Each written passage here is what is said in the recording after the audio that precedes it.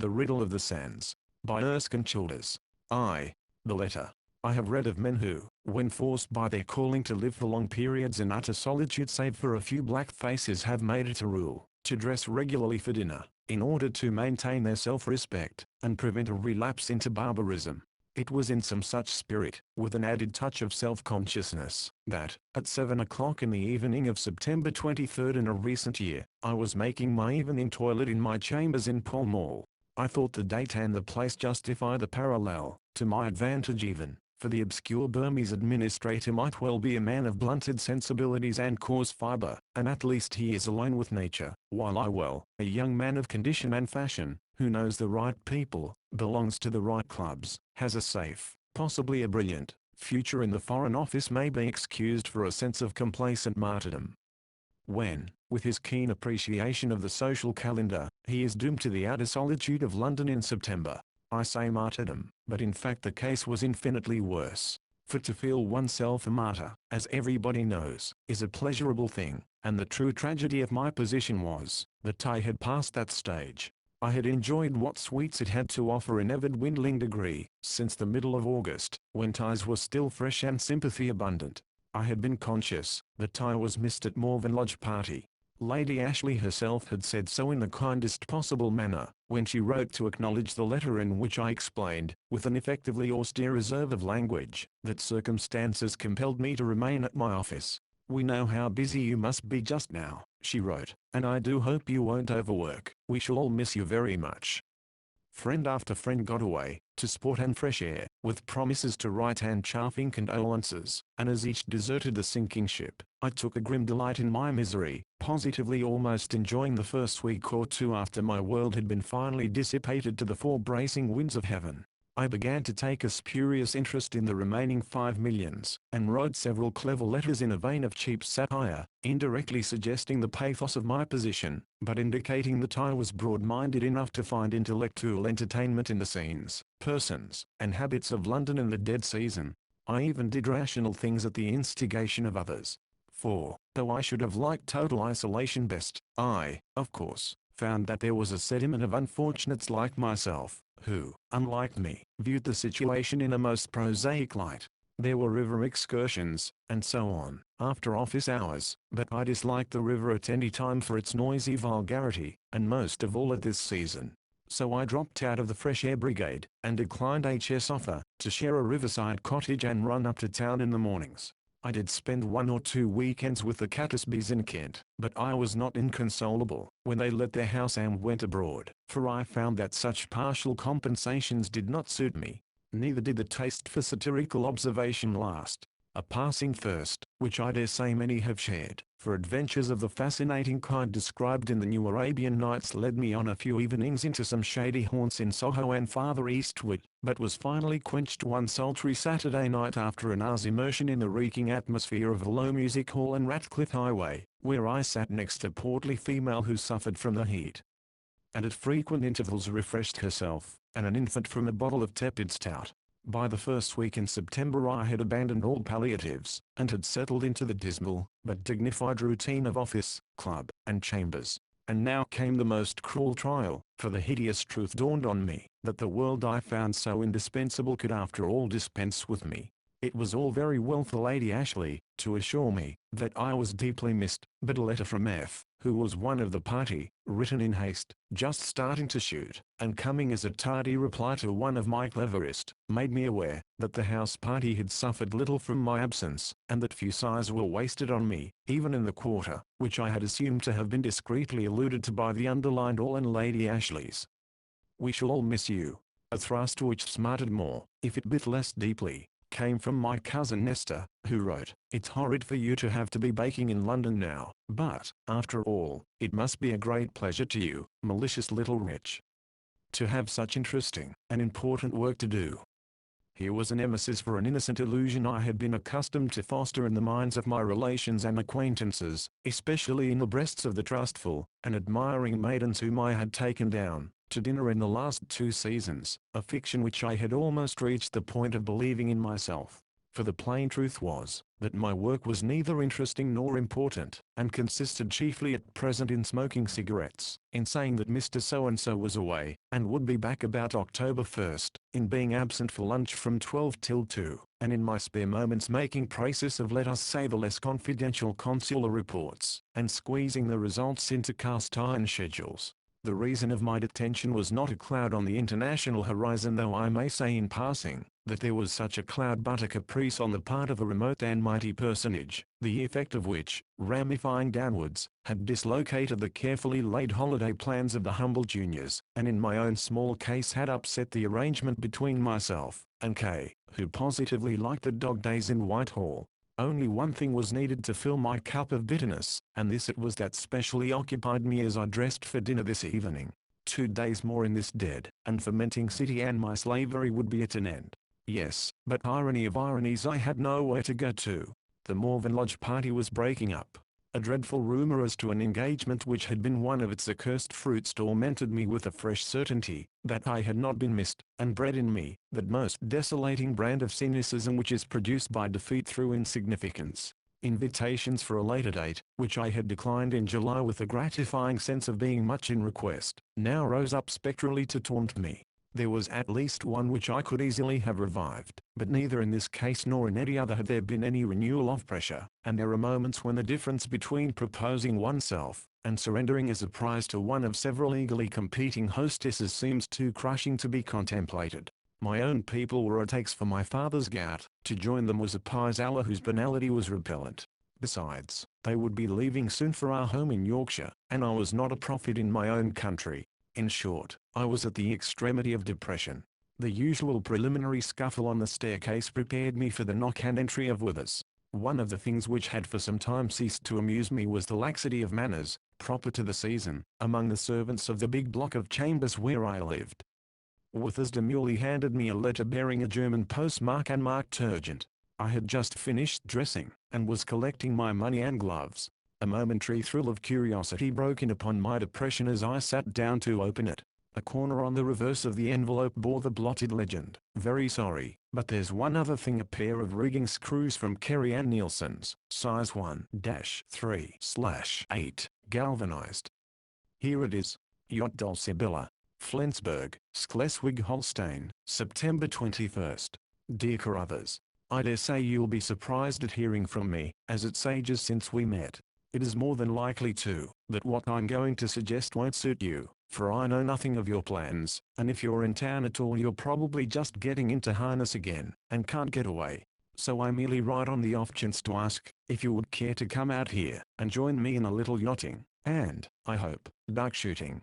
I know you're keen on shooting, and I sort of remember that you have done some yachting too, though I rather forget about that. This part of the Baltic, the Schleswig fjords, is a splendid cruising ground, A1 scenery, and there ought to be plenty of duck about soon, if it gets cold enough.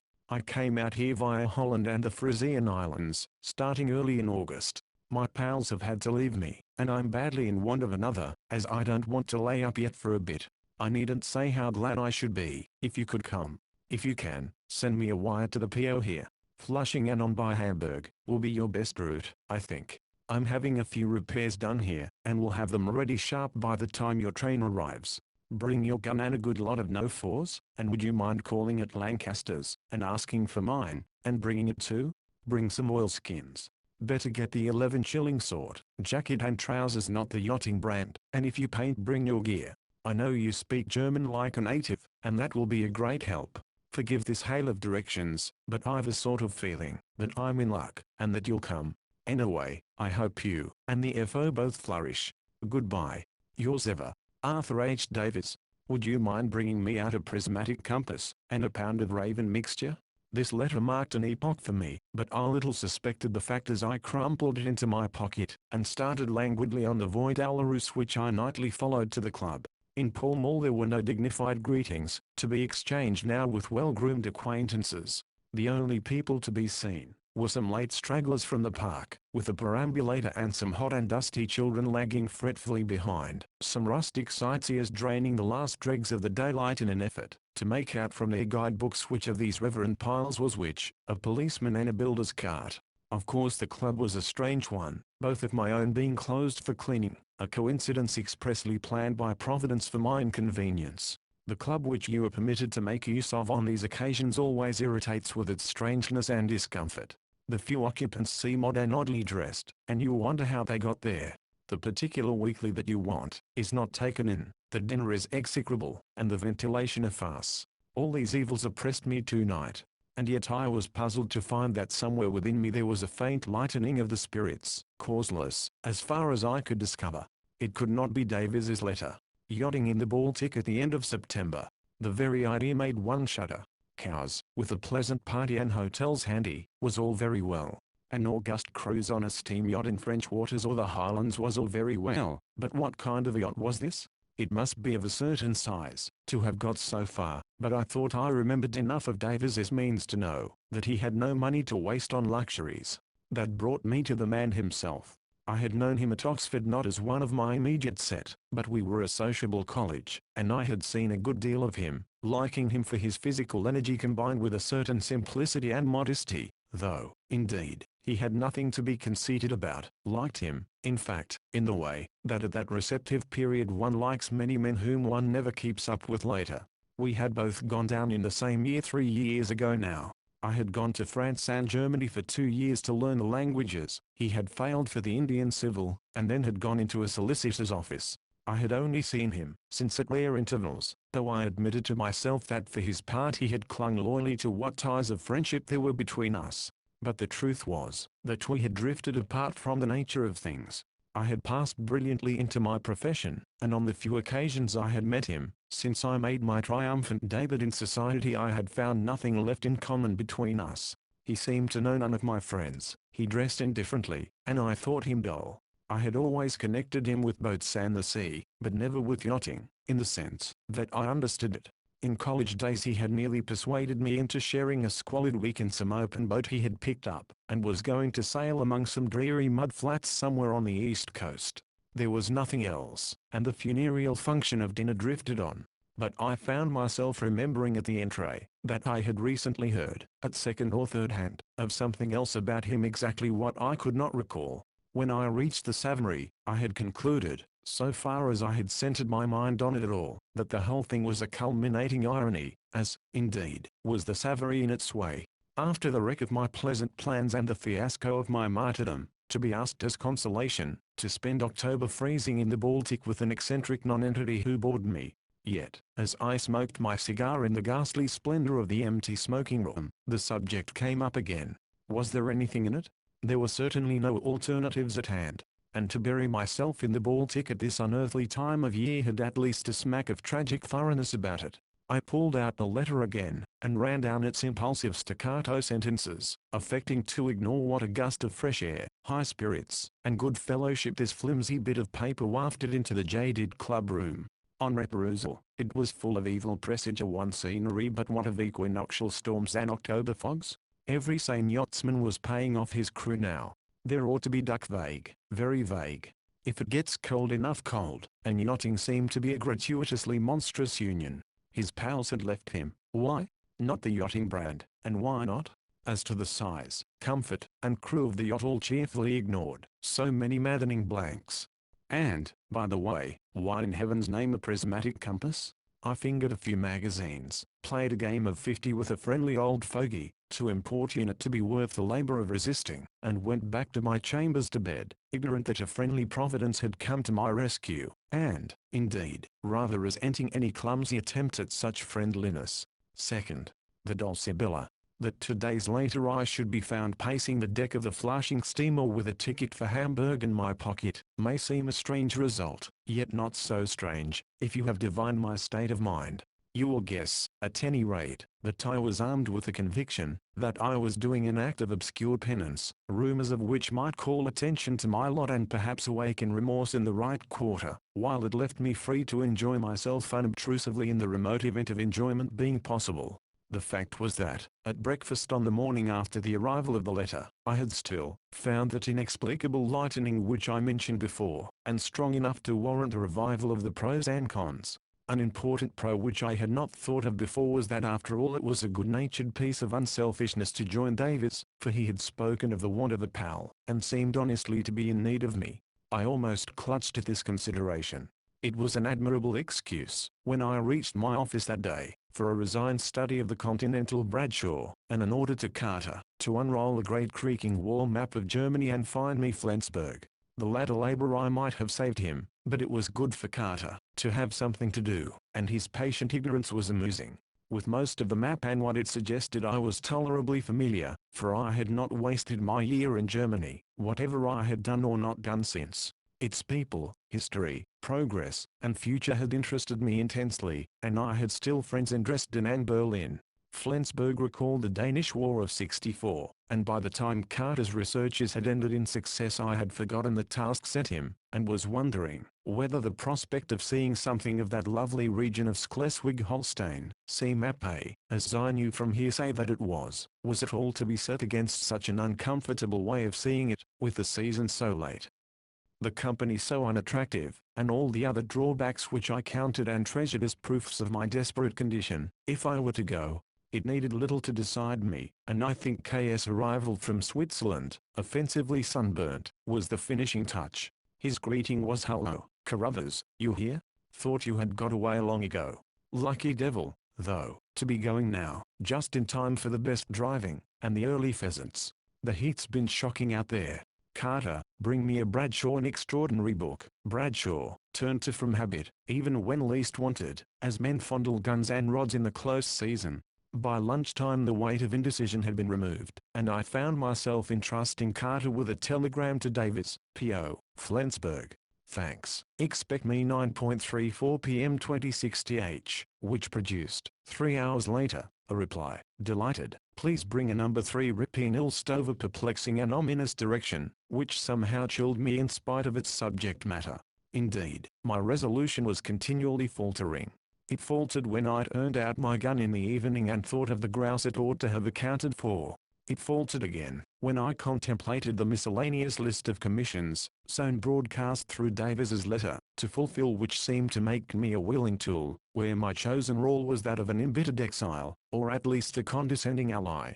However, I faced the commissions manfully. After leaving the office at Lancaster's I inquired for his gun, was received coolly, and had to pay a heavy bill, which it seemed to have incurred, before it was handed over. Having ordered the gun, and no fours to be sent to my chambers, I bought the Raven mixture with that peculiar sense of injury which the prospect of smuggling in another's behalf always entails, and wondered where in the world Kerry and Nielsen's was, a firm which Davis spoke of as though it were as well known as the Bank of England or the Stores, instead of specializing in rigging screws, whatever they might be.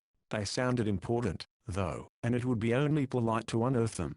I connected them with a few repairs, and awoke new misgivings. At the Stores I asked for a number 3 Rippenhill stove, and was confronted with a formidable and hideous piece of ironmongery, which burned petroleum in 2 capacious tanks, horribly prophetic of a smell of warm oil. I paid for this miserably, convinced of its grim efficiency, but speculating as to the domestic conditions which caused it to be sent for as an afterthought by telegram. I also asked about rigging screws in the yachting department, but learnt that they were not kept in stock, that Kerry and Nielsen's would certainly have them, and that their shop was in the Mimries, in the Far East, meaning a journey nearly as long as to Flensburg, and twice as tiresome. They would be shut by the time I got there, so after this exhausting round of duty I went home in a cab, omitted dressing for dinner, an epoch in itself, ordered a chop-up from the basement kitchen, and spent the rest of the evening packing and writing, with the methodical gloom of a man setting his affairs in order for the last time. The last of those airless nights passed. The astonished Wither saw me breakfasting at 8, and at 9:30 I was vacantly examining rigging screws with what wits were left me after a sulphurous ride in the underground to Aldgate. I laid great stress on the 3/8s, and the galvanism, and took them on trust, ignorant as to their functions. For the 11-shilling oilskins I was referred to a villainous den in a back street, which the shopman said they always recommended, and where a dirty and bejewelled Hebrew chatted with me, beginning at 18s, over 2 reeking orange slabs distantly resembling moieties of the human figure. Their odor made me close prematurely for 14s, and I hurried back, for I was due there at 11, to my office with my 2 disreputable brown paper parcels, one of which made itself so noticeable in the close official air, that Carter attentively asked if I would like to have it sent to my chambers, and Kay was inquisitive to bluntness about it and my movements. But I did not care to enlighten Kay, whose comments I knew would be provokingly envious, or wounding to my pride in some way. I remembered, later on, the prismatic compass, and wired to the memories, to have one sent at once, feeling rather relieved that I was not present there, to be cross-examined as to size and make. The reply was, not stocked. Try surveying instrument maker. A reply both puzzling and reassuring, for Davis's request for a compass had given me more uneasiness than anything, while, to find that what he wanted, turned out to be a surveying instrument, was a no less perplexing discovery. That day I made my last prasis, and handed over my schedules Procrusty and beds, where unwilling facts were stretched, and tortured, and said goodbye to my temporary chief, genial and lenient M, who wished me a jolly holiday with all sincerity. At 7 I was watching a cab packed with my personal luggage and the collection of unwieldy and incongruous packages that my shopping had drawn down on me. 2 deviations after that wretched prismatic compass, which I obtained in the end second-hand, Fort de Meux, near Victoria, at one of those showy shops which look like jewelers, and a really pawnbroker's, nearly caused me to miss my train. But at 8:30 I had shaken off the dust of London from my feet, and at 10:30 I was, as I have announced, pacing the deck of a flashing steamer, adrift on this fatuous holiday in the far Baltic. An air from the west, cooled by a midday thunderstorm, followed the steamer as she slid through the calm channels of the Thames estuary, past the cordon of scintillating lightships that watch over the sea roads to the imperial city, like pickets round a sleeping army, and slipped out into the dark spaces of the North Sea. Stars were bright, summer scents from the Kent cliffs mingled coyly with vulgar steamer smells, the summer weather held immutably. Nature, for her part, seemed resolved to be no party to my penance, but to be imperturbably bent on shedding mild ridicule over my wrongs. An irresistible sense of peace and detachment, combined with that delicious physical awakening that pulses through the nerve-sick townsman when city airs and bald routine are left behind him, combined to provide me, however thankless a subject, with a solid background of resignation. Stowing this safely away, I could calculate my intentions with cold egotism. If the weather held, I might pass a not intolerable fortnight with Davis. When it broke up, as it was sure to, I could easily excuse myself from the pursuit of the problematical ducks. The wintry logic of facts would, in any case, decide him to lay up his yacht, for he could scarcely think of sailing home at such a season. I could then take a chance lying ready of spending a few weeks in Dresden or elsewhere. I settled this program comfortably, and then turned in. From Flushing eastward to Hamburg, then northward to Flensburg, I cut short the next day's sultry story. Past dike and windmill and still canals, onto blazing stubbles and roaring towns, at the last, after dusk, through a quiet level region where the train pottered from one lazy little station to another, and at 10 o'clock I found myself, stiff and stuffy, on the platform at Flensburg, exchanging greetings with Davis. "It's awfully good of you to come." "Not at all, it's very good of you to ask me." We were both of us ill at ease. Even in the dim gaslight he clashed on my notions of a yachtsman: no cool white ducks or knit blue serge, and where was the snowy-crowned yachting cap, that precious charm that so easily converts a landsman into a dashing mariner? Conscious that this impressive uniform, in high perfection, was lying ready in my portmanteau, I felt oddly guilty. He wore an old Norfolk jacket, muddy brown shoes, grey flannel trousers, or had they been white, and an ordinary tweed cap. The hand he gave me was horny, and appeared to be stained with paint. The other one, which carried a parcel, had a bandage on it which would have borne renewal. There was an instant of mutual inspection. I thought he gave me a shy, hurried scrutiny as though to test past conjectures, with something of anxiety in it, and perhaps, save the muck, a tinge of admiration. The face was familiar, and yet not familiar. The pleasant blue eyes, open clean-cut features, unintellectual forehead were the same. So were the brisk and impulsive movements. There was some change, but the moment of awkward hesitation was over, and the light was bad, and, while strolling down the platform for my luggage, we chatted with constraint about trivial things. "By the way," he suddenly said, laughing, "I'm afraid I'm not fit to be seen, but it's so late it doesn't matter. I've been painting hard all day, and just got it finished. I only hope we shall have some wind tomorrow. It's been hopelessly calm lately. I say, you've brought a good deal of stuff, he concluded, as my belongings began to collect. Here was a reward for my submissive exertions in the Far East. You gave me a good many commissions. Oh, I didn't mean those things, he said, absently. Thanks for bringing them, by the way. That's the stove, I suppose. Cartridges, this one, by the weight. You got the rigging screws all right, I hope? They are not really necessary, of course. I nodded vacantly, and felt a little hurt. But they are simpler than lanyards, and you can't get them here. It's that portmanteau, he said, slowly, measuring it with a doubtful eye. Never mind, we'll try. You couldn't do with the Gladstone only, I suppose? You see, the dinghy humph, and there's the hatchway, too. He was lost in thought. Anyhow, we'll try. I'm afraid there are no cabs, but it's quite near, and the porter'll help. Sickening forebodings crept over me, while Davis shouldered my Gladstone, and clutched at the parcels. Aren't your men here? I asked, faintly. Men? He looked confused. Oh, perhaps I ought to have told you, I never have any paid hands. It's quite a small boat. You know, I hope you didn't expect luxury. I've managed her single-handed for some time. A man would be no use, and a horrible nuisance. He revealed these appalling truths with a cheerful assurance, which did nothing to heighten out of apprehension of their effect on me. There was a check in our mobilization. It's rather late to go on board, isn't it? I said, in a wooden voice. Someone was turning out the gas lights, and the porter yawned ostentatiously. I think I'd rather sleep at an hotel tonight. A strained pause. Oh, of course you can do that, if you like, said Davis, in transparent distress of mind.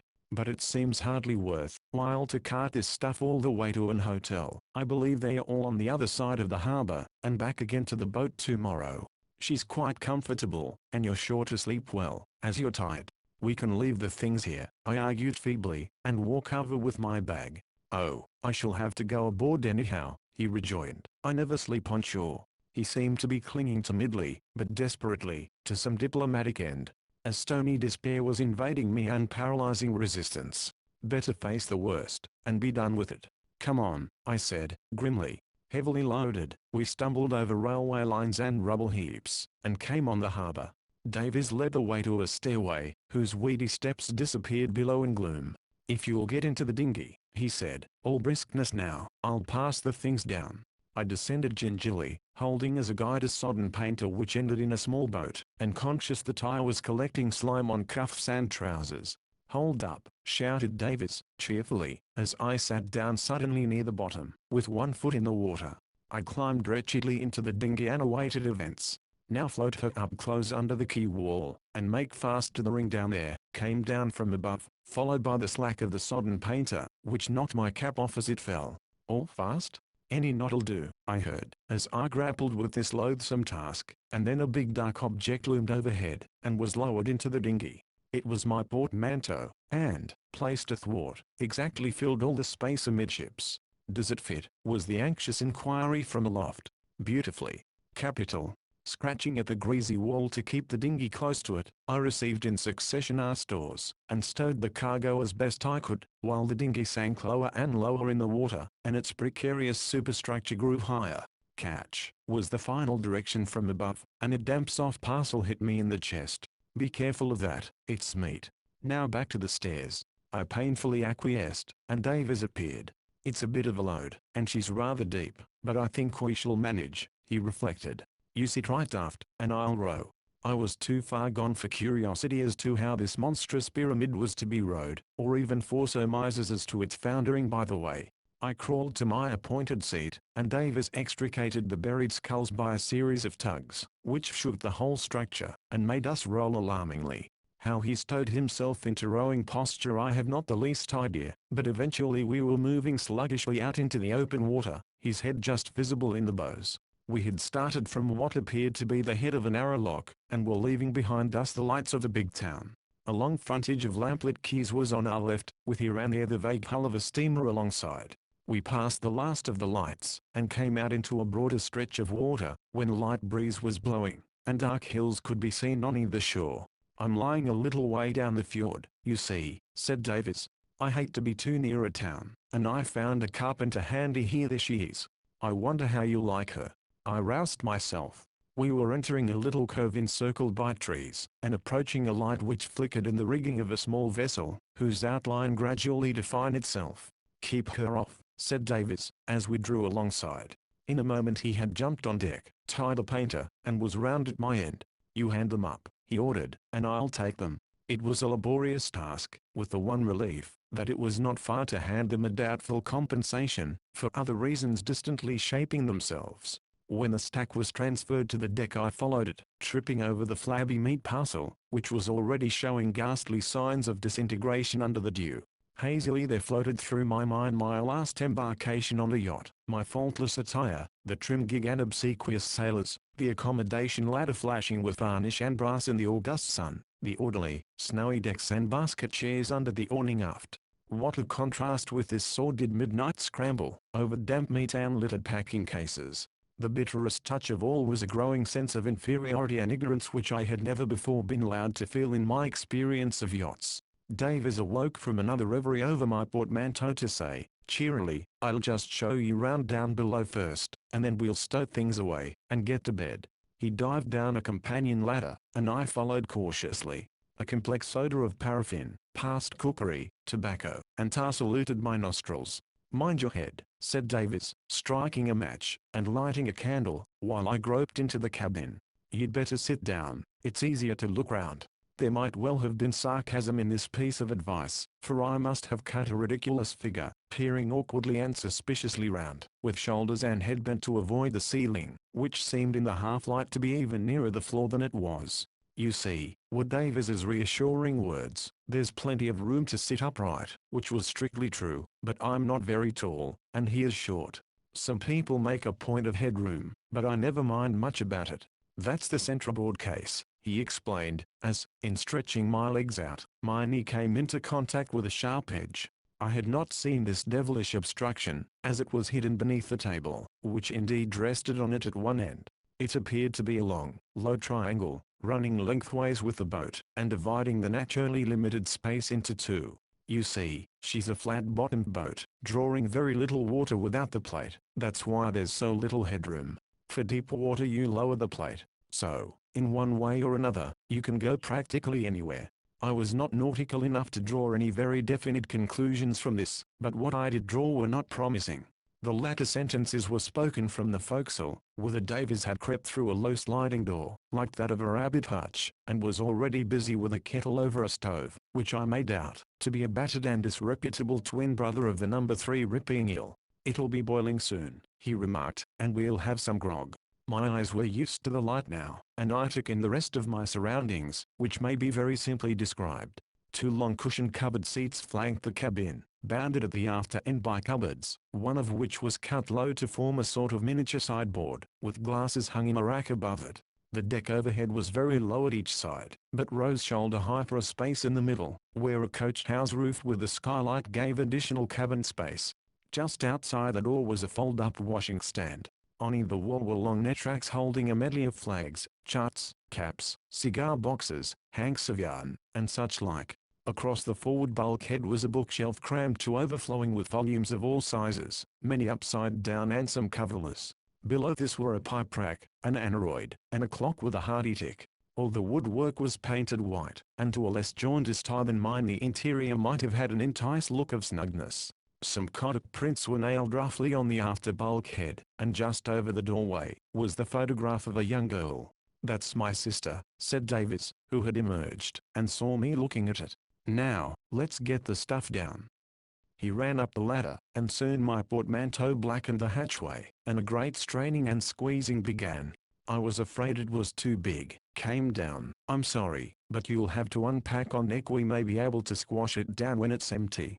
Then the wearisome tale of packages began to form a fresh stack in the cramped space at my feet, and my back ached with stooping and moiling in unfamiliar places.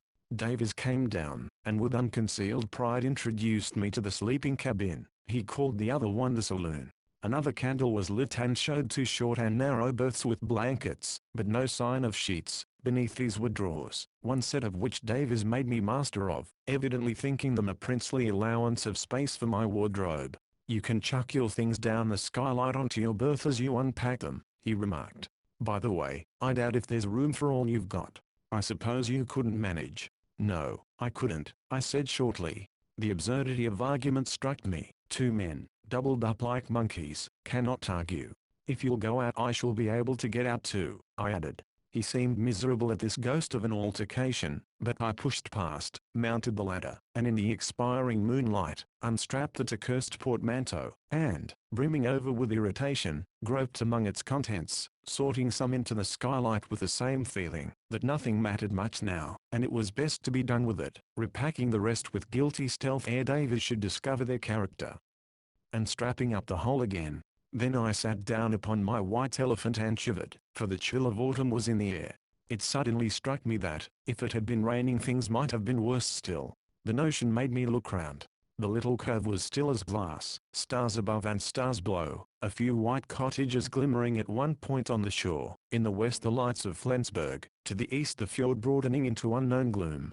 From Davis toiling below there were muffled sounds of wrenching, pushing, and hammering, punctuated occasionally by a heavy splash as something shot up from the hatchway, and fell into the water. How it came about I do not know.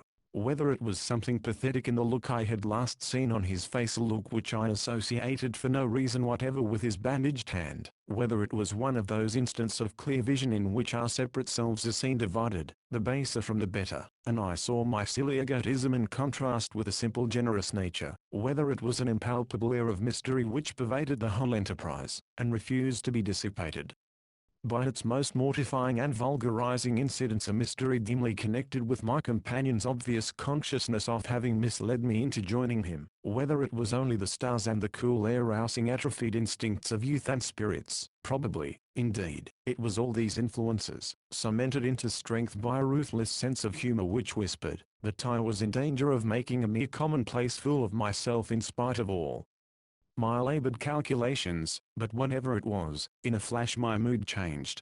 The crown of martyrdom disappeared, the wounded vanity healed, that precious fund of fictitious resignation drained away, but left no void. There was left a fashionable and disheveled young man sitting in the dew, and in the dark on a ridiculous portmanteau which dwarfed the yacht that was to carry it, a youth acutely sensible of ignorance in a strange and strenuous atmosphere, still feeling sore and victimized, but withal sanely ashamed and sanely resolved to enjoy himself. I anticipate, for though the change was radical its full growth was slow. But in any case it was here, and now that it took its birth, "Grog's ready," came from below. Bunching myself for the descent I found to my astonishment, the tall trace of litter had miraculously vanished, and a cozy neatness reigned. Glasses and lemons were on the table, and a fragrant smell of punch had deadened previous odors. I showed little emotion at these amenities, but enough to give intense relief to Davis, who delightedly showed me his devices for storage, praising the roominess of his floating den. "There's your stove, you see," he ended. "I chucked the old one overboard." It was a weakness of his, I should say here, to rejoice in throwing things overboard on the flimsiest pretexts.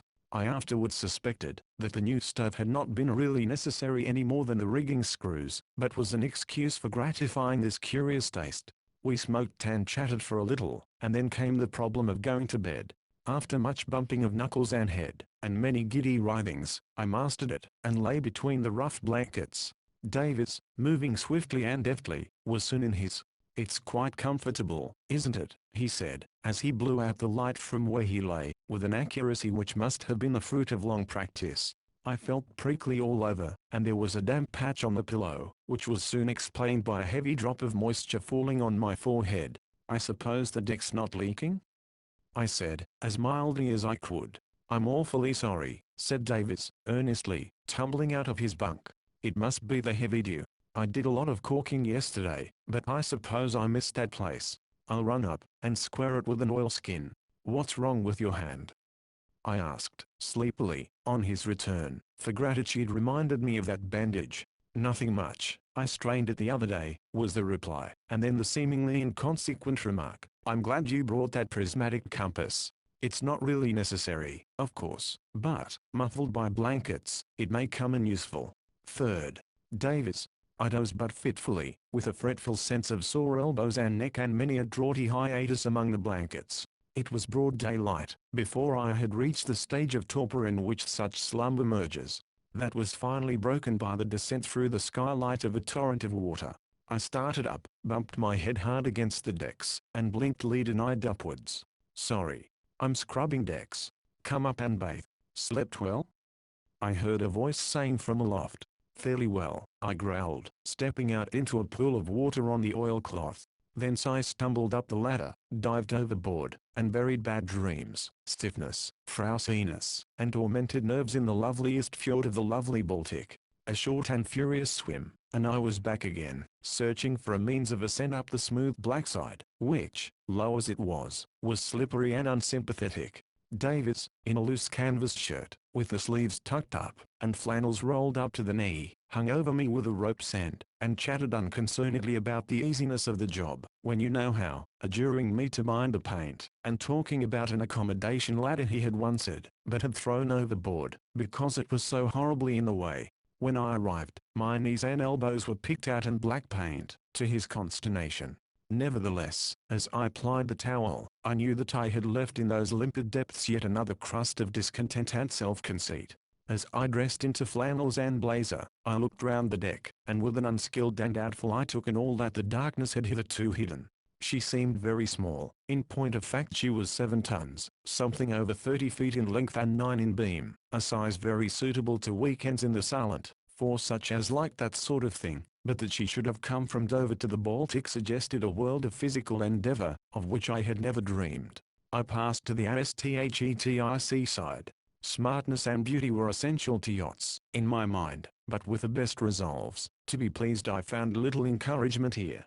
The hull seemed too low, and the mainmast too high, the cabin roof looked clumsy, and the skylights saddened the eye with dull iron and plebeian graining.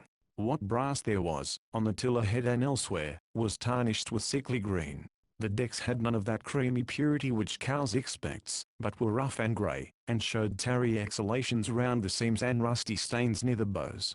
The ropes and rigging were in mourning when contrasted with the delicate buff manila so satisfying to the artistic eye seen against the blue of a June sky at Southsea. Nor was the whole effect bettered by many signs of recent refitting. An impression of paint, varnish, and carpentry was in the air. A gaudy new burgee fluttered aloft. There seemed to be a new rope or two, especially round the diminutive mizzenmast, which itself looked altogether new. But all this only emphasized the general plainness, reminding one of a respectable woman of the working classes trying to dress above her station, and soon likely to give it up. That the ensemble was business-like and solid even my untrained eye could see. Many of the deck fittings seemed disproportionately substantial. The anchor chain looked contemptuous of its charge. The binnacle with its compass was of a size and prominence almost comically impressive, and was, moreover, the only piece of brass which was burnished and showed traces of reverent care. 2 huge coils of stout and dingy warp lay just abaft the mainmast, and summed up the weather-beaten aspect of the little ship. I should add here that in the distant past she had been a lifeboat, and had been clumsily converted into a yacht by the addition of a counter, deck, and the necessary spars. She was built, as all lifeboats are, diagonally, of 2 skins of teak, and thus had immense strength, though, in the matter of looks, all the hybrid's failings.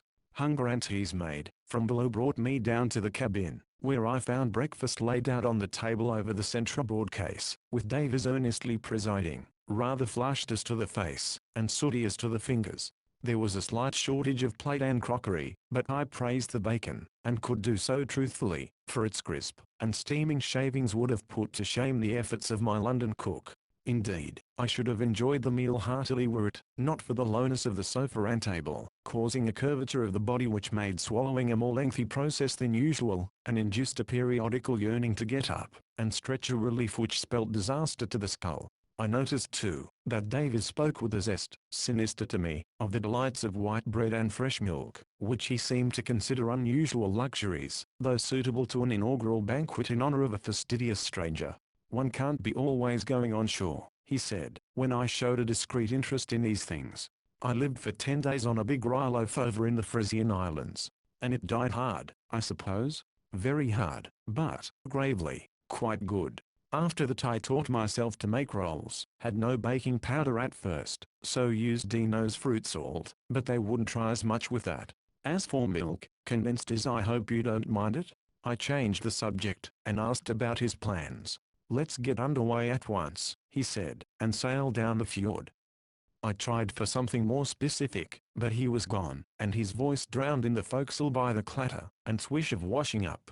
Thenceforward events moved with bewildering rapidity. Humbly desirous of being useful, I joined him on deck, only to find that he scarcely noticed me, save as a new and unexpected obstacle in his round of activity. He was everywhere at once, heaving in chain, hooking on halyards, hauling ropes, while my part became that of the clown who does things after they're already done, for my knowledge of a yacht was of that floating, an inaccurate kind which is useless in practice. Soon the anchor was up, a great rusty monster it was, the sails set, and Davis was darting swiftly to and fro between the tiller and jib sheets, while the Dulcibella bowed a lingering farewell to the shore and headed for the open fjord.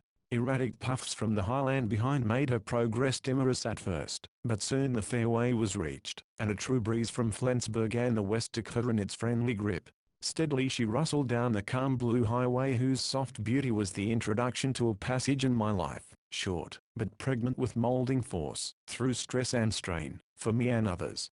Davis was gradually resuming his natural self, with abstracted intervals, in which he lashed the helm, to finger a distant rope, with such speed, that the movements seemed simultaneous. Once he vanished, only to reappear in an instant with a chart, which he studied, while steering, with a success that its reluctant folds seemed to render impossible. Waiting respectfully for his revival, I had full time to look about. The fjord here was about a mile broad. From the shore we had left the hills rose steeply, but with no rugged grandeur. The outlines were soft. There were green spaces and rich woods on the lower slopes. A little white town was opening up in one place, and scattered farms dotted the prospect. The other shore, which I could just see, framed between the gunwale and the mainsail, as I sat leaning against the hatchway, and sadly missing a deck chair, was lower and lonelier, though prosperous and pleasing to the eye. Spacious pastures led up by slow degrees to ordered clusters of wood, which hinted at the presence of some great manor house. Behind us, Flensburg was settling into haze. Ahead, the scene was shut in by the contours of hills, some clear, some dreamy and distant. Lastly, a single glimpse of water shining between the folds of hill far away hinted at spaces of distant sea, of which this was but a secluded inlet. Everywhere was that peculiar charm engendered by the association of quiet pastoral country and a homely human atmosphere with a branch of the great ocean that bathes all the shores of our globe. There was another charm in the scene, due to the way in which I was viewing it, not as a pampered passenger on a fine steam yacht, or even on a powerful modern schooner, as the yacht agents advertise, but from the deck of a scrubby little craft of doubtful build and distressing plainness, which yet had smelled her persistent way to this distant fjord through I knew not what of difficulty and danger, with no apparent motive in her single occupant, who talked as vaguely and unconcernedly about his adventurous cruise, as though it were all a protracted afternoon on Southampton water. I glanced round at Davis. He had dropped the chart and was sitting, or rather half lying, on the deck with one bronzed arm over the tiller, gazing fixedly ahead, with just an occasional glance around and aloft. He still seemed absorbed in himself, and for a moment or two I studied his face with an attention I had never, since I had known him, given it. I had always thought it commonplace, as I had thought him commonplace, so far as I had thought at all about either. It had always rather irritated me by an excess of candor and boyishness. These qualities it had kept, but the scales were falling from my eyes, and I saw others. I saw strength to obstinacy and courage to recklessness, in the firm lines of the chin, an older and deeper look in the eyes. Those odd transitions from bright mobility to detached earnestness, which had partly amused, and chiefly annoyed me hitherto, seemed now to be lost in a sensitive reserve, not cold or egotistic, but strangely winning from its paradoxical frankness. Sincerity was stamped on every lineament. A deep misgiving stirred me that, clever as I thought myself, nicely perceptive of the right and congenial men to know, I had made some big mistakes. How many, I wondered? A relief, scarcely less deep, because it was unconfessed, stole in on me with the suspicion that, little as I deserved it, the patient fates were offering me a golden chance of repairing at least one. And yet, I mused, the patient fates have crooked methods, besides a certain mischievous humor, for it was Davis who had asked me out, though now he scarcely seemed to need me, almost tricked me into coming out, for he might have known I was not suited to such a life. Yet trickery and Davis sounded an odd conjuncture. Probably it was the growing discomfort of my attitude which produced this backsliding. My night's rest and the ascent from the bath had, in fact, done little to prepare me for contact with sharp edges and hard surfaces. But Davis had suddenly come to himself, and with an "I say, are you comfortable? Have something to sit on," jerked the helm a little to windward, felt it like a pulse for a moment, with a rapid look to windward, and I've below, whence he returned with a couple of cushions, which he threw to me. I felt perversely resentful of these luxuries, and asked, "Can't I be of any use?" "Oh, don't you bother," he answered. "I expect you're tired. Aren't we having a splendid sail? That must be Erskine on the port bow, peering under the sail, where the trees run in. I say, do you mind looking at the chart?" He tossed it over to me. I spread it out painfully, for it curled up like a watch spring at the least slackening of pressure. I was not familiar with charts, and this sudden trust reposed in me, after a good deal of neglect, made me nervous. "You see Flensburg, don't you?" he said. "That's where we're," dabbing with a long reach at an indefinite space on the crowded sheet. "Now which side of that buoy off the point do we pass?" I had scarcely taken in which was land, and which was water, much less the significance of the buoy, when he resumed. "Never mind, I'm pretty sure it's all deep water about here. I expect that marks the fairway for steamers." In a minute or two we were passing the buoy in question, on the wrong side I'm pretty certain, for weeds and sand came suddenly into view below us with uncomfortable distinctness. But all Davis said was, "There's never any sea here, and the plate's not down," a dark utterance which I pondered doubtfully. "The best of these Schleswig waters," he went on, "is that a boat of this size can go almost anywhere. There's no navigation required." Why, at this moment a faint scraping was felt, rather than heard, beneath us. "Aren't we aground?" I asked with great calmness. "Oh, she'll blow over," he replied, wincing a little. She blew over, but the episode caused a little note of vexation in Davis.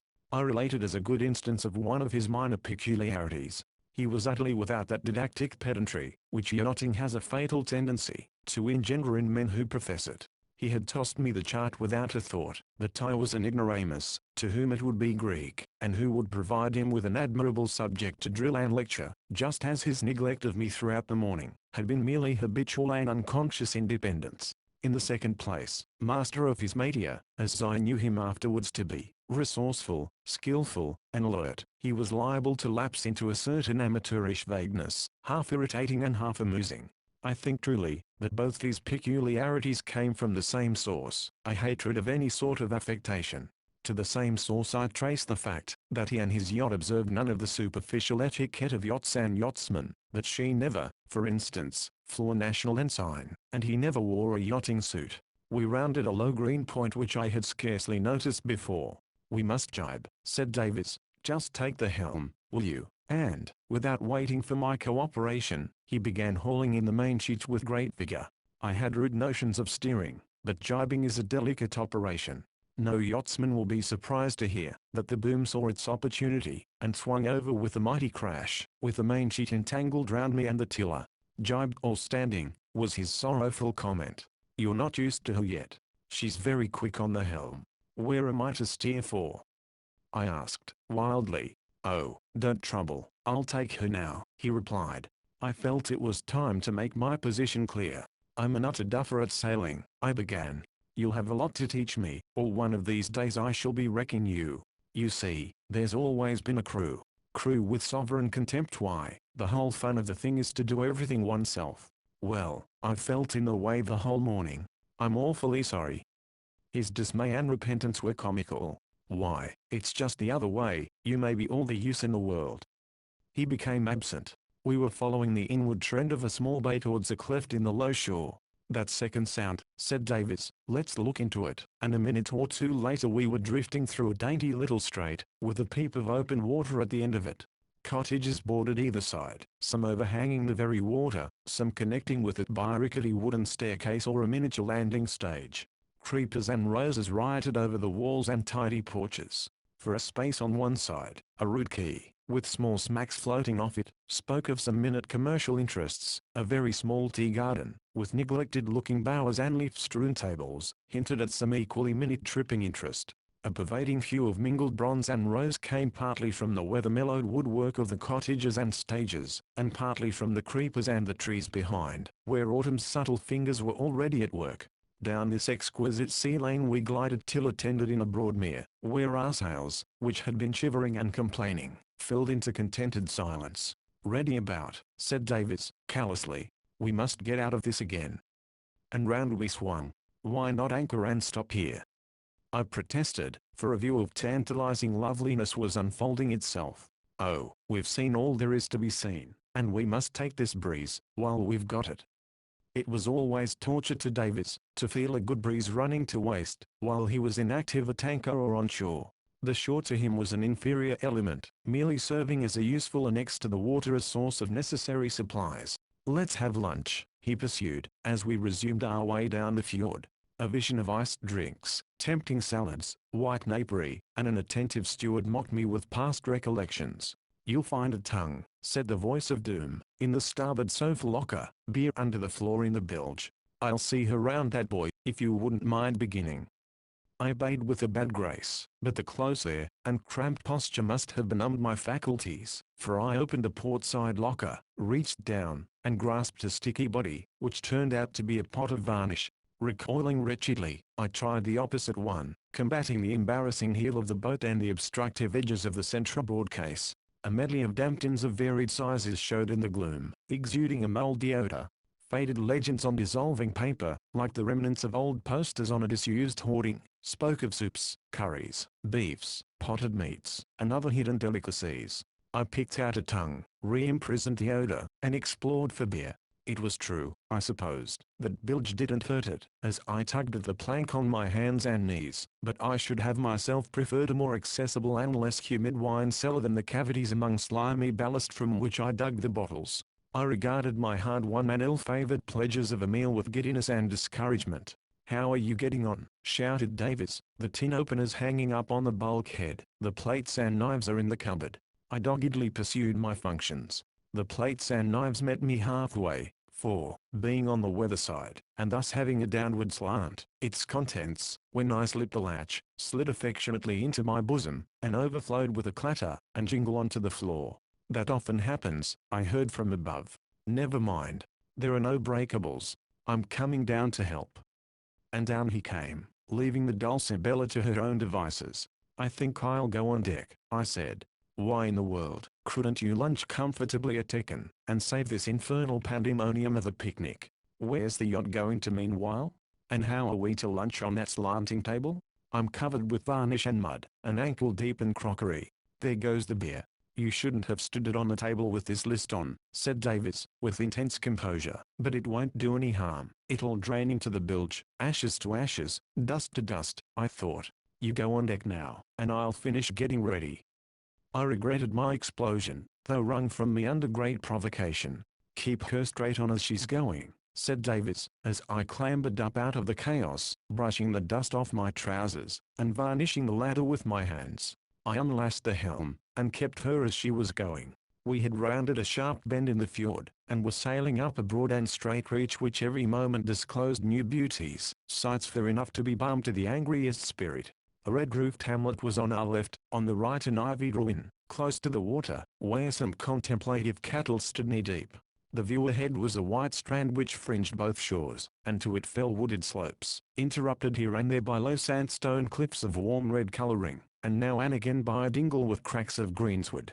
I forgot petty squalors, and enjoyed things the coy tremble of the tiller and the backwash of air from the dinghy mainsail, and, with a somewhat chastened rapture, the lunch which Davis brought up to me, and solicitously watched me eat. Later, as the wind sank to lazy airs, he became busy with a larger topsail and jib, but I was content to doze away the afternoon, drenching brain and body in the sweet and novel foreign atmosphere, and dreamily watching the fringe of glen cliff and cool white sand as they passed ever more slowly by. 4th. Retrospect. Wake up. I rubbed my eyes, and wondered where I was, stretched myself painfully too, for even the cushions had not given me a true bed of roses. It was dusk, and the yacht was stationary in glassy water, colored by the last afterglow. A roofing of thin upper cloud had spread over most of the sky, and a subtle smell of rain was in the air. We seemed to be in the middle of the fjord, whose shores looked distant and steep in the gathering darkness. Close ahead they faded away suddenly, and the sight lost itself in a grey void. The stillness was absolute. We can't get to Sonderburg tonight, said Davis. What's to be done then? I asked, collecting my senses. Oh, we'll anchor anywhere here. We're just at the mouth of the fjord. I'll tow her inshore, if you'll steer in that direction. He pointed vaguely at a blur of trees and cliff. Then he jumped into the dinghy, cast off the painter, and, after snatching at the slack of a rope, began towing the reluctant yacht by short jerks of the sculls. The menacing aspect of that grey void, combined with a natural preference for getting to some definite place at night, combined to depress my spirits afresh. In my sleep I had dreamt of Morven Lodge, of heather tea parties after glorious slaughters of grouse, of salmon leaping in amber pools, and now, "Just take a cast of the lead, will you?" came Davis's voice above the splash of the sculls. "Where is it?" I shouted back. "Never mind, we're close enough now. Can you manage to let go the anchor?" I hurried forward, and picked impotently at the bonds of the sleeping monster. But Davis was aboard again, and stirred him with a deft touch or two, till he crashed into the water with the grinding of chain. "We shall do well here," said he. "Isn't this rather an open anchorage?" I suggested. "It's only open from that quarter," he replied. "If it comes on to blow from there we shall have to clear out, but I think it's only rain. Let's stow the sails." Another whirlwind of activity, in which I joined as effectively as I could, oppressed by the prospect of having to clear out who knows whither at midnight. But Davis's sang-froid was infectious, I suppose, and the little den below, bright lit and soon fragrant with cookery, pleaded insistently for affection. Yachting in this singular style was hungry work, I found. Steak tastes none the worse for having been wrapped in newspaper, and the slight traces of the day's news disappear with frying in onions and potato chips. Davis was indeed on his mettle for this, his first dinner to his guest, for he produced with stealthy pride, not from the dishonored grave of the beer, but from some more hallowed recess, a bottle of German champagne, from which we drank success to the Dulcibella. "I wish you would tell me all about your cruise from England," I asked. "You must have had some exciting adventures. Here are the charts, let's go over them." "We must wash up first," he replied, and I was tactfully introduced to one of his very few standing orders: that tobacco should not burn, nor postprandial chat begin, until that distasteful process had ended. It would never get done otherwise, he sagely opined. But when we were finally settled with cigars, a variety of which, culled from many ports German, Dutch, and Belgian, Davis kept in a battered old box in the net rack, the promised talk hung fire. "I'm no good at description," he complained, "and there's really very little to tell. We left Dover, Morrison and I, on the 6th of August, made a good passage to Ostend. You had some fun there, I suppose?" I put in, thinking of Ostend in August. Fun. A filthy hole I call it. We had to stop a couple of days, as we found a buoy coming in, and carried away the bobstay. We lay in a dirty little tidal dock, and there was nothing to do on shore. Well, what next? We had a splendid sail to the East Scheldt, but then, like fools, decided to go through Holland by canal and river. It was good fun enough navigating the estuary. The tides and banks there are appalling, but farther inland it was a wretched business, nothing but paying lock dues, bumping against Stuarts, and towing down stinking canals. Never a peaceful night like this, always moored by some key autopath, with people passing and boys. Heavens, shall I ever forget those boys? A perfect murrain of them infests Holland. They seem to have nothing in the world to do, but throw stones and mud at foreign yachts. They want a Herod, with some statesman-like views on infanticide. By Jove, yes, but the fact is, that you want a crew for that pottering inland work. They can smack the boys, and keep an eye on the sculls. A boat like this should stick to the sea, or out-of-the-way places on the coast. Well, after Amsterdam, you've skipped a good deal, haven't you? I interrupted. "Oh, have I? Well, let me see. We went by Dordrecht to Rotterdam, nothing to see there, and swarms of tugs buzzing about, and shaving one's bows every second. On by the Vecht River to Amsterdam, and thence, Lord, what a relief it was, out into the North Sea again. The weather had been still and steamy, but it broke up finely now, and we had a rattling three-reef sail to the Zuider Zee." He reached up to the bookshelf for what looked like an ancient ledger, and turned over the leaves. "Is that your log?" I asked. "I should like to have a look at it." "Oh, you'd find it dull reading if you could read it at all. It's just short notes about winds and bearings, and so on." He was turning some leaves over rapidly. "Now, why don't you keep a log of what we do? I can't describe things, and you can." "I've half a mind to try," I said. "We want another chart now," and he pulled down a second, yet more stained and frayed than the first. We had a splendid time then exploring the Zuiderzee, its northern part at least, and round those islands which bounded on the north. Those are the Frisian Islands, and they stretch for 120 miles or so eastward. You see, the first two of them, Texelandvlieland, shut in the Zuiderzee, and the rest border the Dutch and German coasts. See map A. What's all this? I said, running my finger over some dotted patches which covered much of the chart. The latter was becoming unintelligible. Clean-cut coasts and neat regiments of little figures had given place to a confusion of winding and intersecting lines and bald spaces. All sand, said Davis, enthusiastically. You can't think what a splendid sailing ground it is. You can explore for days without seeing a soul. These are the channels, you see, they are very badly charted. This chart was almost useless, but it made it all the more fun. No towns or harbors, just a village or two on the islands, if you wanted stores. They look rather desolate, I said. Desolate's no word for it, they are really only gigantic sandbanks themselves. Wasn't all this rather dangerous? I asked. Not a bit, you see, that's where our shallow draft and flat bottom came in. We could go anywhere, and it didn't matter running aground. She's perfect for that sort of work, and she doesn't really look bad either, does she? He asked, rather wistfully. I suppose I hesitated, for he said, abruptly, anyway, I don't go in for looks. He had leaned back, and I detected traces of incipient absent-mindedness. His cigar, which he had lately been lighting and relighting feverishly, a habit of his when excited, seemed now to have expired for good. About running aground, I persisted. Surely that's apt to be dangerous? He sat up, and felt round for a match. Not the least, if you know where you can run risks, and where you can't. Anyway, you can't possibly help it. That chart may look simple to you, simple, I thought, but at half flood all those banks are covered, the islands and coasts are scarcely visible, they are so low, and everything looks the same. This graphic description of a splendid cruising ground took away my breath. Of course there is a risk sometimes. Choosing an anchorage requires care. You can generally get a nice berth under the lee of a bank, but the tides run strong in the channels, and if there's a gale blowing.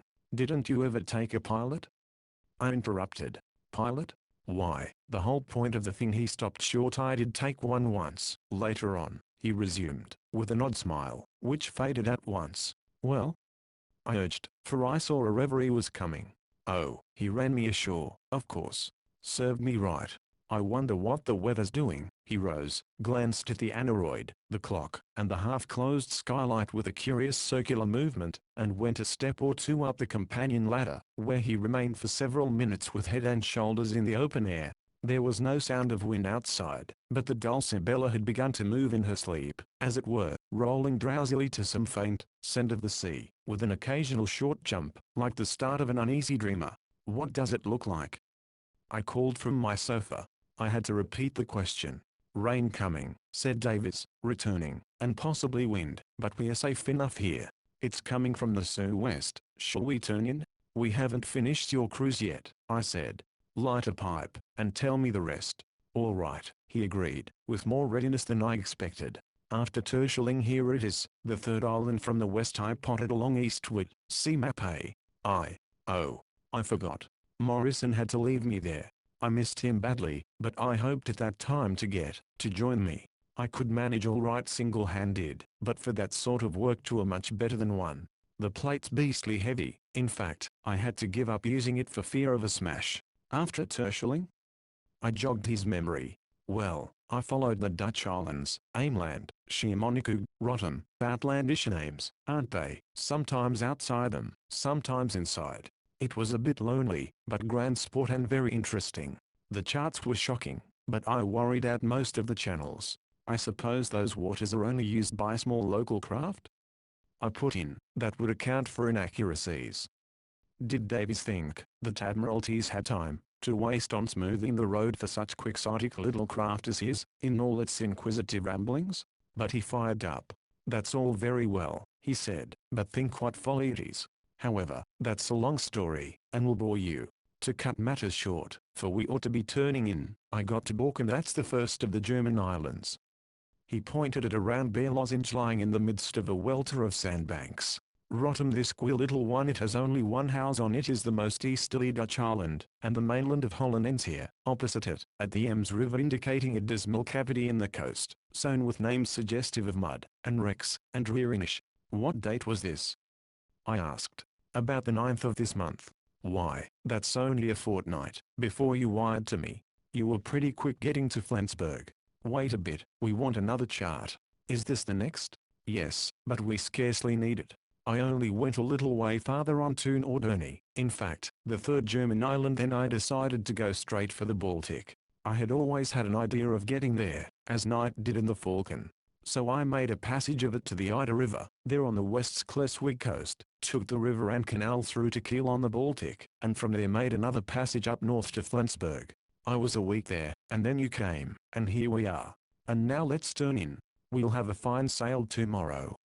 He ended with rather forced vivacity, and briskly rolled up the chart. The reluctance he had shown from the first to talk about his cruise had been for a brief space forgotten in his enthusiasm about a portion of it, but had returned markedly in this bald conclusion. I felt sure that there was more in it than mere disinclination to spin nautical yarns in the hardy Corinthian style, which can be so offensive in amateur yachtsmen, and I thought I guessed the explanation. His voyage single-handed to the Baltic from the Frisian Islands had been a foolhardy enterprise, with perilous incidents, which, rather than make light of, he would not refer to at all. Probably he was ashamed of his recklessness, and wished to ignore it with me, an inexperienced acquaintance not yet enamored of the Dulcibella's way of life, whom both courtesy and interest demanded that he should inspire with confidence. I liked him all the better as I came to this conclusion, but I was tempted to persist a little. I slept a whole afternoon, I said, and, to tell the truth, I rather dread the idea of going to bed. It's so tiring. Look here, you've rushed over that last part like an express train. That passage to the Schleswig coast, the Ida River, did you say was a longish one, wasn't it? Well, you see what it was, about 70 miles, I suppose, direct. He spoke low, bending down to sweep up some cigar ashes on the floor. Direct? I insinuated. Then you put in somewhere? I stopped once, anchored for the night. Oh, that's nothing of a sail with a fair wind. By Jove, I've forgotten to cork that seam over your bunk, and it's going to rain. I must do it now. You turn in. He disappeared. My curiosity, never very consuming, was banished by concern as to the open seam, for the prospect of a big drop, remorseless and regular as fate, falling on my forehead throughout the night, as in the torture chamber of the Inquisition, was alarming enough to recall me wholly to the immediate future. So I went to bed, finding on the whole, that I had made progress in the exercise, though still far from being the trained contortionist that the occasion called for. Hammering ceased, and Davies reappeared, just as I was stretched on the rack tucked up in my bunk. I say, he said, when he was settled in his, and darkness reigned, do you think you'll like this sort of thing? If there are many places about here as beautiful as this, I replied, I think I shall. But I should like to land now, and then and have a walk. Of course, a great deal depends on the weather, doesn't it? I hope this rain, drops had begun to patter overhead, doesn't mean that the summer's over for good. Oh, you can sail just the same, said Davies, unless it's very bad. There's plenty of sheltered water. There's bound to be a change soon. But then there are the ducks. The colder and stormier it is, the better for them. I had forgotten the ducks and the cold, and, suddenly presented as a shooting box in inclement weather, the Dulcibella lost ground in my estimation, which she had latterly gained. I'm fond of shooting, I said, but I'm afraid I'm only a fair weather yachtsman, and I should much prefer sun and scenery. Scenery, he repeated, reflectively. I say, you must have thought it a queer taste of mine to cruise about on that outlandish Frisian coast. How would you like that sort of thing? I should loathe it, I answered, promptly, with a clear conscience. Weren't you delighted yourself to get to the Baltic? It must be a wonderful contrast to what you described. Did you ever see another yacht there? Only one, he answered. Good night. Good night. V. Wanted, a north wind. Nothing disturbed my rest that night, so adaptable as youth, and so masterful as nature. At times I was remotely aware of a threshing of rain and a humming of wind, with a nervous kicking of the little hull, and at one moment I dreamt I saw an apparition by candlelight of Davies, clad in pyjamas and huge top boots, grasping a misty lantern of gigantic proportions. But the apparition mounted the ladder and disappeared, and I passed to other dreams. A blast in my ear, like the voice of 50 trombones, galvanized me into full consciousness.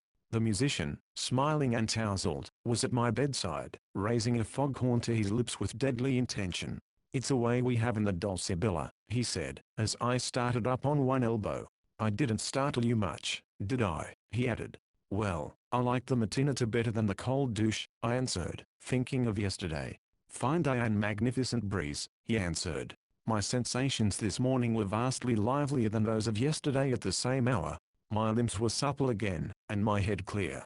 Not even the searching wind could mar the ecstasy of that plunge down to smooth, seductive sand, where I buried greedy fingers, and looked through a medium blue, with that translucent blue, fairy faint and angel pure, that you see in perfection only in the heart of ice.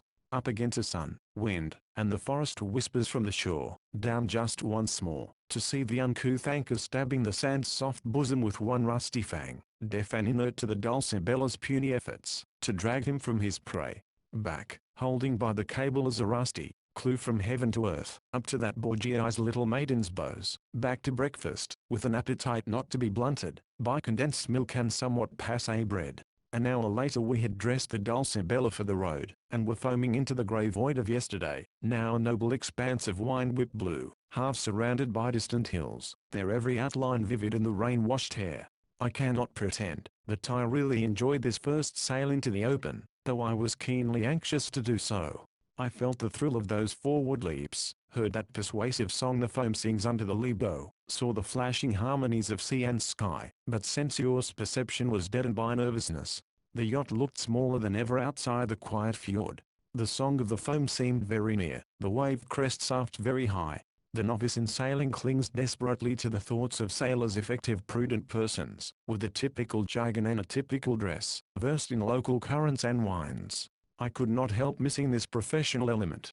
Davis, as he sat grasping his beloved tiller, looked strikingly efficient in his way, and supremely at home in his surroundings, but he looked the amateur through and through, as with one hand, and, it seemed, one eye, he wrestled with the spray-splashed chart half unrolled on the deck beside him. All his casual ways returned to me, his casual talk, and that last adventurous voyage to the Baltic, and the suspicions his reticence had aroused. "Do you see a monument anywhere?" he said, all at once, and, before I could answer, "We must take another reef." He let go of the tiller and relit his pipe, while the yacht rounded sharply to, and in a twinkling, was tossing head to sea with loud claps of her canvas, and passionate jerks of her boom, as the wind leapt on its quarry, now turning to bay, with redoubled force. The sting of spray in my eyes and the babel of noise dazed me, but Davis, with a pull on the foresheet, soothed the tormented little ship, and left her coolly sparring with the waves, while he shortened sail, and puffed his pipe. An hour later the narrow vista of Al Sound was visible, with quiet old Sonderburg sunning itself on the island shore, and the Dibble Heights towering above the Dibble of bloody memory, scene of the last desperate stand of the Danes in '64, ere the Prussians wrested the two fair provinces from them. "It's early to anchor, and I hate towns," said Davis, as one section of the lumbering pontoon bridge opened to give us passage. But I was firm on the need for a walk, and got my way on condition that I bought stores as well, and returned in time to admit of further advance to a quiet anchorage. Never did I step on the solid earth with stranger feelings, partly due to relief from confinement, partly to that sense of independence in traveling, which, for those who go down to the sea in small ships, can make the foulest coal port in Northumbria seem attractive. And here I had fascinating Sonderburg, with its broad-eaved houses of carved woodwork, each fresh with cleansing, yet reverend with age, its fair-haired Viking-like men, and rosy plain-faced women, with their bullet foreheads and large mouths, Sonderburg still Danish to the core under its Teuton veneer.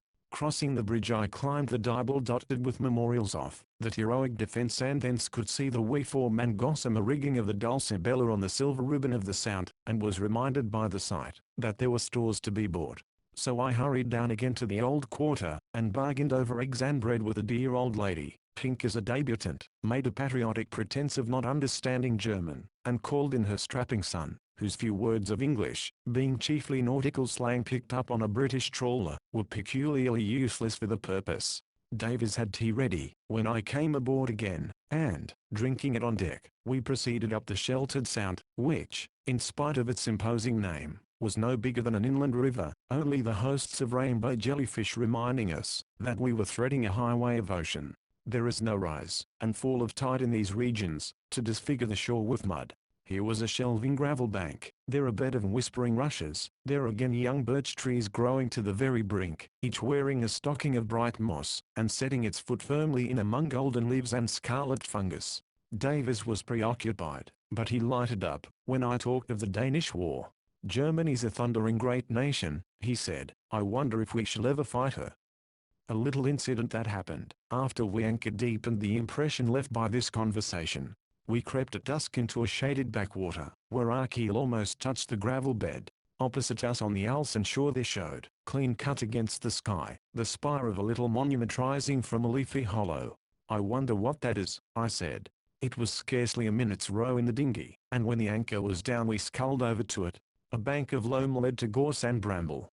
Pushing aside some branches we came to a slender Gothic memorial in grey stone, inscribed with bas-reliefs of battle scenes, showing Prussians forcing a landing in boats and Danes resisting with savage tenacity. In the failing light we spelt out an inscription, "Den Berry dem Years Übergangend der Robberun von Alsenum 29. Juni 1864 Hildenmithig Gefallenen zum Erenden Gedächtnis." To the honored memory of those who died heroically at the invasion and storming of Alsen. I knew the German passion for commemoration. I had seen similar memorials on Alsatian battlefields, and several on the Dible only that afternoon, but there was something in the scene, the hour, and the circumstances, which made this one seem singularly touching. As for Davis, I scarcely recognized him. His eyes flashed and filled with tears as he glanced from the inscription to the path we had followed, and the water beyond.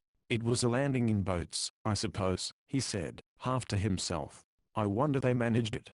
What does Hildenmithig mean?" "Heroically Hildenmithig Gefallenen," he repeated, under his breath, lingering on each syllable.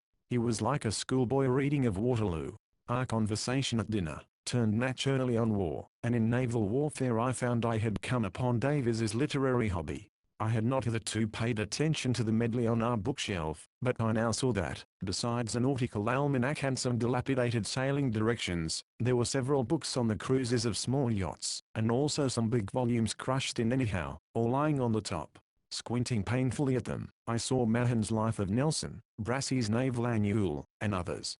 "It's a tremendously interesting subject," said Davis, pulling down, in two pieces, a volume of Mahan's Influence of Sea Power. Dinner flagged, and froze, while he illustrated a point by reference to the much-thumbed pages. He was very keen, and not very articulate. I knew just enough to be an intelligent listener, and, though hungry, was delighted to hear him talk. "I'm not boring you, am I?" he said, suddenly. "I should think not," I protested. "But you might just have a look at the chops." They had indeed been crying aloud for notice for some minutes, and drew candid attention to their neglect when they appeared. The diversion they caused put Davis out of vein. I tried to revive the subject, but he was reserved and diffident. The untidy bookshelf reminded me of the logbook, and when Davis had retired with the crockery to the forecastle, I pulled the ledger down, and turned over the leaves. It was a mass of short entries, with cryptic abbreviations, winds, tides, weather, and courses appearing to predominate. The voyage from Dover to Ostend was dismissed in 2 lines. Underway 7 p.m. Wind WSW moderate. West Hinder 5 a.m. Outside all banks. Ostend 11 a.m. The Scheldt had a couple of pages very technical and staccato in style. Inland Holland was given a contemptuous summary, with some half-hearted allusions to windmills, and so on, and a caustic word or two about boys, paint, and canal smells. At Amsterdam technicalities began again, and a brisker tone pervaded the entries, which became progressively fuller as the writer cruised on the Frisian coast.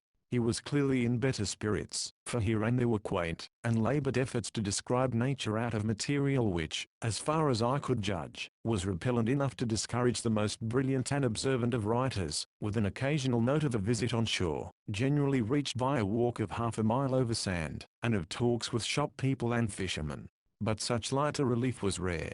The bulk dealt with channels, and shoals with weird and depressing names, with the center plate, the sails, and the wind, buoys and booms, tides and berths for the night.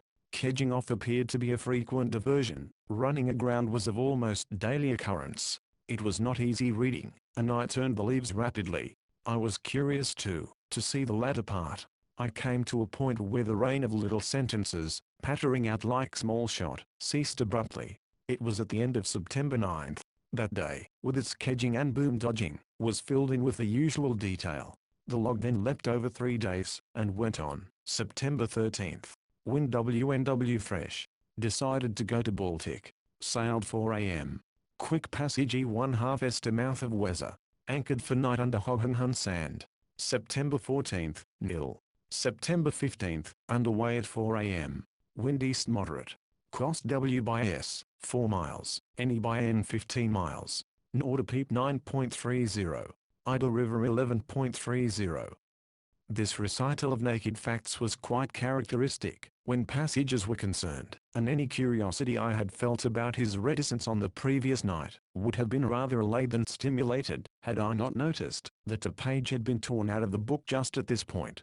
The frayed edge left had been pruned and picked into very small limits, but dissimulation was not Davis's strong point, and the child could have seen that a leaf was missing, and that the entries, starting from the evening of September 9th, where a page ended, had been written together at one sitting. I was on the point of calling to Davis, and chaffing him with having committed a grave offence against maritime law, in having cooked his log, but I checked myself. I scarcely know why, probably because I guessed the joke would touch a sensitive place and fail. Delicacy shrank from seeing him compelled either to amplify a deception or blunder out a confession he was too easy a prey, and, after all, the matter was of small moment. I returned the book to the shelf, the only definite result of its perusal being to recall my promise to keep a diary myself, and I then and there dedicated a notebook to the purpose. We were just lighting our cigars, when we heard voices and the splash of oars, followed by a bump against the hull, which made Davis wince, as violations of his paint always did. Guten Abend, Wofer and Seehin, greeted us as we climbed on deck. It turned out to be some jovial fishermen returning to their smack from a visit to Sonderburg. A short dialogue proved to them that we were mad Englishmen in bitter need of charity. Come to Satrap, they said, all the smacks of air, round a point. There is good punch in the inn. Nothing loth, we followed in the dinghy, skirted a bend of the Sound, and opened up the lights of a village, with some smacks at anchor in front of it. We were escorted to the inn, and introduced to a formidable beverage, called coffee punch, and a smoke-wreathed circle of smacksmen, who talked German out of courtesy, but were Danish in all else. Davis was at once at home with them, to a degree, indeed, that I envied. His German was of the crudest kind, bizarre in vocabulary and comical in accent, but the Freemasonry of the sea, or some charm of his own, gave intuition to both him and his hearers. I cut a poor figure in this nautical gathering, though Davis, who persistently referred to me as Mina Freund, tried hard to represent me as a kindred spirit and to include me in the general talk. I was detected at once as an uninteresting hybrid. Davis, who sometimes appealed to me for a word, was deep in talk over anchorages and ducks, especially, as I well remember now, about the chance of sport in a certain clayey fjord. I fell into utter neglect, till rescued by a taciturn person in spectacles and a very high cap, who appeared to be the only landsman present. After silently puffing smoke in my direction for some time, he asked me if I was married, and if not, when I proposed to be. After this inquisition he abandoned me. It was 11 before we left this hospitable inn, escorted by the whole party to the dinghy. Our friends of the smack insisted on our sharing their boat out of pure good fellowship, for there was not nearly room for us and would not let us go till a bucket of fresh caught fish had been emptied into her bottom. After much shaking of scaly hands, we sculled back to the Dulcibella, where she slept in a bed of tremulous stars. Davis sniffed the wind, and scanned the treetops, where light dusts were toying with the leaves. "Sue west still," he said, "and more rain coming. But it's bound to shift into the north. Will that be a good wind for us?" "It depends where we go," he said, slowly. "I was asking those fellows about duck shooting. They seem to think the best place would be Skletty Fjord. That's about 15 miles south of Sonderburg, on the way to Kiel. They said there was a pilot chap living at the mouth who would tell us all about it. They weren't very encouraging though. We should want a north wind for that." "I don't care where we go," I said, to my own surprise. "Don't you really?" he rejoined, with sudden warmth. Then, with a slight change of voice, "You mean it's all very jolly about here?" Of course I meant that. Before we went below we both looked for a moment at the little grey memorial, its slender fretted arch outlined in tender light sand arcs above the hollow on the Alsen shore. The night was that of September 27th, the third I had spent on the Dulcibella. 6th. Sklenny Fjord. I make no apology for having described these early days in some detail. It is no wonder that their trivialities are as vividly before me as the colors of earth and sea in this enchanting corner of the world. For every trifle, sordid or picturesque, was relevant, every scrap of talk a link, every passing mood critical for good or ill.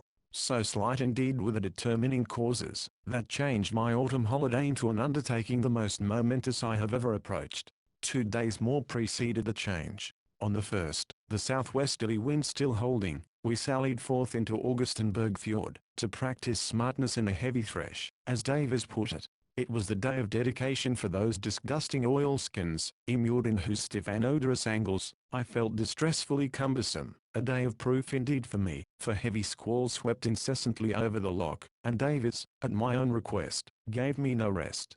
Backwards and forwards we tacked, blustering into coves and out again, reefing and unreefing, now stung with rain, now warmed with sun, but never with time to breathe or think.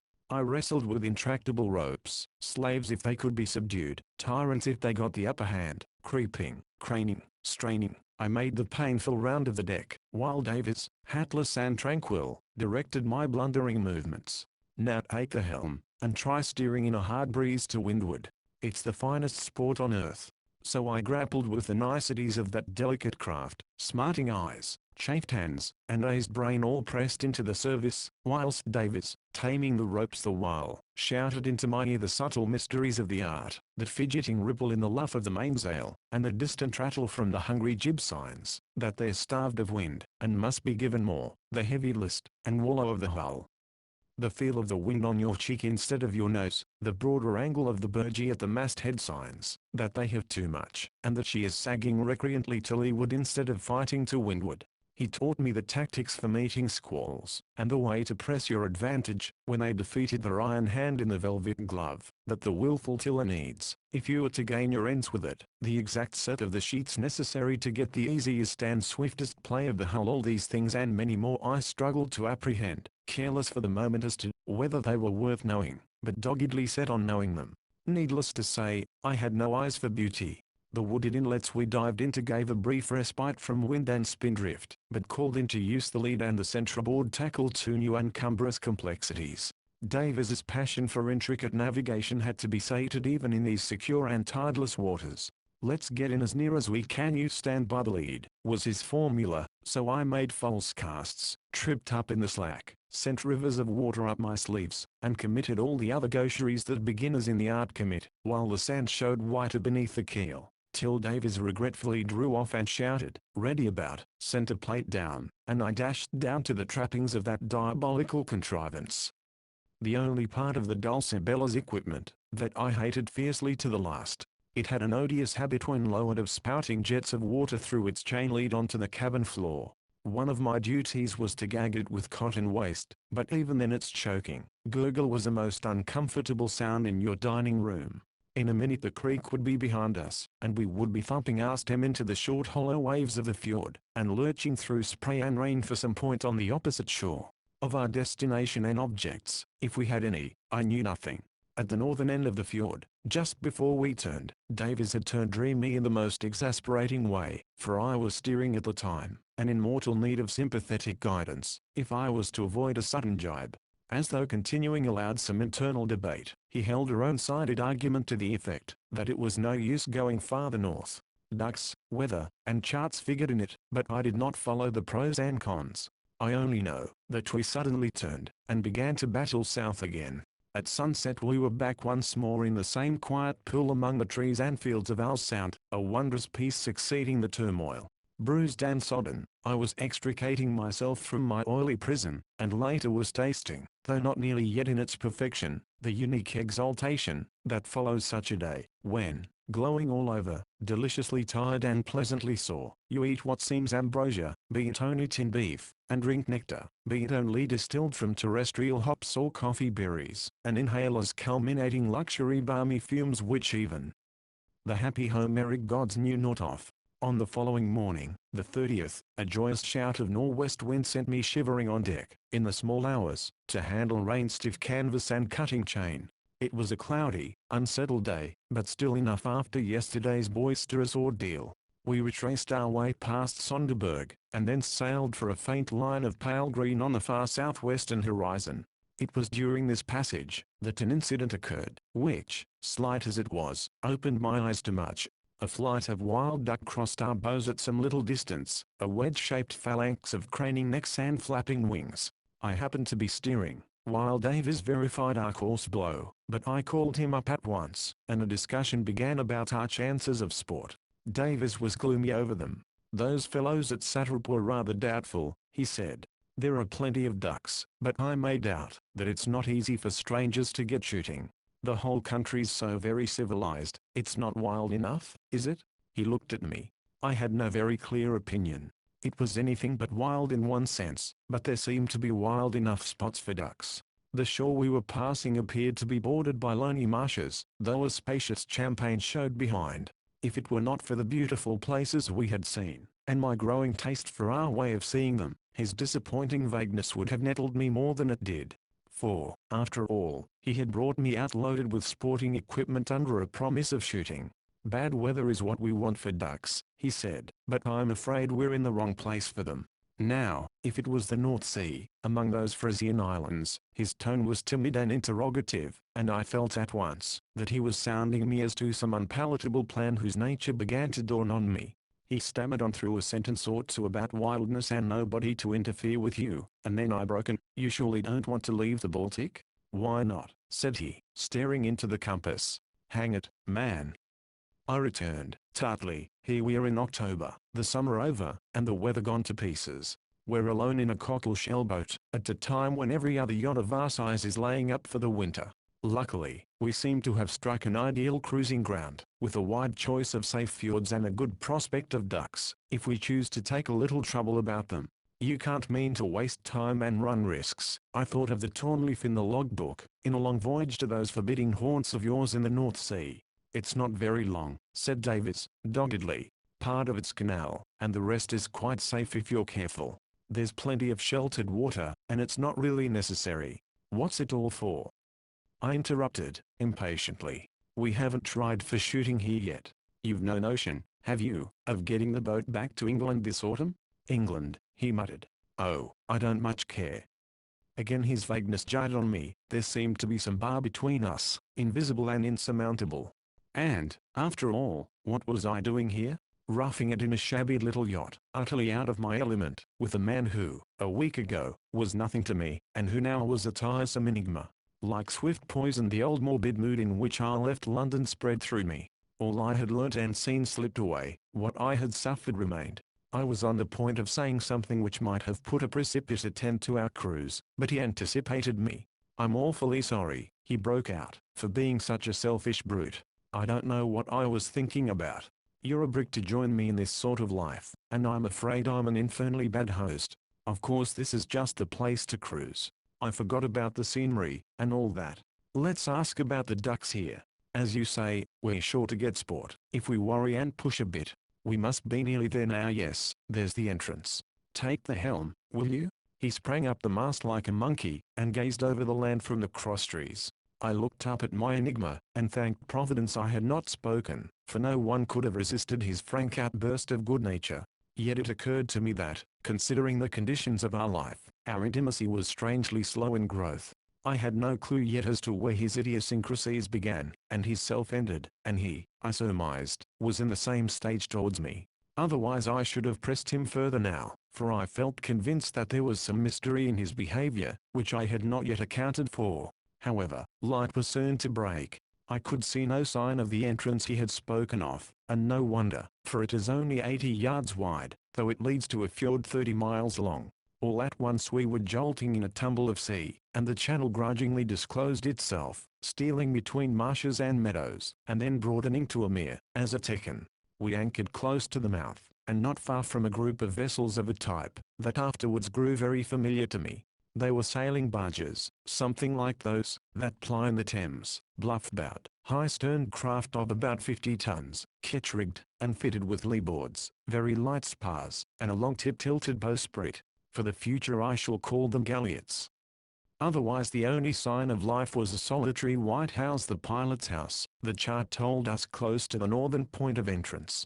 After tea we called on the pilot, patriarchally installed before a roaring stove, in the company of a buxom bustling daughter-in-law and some rosy grandchildren. We found a rotund and rubicund person, who greeted us with a hoarse roar of welcome in German, which instantly changed, when he saw us, to the funniest broken English, spoken with intense relish and pride. We explained ourselves, and our mission as well as we could through the hospitable interruptions caused by beer and the strains of a huge musical box, which had been set going in honor of our arrival.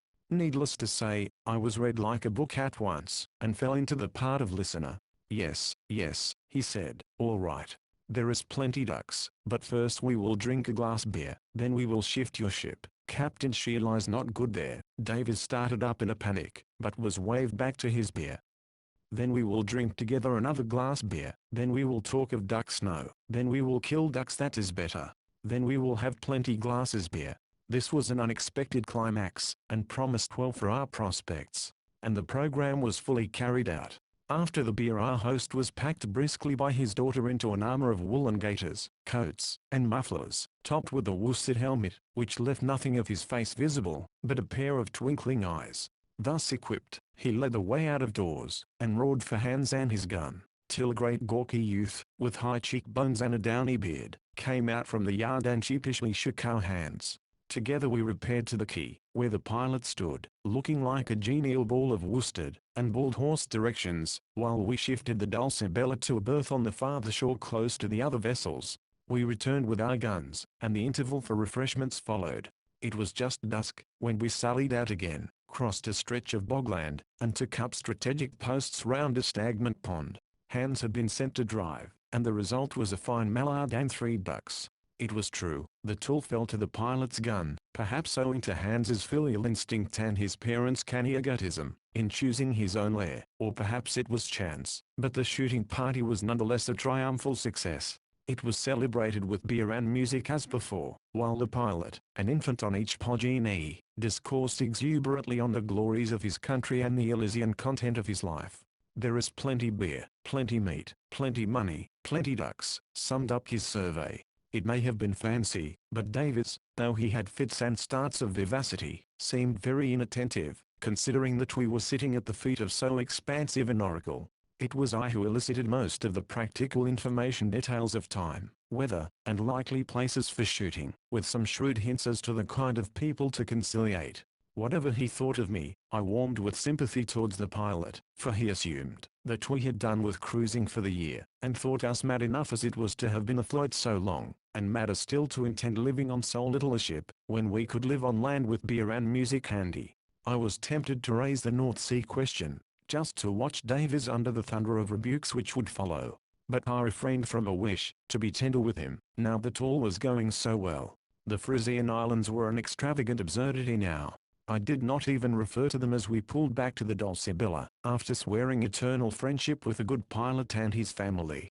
Davis and I turned in good friends that night, or rather I should say that I turned in, for I left him sucking an empty pipe and aimlessly fingering a volume of Mahon, and once when I woke in the night I felt somehow that his bunk was empty, and that he was there in the dark cabin, dreaming. 7th. The missing page. I woke, on the 1st of October, with that dispiriting sensation, that a hitch has occurred in a settled plan. It was explained, when I went on deck, and I found the Dulcibella wrapped in a fog, silent, clammy, nothing visible from her decks, but the ghostly hull of a galliot at anchor near us. She must have brought up there in the night, for there had been nothing so close the evening before, and I remembered, that my sleep had been broken once by sounds of rumbling chain and gruff voices. "This looks pretty hopeless for today," I said, with a shiver, to Davis, who was laying the breakfast. "Well, we can't do anything till this fog lifts," he answered, with a good deal of resignation. Breakfast was a cheerless meal. The damp penetrated to the very cabin, whose roof and walls wept to find you. I had dreaded a bathe, and yet missed it, and the ghastly light made the tablecloth look dirtier than it naturally was, and all the accessories more sordid. Something had gone wrong with the bacon, and the lack of egg cups was not in the least humorous. Davis was just beginning, in his summary way, to tumble the things together for washing up, when there was a sound of a step on deck. 2 sea boots appeared on the ladder, and, before we could wonder who the visitor was, a little man in oilskins and a sou'wester was stooping towards us in the cabin door, smiling affectionately at Davis out of a round grizzled beard. "Well met, Captain," he said, quietly, in German. "Where are you bound to this time?" "Bartels," exclaimed Davis, jumping up. The 2 stooping figures, young and old, beamed at one another like father and son. "Where have you come from? Have some coffee. How's the Johannes? Was that you that came in last night? I'm delighted to see you." I spare the reader his uncouth lingo. The little man was dragged in, and seated on the opposite sofa to me. "I took my apples to Capellen," he said, sedately, "and now I sail to Kiel, and so to Hamburg, where my wife and children are. It is my last voyage of the year. You are no longer alone, Captain, I see." He had taken off his dripping sou'wester, and was bowing ceremoniously towards me. "Oh, I quite forgot," said Davis, who had been kneeling on one knee in the low doorway, absorbed in his visitor. "This is Mina Freund, Herr Carruthers. Carruthers, this is my friend, Schiffer Bartels, of the galliot Johannes." Was I never to be at an end of the puzzles which Davis presented to me? All the impulsive heartiness died out of his voice and manner as he uttered the last few words, and there he was, nervously glancing from the visitor to me, like one who, against his will or from tactlessness, has introduced 2 persons who he knows will disagree. There was a pause, while he fumbled with the cups, poured some cold coffee out, and pondered over it, as though it were a chemical experiment. Then he muttered something about boiling some more water, and took refuge in the forecastle. I was ill at ease at this period with seafaring men, but this mild little person was easy ground for a beginner. Besides, when he took off his oilskin coat he reminded me less of a sailor than of a homely draper of some country town, with his clean turned-down collar and neatly fitting frieze jacket. We exchanged some polite platitudes about the fog and his voyage last night from Capellen, which appeared to be a town some 15 miles up the fjord. Davis joined in from the forecastle with an excess of warmth which almost took the words out of my mouth. We exhausted the subject very soon, and then my vis smiled paternally at me, as he had done at Davis, and said, confidentially, "It is good that the captain is no more alone. He is a fine young man. Heaven, what a fine young man. I love him as my son, but he is too brave, too reckless. It is good for him to have a friend." I nodded and laughed, though in reality I was very far from being amused. "Where was it you met?" I asked. "In an ugly place, and in ugly weather," he answered, gravely, but with a twinkle of fun in his eye. "But has he not told you?" he added, with ponderous slyness. "I came just in time." "No, what am I saying? He is brave as a lion and quick as a cat. I think he cannot drown, but still it was an ugly place and ugly." "What are you talking about, Bartels?" interrupted Davis, emerging noisily with the boiling kettle. I answered the question. "I was just asking your friend how it was you made his acquaintance." "Oh, he helped me out of a bit of a mess in the North Sea, didn't you, Bartels?" he said. "It was nothing," said Bartels. "But the North Sea is no place for your little boat, Captain. So I have told you many times. How did you like Flensburg? A fine town, is it not? Did you find Hecrank, the carpenter? I see you have placed a little mizzenmast. The rudder was nothing much, but it was well that it held to the Ida. But she is strong and good, your little ship, and heaven she need be so." He chuckled, and shook his head at Davis as at a wayward child. This is all the conversation that I need record. For my part one merely waited for its end, determined on my course, which was to know the truth once and for all, and make an end of these distracting mystifications. Davis plied his friend with coffee, and kept up the talk gallantly, but affectionate as he was, his manner plainly showed that he wanted to be alone with me. The gist of the little skipper's talk was a parental warning that, though we were well enough here in the Ostsee, it was time for little boats to be looking for winter quarters. That he himself was going by the Kiel Canal to Hamburg, to spend a cozy winter as a decent citizen at his warm fireside, and that we should follow his example. He ended with an invitation to us to visit him on the Johannes, and with suave farewells disappeared into the fog. Davis saw him into his boat, returned without wasting a moment, and sat down on the sofa opposite me. What did he mean? I asked. "I'll tell you," said Davis. "I'll tell you the whole thing. As far as you're concerned it's partly a confession. Last night I had made up my mind to say nothing, but when Bartles turned up I knew it must all come out. It's been fearfully on my mind, and perhaps you'll be able to help me. But it's for you to decide. Fire away, I said. You know what I was saying about the Frisian Islands the other day? A thing happened there which I never told you, when you were asking about my cruise. It began near Norderney, I put in. How did you guess that? He asked. You're a bad hand at duplicity, I replied. Go on. Well, you're quite right. It was there, on September 9th. I told you the sort of thing I was doing at that time, but I don't think I said that I made inquiries from 1 or 2 people about duck shooting, and had been told by some fishermen at Borkum that there was a big sailing yacht in those waters, whose owner, a German of the name of Dahlmann, shot a good deal, and might give me some tips. Well, I found this yacht one evening, knowing it must be her from the description I had. She was what is called a barge yacht, of 50 or 60 tons, built for shallow water on the lines of a Dutch galliot, with lee boards and those queer round bows and square stern. She's something like those galleots anchored near us now. You sometimes see the same sort of yacht in English waters, only there they copy the Thames barges. She looked a clipper of her sort, and very smart, varnished all over, and shining like gold. I came on her about sunset, after a long day of exploring round the Ems estuary. She was lying in. Wait a bit, let's have the chart, I interrupted. Davis found it, and spread it on the table between us, first pushing back the cloth and the breakfast things to one end, where they lay in a slovenly litter. This was one of the only 2 occasions on which I ever saw him postpone the rite of washing up, and it spoke volumes for the urgency of the matter in hand. Here it is, said Davis, see map A, and I looked with a new and strange interest at the long string of slender islands, the parallel line of coast, and the confusion of shoals, banks, and channels which lay between. Here's Norderney, you see. By the way, there's a harbour there at the west end of the island, the only real harbour on the whole line of islands, Dutch or German, except at Terschelling. There's quite a big town there too, a watering place, where Germans go for sea bathing in the summer. Well, the Medusa, that was her name, was lying in the Riffgat roadstead, flying the German ensign, and I anchored for the night pretty near her. I meant to visit her owner later on, but I very nearly changed my mind, as I always feel rather a fool on smart yachts, and my German isn't very good. However, I thought I might as well. So, after dinner, when it was dark, I sculled over in the dinghy, hailed a sailor on deck, said who I was, and asked if I could see the owner. The sailor was a surly sort of chap, and there was a good long delay, while I waited on deck, feeling more and more uncomfortable.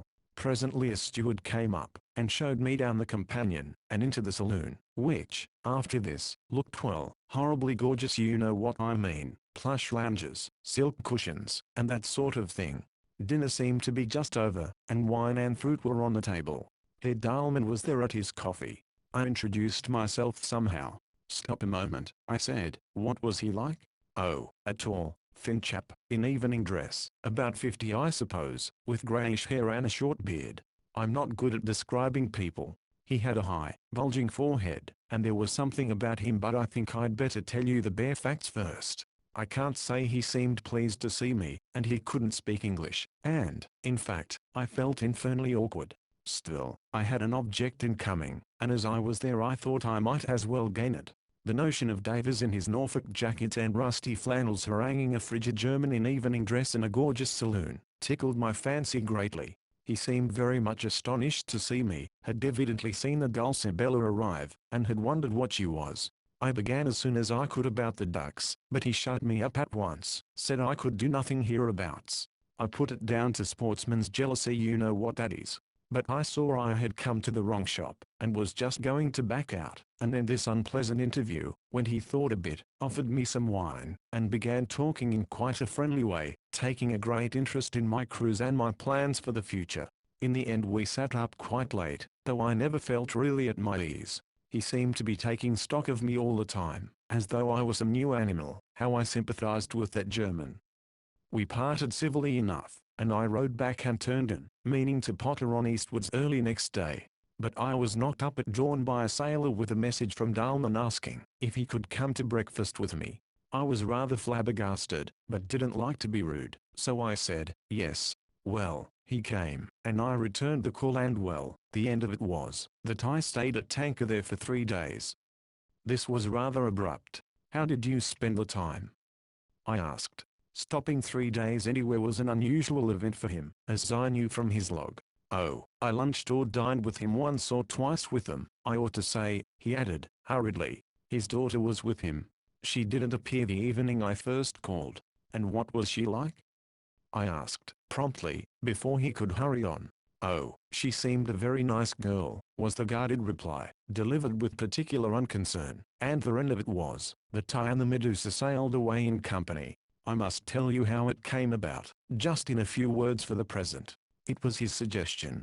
He said he had to sail to Hamburg, and proposed that I should go with him in the Dulcibella as far as the Elbe, and then, if I liked, I could take the ship canal at Brunsbüttel through to Kiel and the Baltic. I had no very fixed plans of my own, though I had meant to go on exploring eastwards between the islands and the coast, and so reach the Elbe in a much slower way. He dissuaded me from this, sticking to it, that I should have no chance of ducks, and urging other reasons. Anyway, we settled to sail in company direct to Cuxhaven, in the Elbe. With a fair wind and an early start it should be only one day's sail of about 60 miles. The plan only came to a head on the evening of the third day, on the 12th of September. I told you, I think, that the weather had broken after a long spell of heat. That very day it had been blowing pretty hard from the west, and the glass was falling still. I said, of course, that I couldn't go with him, if the weather was too bad, but he prophesied a good day, said it was an easy sail, and altogether put me on my mettle. You can guess how it was. Perhaps I had talked about single-handed cruising, as though it were easier than it was, though I never meant it in a boasting way, for I hate that sort of thing, and besides there is no danger if you're careful. Oh, go on, I said. Anyway, we went next morning at 6. It was a dirty-looking day, wind WNW, but his sails were going up and mine followed. I took 2 reefs in, and we sailed out into the open, and steered any along the coast for the outer Elbe lightship about 50 knots off. Here it all is, you see, he showed me the course on the chart. The trip was nothing for his boat, of course, a safe, powerful old tub, forging through the sea as steady as a house. I kept up with her easily at first. My hands were pretty full, for there was a hard wind on my quarter and a troublesome sea, but as long as nothing worse came I knew I should be all right, though I also knew that I was a fool to have come. Chart A to illustrate the stranding of the Dulcibella, etc. All went well till we were off Wangerooge, the last of the islands here, and then it began to blow really hard. I had half a mind to chuck it, and cut into the Jade River, down there, but I hadn't the face to, so I hove to, and took in my last reef. Simple words, simply uttered, but I had seen the operation in calm water, and shuddered at the present picture. We had been about level till then, but with my shortened canvas I fell behind. Not that that mattered in the least. I knew my course, had read up my tides, and, thick as the weather was, I had no doubt of being able to pick up the lightship. No change of plan was possible now. The Weser estuary was on my starboard hand, but the whole place was a lee shore and a mass of unknown banks. Just look at them. I ran on, the Dulcibella doing her level best, but we had some narrow shaves of being pooped.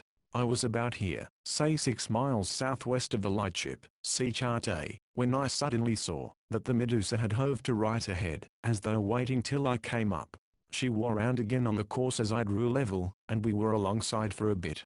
Dahlman lashed the wheel, leaned over her quarter, and shouted, very slowly and distinctly, so that I could understand, "Follow me, see, too bad for you, outside shortcut through sands, save 6 miles. It was taking me all my time to manage the tiller, but I knew what he meant at once, for I had been over the chart carefully the night before. See map A, you see, the whole bay between Wangerooge and the Elbe is encumbered with sand. A great jagged chunk of it runs out from Cuxhaven in a northwesterly direction for 15 miles or so, ending in a pointed spit, called the Scharhorn.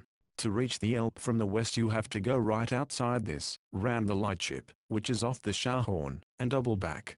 Of course, that's what all big vessels do. But, as you see, these sands are intersected here and there by channels, very shallow and winding, exactly like those behind the Frisian Islands. Now look at this one, which cuts right through the big chunk of sand, and comes out near Cuxhaven. The Telt, see chart A, it's called. It's miles wide, you see, at the entrance, but later on it is split into 2 by the Hohenhund Bank, then it gets shallow and very complicated, and ends in a mere tidal dribble it with another name. It's just the sort of channel I should like to worry into on a fine day, or with an offshore wind. Alone, in thick weather and a heavy sea, it would have been folly to attempt it, except as a desperate resource.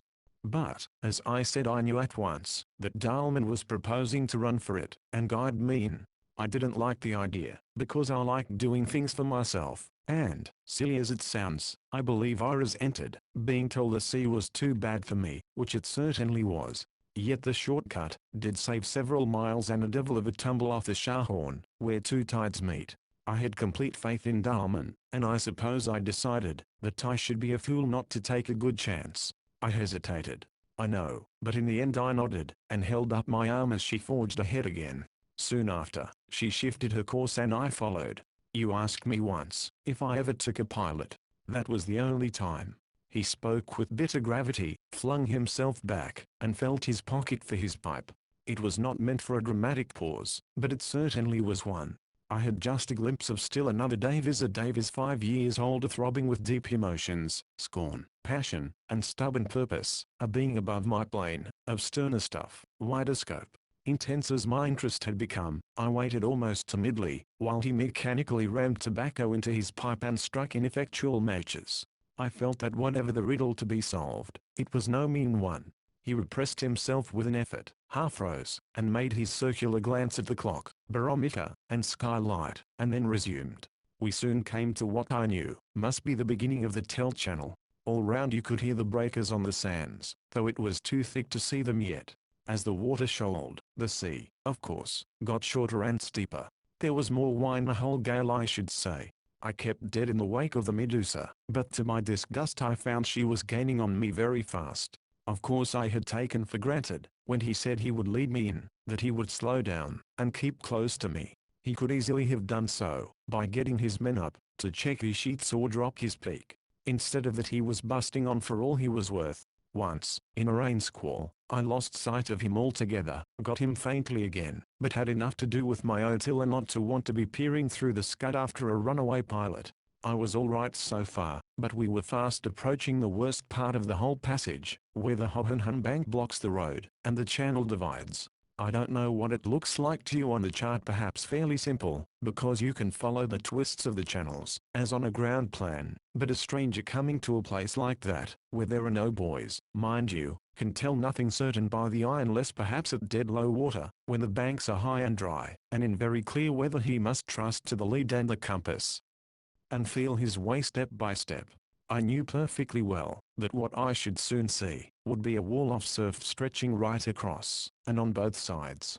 To feel one's way in that sort of weather is impossible. You must know your way, or else have a pilot. I had one, but he was playing his own game. With the second hand on board to steer, while I should have felt less of an ass. As it was, I knew I ought to be facing the music in the offing, and cursed myself for having broken my rule, and gone blundering into this confounded shortcut. It was giving myself away, doing just the very thing that you can't do in single-handed sailing. By the time I realized the danger, it was far too late to turn and hammer out to the open. I was deep in the bottleneck bite of the sands, jammed on a lee shore, and a strong flood tide sweeping me on.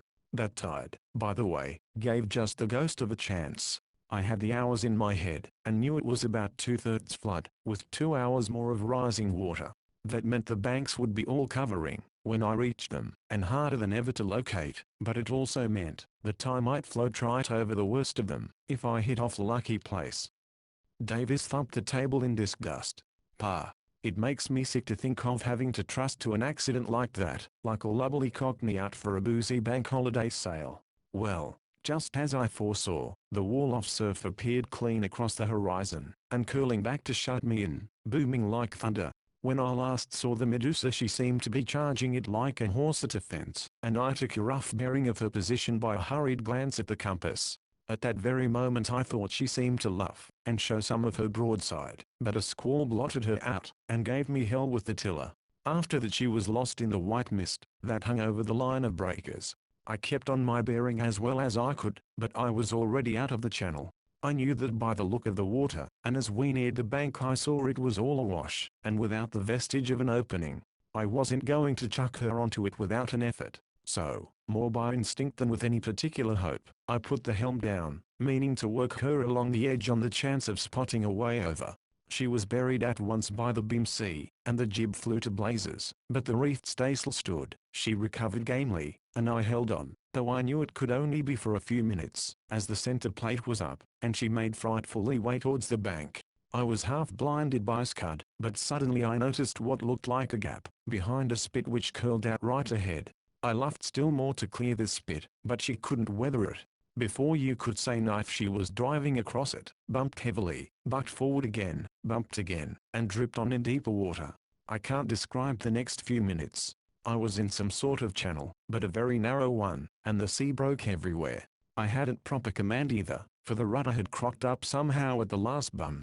I was like a drunken man running for his life down a dark alley, barking himself at every corner. It couldn't last long, and finally we went crash onto something and stopped there, grinding and banging.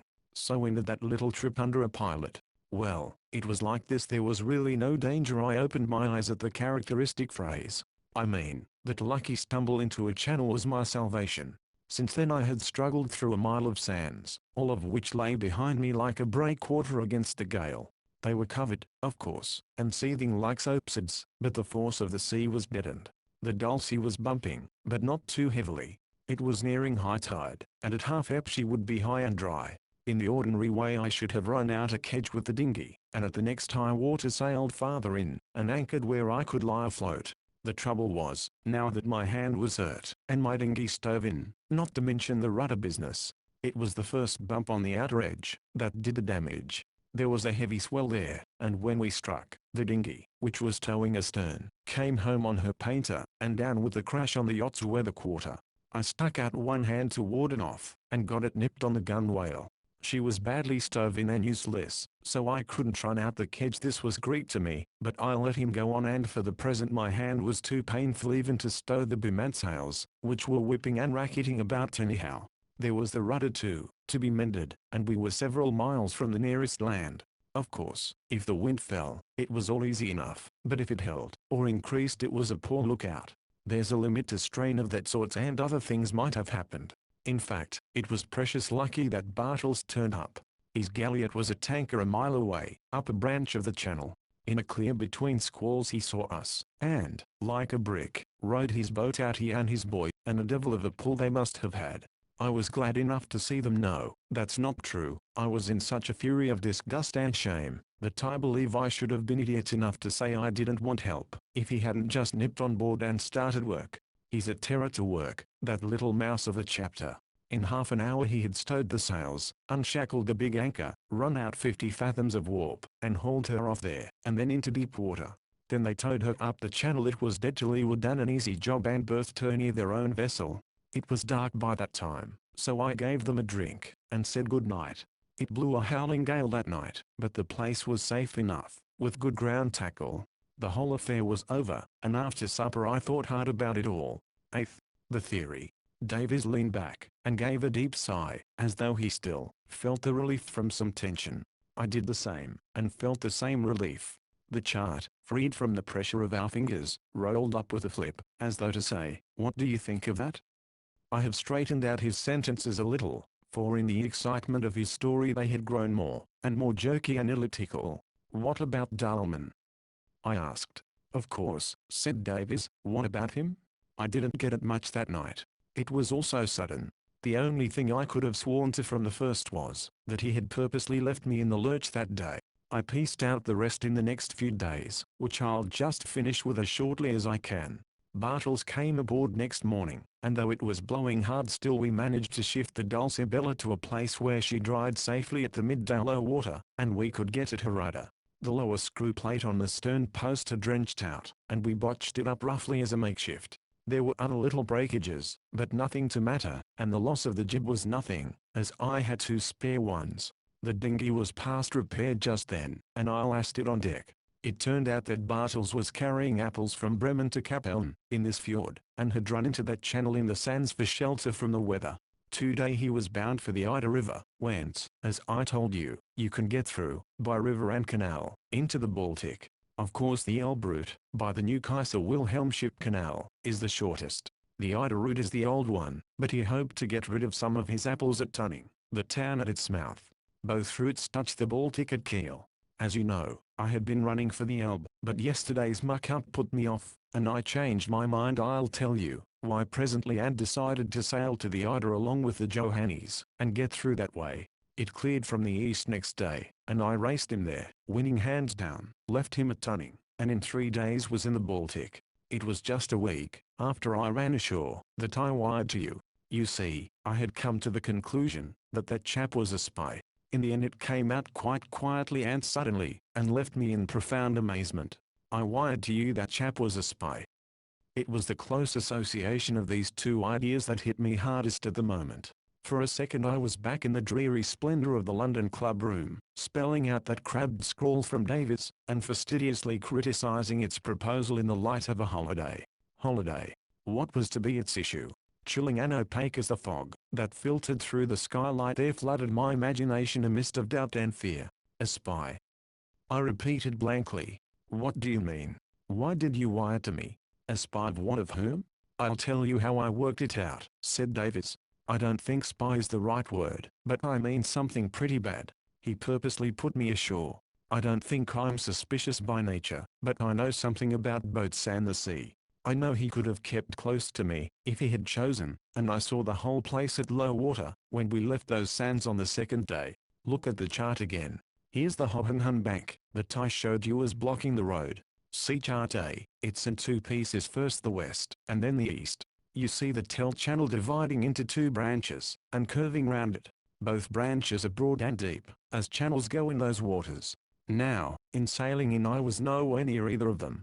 When I last saw Dalmond he must have been steering straight for the bank itself, at a point somewhere here, quite a mile from the northern arm of the channel, and 2 from the southern. I followed by compass, as you know, and found nothing but breakers ahead. How did I get through? That's where the luck came in. I spoke of only 2 channels, that is, round the bank, one to the north, the other to the south. But look closely, and you'll see that right through the center of the West Hohenhund runs another, a very narrow and winding one, so small that I hadn't even noticed it the night before, when I was going over the chart. That was the one I stumbled into in that tailor's fashion, as I was groping along the edge of the surf in a desperate effort to gain time. I bolted down it blindly, came out into this strip of open water, crossed that aimlessly, and brought up on the edge of the East Hohenhund. Here. It was more than I deserved. I can see, now, that it was 100 to 1 in favor of my striking on a bad place outside, where I should have gone to pieces in 3 minutes. And how did Dalman go? I asked. It's as clear as possible, Davis answered. He doubled back into the northern channel, when he had misled me enough. Do you remember my saying that, when I last saw him, I thought he had luffed and showed his broadside? I had another bit of luck in that. He was luffing towards the north, so it struck me through the blur, and, when I in my turn, came up to the bank, and had to turn one way or the other to avoid it, I think I should naturally have turned north too, as he had done. In that case I should have been done for I should have had a mile of the bank to skirt before reaching the North Channel, and should have driven ashore long before I got there. But as a matter of fact I'd earned south. Why? Couldn't help it. I was running on the starboard tack boom over to port. To turn north would have meant a jibe, and as things were I couldn't risk one. It was blowing like fits. If anything had carried away I should have been on shore in a jiffy. I scarcely thought about it at all, but put the helm down, and turned her south. Though I knew nothing about it, that little central channel was now on my port hand, distant about 2 cables. The whole thing was luck from beginning to end. Helped by pluck, I thought to myself, as I tried with my landsman's fancy to conjure up that perilous scene. As to the truth of the affair, the chart and Davis's version were easy enough to follow, but I felt only half convinced. The spy, as Davis strangely called his pilot, might have honestly mistaken the course himself, outstripped his convoy inadvertently, and escaped disaster as narrowly as she did. I suggested this on the spur of the moment, but Davis was impatient. Wait till you hear the whole thing, he said. I must go back to when I first met him. I told you that on that first evening he began by being as rude as a bear and as cold as stone, and then became suddenly friendly. I can see, now, that in the talk that followed he was pumping me hard. It was an easy game to play, for I hadn't seen a gentleman since Morrison left me. I was tremendously keen about my voyage, and I thought the chap was a good sportsman, even if he was a bit dark about the ducks.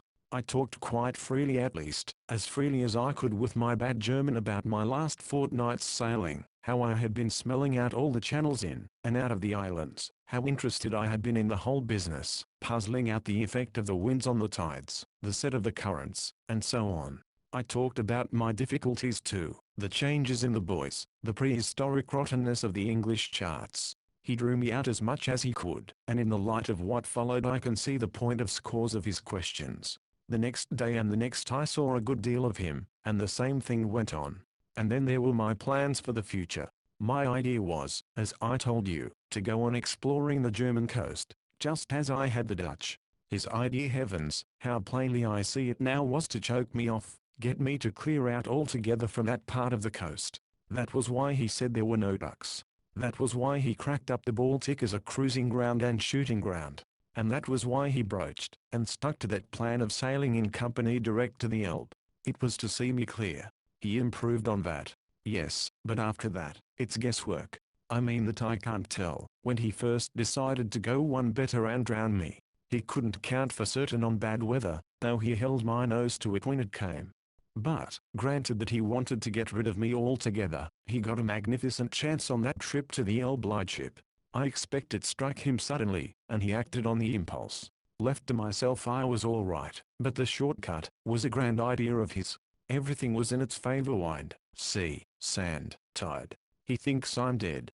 But the crew? I said, what about the crew? That's another thing.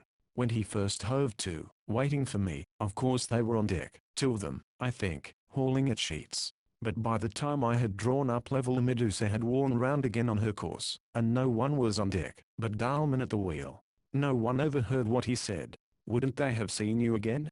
Very likely not. The weather was very thick, and the Dulce Sea is very small. The incongruity of the whole business was striking me. Why should anyone want to kill Davis? And why should Davis, the soul of modesty and simplicity, imagine that anyone wanted to kill him? He must have cogent reasons, for he was the last man to give way to a morbid fancy. Go on, I said.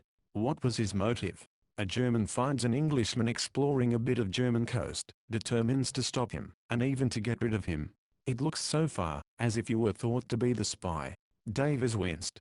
But he's not a German, he said, hotly. He's an Englishman. An Englishman? Yes, I'm sure of it. Not that I've much to go on. He professed to know very little English, and never spoke it, except a word or two now and then to help me out of a sentence, and as to his German, he seemed to me to speak it like a native, but, of course, I'm no judge. Davis sighed. That's where I wanted someone like you. You would have spotted him at once, if he wasn't German. I go more by a, what do you call it, a general impression, I suggested. Yes, that's what I mean. It was something in his looks and manner. You know how different we're from foreigners. And it wasn't only himself, it was the way he talked, I mean about cruising and the sea, especially. It's true he let me do most of the talking, but, all the same, how can I explain it?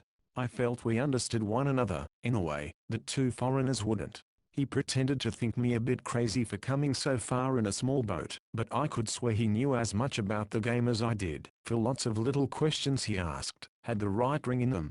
Mind you, all this is an afterthought. I should never have bothered about it. I'm not cut out for a Sherlock Holmes if it hadn't been for what followed. It's rather vague, I said.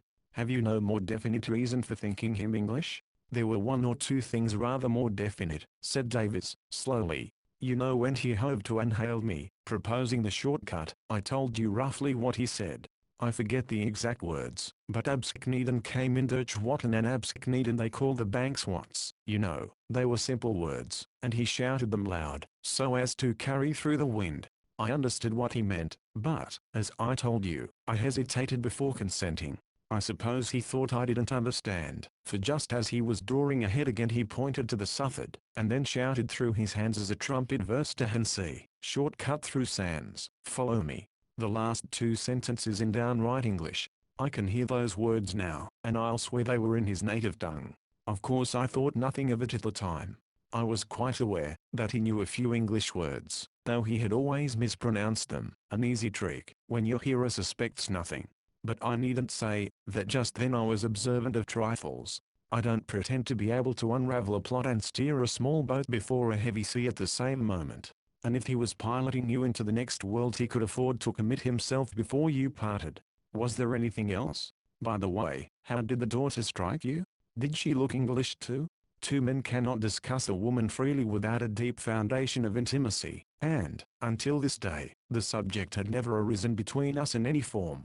It was the last that was likely to, for I could have divined that Davis would have met it with an armor of reserve. He was busy putting on this armor now, yet I could not help feeling a little brutal as I saw how badly he jointed his clumsy suit of mail. Our ages were the same, but I laugh now, to think how old and blasé I felt as the flush warmed his brown skin, and he slowly propounded the verdict. Yes, I think she did. She talked nothing but German, I suppose? Oh, of course. Did you see much of her? A good deal. Was she, how frame it?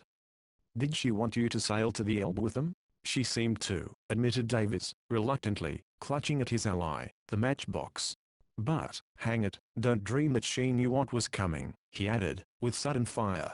I pondered and wondered, shrinking from further inquisition, easy as it would have been with so truthful a victim, and banishing all thought of ill-timed chaff. There was a cross-current in this strange affair, whose depth and strength I was beginning to gauge with increasing seriousness. I did not know my man yet, and I did not know myself. A conviction that events in the near future would force us into complete mutual confidence withheld me from pressing him too far. I returned to the main question, who was Dahlman, and what was his motive? Davis struggled out of his armor. I'm convinced, he said, that he's an Englishman in German service. He must be in German service, for he had evidently been in those waters a long time, and knew every inch of them. Of course, it's a very lonely part of the world, but he has a house on Norderney Island, and he, and all about him, must be well known to a certain number of people. One of his friends I happened to meet, what do you think he was? A naval officer. It was on the afternoon of the third day, and we were having coffee on the deck of the Medusa, and talking about next day's trip, when a little launch came buzzing up from seaward, drew alongside, and this chap I'm speaking of came on board, shook hands with Dahlman, and stared hard at me. Dahlman introduced us, calling him Commander von Breuning, in command of the torpedo gunboat Blitz. He pointed towards Norderney, and I saw her a low grey rat of a vessel anchored in the roads about 2 miles away. It turned out that she was doing the work of fishery guardship on that part of the coast. I must say I took to him at once. He looked a real good sort, and a splendid officer, too, just the sort of chap I should have liked to be. You know, I always wanted, but that's an old story, and can wait. I had some talk with him, and we got on capitally as far as we went, but that wasn't far, for I left pretty soon, guessing that they wanted to be alone. Were they alone then? I asked, innocently. Oh, Fraulein Dahlman was there, of course, explained Davis, feeling for his armor again. Did he seem to know them well? I pursued, inconsequently. Oh, yes, very well. Scenting a faint clue, I felt the need of feminine weapons for my sensitive antagonist. But the opportunity passed. That was the last I saw of him, he said. We sailed, as I told you, at daybreak next morning. Now, have you got any idea what I'm driving at? A rough idea, I answered. Go ahead. Davis sat up to the table, unrolled the chart with a vigorous sweep of his 2 hands, and took up his parable with new zest. I start with 2 certainties, he said. One is that I was moved on from that coast, because I was too inquisitive. The other is, that Dahlman is at some devil's work there which is worth finding out. Now he paused in a gasping effort, to be logical and articulate. Now well, look at the chart. No, better still, look first at this map of Germany. It's on a small scale, and you can see the whole thing. He snatched down a pocket map from the shelf and unfolded it. See map A, here's this huge empire, stretching half over Central Europe, an empire growing like wildfire, I believe, in people, and wealth, and everything. They've licked the French, and the Austrians, and are the greatest military power in Europe. I wish I knew more about all that, but what I'm concerned with is their sea power. It's a new thing with them, but it's going strong, and that Emperor of Thiz is running it for all it's worth. He's a splendid chap, and anyone can see he's right. They've got no colonies to speak of, and must have them, like us. They can't get them and keep them, and they can't protect their huge commerce without naval strength. The command of the sea is the thing nowadays, isn't it? I say, don't think these are my ideas, he added, naively. It's all out of Mahan and those fellows.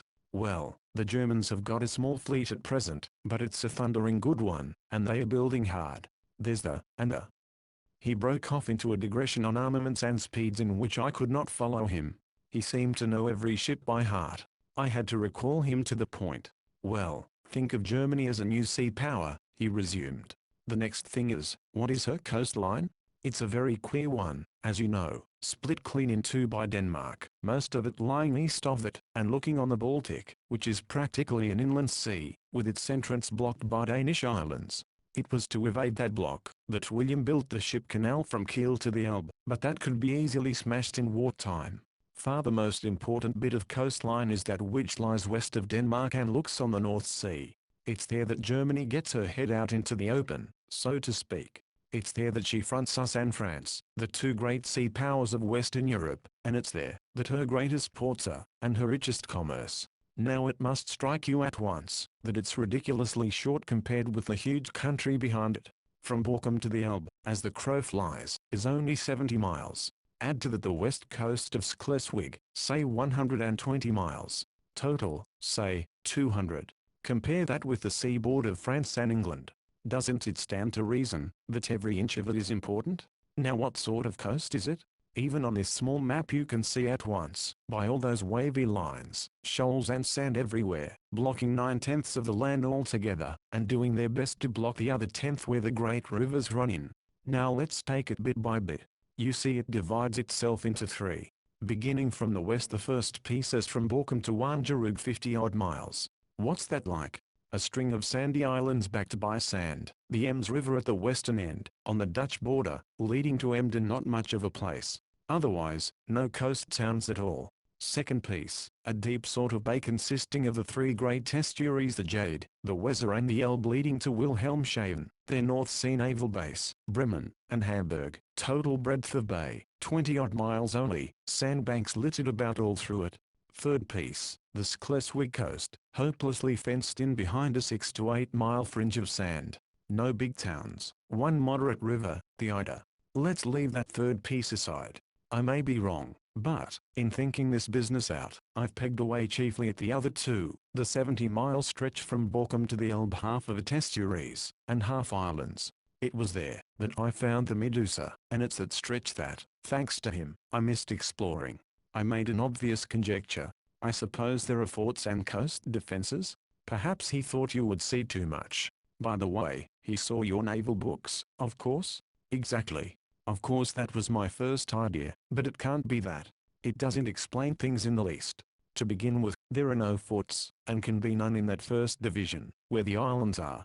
There might be something on Borkum to defend the Ems, but it's very unlikely, and, anyway, I had passed Borkum, and was at Norderney. There's nothing else to defend. Of course it's different in the second division, where the big rivers are. There are probably hosts of forts and mines around Wilhelmshaven and Bremerhaven, and at Cuxhaven just at the mouth of the Elbe. Not that I should ever dream of bothering about them. Every steamer that goes in would see as much as me. Personally, I much prefer to stay on board, and don't often go on shore. And, good heavens, Davies leaned back and laughed joyously, do I look like that kind of spy? I figured to myself one of those romantic gentlemen that one reads of in sixpenny magazines, with a kodak in his tie pin, a sketchbook in the lining of his coat, and a selection of disguises in his hand luggage. Little disposed for merriment as I was, I could not help smiling too. About this coast, resumed Davies. In the event of war it seems to me that every inch of it would be important, sand and all. Take the big estuaries first, which, of course, might be attacked or blockaded by an enemy. At first sight you would say that their main channels were the only things that mattered. Now, in time of peace there's no secrecy about the navigation of these. They are buoyed and lighted like streets, open to the whole world, and taking an immense traffic, well charted too, as millions of pounds in commerce depend on them. But now look at the sands they run through, intersected, as I showed you, by threads of channels, tidal for the most part, and probably only known to smack sad shallow coasters, like that galliot of Bartels. It strikes me that in a war a lot might depend on these, both in defense and attack, for there's plenty of water in them at the right tide for patrol boats and small torpedo craft, though I can see they take a lot of knowing. Now, say we were at war with Germany, both sides could use them as lines between the three estuaries, and to take our own case, a small torpedo boat, not a destroyer, mind you, could on a dark night cut clean through from the Jade to the Elbe, and play the deuce with the shipping there. But the trouble is, that I doubt if there's a soul in our fleet who knows those channels. We haven't coasters there, and, as to yachts, it's a most unlikely game for an English yacht to play at, but it does so happen that I have a fancy for that sort of thing, and would have explored those channels in the ordinary course. I began to see his drift. Now for the islands. I was rather stumped there at first, I grant, because, though there are lashings of sand behind them, and the same sort of intersecting channels, yet there seems nothing important to guard or attack. Why shouldn't a stranger ramble as he pleases through them? Still, Darlman had his headquarters there, and I was sure that had some meaning. Then it struck me that the same point held good, for that strip of Frisian coast adjoins the estuaries, and would also form a splendid base for raiding midgets, which could travel unseen right through from the Ems to the Jade, and so to the Elbe, as by a covered way between a line of forts. Now here again it's an unknown land to us. Plenty of local galliots travel it, but strangers never, I should say. Perhaps at the most an occasional foreign yacht gropes in at one of the gaps between the islands for shelter from bad weather, and is precious lucky to get in safe. Once again, it was my fad to like such places, and Dahlmann cleared me out. He's not a German, but he's in with Germans, and naval Germans too. He's established on that coast, and knows it by heart. And he tried to drown me. Now what do you think? He gazed at me long and anxiously. 9th. I signed articles. It was not an easy question to answer, for the affair was utterly outside all my experience, its background the sea, and its actual scene a region of the sea, of which I was blankly ignorant. There were other difficulties, that I could see perhaps better than Davis, an enthusiast with hobbies, who had been brooding in solitude over his dangerous adventure. Yet both narrative and theory, which have lost, I fear, in interpretation to the reader, had strongly affected me. His forcible roughnesses, tricks of manner, sudden bursts of ardor, sudden retreats into shyness, making up a charm I cannot render. I found myself continually trying to see the man through the boy, to distinguish sober judgment from the hot-headed vagaries of youth. Not that I dreamed for a moment of dismissing the story of his wreck as an hallucination. His clear blue eyes and sane simplicity threw ridicule on such treatment. Evidently too, he wanted my help, a matter that might well have influenced my opinion on the facts, had he been other than he was. But it would have taken a finished and finite clod, to resist the attraction of the man and the enterprise, and I take no credit whatever for deciding to follow him, right or wrong. So, when I stated my difficulties, I knew very well that we should go. There are two main points that I don't understand, I said. First, you've never explained why an Englishman should be watching those waters and ejecting intruders. Secondly, your theory doesn't supply sufficient motive. There may be much in what you say about the navigation of those channels, but it's not enough. You say he wanted to drown you, a big charge, requiring a big motive to support it. But I don't deny that you've got a strong case. Davies lighted up. I'm willing to take a good deal for granted until we find out more. He jumped up, and did a thing I never saw him do before, or since, bumped his head against the cabin roof. You mean that you'll come? He exclaimed. Why, I hadn't even asked you. Yes, I want to go back, and clear up the whole thing. I know now that I want to. Telling it all to you has been such an immense relief. And a lot depended on you too, and that's why I've been feeling such an absolute hypocrite. I say, how can I apologize? Don't worry about me, I've had a splendid time. And I'll come right enough, but I should like to know exactly what you know. But wait till I just make a clean breast of it about you. I mean, you see, I came to the conclusion that I could do nothing alone. Not that two are really necessary for managing the boat in the ordinary way, but for this sort of job you do want to. Besides, I can't speak German properly, and I'm a dull chap all round. If my theory, as you call it, is right, it's a case for sharp wits, if ever there was one. So I thought of you. You're clever, and I knew you had lived in Germany and knew German, and I knew, he added, with a little awkwardness, that you had done a good deal of yachting, but of course I ought to have told you what you were in for, roughing it in a small boat with no crew. I felt ashamed of myself, when you wired back so promptly, and when you came here. Davis stammered and hesitated in the humane resolve not to wound my feelings. Of course I couldn't help noticing that it wasn't what you expected, was the delicate summary he arrived at. But you took it splendidly, he hastened to add. Only, somehow, I couldn't bring myself to talk about the plan. It was good enough of you to come out at all, without bothering you with harebrained schemes.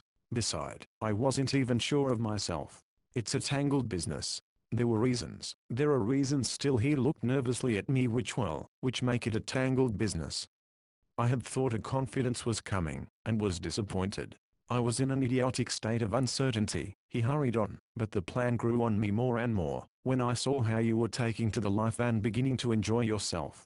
All that about the ducks on the Frisian coast was humbug, part of a stupid idea of decoying you there and gaining time. However, you quite naturally objected, and last night I meant to chuck the whole thing up, and give you the best time here I could. Then Bartles turned up. Stop, I put in. Did you know he might turn up, when you sailed here? Yes, said Davis, guiltily. I knew he might, and now it's all come out, and you'll come. What a fool I've been.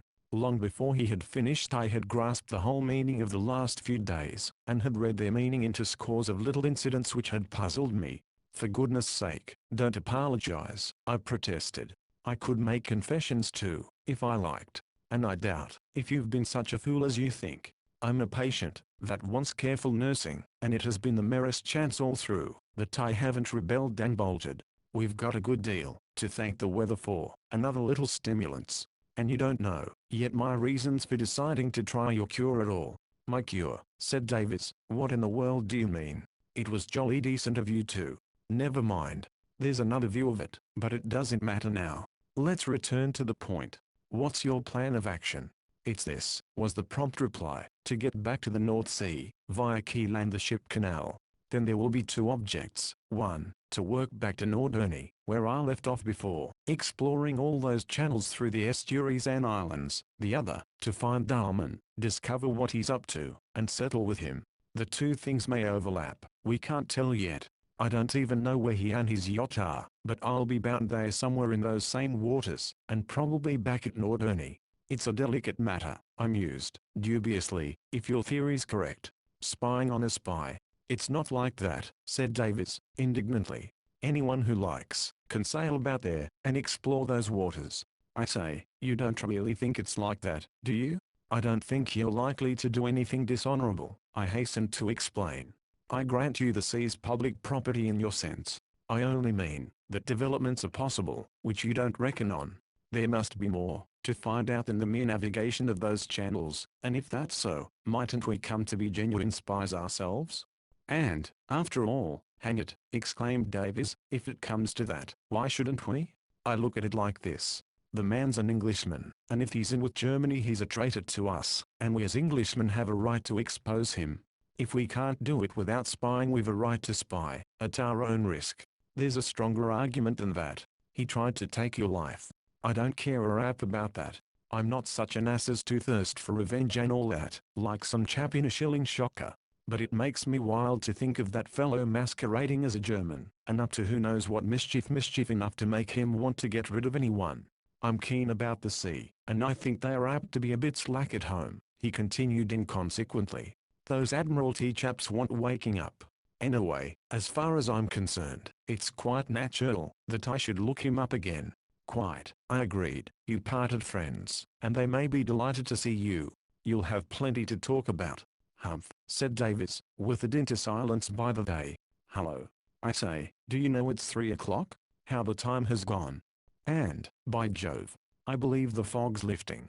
I returned, with a shock, to the present, to the weeping walls, the discolored deal table, the ghastly breakfast litter, all the visible symbols of the life I had pledged myself to. Disillusionment was making rapid headway when Davis returned, and said, with energy, what do you say to starting for Kiel at once? The fog's going, and there's a breeze from the sou'west. Now? I protested. Why, it'll mean sailing all night, won't it? Oh, no, said Davis. Not with luck. Why, it's dark at 7. Yes, but it's only 25 miles. I know it's not exactly a fair wind, but we shall lie closer hauled most of the way. The glass is falling, and we ought to take this chance. To argue about winds with Davis was hopeless, and the upshot was that we started lunchless. A pale sun was flickering out of masses of racing vapor, and through delicate vistas between them the fair land of Schleswig now revealed, and now withdrew her pretty face, as though smiling adukes to her faithless courtiers. The clank of our chain brought up Bartels to the deck of the Johannes, rubbing his eyes, and pulling round his throat a grey shawl, which gave him a comical likeness to a lodging-house landlady receiving the milk and morning day chaboulet. "We're off, Bartles," said Davis, without looking up from his work. "See you at Kiel, I hope." "You're always in a hurry, Captain," bleated the old man, shaking his head. "You should wait till tomorrow. The sky is not good, and it will be dark before you're off Eckernford." Davis laughed, and very soon his mentor's sad little figure was lost in haze. That was a curious evening. Dusk soon fell, and the devil made a determined effort to unman me, first with the scrambled tea which was the tardy substitute for an orderly lunch, then with the new and nauseous duty of filling the side lights, which meant squatting in the forecastle to inhale paraffin, and dabble in lamp black, lastly, with an all-round attack on my nerves as the night fell on our frail little vessel, pitching on her precarious way through driving mist. In a sense I think I went through the same sort of mental crisis, as when I sat upon my portmanteau at Flensburg. The main issue was not seriously in question, for I had signed on in the Dulcibella for good or ill, but in doing so I had outrun myself, and still wanted an outlook, a mood suited to the enterprise, proof against petty discouragements. Not for the first time a sense of the ludicrous came to my assistance, as I saw myself fretting in London under my burden of self-imposed woes, nicely weighing that insidious invitation, and stepping finally into the snare with the dignity due to my importance, kidnapped as neatly as ever a peaceful clerk was kidnapped by a lawless press gang, and, in the end, finding as the arch-conspirator a guileless and warm-hearted friend, who called me clever, lodged me in a cell, and blandly invited me to talk German to the purpose, as he was aiming at a little secret service on the high seas. Close in the train of humor came romance, veiling her face, but I knew it was the rustle of her robes, that I heard in the foam beneath me. I knew that it was she who handed me the cup of sparkling wine, and bade me drink and be merry. Strange to me though it was, I knew the taste, when it touched my lips. It was not that bastard concoction I had tasted in the pseudo-bohemias of Soho. It was not the showy but insipid beverage I should have drunk my fill of at Morven Lodge. It was the purest of her pure vintages, instilling the ancient inspiration which, under many guises, quickens thousands of better brains than mine, but whose essence is always the same, the gay pursuit of a perilous quest. Then and there I tried to clinch the matter, and keep that mood. In the main I think I succeeded, though I had many lapses. For the present my veins tingled with the draught, the wind humming into the mainsail, the ghostly wave crests riding up out of the void, whispered a low thrilling chorus and praise of adventure. Potent indeed must the spell have been, for, in reality, that first night's sail teemed with terrors for me. It is true, that it began well, for the haze dispersed, as Davies had prophesied, and Bulk Point Lighthouse guided us safely to the mouth of Kiel Fjord. It was during this stage that, crouching together aft, our pipe bowls glowing sympathetically, we returned to the problem before us, for we had shot out on our quest with volcanic precipitation, leaving much to be discussed. I gleaned a few more facts, though I dispelled no doubts. Davies had only seen the Dahlmans on their yacht, where father and daughter were living for the time. Their villa at Norderney, and their home life there, were unknown to him, though he had landed once at the harbour himself. Further, he had heard vaguely of a stepmother, absent at Hamburg. They were to have joined her on their arrival at that city, which, be it noted, stands a long way up the Elbe, 40 miles and more above Cuxhaven, the town at the mouth. The exact arrangement made on the day before the fatal voyage was, that the two yachts should meet in the evening at Cuxhaven and proceed up the river together. Then, in the ordinary course, Davies would have parted company at Brunsbüttel, 15 miles up, which is the western terminus of the ship canal to the Baltic. Such at least had been his original intention, but, putting two and two together, I gathered that latterly, and perhaps unconfessed to himself, his resolve had weakened, and that he would have followed the Medusa to Hamburg, or indeed the end of the world, impelled by the same motive that, contrary to all his tastes and principles, had induced him to abandon his life in the islands, and undertake the voyage at all. But on that point he was immovably reticent, and all I could conclude, was that the strange cross-current connected with Dahlmann's daughter had given him cruel pain, and had clouded his judgment to distraction, but that he now was prepared to forget or ignore it, and steer a settled course. The facts I elicited raised several important questions. Was it not known by this time, that he and his yacht had survived? Davies was convinced, that it was not. He may have waited at Cuxhaven, or inquired at the lock at Brunsbüttel, he said. But there was no need, for I tell you the thing was a certainty. If I had struck, and stuck on that outer bank, as it was 100 to 1 I should do, the yacht would have broken up in 3 minutes. Bartles would never have seen me, and couldn't have got to me if he had. No one would have seen me. And nothing whatever has happened since to show that they know I'm alive. They, I suggested. Who are they? Who are our adversaries? If Dahlmann were an accredited agent of the German Admiralty, but, no, it was incredible that the murder of a young Englishman should be connived at in modern days by a friendly and civilized government. Yet, if he were not such an agent, the whole theory fell to the ground.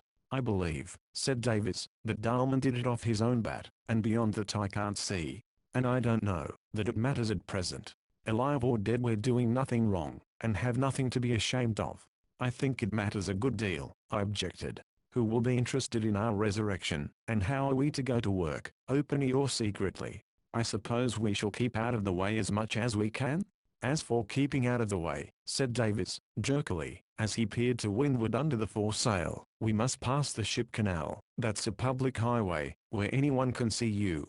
After that there won't be much difficulty. Wait till you see the place. He gave a low, contented laugh, which would have frozen my marrow yesterday. By the way, that reminds me, he added, we must stop at Kiel for the inside of a day, and lay in a lot of stores. We want to be independent of the shore. I said nothing. Independence of the shore in a 7-tonner in October. What an end to aim at.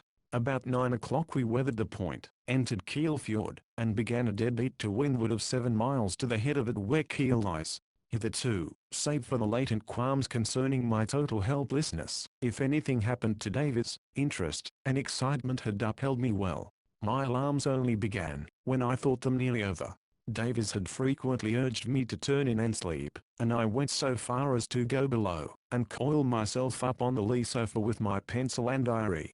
Suddenly there was a flapping and rattling on deck, and I began to slide onto the floor. What's happened?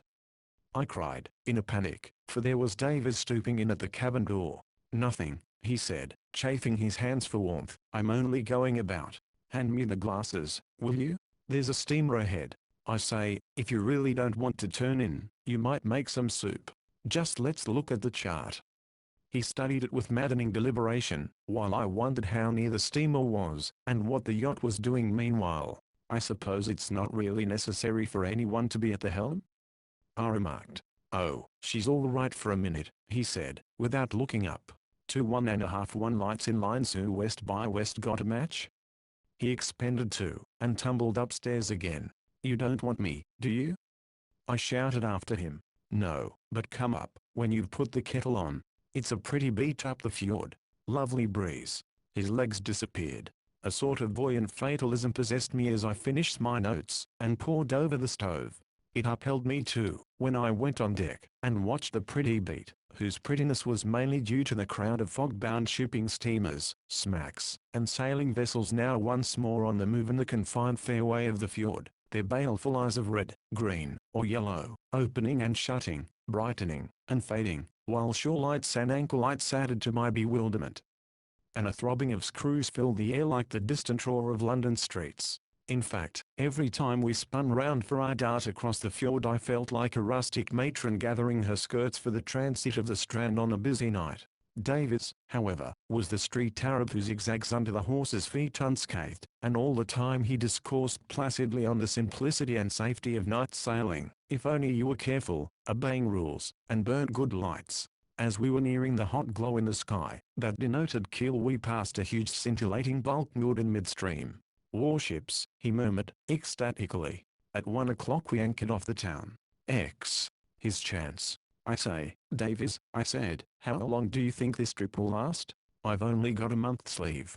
We were standing at slanting desks in the Kiel post office, Davis scratching diligently at his letter card, and I staring feebly at mine. By Jove, said Davis, with a start of dismay, that's only 3 weeks more. I never thought of that. You couldn't manage to get an extension, could you? I can write to the chief, I admitted, but where's the answer to come to? We're better without an address, I suppose. There's Cuxhaven, reflected Davis, but that's too near, and but we don't want to be tied down to landing anywhere. I tell you what, say post office, not Ernie, just your name, not the yachts. We may get there, and be able to call for letters. The casual character of our adventure never struck me more strongly than then. Is that what you're doing? I asked. Oh, I shan't be having important letters like you. But what are you saying? Oh, just that we're having a splendid cruise, and are on our way home. The notion tickled me, and I said the same in my home letter, adding that we were looking for a friend of Davis's who would be able to show us some sport. I wrote a line too, to my chief, unaware of the gravity of the step I was taking, saying it was possible that I might have to apply for longer leave, as I had important business to transact in Germany, and asking him kindly to write to the same address.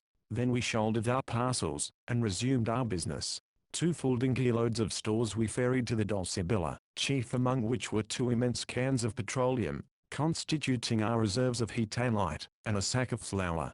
There were spare ropes and blocks too, German charts of excellent quality, cigars and many weird brands of sausage and tinned meats, besides a miscellany of oddments, some of which only served in the end to slake my companion's craving for jettison. Clothes were my own chief care, for, freely as I had purged it at Flensburg, my wardrobe was still very unsuitable, and I had already irretrievably damaged 2 faultless pairs of white flannels. We shall be able to throw them overboard, said Davis, hopefully. So I bought a great pair of sea boots of the country, felt-lined and wooden-soled, and both of us got a number of rough woolen garments, as worn by the local fishermen, breeches, jerseys, helmets, gloves, all of a color chosen to harmonize with paraffin stains and anchor mud.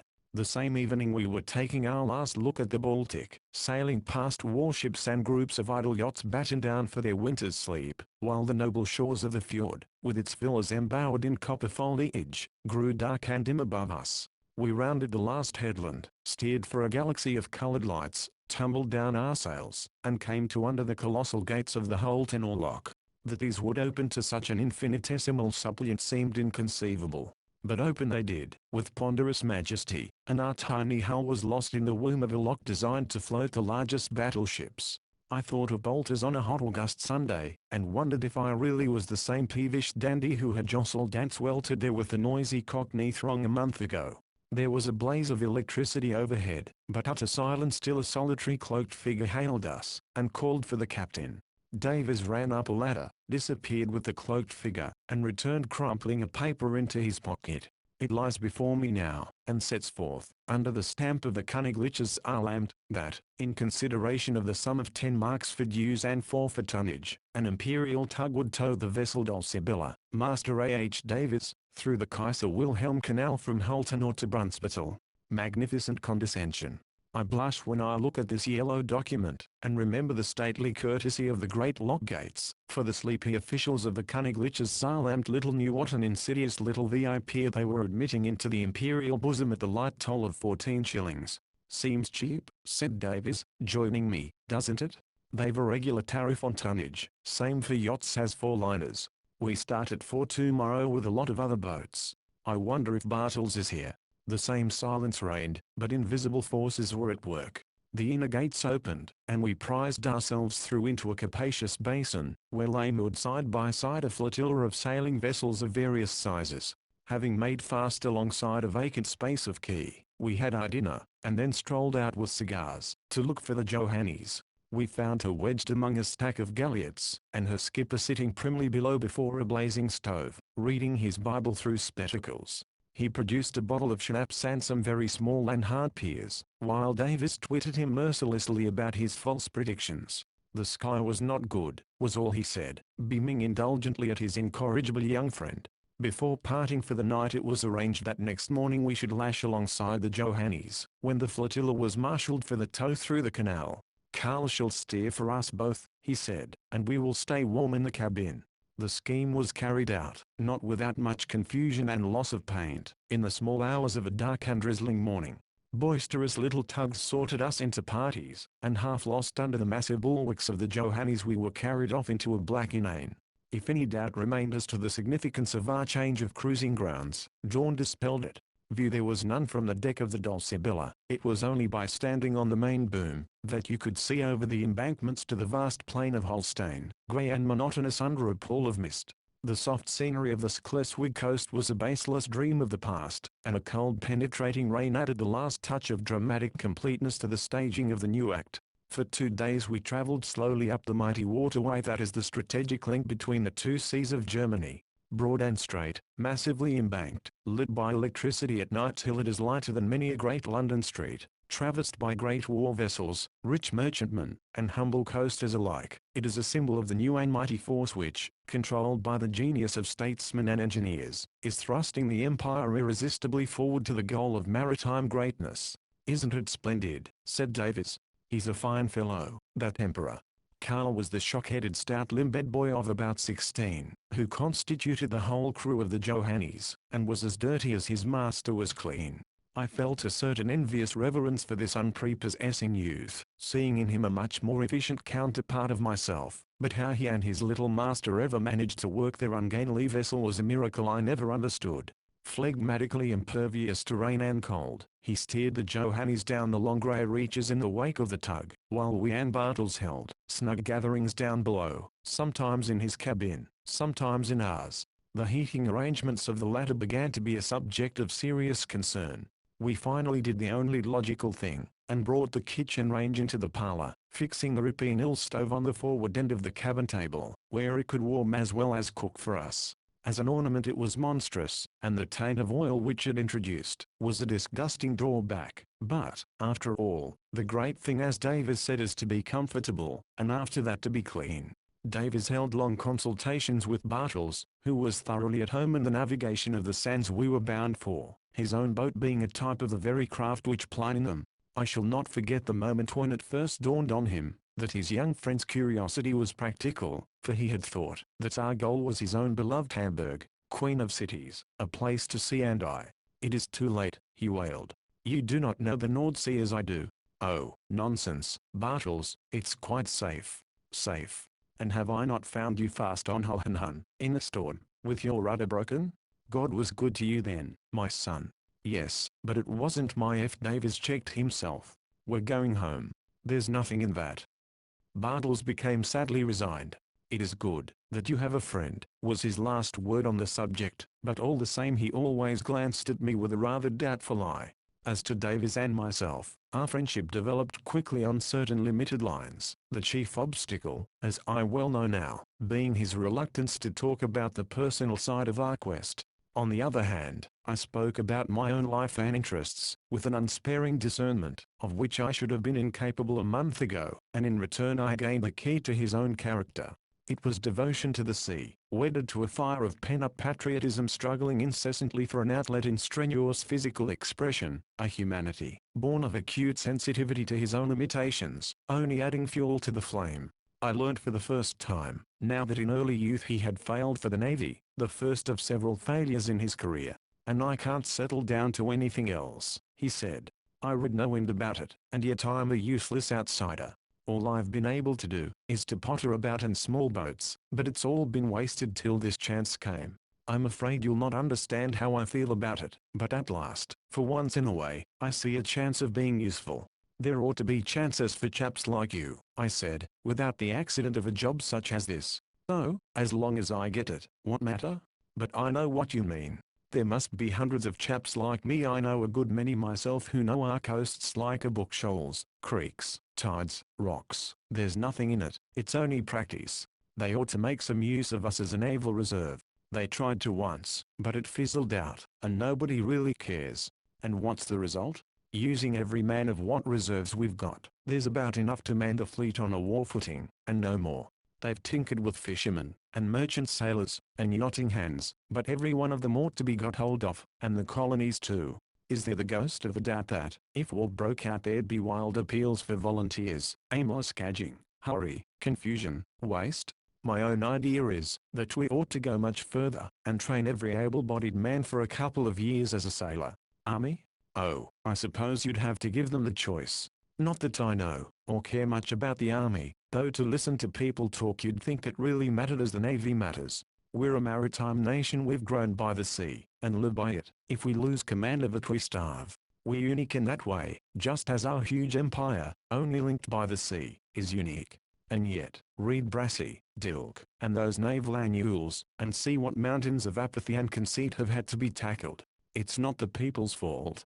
We've been safe so long, and grown so rich, that we've forgotten what we owe it to. But there's no excuse for those blockheads of statesmen, as they call themselves, who are paid to see things as they are. They have to go to an American to learn their ABC, and it's only when kicked and punched by civilian agitators, a mere handful of men who get sneered at for their pains, that they wake up, do some work, point proudly to it, and go to sleep again, till they get another kick. By Jove, we want a man like this guy, sir, who doesn't wait to be kicked, but works like a nigger for his country, and sees ahead. We're improving, aren't we? Oh, of course, we are. But it's a constant uphill fight, and we aren't ready. They talk of a two-power standard. He plunged away into regions where space forbids me to follow him.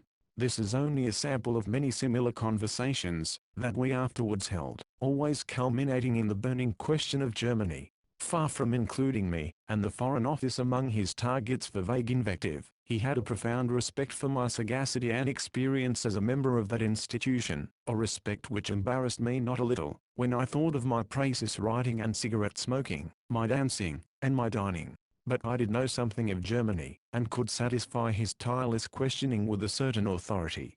He used to listen rapt, while I described her marvelous awakening in the last generation, under the strength and wisdom of her rulers, her intense patriotic ardor, her seething industrial activity, and, most potent of all, the forces that are molding modern Europe, her dream of a colonial empire, entailing her transformation from a land power to a sea power, impregnably based on vast territorial resources which we cannot molest, the dim instincts of her people, not merely directed, but anticipated by the genius of her ruling house, our great trade rivals of the present, our great naval rival of the future. She grows, and strengthens, and waits, an ever more formidable factor in the future of our delicate network of empire, sensitive as gossamer to external shocks, and radiating from an island whose commerce is its life, and which depends even for its daily ration of bread on the free passage of the seas. And we aren't ready for her, Davies would say. We don't look her way. We have no naval base in the North Sea, and no North Sea fleet.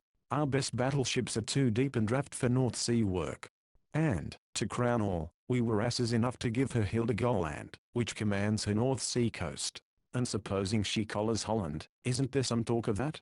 That would lead me to describe the swollen ambitions of the Pan-Germanic Party, and its ceaseless intrigues, to promote the absorption of Austria, Switzerland, and a direct and flagrant menace to ourselves of Holland. I don't blame them, said Davies, who, for all his patriotism, had not a particle of racial spleen in his composition. I don't blame them. Their Rhine ceases to be German, just when it begins to be most valuable. The mouth is Dutch, and would give them magnificent ports just opposite British shores. We can't talk about conquest and grabbing. We've collared a fine share of the world, and they've every right to be jealous. Let them hate us, and say so. It'll teach us to buck up, and that's what really matters. In these talks there occurred a singular contact of minds. It was very well for me to spin sonorous generalities, but I had never till now dreamed of being so vulgar as to translate them into practice. I had always detested the meddlesome alarmist, who veils ignorance under noisiness, and forever wails his chant of lugubrious pessimism. To be thrown with Davies was to receive a shock of enlightenment, for here, at least, was a specimen of the breed who exacted respect. It is true he made use of the usual jargon, interlarding his stammering sentences, sometimes, when he was excited, with the oddest effect, with the conventional catchwords of the journalist and platform speaker. But these were but accidents, for he seemed to have caught his innermost conviction from the very soul of the sea itself. An armchair critic is one thing, but a sunburnt, brine-burnt zealot smiting under a personal discontent, a thirst for a means, however tortuous, of contributing his effort to the great cause, the maritime supremacy of Britain, that was quite another thing. He drew inspiration from the very wind and spray. He communed with his tiller, I believe, and marshalled his figures with its help. To hear him talk, was to feel a current of clarifying air blustering into a close club room, where men bandy ineffectual platitudes, and mumble old shibboleths, and go away and do nothing.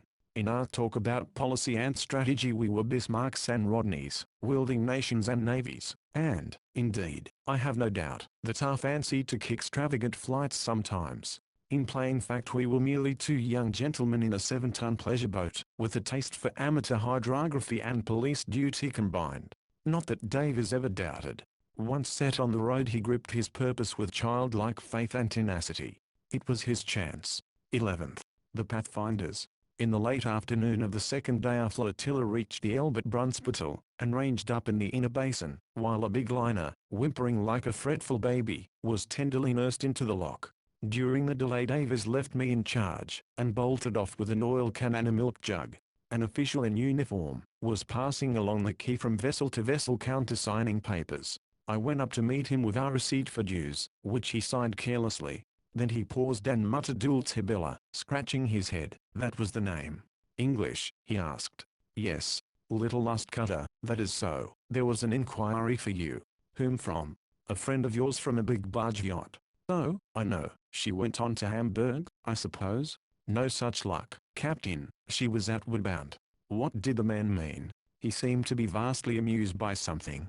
When was this? About 3 weeks ago, I asked, indifferently. 3 weeks? It was the day before yesterday. What a pity to miss him by so little. He chuckled and winked. Did he leave any message? I asked. It was a lady who inquired, whispered the fellow, sniggering. Oh, really, I said, beginning to feel highly absurd, but keenly curious. And she inquired about the Dulcibella? Higgett, she was difficult to satisfy. Stood over me, while I searched the books. A very little one, she kept saying, and are you sure all the names are here? I saw her into her clean boot, and she rode away in the rain. No, she left no message. It was dirty weather for a young Fraulein to be out alone in.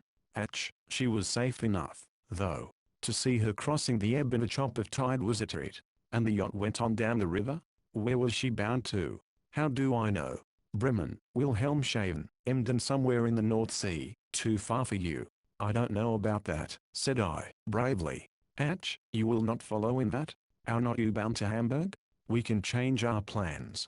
It seems a pity to have missed them. Think twice, Captain. There are plenty of pretty girls in Hamburg. But you English will do anything. Well, viel Glück. He moved on, chuckling, to the next boat. Davies soon returned with his cans and an armful of dark rye loaves, just in time, for, the liner being through, the flotilla was already beginning to jostle into the lock and Bartels was growing impatient. They'll last 10 days, he said, as we followed the throng, still clinging like a barnacle to the side of the Johannes. We spent the few minutes, while the lock was emptied, in a farewell talk to Bartels. Carl had hitched their main halyards onto the windlass, and was grinding at it in an enchantment of industry, his shock head jerking, and his grubby face perspiring. Then the lock gates opened, and so, in a babel of shouting, whining of blocks, and creaking of spars, our whole company was split out into the dingy bosom of the Elbe. The Johannes gathered way under wind and tide and headed for midstream. A last shake of the hand, and Bartels reluctantly slipped a head rope, and we drifted apart. Good red eyes. Good red eyes. It was no time for regretful gazing, for the flood tide was sweeping us up and out, and it was not until we had set the foresail, edged into a shallow bight, and let go our anchor, that we had leisure to think of him again. But by that time his and the other craft were shades in the murky east. We swung close to a glacis of smooth blue mud which sloped up to a weed-grown dike. Behind lay the same flat country, colourless, humid, and opposite us, 2 miles away, scarcely visible in the deepening twilight, ran the outline of a similar shore. Between rolled the turgid Elbe, the Styx flowing through Tartarus. I thought to myself, recalling some of our Baltic anchorages. I told my news to Davies, as soon as the anchor was down, instinctively leaving the sex of the inquirer to the last, as my informant had done. The Medusa called yesterday, he interrupted. And outward bound? That's a rum thing. Why didn't he inquire, when he was going up? It was a lady, and I dryly retailed the official's story, very busy with a deck broom the while. We're all square now, aren't we? I ended. I'll go below, and light the stove. Davies had been engaged in fixing up the riding light. When I last saw him, he was still so engaged, but motionless, the lantern under his left arm and his right hand grasping the forestay and the half-knotted lanyard, his eyes staring fixedly down the river, a strange look in his face, half exultant, half perplexed. When he joined me, and spoke, he seemed to be concluding a difficult argument. Anyway, it proves, he said, that the Medusa has gone back to Norderney. That's the main thing. Probably, I agreed, but let's sum up all we know. First, it's certain that nobody we've met as yet has any suspicion of us. I told you he did it off his own bat, threw in Davies. Or, secondly, of him. If he's what you think, it's not known here. I can't help that. Thirdly, he inquires for you on his way back from Hamburg, 3 weeks after the event.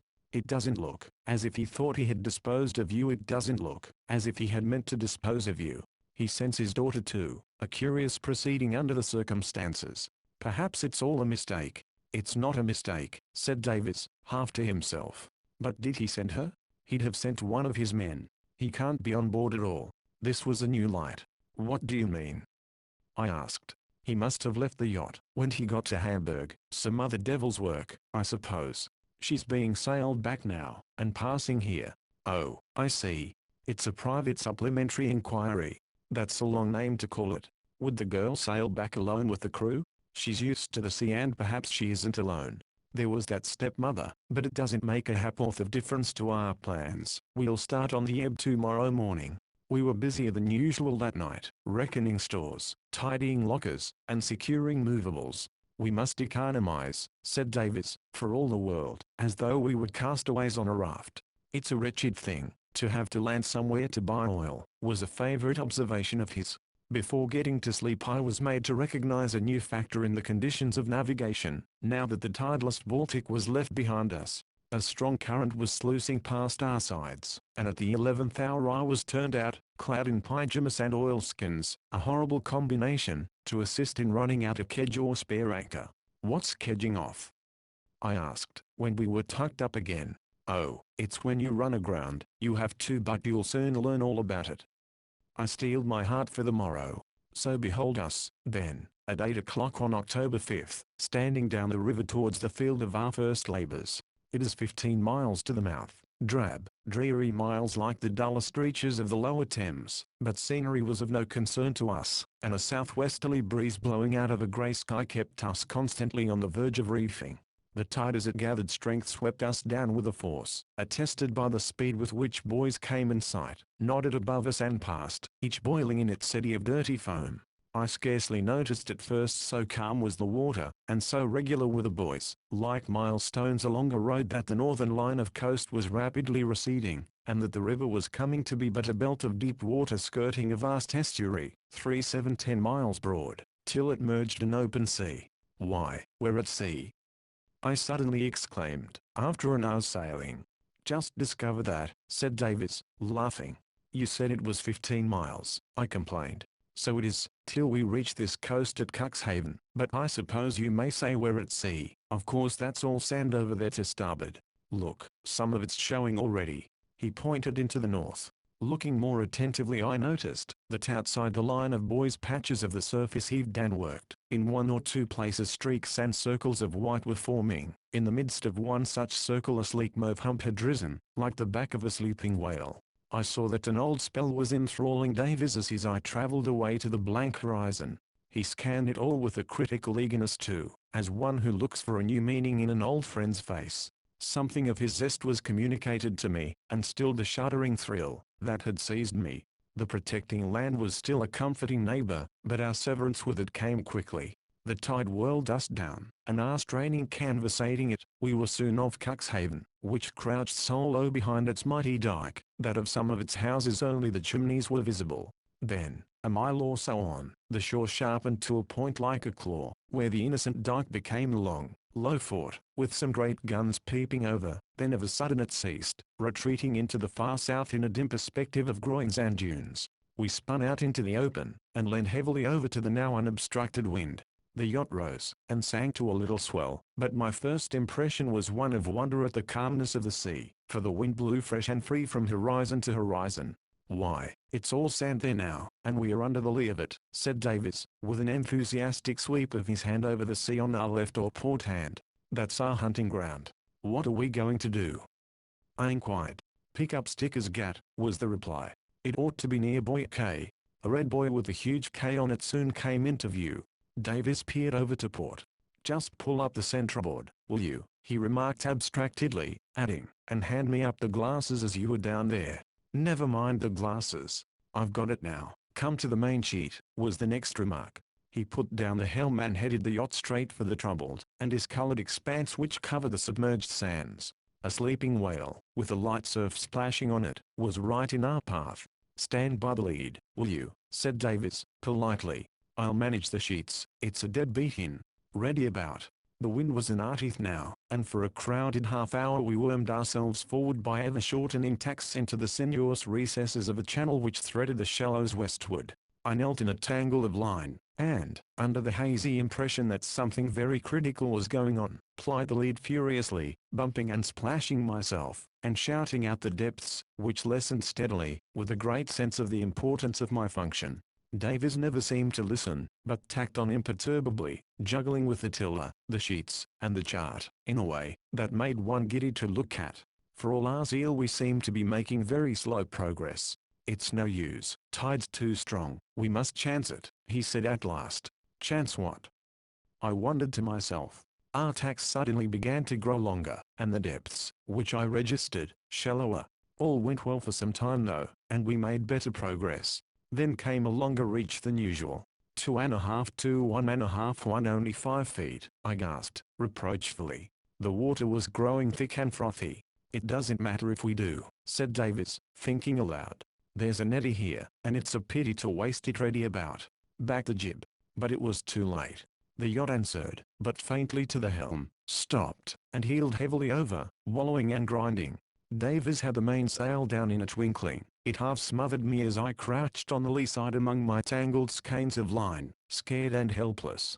I crawled out from the folds, and saw him standing by the mast in a reverie. "It's not much use," he said, "on a falling tide, but we'll try kedging off. Pay that whelp out, while I run out the kedge." Like lightning he had cast off the dinghy's painter, tumbled the kedge anchor and himself into the dinghy, pulled out 50 yards into the deeper water, and heaved out the anchor. "Now haul," he shouted. I hauled, beginning to see what kedging off meant. "Steady on. Don't sweat yourself," said Davies, jumping aboard again. "It's coming," I spluttered, triumphantly. "The warpers, the yacht isn't. You're dragging the anchor home. Never mind, she'll lie well here. Let's have lunch." The yacht was motionless, and the water round her visibly lower. Petulant waves slapped against her sides, but, scattered as my senses were, I realized that there was no vestige of danger. Round us the whole face of the waters was changing from moment to moment, whitening in some places, yellowing in others, where breadths of sand began to be exposed. Close on our right the channel we had left began to look like a turbid little river, and I understood why our progress had been so slow when I saw its current racing back to meet the Elbe. Davies was already below, laying out a more than usually elaborate lunch, in high content of mind. "Lies quiet, doesn't she?" he remarked. "If you do want a sit-down lunch, there's nothing like running aground for it. And, anyhow, we're as handy for work here as anywhere else. You'll see." Like most landsmen I had a wholesome prejudice against running aground, so that my mentor's turn for breezy paradox was at first rather exasperating. After lunch the large-scale chart of the estuaries was brought down, and we pored over it together, mapping out work for the next few days. There is no need to tire the general reader with its intricacies, nor is there space to reproduce it for the benefit of the instructed reader. For both classes the general map should be sufficient, taken with the large-scale fragment, see Chart A, which gives a fair example of the region in detail. It will be seen that the three broad fairways of the Jade, Weser, and Elbe split up the sands into two main groups. The westernmost of these is symmetrical in outline, an acute angled triangle, very like a sharp steel shod pike, if you imagine the peninsula from which it springs to be the wooden haft. The other is a huge congeries of banks, its base resting on the Hanover coast, two of its sides tolerably clean and even, and the third, that facing the northwest, ruined and lacerated by the fury of the sea, which has eaten out deep cavities and struck hungry tentacles far into the interior. The whole resembles an inverted E, or, better still, a rude fork, on whose three deadly prongs, the Scharhorn Reef, the Netched Sand, and the Tegeler Flat, as on the no less deadly point of the pike, many a good ship splinters herself in northerly gales. Following this simile, the Hohenhund Bank, where Davies was wrecked, is one of those that lie between the upper and middle prongs. Our business was to explore the pike and the fork and the channels which ramify through them. I use the general word channel, but in fact they differ widely in character, and are called in German by various names: Bulge, Gat, Loch, Deep, Rin. For my purpose I need only divide them into two sorts: those which have water in them at all states of the tide, and those which have not, which dry off, that is, either wholly or partly at low tide. Davis explained that the latter would take most learning, and were to be our chief concern, because they were the through routes, the connecting links between the estuaries. You can always detect them on the chart by rows of little Y-shaped strokes denoting booms, that is to say, poles or saplings fixed in the sand to mark the passage. The strokes, of course, are only conventional signs, and do not correspond in the least to individual booms, which are far too numerous and complex to be indicated accurately on a chart, even of the largest scale. The same applies to the course of the channels themselves, whose minor meanderings cannot be reproduced. It was on the edge of one of these tidal swatchways that the yacht was now lying. It is called Sticker's Gat, and you cannot miss it. See Chart A, if you carry your eye westward along our course from Cuxhaven. It was, so Davis told me, the last and most intricate stage of the shortcut which the Medusa had taken on that memorable day, a stage he himself had never reached. Discussion ended, we went on deck, Davis arming himself with a notebook, binoculars, and the prismatic compass, whose use to map the angles of the channels was at last apparent. This is what I saw when we emerged. 12th. My initiation. The yacht lay with a very slight heel, thanks to a pair of small bilge keels on her bottom, in a sort of trough she had dug for herself, so that she was still ringed with a few inches of water, as it were with a moat. For miles in every direction, lay a desert of sand. To the north it touched the horizon, and was only broken by the blue dot of Newark Island and its lighthouse. To the east it seemed also to stretch to infinity, but the smoke of the steamer showed where it was pierced by the stream of the Elbe. To the south it ran up to the pencil line of the Hanover shore. Only to the west was its outline broken by any vestiges of the sea it had risen from. There it was astir with crawling white filaments, knotted confusedly at one spot in the northwest, whence came a sibilant murmur like the hissing of many snakes. Desert as I call it, it was not entirely featureless. Its color varied from light fawn, where the highest levels had dried in the wind, to brown or deep violet, where it was still wet, and slate gray where patches of mud soiled its clean bosom. Here and there were pools of water, smitten into ripples by the impotent wind. Here and there it was speckled by shells and seaweed. And close to us, beginning to bend away towards that hissing knot in the northwest, wound our poor little channel, mercilessly exposed as a stagnant, muddy ditch with scarcely a foot of water, not deep enough to hide our small kedge anchor, which perked up one fluke an impudent mockery. The dull hard sky, the wind moaning in the rigging, as though crying in despair for a prey that had escaped it, made the scene inexpressibly forlorn. Davis scanned it with gusto for a moment, climbed to a point of vantage on the boom, and swept his glasses to and fro along the course of the channel. Fairly well boomed, he said, meditatively, but one or two are very much out. By Jove, that's a tricky bend there. He took a bearing with the compass, made a note or two, and sprang with a vigorous leap down onto the sand. This, I may say, was the only way of going ashore that he really liked.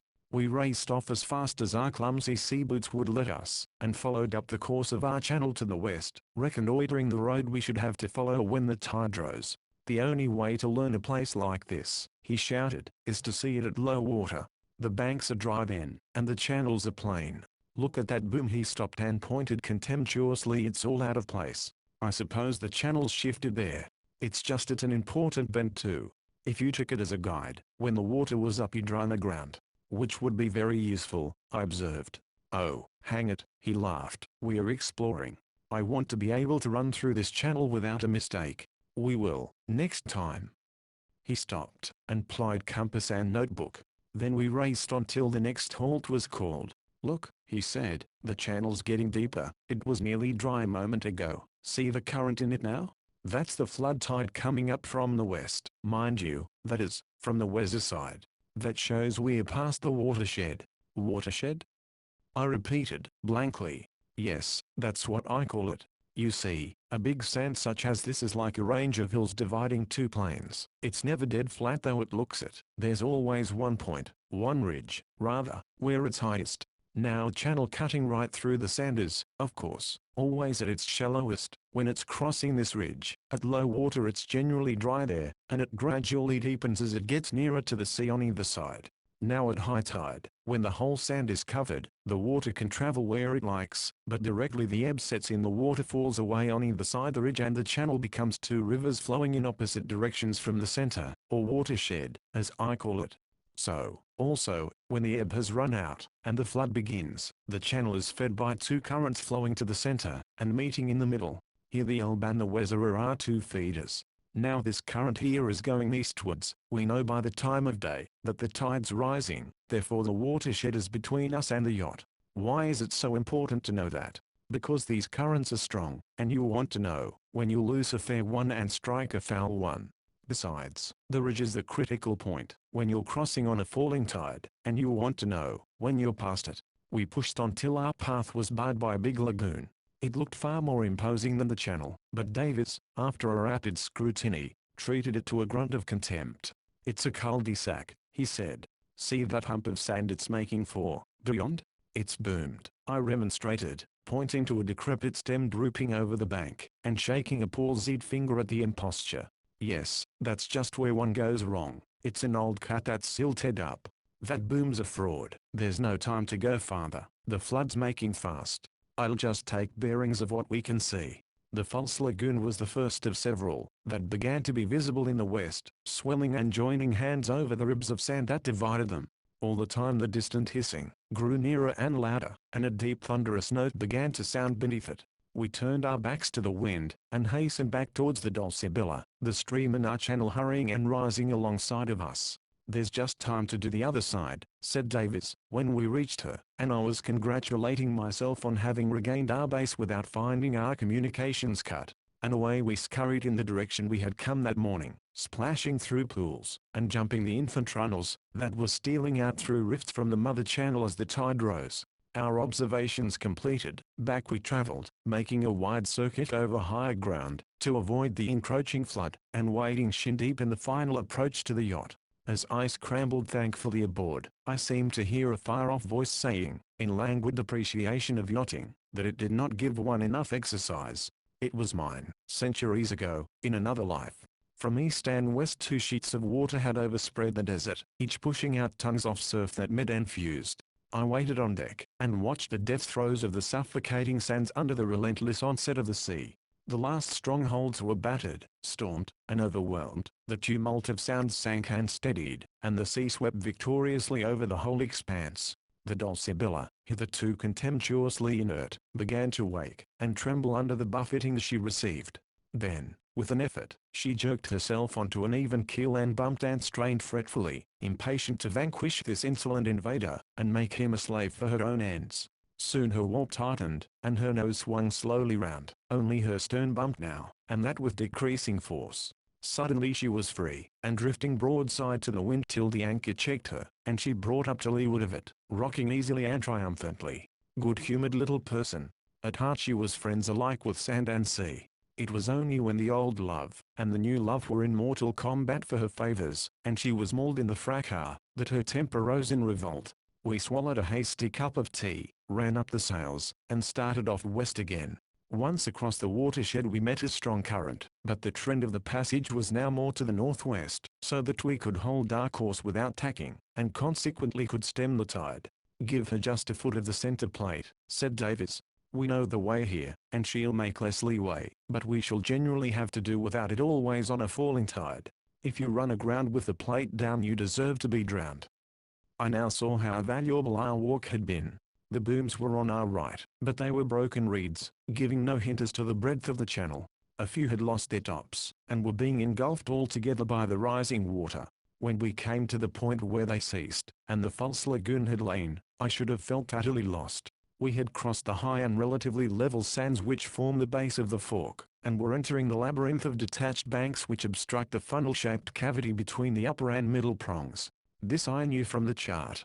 My unaided eye saw nothing but the open sea, growing dark green as the depths increased, a dull, threatening sea, showing its white fangs. The waves grew longer and steeper, for the channels, though still tortuous, now begin to be broad and deep. Davis had his bearings, and struck on his course confidently. Now for the lead, he said. The compass'll be little used soon. We must feel the edge of the sands till we pick up more booms. Where are we going to anchor for the night? I asked. Under the Hohenhund, said Davis, for Auld Lang Syne. Partly by sight, and mostly by touch we crept round the outermost alley of the hidden maze till a new clump of booms appeared, meaningless to me, but analyzed by him into 2 groups. One we followed for some distance, and then struck finally away, and began another beat to windward. Dusk was falling. The Hanover coastline, never very distinct, had utterly vanished. An ominous heave of swell was underrunning the short sea. I ceased to attend to Davies imparting instruction on his beloved hobby, and sought to stifle in hard manual labor the dread that had been latent in me all day at the prospect of our first anchorage at sea. "Sound like blazes now," he said at last. I came to a fathom and a half. "That's the bank," he said. "We'll give it a bit of a berth and then let go." "Let go now," was the order after a minute, and the chain ran out with a long-drawn moan. The Dulcibella snubbed up to it, and jauntily faced the North Sea and the growing night. "There we are," said Davies, as we finished stowing the mainsail, safe and snug in 4 fathoms in a magnificent sand harbor, with no one to bother us, and the whole of it to ourselves. No news, no stinks, no traffic, no worries of any sort. It's better than a Baltic cove even, less beastly civilization about. We are 7 miles from the nearest coast, and 5 even from Newark. Look, they are lighting up. There was a tiny spark in the east. "I suppose it's all right," I said, "but I'd rather see a solid breakwater somewhere. It's a dirty-looking night, and I don't like this swell." "The swell's nothing," said Davies. "It's only a stray grain from outside. As for breakwaters, you've got them all round you, only they are hidden. Ahead and to starboard is the West Hohenhund, curling round to the sou-west for all the world like a stone pier. You can hear the surf battering on its outside over to the north. That's where I was nearly wrecked that day, and the little channel I stumbled into must be quite near us somewhere. Half a mile away to port there is the East Hohenhund, where I brought up, after dashing across this lake we're in. Another mile astern is the main body of the sands, the top prong of your fork. So you see we're shut in practically. Surely you remember the chart? Why, it's... oh, confound the chart," I broke out, finding this flow of plausible comfort too dismally suggestive for my nerves. "Look at it, man. Supposing anything happens, supposing it blows a gale. But it's no good shivering here and staring at the view. I'm going below." There was a Morvaise quart du below, during which, I am ashamed to say, I forgot the quest.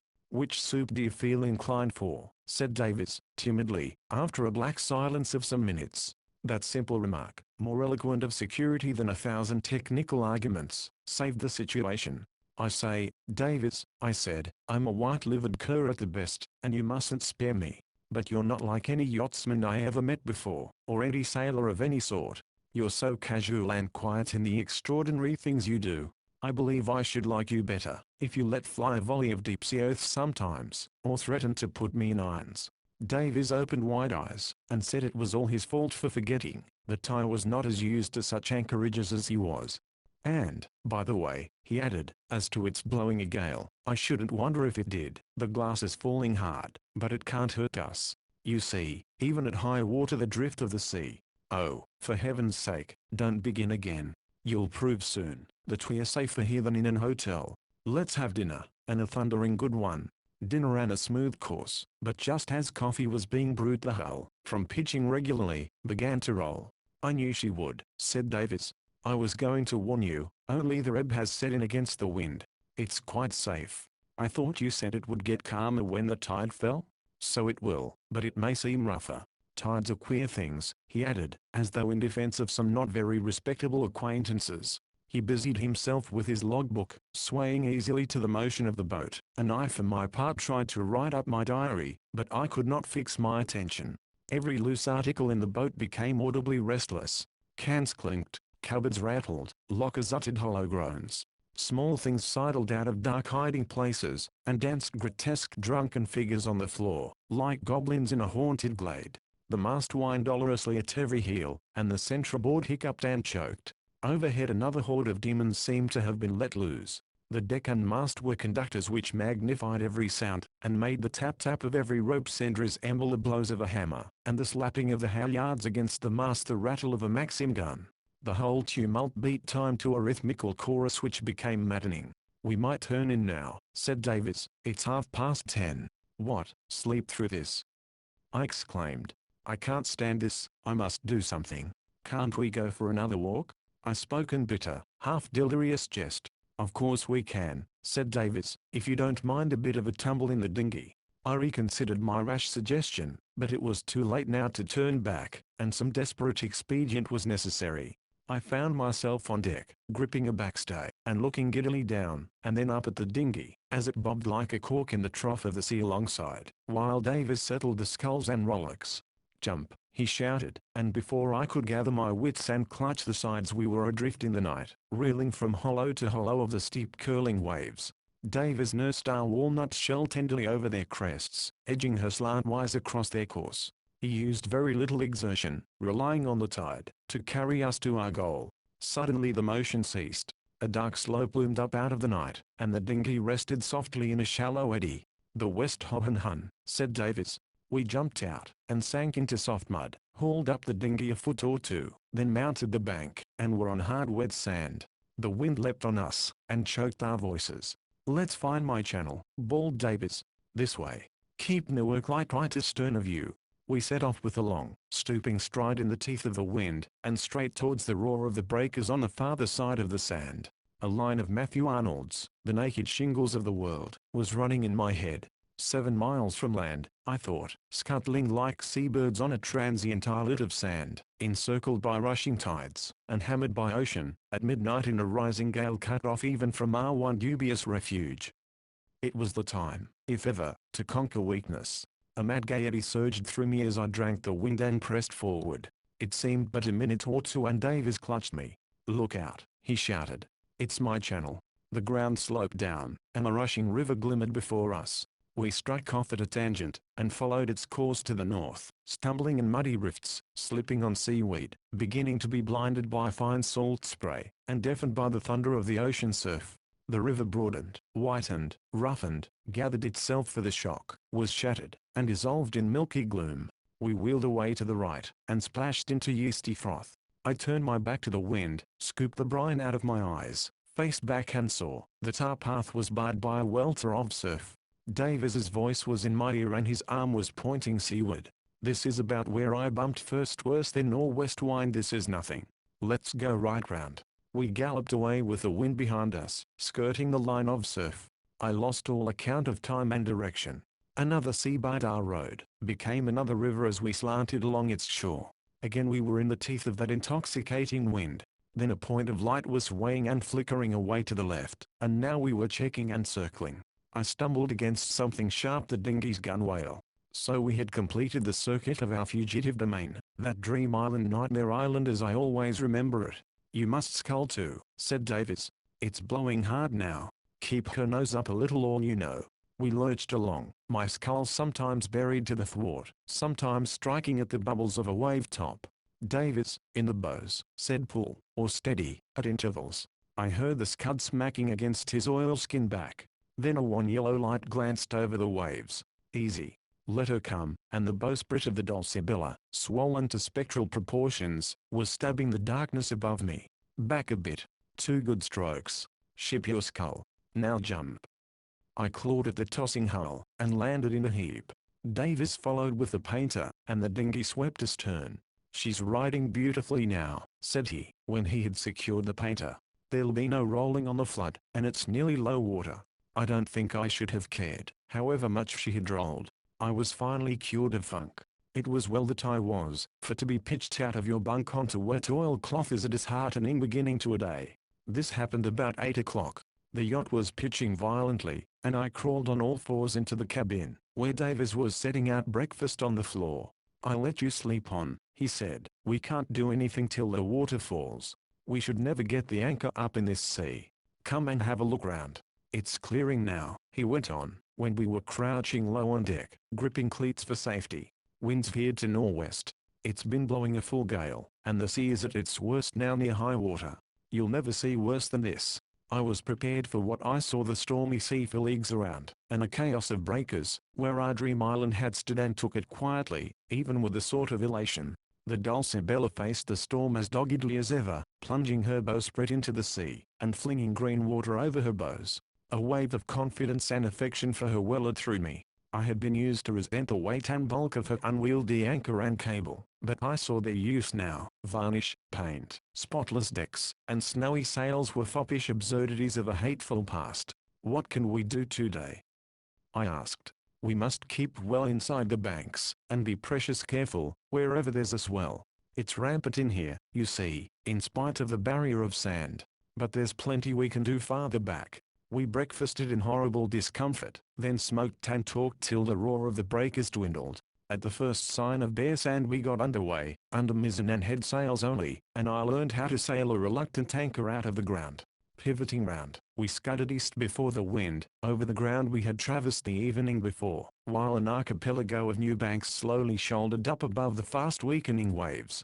We trod delicately among and around them, sounding and observing, heaving to where space permitted, and sometimes using the dinghy. I began to see where the risks lay in this sort of navigation. Wherever the ocean swell penetrated, or the wind blew straight down a long deep channel, we had to be very cautious and leave good margins. That's the sort of place you mustn't ground on, Davies used to say. In the end we traversed the steel sand again, but by a different swatchway, and anchored, after an arduous day, in a notch on its eastern limit, just clear of the swell that rolled in from the turbulent estuary of the Elbe. The night was fair, and when the tide receded we lay perfectly still, the fresh wind only sending a lip of ripples against our sides. 13th. The meaning of our work. Nothing happened during the next 10 days, to disturb us at our work. During every hour of daylight and many of darkness, sailing or anchored, aground or afloat, in rain and shine, wind and calm, we studied the bed of the estuaries, and practiced ourselves in threading the network of channels, holding no communication with the land and rarely approaching it. It was a life of toil, exposure, and peril, a struggle against odds too, for wild autumnal weather was the rule, with the wind backing and veering between the southwest and northwest, and only for 2 placid days blowing gently from the east, the safe quarter for this region. Its force and direction determined each fresh choice of ground. If it was high and northerly we explored the inner fastnesses, in moderate intervals the exterior fringe, darting when surprised into whatever lair was most convenient. Sometimes we were tramping vast solitudes of sand, sometimes cutting across ephemeral tracts of shallow sea. Again, we were creeping gingerly round the deeper arteries that surround the great Necht, examining their convolutions as it were the veins of a living tissue, and the circulation of the tide throbbing through them like blood. Again, we would be staggering through the Spsanova falls, that infest the open fairway of the Weser on our passage between the Fork and the Pike. On one of our fine days I saw the scene of Davies's original adventure by daylight with the banks dry and the channels manifest. The reader has seen it on the chart, and can, up to a point, form his opinion. I can only add, that I realized by ocular proof, that no more fatal trap could have been devised for an innocent stranger, for approaching it from the northwest under the easiest conditions it was hard enough to verify our true course. In a period so full of new excitements it is not easy for me to say, when we were hardest put to it, especially as it was a rule with Davies never to admit, that we were in any danger at all. But I think, that our ugliest experience was on the 10th, when, owing to some minute miscalculation, we stranded in a dangerous spot. Mere stranding, of course, was all in the day's work, the constantly recurring question being when, and where to court or risk it.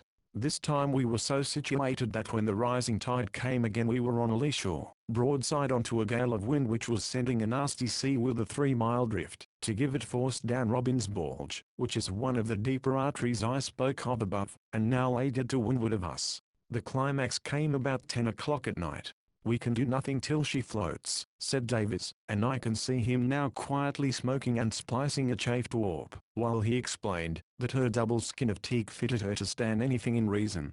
She certainly had a terrific test that night, for the bottom was hard, unyielding sand, on which she rose, and fell with convulsive vehemence. The last half hour was for me one of almost intolerable tension.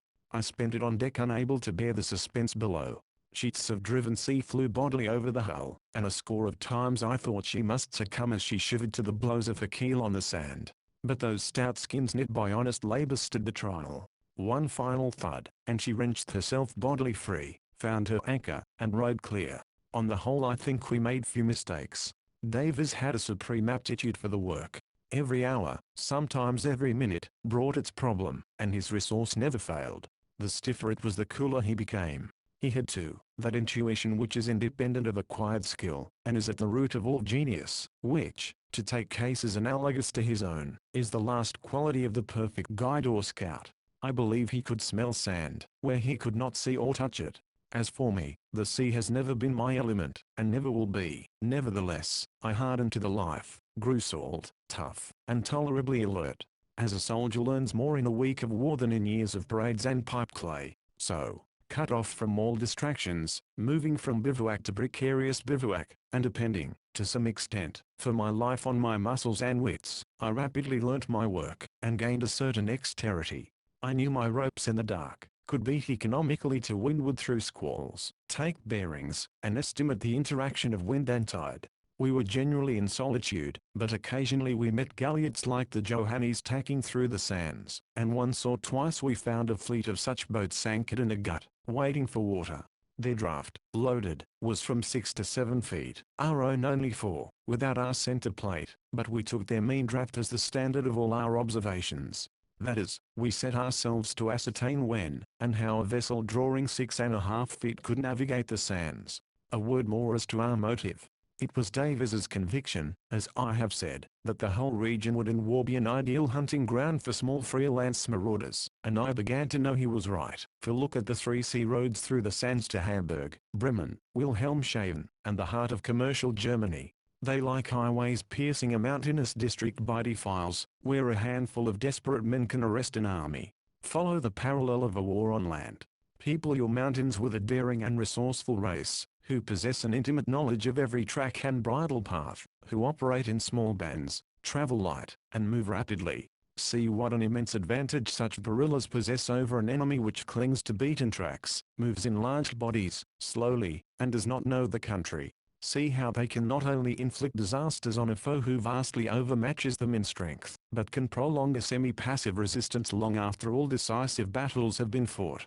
See too, how the strong invader can only conquer his elusive antagonists by learning their methods, studying the country, and matching them in mobility and cunning. The parallel must not be pressed too far, but that this sort of warfare will have its counterpart on the sea is a truth which cannot be questioned. Davis in his enthusiasm, set no limits to its importance. The small boat in shallow waters played a mighty role in his vision of a naval war, a part that would grow in importance as the war developed, and reach its height in the final stages. The heavy battle fleets are all very well, he used to say, but if the sides are well matched there might be nothing left of them after a few months of war. They might destroy one another mutually, leaving his nominal conqueror an admiral with scarcely a battleship to bless himself with. It's then that the true struggle will set in, and it's then that anything that will float will be pressed into the service, and anybody who can steer a boat, knows his waters, and doesn't care the toss of a coin for his life, will have magnificent opportunities. It cuts both ways. What small boats can do in these waters is plain enough, but take our own case. Say we're beaten on the high seas by a coalition. There's then a risk of starvation or invasion. It's all rot, what they talk about instant surrender. We can live on half rations, recuperate, and build, but we must have time. Meanwhile our coast and ports are in danger, for the millions we sink in forts and mines won't carry us far. They are fixed pure passive defense. What you want is boats, mosquitoes with sting swarms of them, patrol boats, scout boats, torpedo boats, intelligent irregulars manned by local men, with a pretty free hand, to play their own game. And what a splendid game to play! There are places very like this over there, nothing half so good, but similar: the Mersey estuary, the Dee, the Severn, the Wash, and, best of all, the Thames, with all the Kent, Essex, and Suffolk banks round it. But as for defending our coasts in the way I mean, we've nothing ready, nothing whatsoever. We don't even build, or use small torpedo boats. These fast destroyers are no good for this work, too long and unmanageable, and most of them too deep. What you want is something strong and simple, of light draft, and with only a spar torpedo, if it came to that. Tugs, launches, small yachts, anything would do at a pinch, for success would depend on intelligence, not on brute force or complicated mechanism. They'd get wiped out often, but what matter? There'd be no lack of the right sort of men for them, if the thing was organized. But where are the men? Or, suppose we have the best of it on the high seas, and have to attack, or blockade a coast like this, which is sand from end to end. You can't improvise people who are at home in such waters. The Navy chaps don't learn it, though, by Jove, they are the most magnificent service in the world in pluck, and nerve, and everything else. They'll try anything, and often do the impossible. But their boats are deep, and they get little practice in this sort of thing. Davis never pushed home his argument here, but I know that it was the passionate wish of his heart, somehow and somewhere, to get a chance of turning his knowledge of this coast to practical account in the war, that he felt was bound to come, to play that splendid game in this, the most fascinating field for it. I can do no more than sketch his views. Hearing them as I did, with the very splash of the surf and the bubble of the tides in my ears, they made a profound impression on me, and gave me the very zeal for our work he, by temperament, possessed. But as the days passed and nothing occurred to disturb us, I felt more and more strongly that, as regards our quest, we were on the wrong tack. We found nothing suspicious, nothing that suggested a really adequate motive for Dahlmann's treachery. I became impatient, and was for pushing on more quickly westward. Davis still clung to his theory, but the same feeling influenced him. "It's something to do with these channels in the sand," he persisted, "but I'm afraid, as you say, we haven't got at the heart of the mystery. Nobody seems to care a rap what we do. We haven't done the estuaries as well as I should like, but we'd better push on to the islands. It's exactly the same sort of work, and just as important, I believe. We're bound to get a clue soon." There was also the question of time, for me at least. I was due to be back in London, unless I obtained an extension, on the 28th, and our present rate of progress was slow. But I cannot conscientiously say that I made a serious point of this. If there was any value in our enterprise at all, official duty pales beside it. The machinery of state would not suffer from my absence, excuses would have to be made, and the results braved. All the time our sturdy little craft grew shabbier and more weather-worn, the varnish thinner, the decks greyer, the sails dingier, and the cabin roof more murky where stove fumes stained it. But the only beauty she ever possessed, that of perfect fitness for her functions, remained. With nothing to compare her to, she became a home to me. My joints adapted themselves to her crabbed limits, my tastes and habits to her plain domestic economy. But oil and water were running low, and the time had come for us to be forced to land and renew our stock. 14th. The first night in the islands. A low line of sandhills, pink and fawn in the setting sun. At one end of them a little white village huddled round the base of a massive four-square lighthouse such was Wangerug, the easternmost of the Frisian Islands, as I saw it on the evening of October 15th. We had decided to make it our first landing place, and since it possesses no harbour, and is hedged by a mile of sand at low water, we had run in on the rising tide till the yacht grounded, in order to save ourselves as much labour as possible in the carriage to and fro of the heavy water breakers and oil cans which we had to replenish. In faint outline 3 miles to the south of us was the flat plain of Friesland, broken only by some trees, a windmill or two, and a church spire. Between, the shallow expanse of sea was already beginning to shrink away into lagoons, chief among which was the narrow passage by which we had approached from the east. This continued its course west, directly parallel to the island, and in it, at a distance of half a mile from us, 3 galliots lay at anchor. Before supper was over the yacht was high and dry, and when we had eaten, Davis loaded himself with cans and breakers. I was for taking my share, but he induced me to stay aboard, for I was dead tired after an unusually long and trying day, which had begun at 2 a.m., when, using a precious installment of east wind, we had started on a complete passage of the sands from the Elbe to the Jade. It was a barely possible feat for a boat of our low speed to perform in only 2 tides, and though we just succeeded, it was only by dint of tireless vigilance and severe physical strain. "Lay out the anchor when you've had a smoke," said Davis, "and keep an eye on the riding light. It's my only guide back." He lowered himself, and I heard the scrunch of his sea boots as he disappeared in the darkness. It was a fine starry night, with a touch of frost in the air. I lit a cigar, and stretched myself on a sofa close to the glow of the stove. The cigar soon languished and dropped, and I dozed uneasily, for the riding light was on my mind. I got up once, and squinted at it through the half-raised skylight, saw it burning steadily, and lay down again. The cabin lamp wanted oil, and was dying down to a red-hot wick, but I was too drowsy to attend to it, and it went out. I lit my cigar stump again, and tried to keep awake by thinking. It was the first time I and Davis had been separated for so long, yet so used had we grown to freedom from interference, that this would not have disturbed me in the least, were it not for a sudden presentiment, that on this first night of the second stage of our labours something would happen. All at once I heard a sound outside, a splashing footstep as of a man stepping in a puddle. I was wide awake in an instant, but never thought of shouting, "Is that you, Davis?" for I knew in a flash that it was not he. It was the slip of a stealthy man. Presently I heard another footstep, the pad of a boot on the sand, this time close to my ear, just outside the hull. Then some more, fainter and farther aft. I gently rose, and peered aft through the skylight. A glimmer of light, reflected from below, was wavering over the mizzenmast and bumpkin. It had nothing to do with the riding light, which hung on the forestay. My prowler, I understood, had struck a match, and was reading the name on the stern. How much farther would his curiosity carry him? The match went out, and footsteps were audible again. Then a strong guttural voice called in German, "Yacht ahoy!" I kept silence. "Yacht ahoy!" a little louder this time. A pause, and then a vibration of the hull as boots scraped on it, and hands grasped the gunwale. My visitor was on deck. I bobbed down, sat on the sofa, and I heard him moving along the deck, quickly and confidently, first forward to the bows, where he stopped, then back to the companion amidships. Inside the cabin it was pitch dark, but I heard his boots on the ladder, feeling for the steps. In another moment he would be in the doorway lighting his second match. Surely it was darker than before?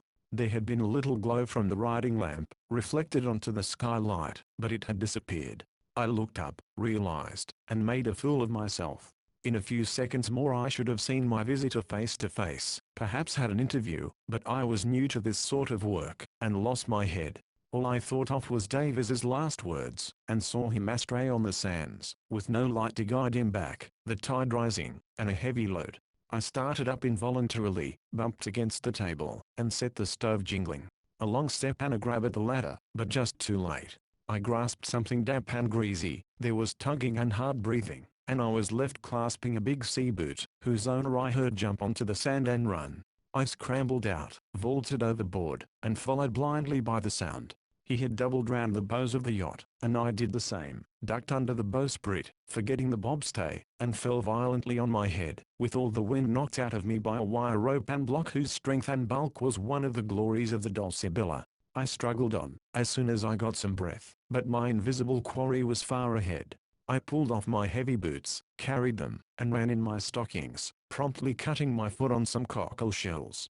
Pursuit was hopeless, and a final stumble over a bit of driftwood sent me sprawling with agony in my toes. Limping back, I decided that I had made a very poor beginning as an active adventurer. I had gained nothing, and lost a great deal of breath and skin, and did not even know for certain where I was. The yacht's light was extinguished, and, even with one Jurag lighthouse to guide me, I found it no easy matter to find her. She had no anchor out, if the tide rose. And how was Davis to find her? After much feeble circling I took to lying flat at intervals in the hopes of seeing her silhouetted against the starry sky. This plan succeeded at last, and with relief and humility I boarded her, relit the riding light, and carried off the kedge anchor. The strange boot lay at the foot of the ladder, but it told no tales, when I examined it. It was 11 o'clock, past low water. Davis was cutting it fine, if he was to get aboard without the dinghy's help. But eventually he reappeared in the most prosaic way, exhausted with his heavy load, but full of talk about his visit ashore. He began while we were still on deck. "Look here, we ought to have settled more about what we're to say, when we're asked questions." I chose a quiet-looking shop, but it turned out to be a sort of inn, where they were drinking pink gin, all very friendly, as usual, and I found myself under a fire of questions. I said we were on our way back to England. There was the usual rot about the smallness of the boat, etc. It struck me that we should want some other pretense for going so slow, and stopping to explore, so I had to bring in the ducks, though goodness knows we don't want to waste time over them. The subject wasn't quite a success. They said it was too early, jealous, I suppose, but then two fellows spoke up, and asked to be taken on to help. Said they would bring their punt. Without local help we should do no good. All true enough, no doubt, but what a nuisance they'd be. I got out of it. "It's just as well you did," I interposed. "We shall never be able to leave the boat by herself. I believe we watched," and I related my experience. "Humph. It's a pity you didn't see who it was. Confound that bobstay." His tactful way of reflecting on my clumsiness. "Which way did he run?" I pointed vaguely into the west. "Not towards the island? I wonder if it's someone off one of those galliots. There are 3 anchored in the channel over there. You can see their lights." "You didn't hear a boat pulling off?" I explained that I had been a miserable failure as a detective. "You've done jolly well, I think," said Davis. "If you had shouted when you first heard him, we should know less still. and we've got a boot, which may come in useful. Anchor out all right? Let's get below. We smoked and talked till the new flood, lapping softly round the Dulcibella, raised her without a jar. Of course, I argued, there might be nothing in it. The visitor might have been a commonplace thief. An apparently deserted yacht was a tempting bait. Davis scouted this possibility from the first. They are not like that in Germany, he said. In Holland, if you like, they'll do anything. And I don't like their turning out of the lantern to gain time, if we were away. Nor did I, in spite of my blundering in details. I welcomed the incident as the first concrete proof that the object of our quest was no mare's nest. The next point was, what was the visitor's object? If to search, what would he have found? The charts, of course, with all our corrections and notes, and the log. They'd give us away, was Davis's instant conclusion. Not having his faith in the channel theory, I was lukewarm about his precious charts. After all, we're doing nothing wrong, as you've often said yourself, I said. Still, as a true index to our mode of life, they were the only things on board that could possibly compromise us, or suggest that we were anything more than eccentric young Englishmen cruising for sport. Witness the duck guns, and pleasure. We had two sets of charts, German and English. The former we decided to use in practice, and to hide, together with the log, if occasion demanded. My diary, I resolved, should never leave my person. Then there were the naval books. Davis scanned them with a look I knew well. There are too many of them, he said, in the tone of a cook fixing the fate of superfluous kittens. Let's throw them overboard. They are very old anyhow, and I know them by heart. Well, not here, I protested, for he was laying greedy hands on the shelf. They'll be found at low water. In fact, I should leave them as they are. You had them when you were here before, and Dahlman knows you had them. If you return without them, it will look queer. They were spared. The English charts, being relatively useless, though more suitable to our role as English yachtsmen, were to be left in evidence, as shining proofs of our innocence. It was all delightfully casual, I could not help thinking. A 7-ton yacht does not abound in dry hiding places, and we were helpless against a drastic search. If there were secrets on this coast to guard, and we were suspected as spies, there was nothing to prevent an official visit and warning. There need be no prowlers scuttling off when alarmed, unless indeed it was thought wisest to let well alone, if we were harmless, and not to arouse suspicions, where there were none. Here we'd lost ourselves in conjecture. Whose agent was the prowler? If Dahlman's, did Dahlman know, now that the Dulcibella was safe, and back in the region he had expelled her from? If so, was he likely to return to the policy of violence? We found ourselves both glancing at the duck guns strung up under the racks, and then we both laughed and looked foolish. A war of wits, and not of duck guns, I opined. Let's look at the chart. Map B of East Friesland. The reader is already familiar with the general aspect of this singular region, and I need only remind him that the mainland is that district of Prussia which is known as East Friesland. It is a see map B, short flat-topped peninsula, bounded on the west by the Ems estuary, and beyond that by Holland, and on the east by the Jade estuary, a low-lying country, containing great tracts of marsh and heath, and few towns of any size. On the north side none. 7 islands lie off the coast. All, except Borkum, which is round, are attenuated strips, slightly crescent-shaped, rarely more than a mile broad, and tapering at the ends, in length averaging about 6 miles, from Norderney and Juist, which are 7 and 9 respectively, to Little Baltrum, which is only 2.5.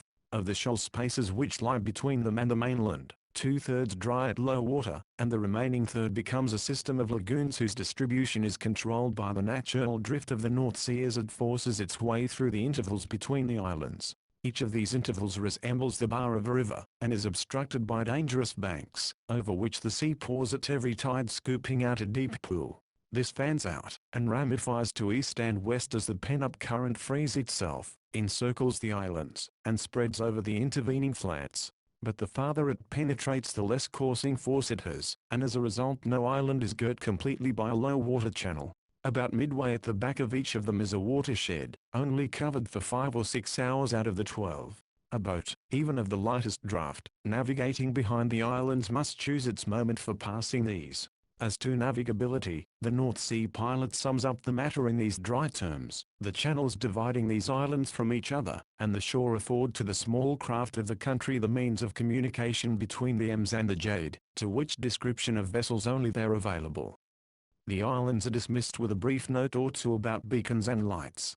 The more I looked at the chart, the more puzzled I became. The islands were evidently mere sandbanks, with a cluster of houses and a church on each, the only hint of animation in their desolate ensemble being the occasional word bad strand, suggesting that they were visited in the summer months by a handful of townsfolk for the sea bathing. North Ernie, of course, was conspicuous in this respect, but even its town, which I know by repute as a gay and fashionable watering place, would be dead and empty for some months in the year, and could have no commercial importance. No man could do anything on the mainland coast, a monotonous line of dike punctuated at intervals by an infinitesimal village. Glancing idly at the names of these villages, I noticed that they most of them ended in seal, a repulsive termination that seemed appropriate to the whole region. There were Carolyn Seal, Bensa Seal, etc.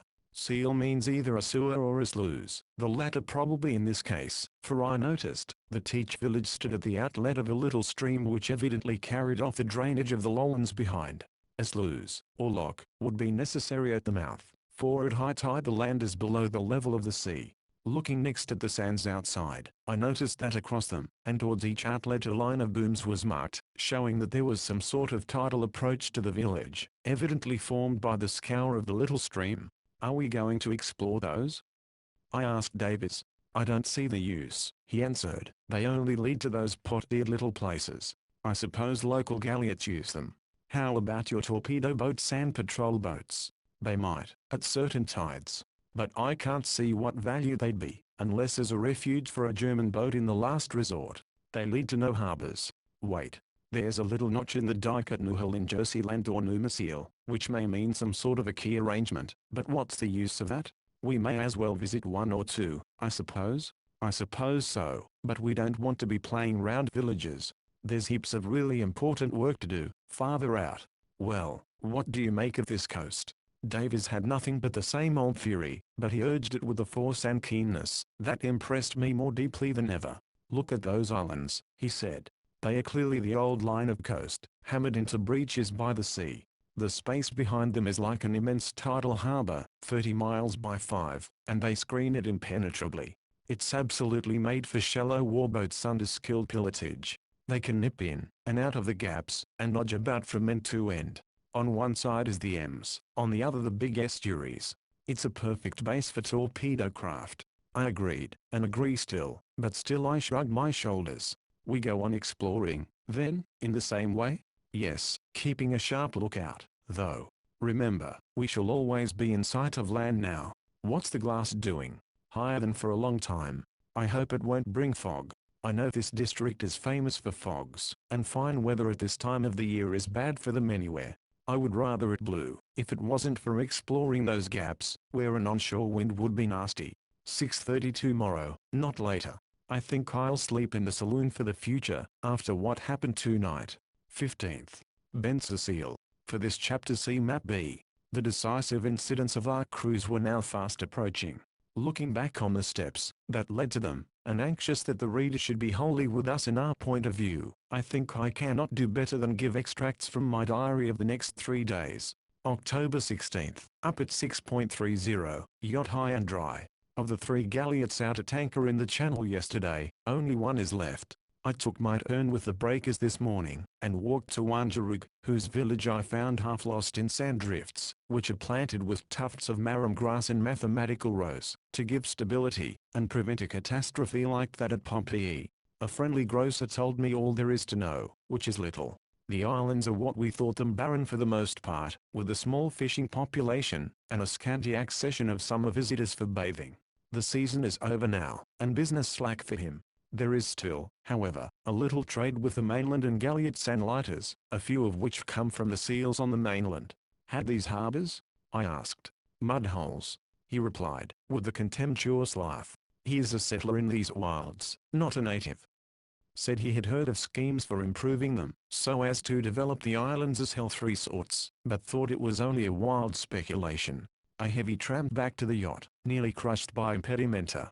While Davis made yet another trip, I stalked some birds with a gun, and obtained what resembled a specimen of the smallest variety of jacksnipe, and small at that, but I made a great noise, which I hope persuaded somebody of the purity of our motives. We weighed anchor at 1 o'clock, and in passing the anchored galliot took a good look at her. Cormoran was on her stern. Otherwise she was just like 100 others. Nobody was on deck. We spent the whole afternoon till dark exploring the hull, or gap between Wanjarug and Speakerug, the sea breaking heavily on the banks outside. Fine as the day was, the scene from the offing was desolate to the last degree. The naked spots of the two islands are hideous in their sterility, melancholy bits of wreckwood their only relief, save for one or two grotesque beacons, and, most bizarre of all, a great church tower, standing actually in the water, on the north side of Wanjarug, a striking witness to the encroachment of the sea. On the mainland, which was barely visible, there was one very prominent landmark, a spire, which from the chart we took to be that of Essence, a town 4 miles inland. The days are growing short. Sunset is soon after 5, and an hour later it is too dark to see booms and buoys distinctly. The tides also are awkward just now. I exclude all the technicalities that I can, but the reader should take note that the tide table is very important henceforward. High water at morning and evening is between 5 and 6 just at twilight. For the night, we groped with the lead into the Mutual Bulge, the tributary channel which laps round the inside of Speakerug, and lay in 2 fathoms, clear of the outer swell, but rolling a little when the ebb set in strong against the wind. A galliot passed us, going west, just as we were stowing sails, too dark to see her name. Later, we saw her anchor light higher up our channel. The great event of the day has been the sighting of a small German gunboat, steaming slowly west along the coast. That was about 4:30, when we were sounding along the hull. Davies identified her at once as the Blitz, Commander von Bruning's gunboat. We wondered if he recognized the Dulcibella, but, anyway, she seemed to take no notice of us, and steamed slowly on. We quite expected to fall in with her, when we came to the islands, but the actual sight of her has excited us a good deal. She is an ugly cranky little vessel, painted grey, with one funnel. Davis is contemptuous about her low freeboard forward, says he would rather go to sea in a Dulcie. He has her dimensions and armament, learned from Brassey, at his fingers' ends, 140 feet by 25, 4.9 gun, 3.4, and 4 Maxims an old type. Just going to bed, a bitterly cold night. October 17th, glass falling heavily this morning, to our great disgust. Wind back in the southwestern and much warmer. Starting at 5.30 we tacked on the tide over the watershed behind Speakerug. So did the galliot we had seen last night, but we again missed identifying her, as she weighed anchor, before we came up to her berth. Davis, however, swore she was the Cormoran. We lost sight of her altogether for the greater part of the day, which we spent in exploring the Otsumarii, the gap between Langenog and Speakerug, now and then firing some perfunctory shots at seals and seabirds. Nautical details omitted. In the evening we were hurrying back to an inside anchorage, when we made a bad mistake, in fact, what we had never done before, ran aground on the very top of high water, and are now sitting hard and fast on the edge of the root flat, south of the east spit of Langenog. The light was bad, and a misplaced boom tricked us. Kedging off failed, and at 8 p.m. we were left on a perfect Ararat of sand, and only a yard or two from that accursed boom, which is perched on the very summit, as a lure to the unwary. It is going to blow hard too, though that is no great matter, as we are sheltered by banks on the sou-west and nor-west sides, the likely quarters. We hope to float at 6.15 tomorrow morning, but to make sure of being able to get her off, we have been transferring some ballast to the dinghy, by way of lightening the yacht. A horrid business handling the pigs of lead, heavy, greasy, and black. The saloon is an inferno, the deck like a collier's, and ourselves like sweeps. The anchors are laid out, and there is nothing more to be done. October 18th, half a gale from the sou-west, when we turned out, but it helped us to float off safely at 6. The dinghy was very nearly swamped with the weight of lead in it, and getting the ballast back into the yacht was the toughest job of all. We got the dinghy alongside, and Davis jumped in, nearly sinking it for good, balanced himself, fended off, and, whenever he got a chance, attached the pigs one by one onto a bight of rope, secured to the peak halyards, on which I hoisted from the deck. It was touch and go for a few minutes, and then easier. It was 9 before we had finished replacing the pigs in the hold, a filthy but delicate operation, as they fit like a puzzle, and if one is out of place the floorboards won't shut down. Coming on deck after it, we saw to our surprise the Blitz, lying at anchor in the Shilbulge, inside Speakerug, about 1.5 miles off. She must have entered the Otsamari at high water for shelter from the gale, a neat bit of work for a vessel of her size. As Davis says, she draws 9 foot 10, and there can't be more than 12 on the bar at high water neeps. Several smacks had run into, and there were 2 galliots farther up our channel, but we couldn't make out if the cormoran was one. When the banks uncovered, we lay more quietly, so landed and took a long, tempestuous walk over the route, with compass and notebooks. Returning at 2, we found the glass tumbling down almost visibly. I suggested running for Bensersiel, one of the mainland villages southwest of us, on the evening flood, as it seemed just the right opportunity, if we were to visit one of those seals at all. Davis was very lukewarm, but events overcame him. At 3.30 a black ragged cloud, appearing to trail into the very sea, brought up a terrific squall.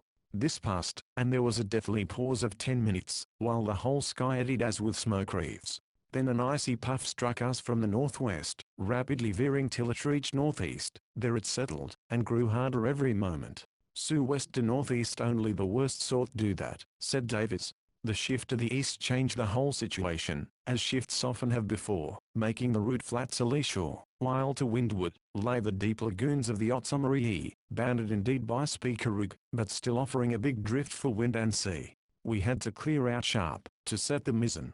It was out of the question to beat to windward, for it was blowing a hurricane in a few minutes. We must go to leeward, and Davis was for running farther and well behind the Jan's sand, and not risking Bensersiel. A blunder of mine, when I went to the winch to get up anchor, settled the question. 30 out of our 40 fathoms of chain were out.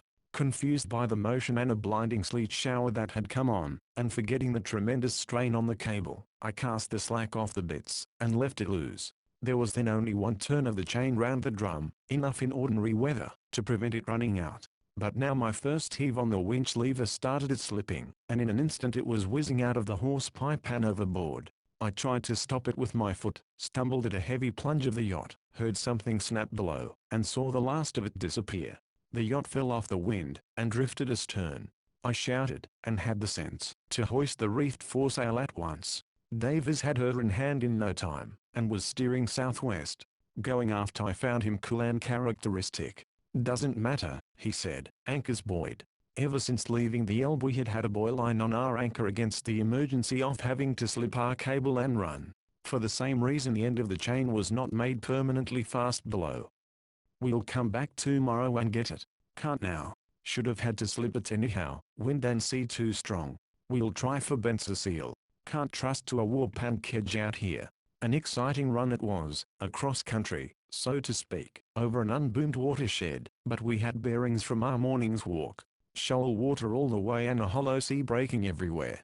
We soon made out the Bensersiel booms, but even under mizzen and foresail only we travelled too fast, and had to heave to outside them, for the channel looked too shallow still. We lowered half the centreboard, and kept her just holding her own to windward, through a most trying period. In the end, had to run for it sooner than we meant, as we were sagging to leeward in spite of all, and the light was failing. Bore up at 5.15, and raced up the channel with the booms on our left scarcely visible in the surf and rising water. Davis stood forward, signalling port, starboard, or steady with his arms, while I wrestled with the helm, flung from side to side, and flogged by wave tops. Suddenly found a sort of dyke on our right just covering with sea. The shore appeared through scud, and men on a quay shouting. Davis brandished his left arm furiously. I ported hard, and we were in smoother water. A few seconds more, and we were whizzing through a slit between 2 wood jetties. Inside a small square harbour showed, but there was no room to round up properly, and no time to lower sails. Davis just threw the kedge over, and it just got a grip in time to check our momentum, and save our bowsprit from the quayside.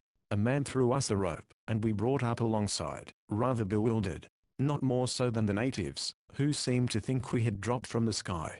They were very friendly, with an undercurrent of disappointment, having expected salvage work outside, I think. All showed embarrassing helpfulness in stowing sails, etc. We were rescued by a fussy person in uniform and spectacles, who swept them aside, and announced himself as the custom house officer. Fancy such a thing in this absurd mudhole. Marched down into the cabin, which was in a fearful mess and wringing wet, and producing ink, pen, and a huge printed form, wanted to know our cargo, our crew, our last port, our destination, our food, stores, and everything. No cargo. Pleasure. Captain. Davis. Crew. Me. Last port. Brunspital. Destination England. What spirits had we? Whiskey. Produced. What salt? Tin of Cerebus. Produced. An adapt deposit in a saucer. What coffee? Etc. Locker searched. Guns fingered. Bunks rifled. Meanwhile the German charts and log, the damning clues to our purpose, were in full evidence, crying for notice which they did not get. We had forgotten our precautions in the hurry of our start from the route. When the huge form was as full as he could make it, he suddenly became human, talkative, and thirsty, and, when we treated him, patronizing. It seemed to dawn on him that, under our rough clothes, and crust of brine and grime, we were two mad and wealthy aristocrats, worthy proteges of a high official. He insisted on our bringing our cushions, to dry at his house, and to get rid of him we consented, for we were wet, hungry, and longing to change and wash. He talked himself away at last, and we hid the log and charts, but he returned, in the postmaster's uniform this time, before we had finished supper, and hailed us, and our cushions up through dark and mud to his cottage near the quay. To reach it, we crossed a small bridge spanning, what seemed to be a small river with sluice gates, just as we had thought. He showed his prizes to his wife, who was quite flustered by the distinguished strangers, and received the cushions with awe, and next we were carried off to the gas force, and exhibited to the village circle, where we talked ducks and weather. Nobody takes us seriously. I never felt less like a conspirator. Our friend, who is a feather-headed chatterbox, is enormously important about his ridiculous little port, whose principal customer seems to be the Langeog post boat, a galliot running to and fro according to tide. A few lighters also come down the stream with bricks and produce from the interior, and are towed to the islands. The harbour has from 5 to 7 feet in it for 2 hours out of 12. Herr Schenkel talked us back to the yacht, which we found resting on the mud, and here we are. Davis pretends there are harbour smells, and says he won't be able to sleep, is already worrying about how to get away from here. Ashore, they were saying that it's impossible, under sail, in strong northeast winds, the channel being too narrow to tack in. For my part, one find it a huge relief to be in any sort of harbour after a fortnight in the open. There are no tides or anchors to think about, and no bumping or rolling. Fresh milk tomorrow. 16th. Commander von Breuning. To resume my story in narrative form. I was awakened at 10 o'clock on the 19th, after a long and delicious sleep, by Davis's voice outside, talking his unmistakable German. Looking out, in my pyjamas, I saw him on the quay above in conversation with a man in a long Macintosh coat and a gold-laced navy cap. He had a close-trimmed auburn beard, a keen, handsome face, and an animated manner. It was raining in a raw air. They saw me, and Davis said, "Hello, Carruthers. Here's Commander von Breuning from the Blitz, that's Mina Freund Carruthers." Davis was deplorably weak in terminations. The commander smiled broadly at me, and I inclined an uncombed head, while, for a moment, the quest was a dream, and I myself felt unutterably squalid and foolish. I ducked down, heard them parting, and Davis came aboard. We're to meet him at the inn for a talk at 12, he said. His news was, that the Blitz's steam cutter had come in on the morning tide, and he had met von Breuning, when marketing at the inn. Secondly, the Cormoran had also come in, and was moored close by. It was as clear as possible, therefore, that the latter had watched us, and was in touch with the Blitz, and that both had seized the opportunity of our being cooped up in Bensersiel to take further stock of us. What had passed hitherto? Nothing much. Von Breuning had greeted Davis with cordial surprise, and said he had wondered yesterday, if it was the Dulcibella, that he had seen anchored behind Langeog. Davis had explained, that we had left the Baltic, and were on our way home, taking the shelter of the islands. Supposing he comes on board, and asks to see our log? I said. Pull it out, said Davis. It's rot, this hiding, after all, I say. I rather funk this interview. What are we to say? It's not in my line. We resolved abruptly on an important change of plan, replaced the log and charts in the rack as the first logical step. They contained nothing but bearings, courses, and the bare data of navigation. To Davis they were hard-won secrets of vital import, to be lied for, however hard and distasteful lying was. I was cooler as to their value, but in any case the same thing was now in both our minds. There would be great difficulties in the coming interview, if we tried to be too clever, and conceal the fact, that we had been exploring. We did not know how much von Breuning knew. When had our surveillance by the Cormoran begun? apparently at Wangerug, but possibly in the estuaries, where we had not fired a shot at duck. Perhaps he knew even more. Dahlman's treachery, Davis's escape, and our subsequent movements we could not tell. On the other hand, exploration was known to be a fad of Davis's, and in September he had made no secret of it. It was safer to be consistent now. After breakfast we determined to find out something about the cormoran, which lay on the mud at the other side of the harbour, and accordingly addressed ourselves to two mighty sailors, whose jerseys bore the legend Post, and who towered conspicuous among a row of stolid Frisians on the quay, all gazing gravely down at us as at a curious bit of marine bric-a-brac. The twins, for such they proved to be, were most benignant giants, and asked us aboard the post-boat galliot for a chat. It was easy to bring the talk naturally round to the point we wished, and we soon gained some most interesting information, delivered in the broadest Frisian, but intelligible enough. They called the cormoran a Mehmet boat, or wreckworks boat. It seemed that off the western end of Juist, the island lying west of Norderney, there lay the bones of a French war vessel, wrecked ages ago. She carried bullion which has never been recovered, in spite of many efforts. A salvage company was trying for it now, and had works on Mehmet, an adjacent sandbank. That is Herr Grimm, the overseer himself, they said, pointing to the bridge above the sluice gates. I call him Grimm, because it describes him exactly. A man in a pilot jacket and peaked cap was leaning over the parapet. What's he doing here? I asked. They answered that he was often up and down the coast, work on the wreck, being impossible in rough weather. They supposed he was bringing cargo in his galliot from Wilhelmshaven, all the company's plant and stores coming from that port.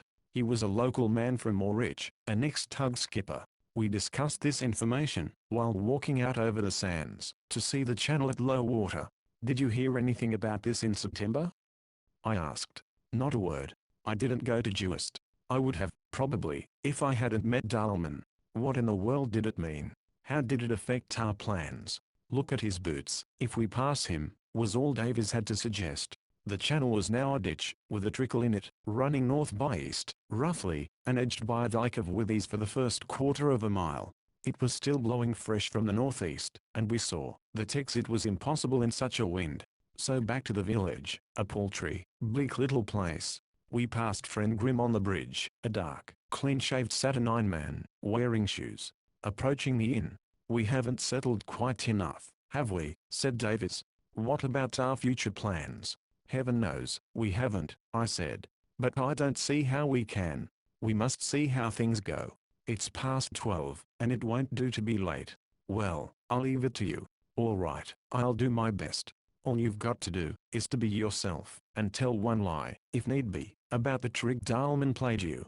The next scene, von Breuning, Davis, and I, sitting over coffee and Kummel at a table in a dingy inn parlour overlooking the harbour and the sea, Davis with a full box of matches on the table before him. The commander gave us a hearty welcome, and I am bound to say I liked him at once, as Davis had done, but I feared him too, for he had honest eyes, but abominably clever ones. I had impressed on Davis to talk, and question as freely and naturally, as though nothing uncommon had happened, since he last saw von Breuning on the deck of the Medusa. He must ask about Dahlman the mutual friend at the outset, and, if questioned about that voyage and his company to the Elbe, must lie like a trooper as to the danger he had been in. This was the one clear and essential necessity, where much was difficult. Davis did his duty with precipitation, and blushed when he put his question, in a way that horrified me, till I remembered that his embarrassment was due, and would be ascribed, to another cause. Herr Dahlman is away still, I think, said von Breuning. So Davis had been right at Brunsbüttel. Were you thinking of looking him up again? He added. Yes, said Davis, shortly. Well, I'm sure he's away. But his yacht is back, I believe, and Fraulein Dahlman, I suppose. Humph, said Davis, she's a very fine boat that. Our host smiled, gazing thoughtfully at Davis, who was miserable. I saw a chance, and took it mercilessly. We can call on Fraulein Dahlman, at least, Davis, I said, with a meaning smile at von Breuning. Humph, said Davis, will he be back soon, do you think? The commander had begun to light a cigar, and took his time in answering. Probably, he said, after some puffing. He's never away very long. But you've seen them later than I have. Didn't you sail to the Elbe together the day after I saw you last? Oh, part of the way, said Davis, with great negligence. I haven't seen him since. He got there first, outsailed me, gave you the slip. In fact, of course he beat me. I was close-reefed. Besides, oh, I remember, there was a heavy blow, a devil of a heavy blow. I thought of you that day. How did you manage? Oh, it was a fair wind. It wasn't far, you see. Gross got in that. He nodded towards the window, whence the Dulcibella's taper mast could be seen pointing demurely heavenwards. She's a splendid sea-boat, said Davis, indignantly. 1,000 pardons, said von Breuning, laughing. Don't shake my faith in her, I put in. I've got to get to England in her. Heaven forbid. I was only thinking that there must have been some sea round the Scharhorn that day, a tame affair. No doubt, Herr Davies. Scharhorn, said Davis, who did not catch the idiom in the latter sentence. Oh, we didn't go that way. We cut through the sands by the Telt. The Telt. In a northwest gale. The commander started, ceased to smile, and only stared. It was genuine surprise. I could swear it. He had heard nothing of this before. Herr Dahlmann knew the way, said Davis, doggedly. He kindly offered to pilot me through, and I wouldn't have gone otherwise. There was an awkward little pause. He led you well, it seems, said von Breuning. Yes, there's a nasty surf there, though, isn't there? But it saves 6 miles and the Scharhorn. Not that I saved distance. I was fool enough to run aground. Ah, said the other, with interest. It didn't matter, because I was well inside then. Those sands are difficult at high water. We've come back that way, you know. And we run aground every day, I remarked, with resignation. Is that where the Medusa gave you the slip? Asked von Breuning, still studying Davis with a strange look, which I strove anxiously to analyze. She wouldn't have noticed, said Davis. It was very thick and squally and she had got some way ahead. There was no need for her to stop. Anyway, I got off all right. The tide was rising still. But, of course, I anchored there for the night. Where? Inside there, under the Hohenhahn, said Davis, simply. Under the what? The Hohenhahn. Go on, didn't they wait for you at Cuxhaven? I don't know, I didn't go that way. The commander looked more and more puzzled. Not by the ship canal, I mean. I changed my mind about it, because the next day the wind was easterly. It would have been a deadbeat across the sands to Cuxhaven, while it was a fair wind straight out to the Ida River. So I sailed there, and reached the Baltic that way. It was all the same. There was another pause. Well done, Davis, I thought. He had told his story well, using no subtlety. I knew it was exactly how he would have told it to anyone else, if he had not had irrefutable proof of foul play. The commander laughed, suddenly and heartily. Another liquor, he said. Then, to me, upon my word, your friend amuses me. It's impossible to make him spin a yarn. I expect he had a bad time of it. That's nothing to him, I said. He prefers it. He anchored me the other day behind the Hohenhahn in a gale of wind, said it was safer than a harbour, and more sanitary. I wonder he brought you here last night. It was a fair wind for England, and not very far. There was no pilot to follow, you see. With a charming daughter, no. Davis frowned and glared at me. I was merciful, and changed the subject. Besides, I said, we've left our anchor and chain out there. And I made confession of my sin. Well, as it's buoyed, I should advise you to pick it up, as soon as you can, said von Breuning, carelessly, or someone else will. Yes, by Jove. Carruthers, said Davis, eagerly, we must get out on this next tide. Oh, there's no hurry, I said, partly from policy, partly because the ease of the shore was on me. To sit on a chair upright is something of a luxury, however good the cause in which you have crouched like a monkey over a table at the level of your knees, with a reeking oil stove at your ear. They are honest enough about here, aren't they? I added. While the words were on my lips I remembered the midnight visitor at Wangerooge, and guessed that von Breuning was leading up to a test. Grim, if he was the visitor, would have told him of his narrow escape from detection, and reticence on our part would show we suspected something. I could have kicked myself, but it was not too late. I took the bull by the horns, and, before the commander could answer, added, by Jove, Davis, I forgot about that fellow at Wangerooge. The anchor might be stolen, as he says. Davis looked blank, but von Breuning had turned to me. We never dreamed there would be thieves among these islands, I said, but the other night I nearly caught a fellow in the act. He thought the yacht was empty. I described the affair in detail, and with what humor I could. Our host was amused, and apologetic for the islanders. They are excellent folk, he said, but they are born with predatory instincts. Their fathers made their living out of wrecks on this coast, and the children inherit a weakness for plunder. When Wangerooge Lighthouse was built, they petitioned the government for compensation, in perfect good faith. The coast is well lighted now, and windfalls are rare, but the sight of a stranded yacht, with the owners ashore, would inflame the old passion, and, depend upon it, someone has seen that the word wrecks had set me tingling. Was it another test? Impossible to say, but audacity was safer than reserve, and might save trouble in the future. Isn't there the wreck of a treasure ship somewhere farther west? I asked. We heard of it at Wangerooge, my first inaccuracy. They said a company was exploiting it. Quite right, said the commander, without a sign of embarrassment. I don't wonder you heard of it. It's one of the few things folk have to talk about in these parts. It lies on Juist Reef, a shoal off Juist. See map B. She was a French frigate, the Corinne, bound from Hamburg to Havre in 1811, when Napoleon held Hamburg as tight as Paris. She carried $1.5 million in gold bars, and was insured in Hamburg, founded in 4 fathoms, broke up, and there lies the treasure. Never been raised? No.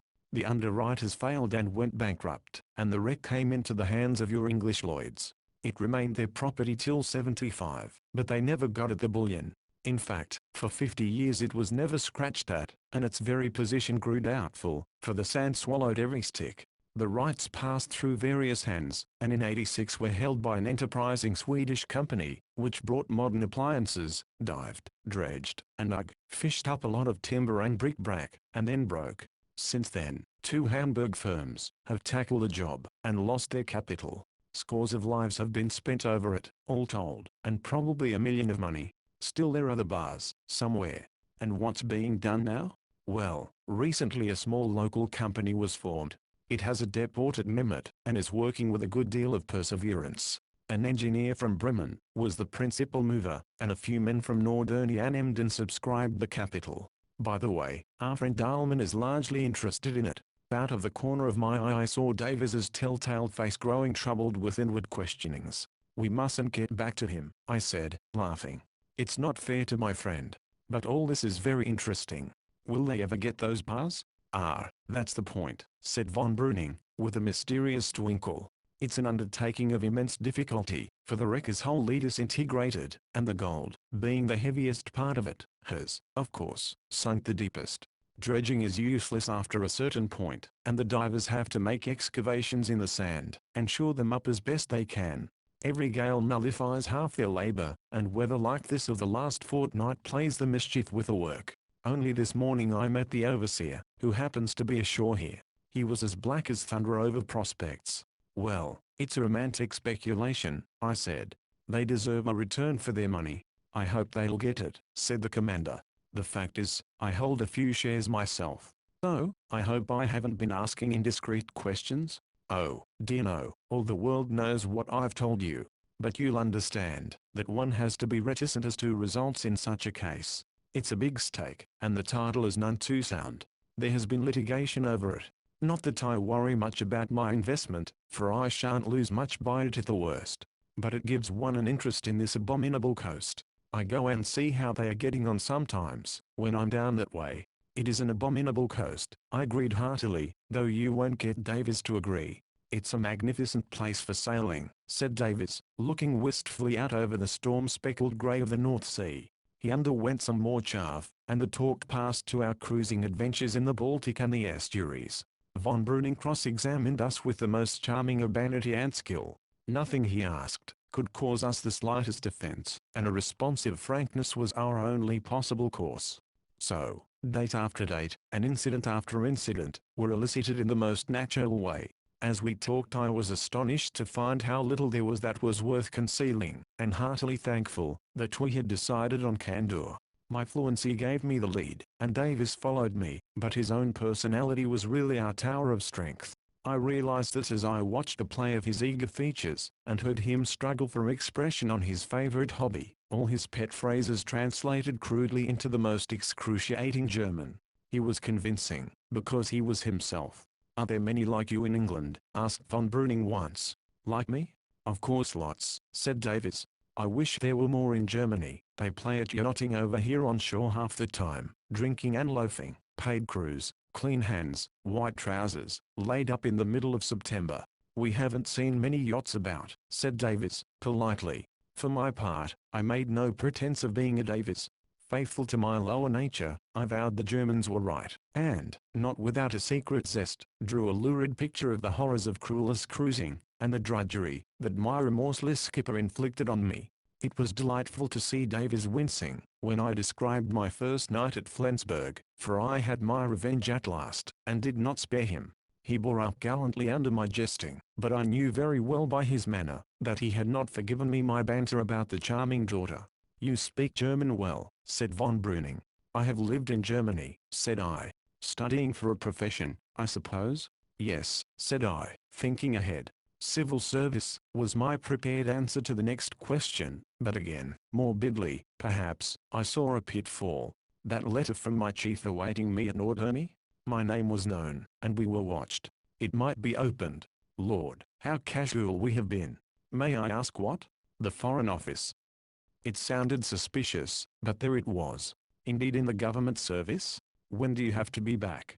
That was how the question of our future intentions was raised, prematurely by me, for two conflicting theories were clashing in my brain. But the contents of the letter dogged me now, and when at a loss, tell the truth, was an axiom I was finding sound. So I answered, pretty soon, in about a week. But I'm expecting a letter at Norderney, which may give me an extension. Davis said it was a good address to give, I added, smiling. Naturally, said von Breuning, dryly. The joke had apparently ceased to amuse him. But you haven't much time then, have you? He added, unless you leave your skipper in the lurch. It's a long way to England, and the season is late for yachts. I felt myself being hurried. Oh, you don't understand, I explained. He's in no hurry. He's a man of leisure, aren't you, Davis? What? Said Davis. I translated my cruel question.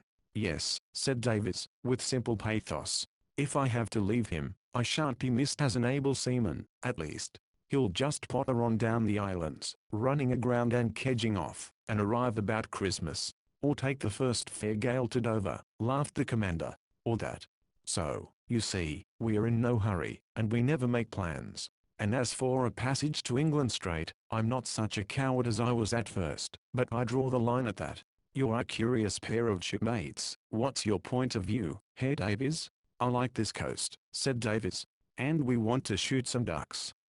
He was nervous, and forgot himself. I had already satirized our sporting armament and exploits, and hoped the subject was disposed of. Ducks were pretexts, and might lead to complications. I particularly wanted a free hand. As to wildfowl, said our friend, I would like to give you gentlemen some advice. There are plenty to be got. Now that autumn weather has set in, you wouldn't have got a shot in September, Herr Davies. I remember your asking about them, when I saw you last. And even now it's early for amateurs. In hard winter weather a child can pick them up, but they are wild still, and want crafty hunting. You want a local punt, and above all a local man. You could stow him in your forecastle, and to go to work seriously. Now, if you really wish for sport, I could help you. I could get you a trustworthy. Oh, it's too good of you, stammered Davis, in a more unhappy accent than usual. We can easily find one for ourselves. A man at Wangeroo offered. Oh, did he? Interrupted von Breuning, laughing. I'm not surprised. You don't know the Frieslanders. They are guileless, as I said, but they cling to their little perquisites. I translated to Davis. They've been cheated out of wrecks, and they are all the more sensitive about ducks, which are more lucrative than fish. A stranger is a poacher. Your man would have made slight errors as to time and place. You said they were odd in their manner, didn't you, Davies? I put in. Look here, this is very kind of Commander von Breuning, but hadn't we better be certain of my plans before settling down to shoot? Let's push on direct to Norderney, and get that letter of mine, and then decide. But we shan't see you again, I suppose, Commander? Why not? I am cruising westwards, and shall probably call at Norderney. Come aboard if you're there, won't you? I should like to show you the Blitz. Thanks, very much, said Davis, uneasily. Thanks, very much, said I, as heartily as I could. Our party broke up soon after this. Well, gentlemen, I must take leave of you, said our friend. I have to drive to Wesens. I shall be going back to the Blitz on the evening tide, but you'll be busy then with your own boat. It had been a puzzling interview, but the greatest puzzle was still to come. As we went towards the door, von Breuning made a sign to me. We let Davis pass out and remained standing. "One word in confidence with you, Herr Carruthers," he said, speaking low. "You won't think me officious, I hope. I only speak out of keen regard for your friend. Is this about the Dalmans? You see how the land lies?" I wouldn't encourage him. "Thanks," I said, "but really, it's only a hint. He's a splendid young fellow, but if anything you understand too honest and simple. I take it, you have influence with him, and I should use it." "I was not in earnest," I said. "I have never seen the Dalmans." "I thought they were friends of yours," I added, looking him straight in the eyes. "I know them," but he shrugged his shoulders. "I know everybody." "What's wrong with them?" I said, point blank. Softly. "Herr Carruthers. Remember, I speak out of pure friendliness to you as strangers, foreigners, and young. You I take to have discretion, or I should not have said a word. Still, I will add this. We know very little of Herr Dahlmann, of his origin, his antecedents. He is half a Swede, I believe, certainly not a Prussian, came to Norderney 3 years ago, appears to be rich, and has joined in various commercial undertakings. Little scope about here? Oh, there is more enterprise than you think. Development of bathing resorts, you know, speculation in land on these islands. Sharp practice? Oh, no, he's perfectly straight in that way. But he's a queer fellow, of eccentric habits, and, well, as I say, little is known of him. That's all, just a warning. Come along." I saw that to press him further was useless. "Thanks, I'll remember," I said. "And look here," he added, as we walked down the passage, "if you take my advice, you'll omit that visit to the Medusa altogether." He gave me a steady look, smiling gravely. "How much do you know, and what do you mean?" were the questions that throbbed in my thoughts, but I could not utter them, so I said nothing, and felt very young. Outside we joined Davis, who was knitting his brow over prospects. "It just comes of going into places like this," he said to me. "We may be stuck here for days. Too much wine to tow out with a dinghy, and too narrow a channel to beat in." Von Breuning was ready with a new proposal. "Why didn't I think of it before?" he said. "I'll tow you out in my launch. Be ready at 6.30. We shall have water enough then. My men will send you a warp." It was impossible to refuse, but a sense of being personally conducted again oppressed me, and the last hope of a bed in the inn vanished. Davis was none too effusive either. A tug meant a pilot, and he had had enough of them. "He objects to towage on principle," I said. "Just like him," laughed the other. "That's settled, then." A dog cart was standing before the inn door in readiness for Von Breuning. I was curious about Esens and his business there. Esens, he said, was the principal town of the district, 4 miles inland. "I have to go there," he volunteered, "about a poaching case, a Dutchman trawling inside our limits. That's my work, you know, police duty." Had the words a deeper meaning? "Do you ever catch an Englishman?" I asked, recklessly. "Oh, very rarely. Your countrymen don't come so far as this except on pleasure." He bowed to us each and smiled. "Not much of that to be got in Bensersiel," I laughed. "I'm afraid you'll have a dull afternoon. Look here, I know you can't leave your boat altogether, and it's no use asking Herr Davies, but will you drive into Esens with me, and see a Frisian town for what it's worth? You're getting a dismal impression of Friesland." I excused myself, said I would stop with Davies. We would walk out over the sands and prospect for the evening's sail. "Well, goodbye then," he said, "till the evening. Be ready for the warp at 6.30. He jumped up, and the cart rattled off through the mud, crossed the bridge, and disappeared into the dreary hinterland. 17th. Clearing the air. "Has he gone to get the police, do you think?" said Davies, grimly. "I don't think so," said I. "Let's go aboard before that customs fellow buttonholes us." A diminished row of stolid Frisians still ruminated over the Dulcibella. Friend Grimm was visible smoking on his forecastle. We went on board in silence. "First of all, where exactly is Mimmet?" I said.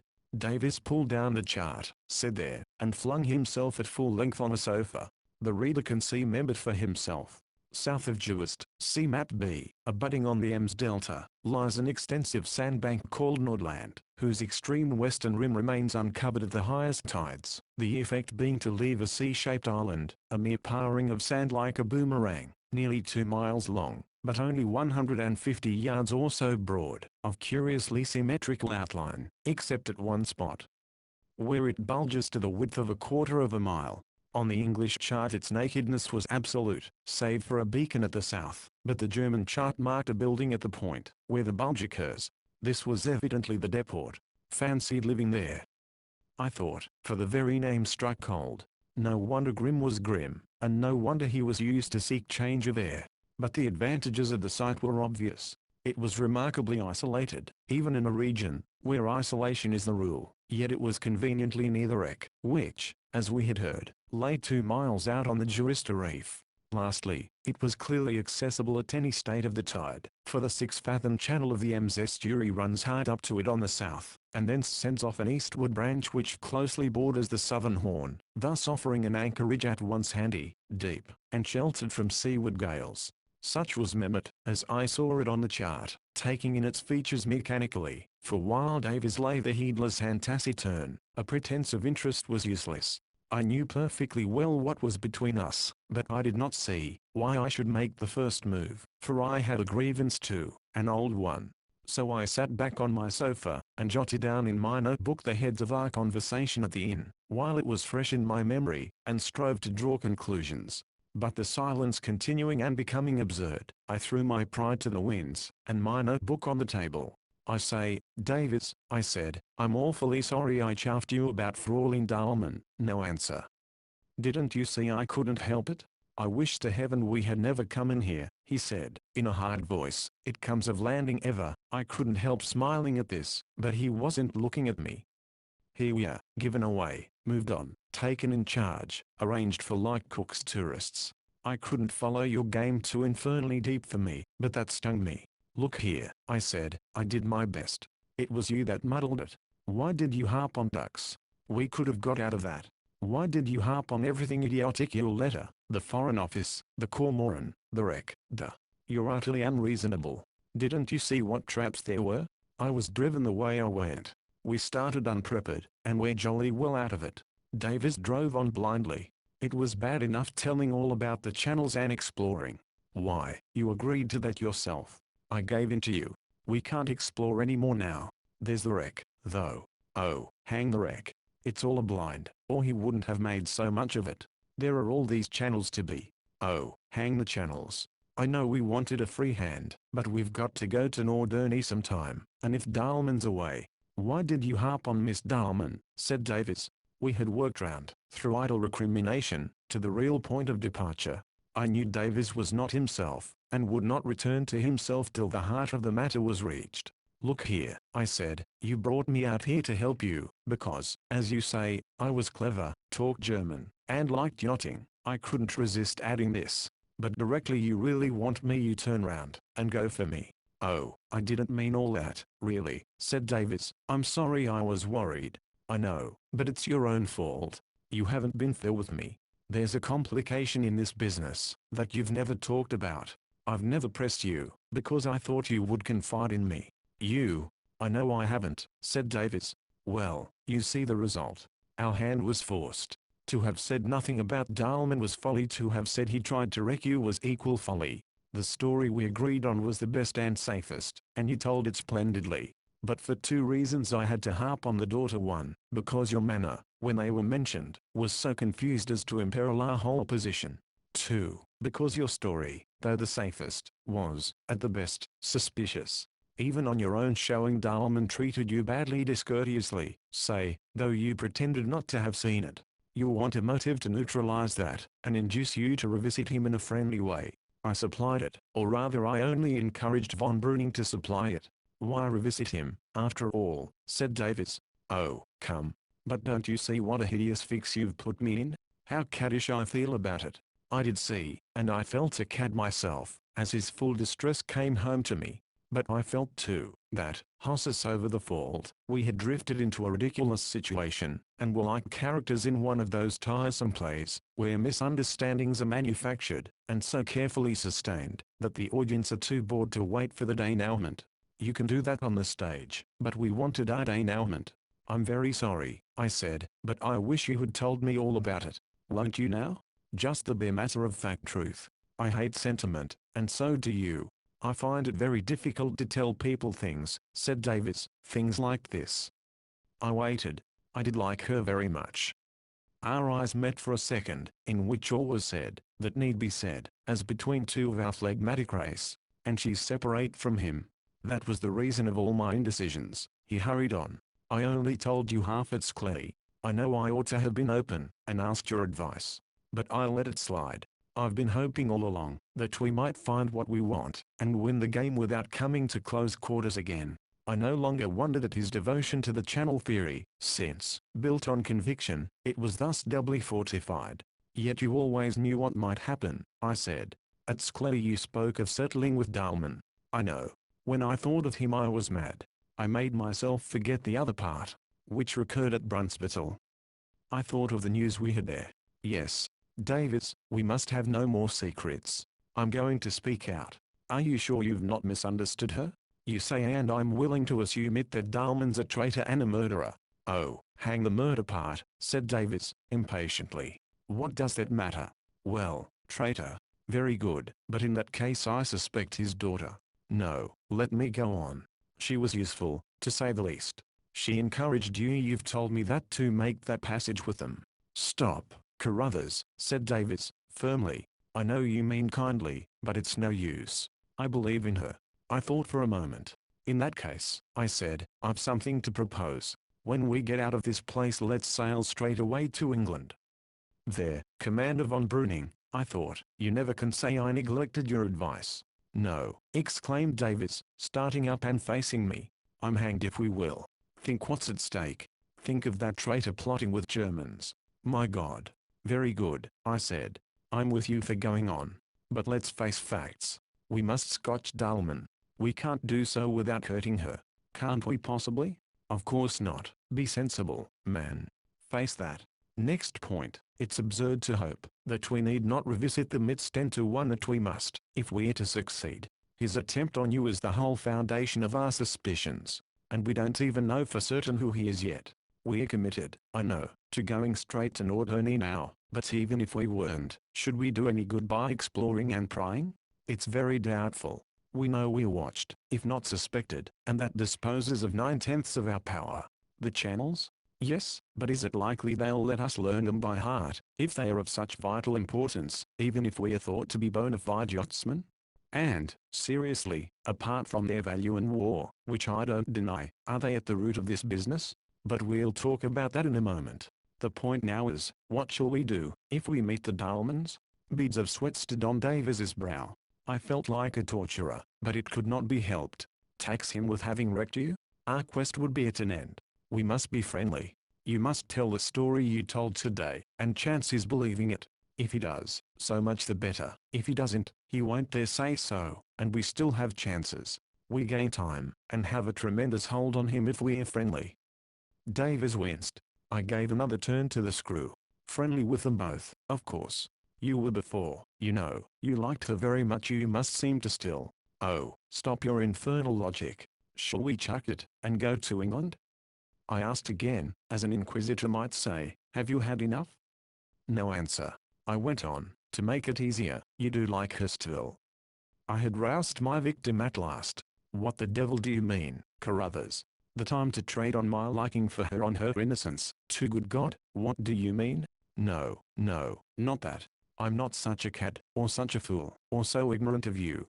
If she knows nothing of her father's character, and likes you and you like her and you are what you are, oh heavens, man, face it, realize it.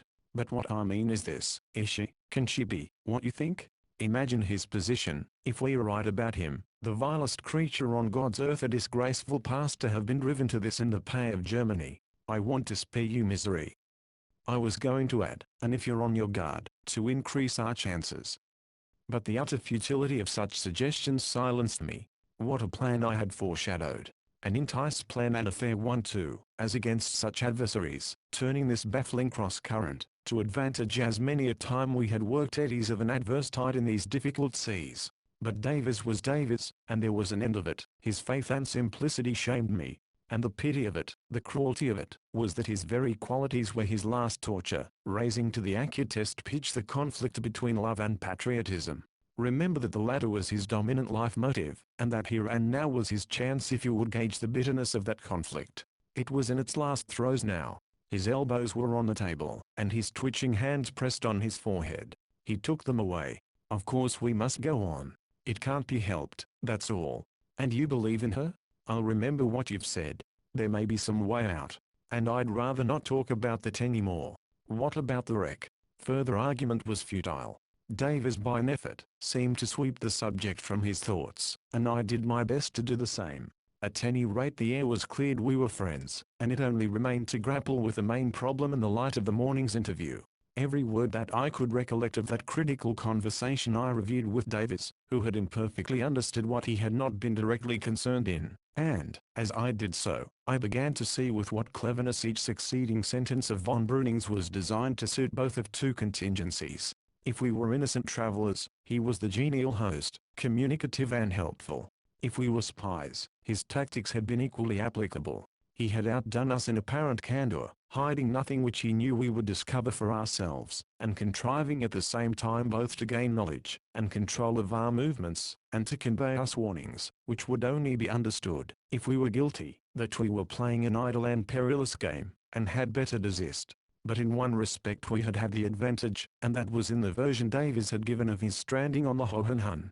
Inscrutable as our questioner was, he let it appear, not only that the incident was new to him, but that he conjectured at its sinister significance. A little cross-examination on detail would have been fatal to Davis's version, but that was where our strength lay. He dared not cross-examine for fear of suggesting to Davis suspicions which he might never have felt. Indeed, I thought I detected that fear underlying his whole attitude towards us, and it strengthened a conviction which had been growing in me since Grimm's furtive midnight visit, that the secret of this coast was of so important and delicate a nature that, rather than attract attention to it at all, overt action against intruders would be taken only in the last resort, and on irrefragable proofs of guilty intention. Now for our clues. I had come away with two, each the germ of a distinct theory, and both obscured by the prevailing ambiguity. Now, however, as we thumbed the chart and I gave full rein to my fancy, one of them, the idea of Mehmet, gained precision and vigor every moment. True, such information as we had about the French wreck and his own connection with it was placed most readily at our disposal by von Breuning, but I took it to be information calculated only to forestall suspicion, since he was aware that we already associated him with Dahlmann, possibly also with Grimm, and it was only likely that in the ordinary course we should learn that the trio were jointly concerned in Mehmet. So much for the facts. As for the construction he wished us to put on them, I felt sure it was absolutely false. He wished to give us the impression that the buried treasure itself was at the root of any mystery we might have scented. I do not know if the reader fully appreciated that astute suggestion, a hint that secrecy as to results was necessary owing both to the great sum at stake and the flaw in the title, which he had been careful to inform us had passed through British hands. What he meant to imply was, don't be surprised if you have midnight visitors, Englishmen prowling along this coast are suspected of being Lloyd's agents. An ingenious insinuation, which, at the time it was made, had caused me to contemplate a new and much more commonplace solution of our enigma than had ever occurred to us, but it was only a passing doubt, and I dismissed it altogether now. The fact was, it either explained everything or nothing. As long as we held to our fundamental assumption that Davis had been decoyed into a death trap in September, it explained nothing. It was too fantastic to suppose that the exigencies of the commercial speculation would lead to such extremities as that. We were not in the South Sea Islands, nor were we the puppets of a romance. We were in Europe, dealing not only with a Dahlmann, but with an officer of the German Imperial Navy, who would scarcely be connected with a commercial enterprise which could conceivably be reduced to forwarding its objects in such a fashion. It was shocking enough to find him in relations with such a scoundrel at all, but it was explicable, if the motive were imperial. Not so, if it were financial. No, to accept the suggestion we must declare the whole quest a mare's nest from beginning to end, the attempt on Davis a delusion of his own fancy, the whole structure we had built on it, baseless. Well, I can hear the reader saying, why not? You, at any rate, were always a little skeptical. Granted, yet I can truthfully say I scarcely faltered for a moment. Much had happened since Skellefjord. I had seen the mechanism of the death trap. I had lived with Davis for a stormy fortnight, every hour of which had increased my reliance on his seamanship, and also, therefore, on his account of an event which depended largely for its correct interpretation on a balanced nautical judgment.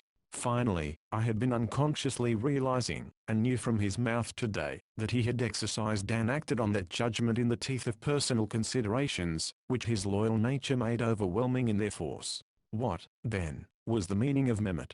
At the outset it riveted my attention on the Ems estuary, whose mouth it adjoins. We had always rather neglected the Ems in our calculations, with some excuse too, for at first sight its importance bears no proportion to that of the three greater estuaries. The latter bear vessels of the largest tonnage and deepest draught to the very quays of Hamburg, Bremerhaven, and the naval dockyard of Wilhelmshaven, while two of them, the Elbe and the Weser, are commerce carriers on the vastest scale for the whole empire. The Ems, on the other hand, only serves towns of the second class. A glance at the chart explains this. You see a most imposing estuary on a grander scale than any of the other three taken singly, with a length of 30 miles and a frontage on the North Sea of 10 miles, or 1/70th, roughly, of the whole seaboard, encumbered by outlying shoals, and blocked in the centre by the island of Borkum, but presenting two fine deep water channels to the incoming vessel. These roll superbly through enormous sheets of sand, unite, and approach the mainland in one stately stream 3 miles in breadth.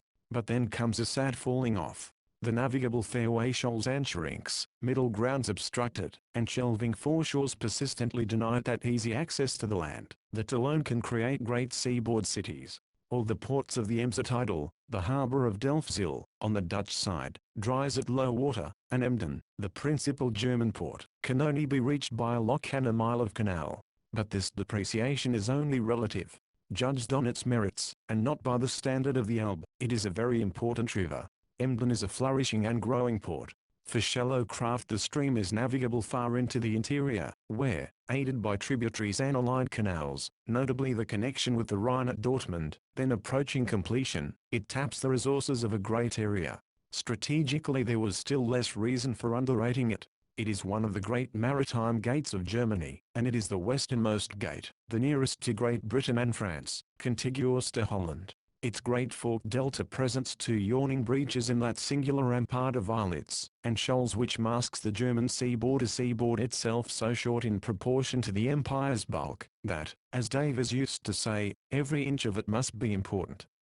Warships could force these breaches, and so threaten the mainland at one of its few vulnerable points. Key accommodation is no object to such visitors, intricate navigation no deterrent. Even the heaviest battleships could approach within striking distance of the land, while cruisers and military transports could penetrate to the level of Emden itself. Emden, as Davies had often pointed out, is connected by canal with Wilhelmshaven on the Jade, a strategic canal, designed to carry gunboats as well as merchandise. Now Mehmet was part of the outer rampart, its tapering sickle of sand directly commanded the eastern breach. It must be connected with the defense of this breach. No more admirable base could be imagined, self-contained and isolated, yet sheltered, accessible better than Juist and Borkum. And supposing it were desired to shroud the nature of the work in absolute secrecy, what a pretext lay to hand in the wreck and its buried bullion, which lay in the offing opposite the fairway. On Mehmet was the depot for the salvage operations. Salvage work, with its dredging and iving, offered precisely the disguise that was needed. It was submarine, and so were some of the most important defenses of ports, mines, and dirigible torpedoes.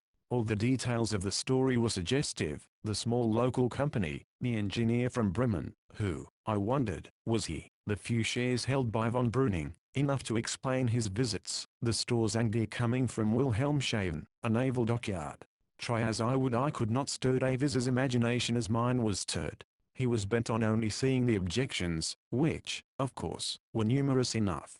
Could secrecy be ensured under pretext of salving a wreck? It must be a secret shared by many diverse crews of tugs, employees of all sorts.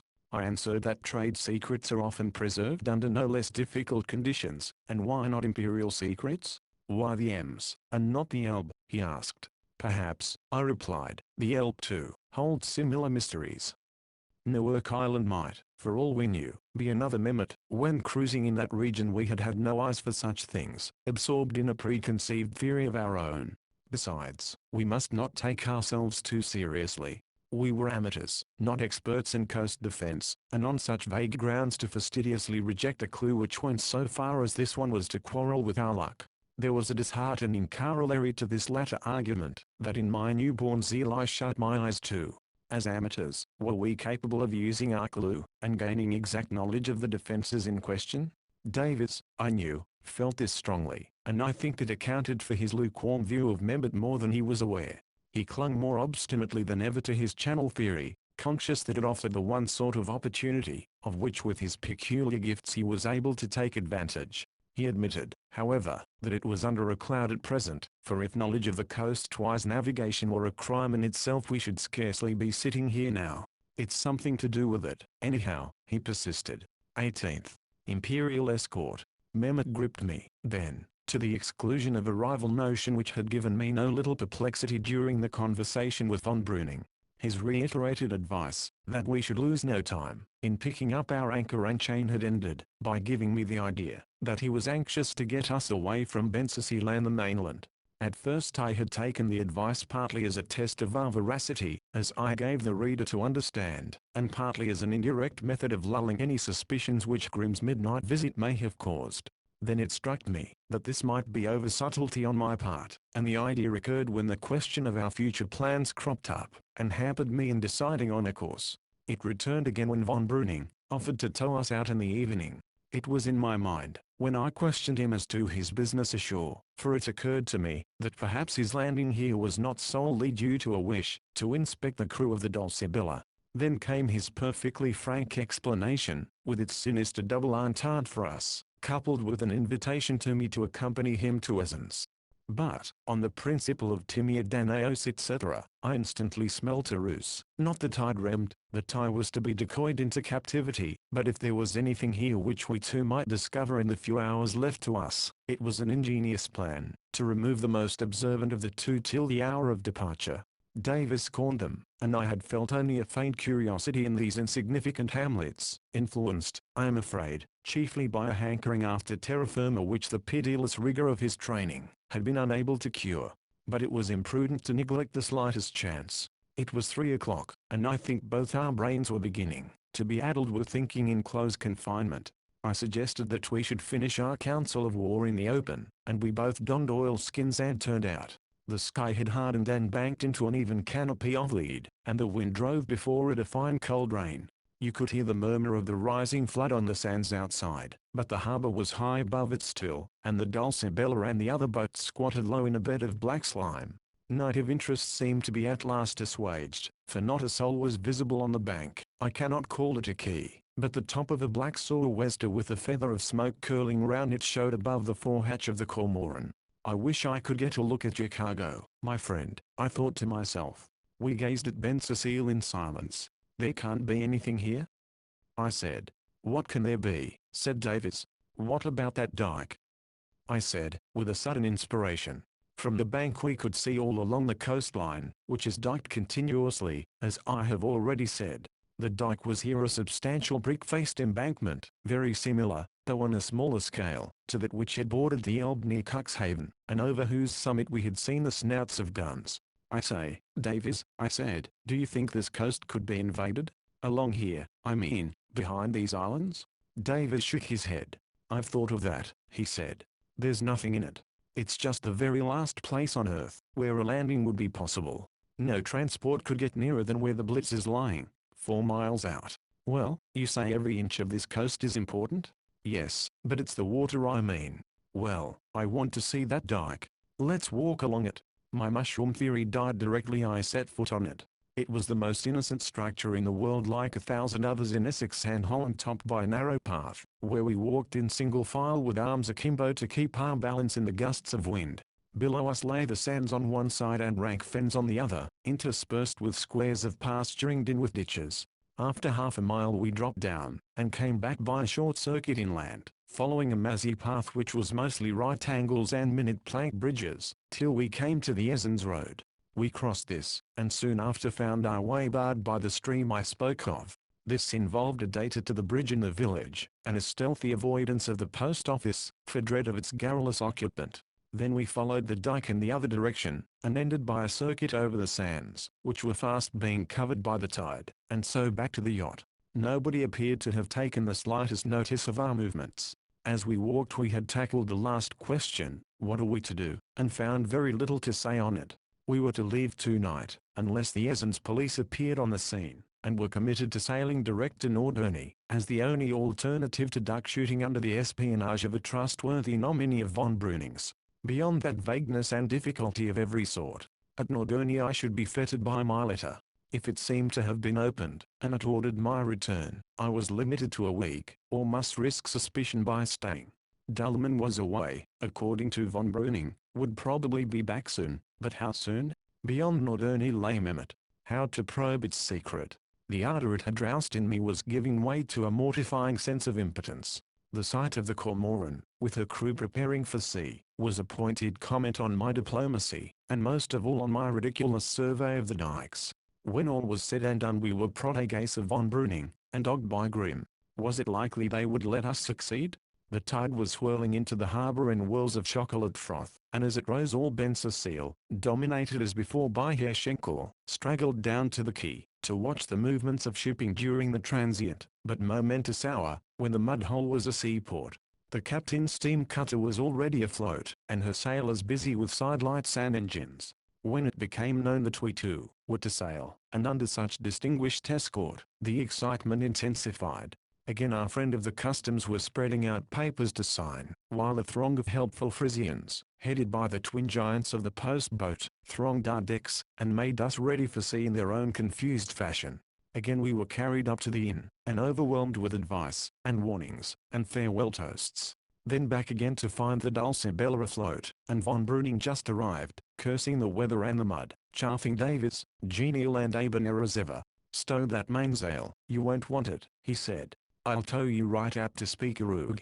It's your only anchorage for the night in this wind under the island, near the Blitz, and that would mean a deadbeat for you in the dark." The fact was so true, and the offer so timely, that Davis's faint protests were swept aside in a torrent of ridicule. "And now I think of it," the commander ended, "I'll make the trip with you, if I may. It'll be pleasanter and drier."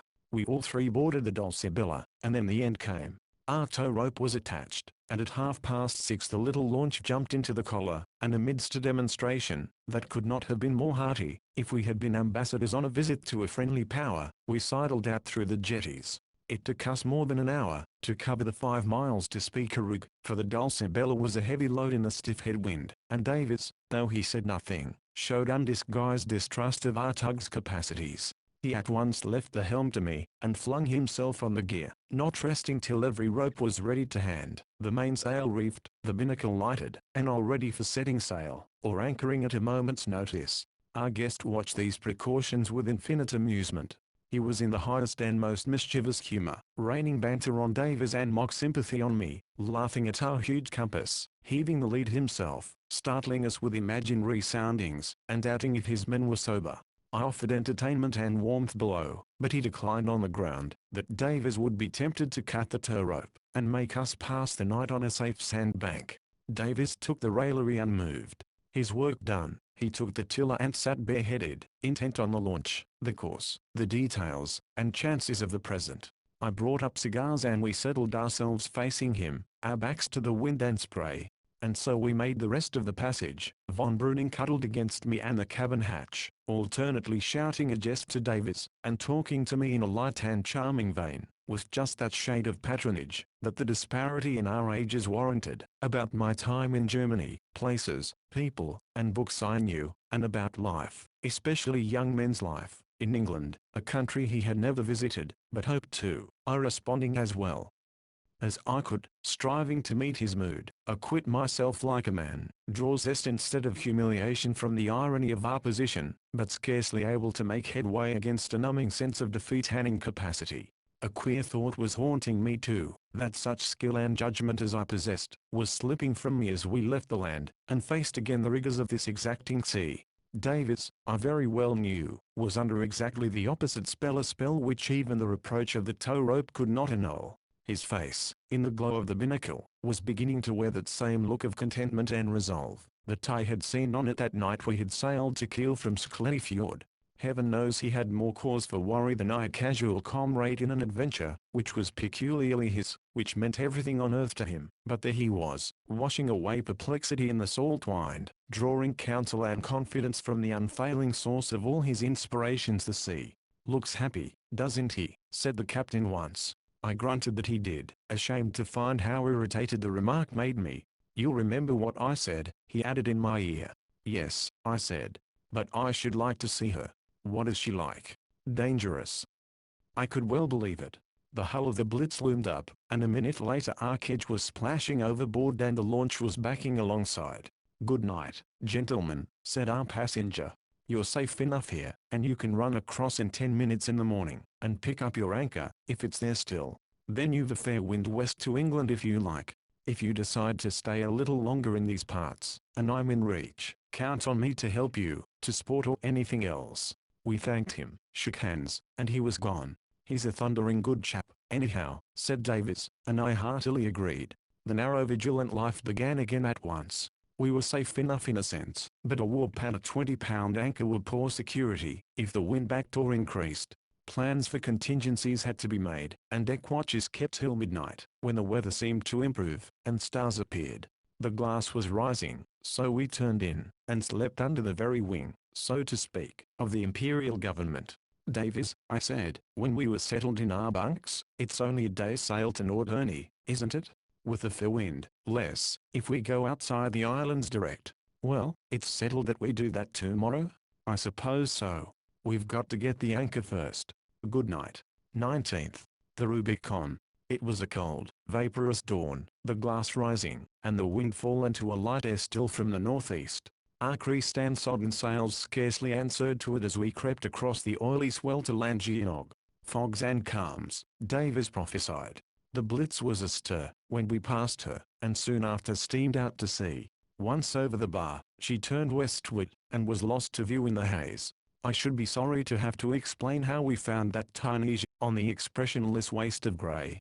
I only know the tide hove the lead incessantly while Davis conned, till at last he was grabbing overside with the bowhook, and there was the boy on deck. The cable was soon following it, and finally the rusty monster himself, more loathsome than usual, after his long sojourn in the slime. "That's all right," said Davis. "Now we can go anywhere." "Well, it's Norderney, isn't it?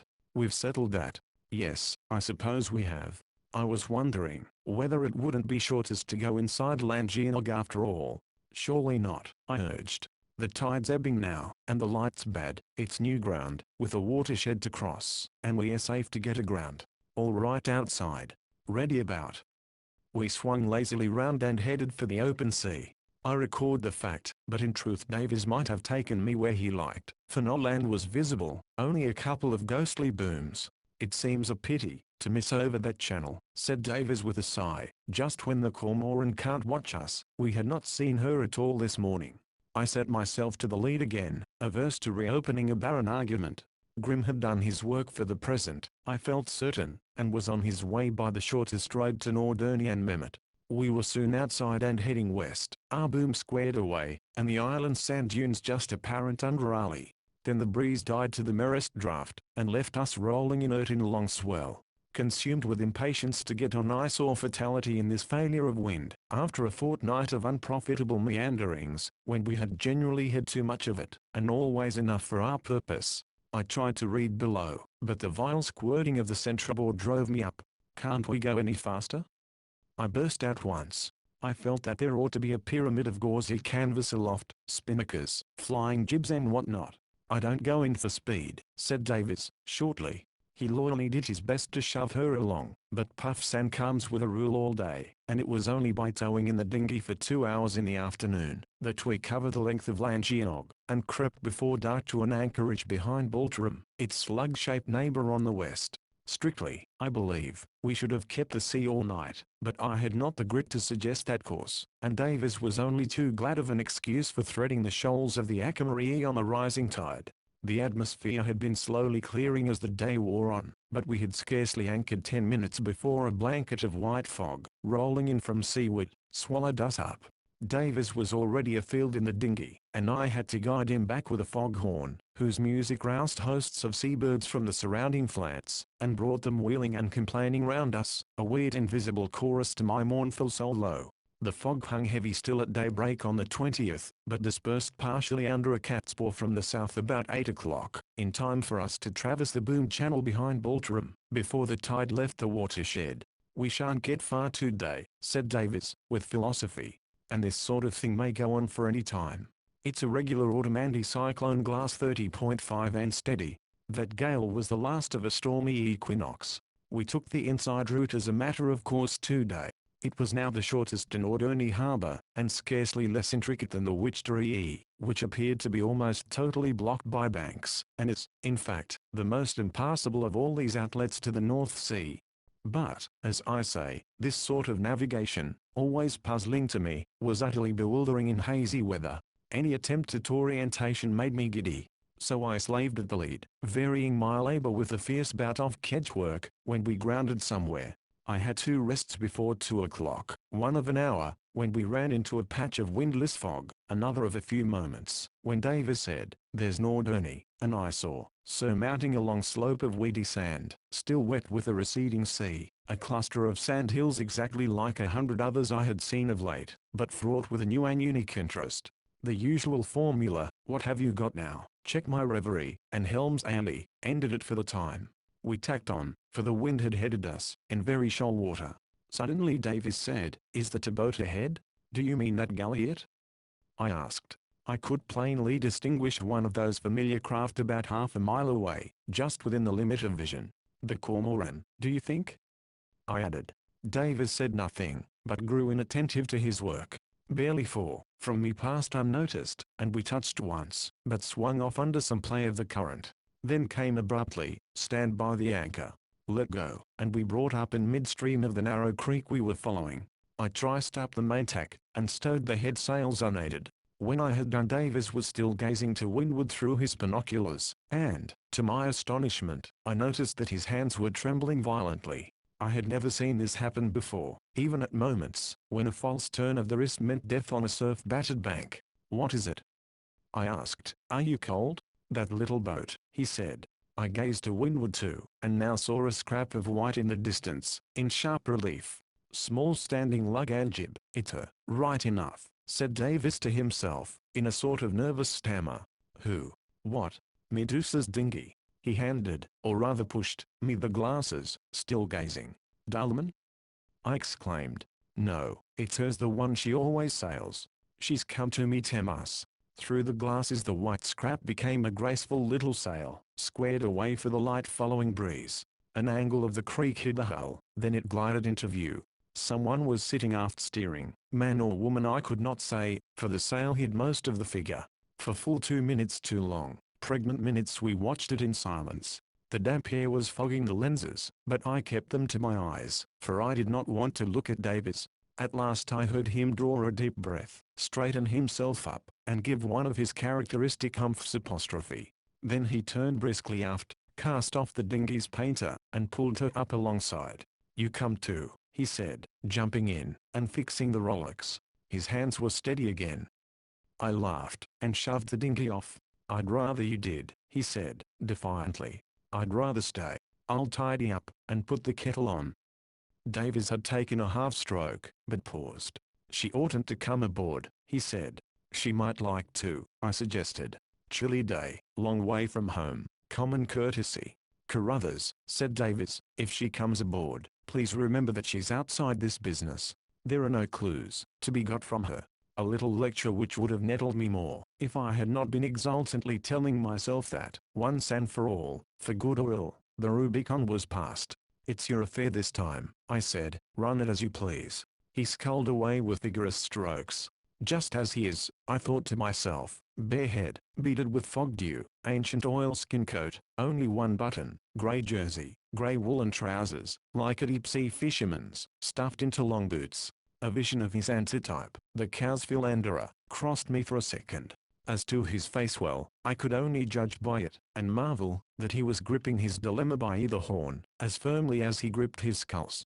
I watched the 2 boats converging. They would meet in the natural course about 300 yards away, but a hitch occurred. First, the sailboat checked and slewed aground, I concluded. The rowboat leapt forward still, then checked too. From both a great splashing of sculls floated across the still air, then silence. The summit of the watershed, a physical Rubicon, prosaic and slimy, had still to be crossed, it seemed. But it could be evaded. Both boats headed for the northern side of the creek. Two figures were out on the brink, hauling on two painters. Then Davis was striding over the sand, and a girl, I could see her now, was coming to meet him. And then I thought it was time to go below and tidy up. Nothing on earth could have made the Dulcibella Saloon a worthy reception room for a lady. I could only use hurried efforts to make it look its best, by applying a bunch of cotton waste and a floor brush, by pitching into racks and lockers the litter of pipes, charts, oddments of apparel, and so on, that had a way of collecting afresh. However recently we had tidied up, by neatly arranging our demoralized library, and by lighting the stove, and veiling the table under a clean white cloth. I suppose about 20 minutes had elapsed, and I was scrubbing fruitlessly at the smoky patch on the ceiling, when I heard the sound of oars and voices outside. I threw the cotton waste into the forecastle, made an onslaught on my hands, and then mounted the companion ladder. Our own dinghy was just rounding up alongside, Davis sculling in the bows. Facing him in the stern, a young girl in a grey tam o' shanter, loose waterproof jacket and dark serge skirt, the latter, to be frigidly accurate, disclosing a pair of workmanlike rubber boots which, mutatis mutandis, were very like those Davis was wearing. Her hair, like his, was spangled with moisture, and her rose-brown skin struck a note of delicious colour against the sullen Stygian background. "There he is," said Davis. Never did his mean affluent, Carruthers, sound so pleasantly in my ears, never so discordantly the Fraulein Dahlmann that followed it. Every syllable of the four was a lie. Two honest English eyes were looking up into mine. An honest English hand, is this insular nonsense? Perhaps so, but I stick to it. A brown, firm hand, no, not so very small. My sentimental reader was clasping mine. Of course I had strong reasons, apart from the racial instinct, for thinking her to be English, but I believe that, if I had had none at all, I should at any rate have congratulated Germany on a clever bit of plagiarism. By her voice, when she spoke, I knew that she must have talked German habitually from childhood. Diction and accent were faultless, at least to my English ear, but the native constitutional ring was wanting. She came on board. There was a hollow discussion first about time and weather, but it ended as we all in our hearts wished it to end. None of us uttered our real scruples. Mine, indeed, were too new and rudimentary to be worth uttering, so I said common sense things about tea and warmth, but I began to think about my compact with Davis. Just for a few minutes, then, she said. I held out my hand, and swung her up. She gazed round the deck and rigging with profound interest, a breathless, hungry interest touching to see. "You've seen her before, haven't you?" I said. "I've not been on board before," she answered. This struck me in passing as odd, but then I had only too few details from Davis about his days at Norderney in September. "Of course, that is what puzzled me," she exclaimed, suddenly, pointing to the mizzen. I knew there was something different. Davis had belayed the painter, and now had to explain the origin of the mizzen. This was a cumbrous process, and his hearer's attention soon wandered from the subject, and became centered in him. His was already more than half in her, and the result was a golden opportunity for the discerning onlooker. It was very brief, but I made the most of it, buried deep a few regrets, did a little heartfelt penance, told myself I had been a cynical fool not to have foreseen this, and faced the new situation with a sinking heart. I am not ashamed to admit that, for I was fond of Davis, and I was keen about the quest. She had never been a guilty agent in that attempt on Davis. Had she been an unconscious tool or only an unwilling one?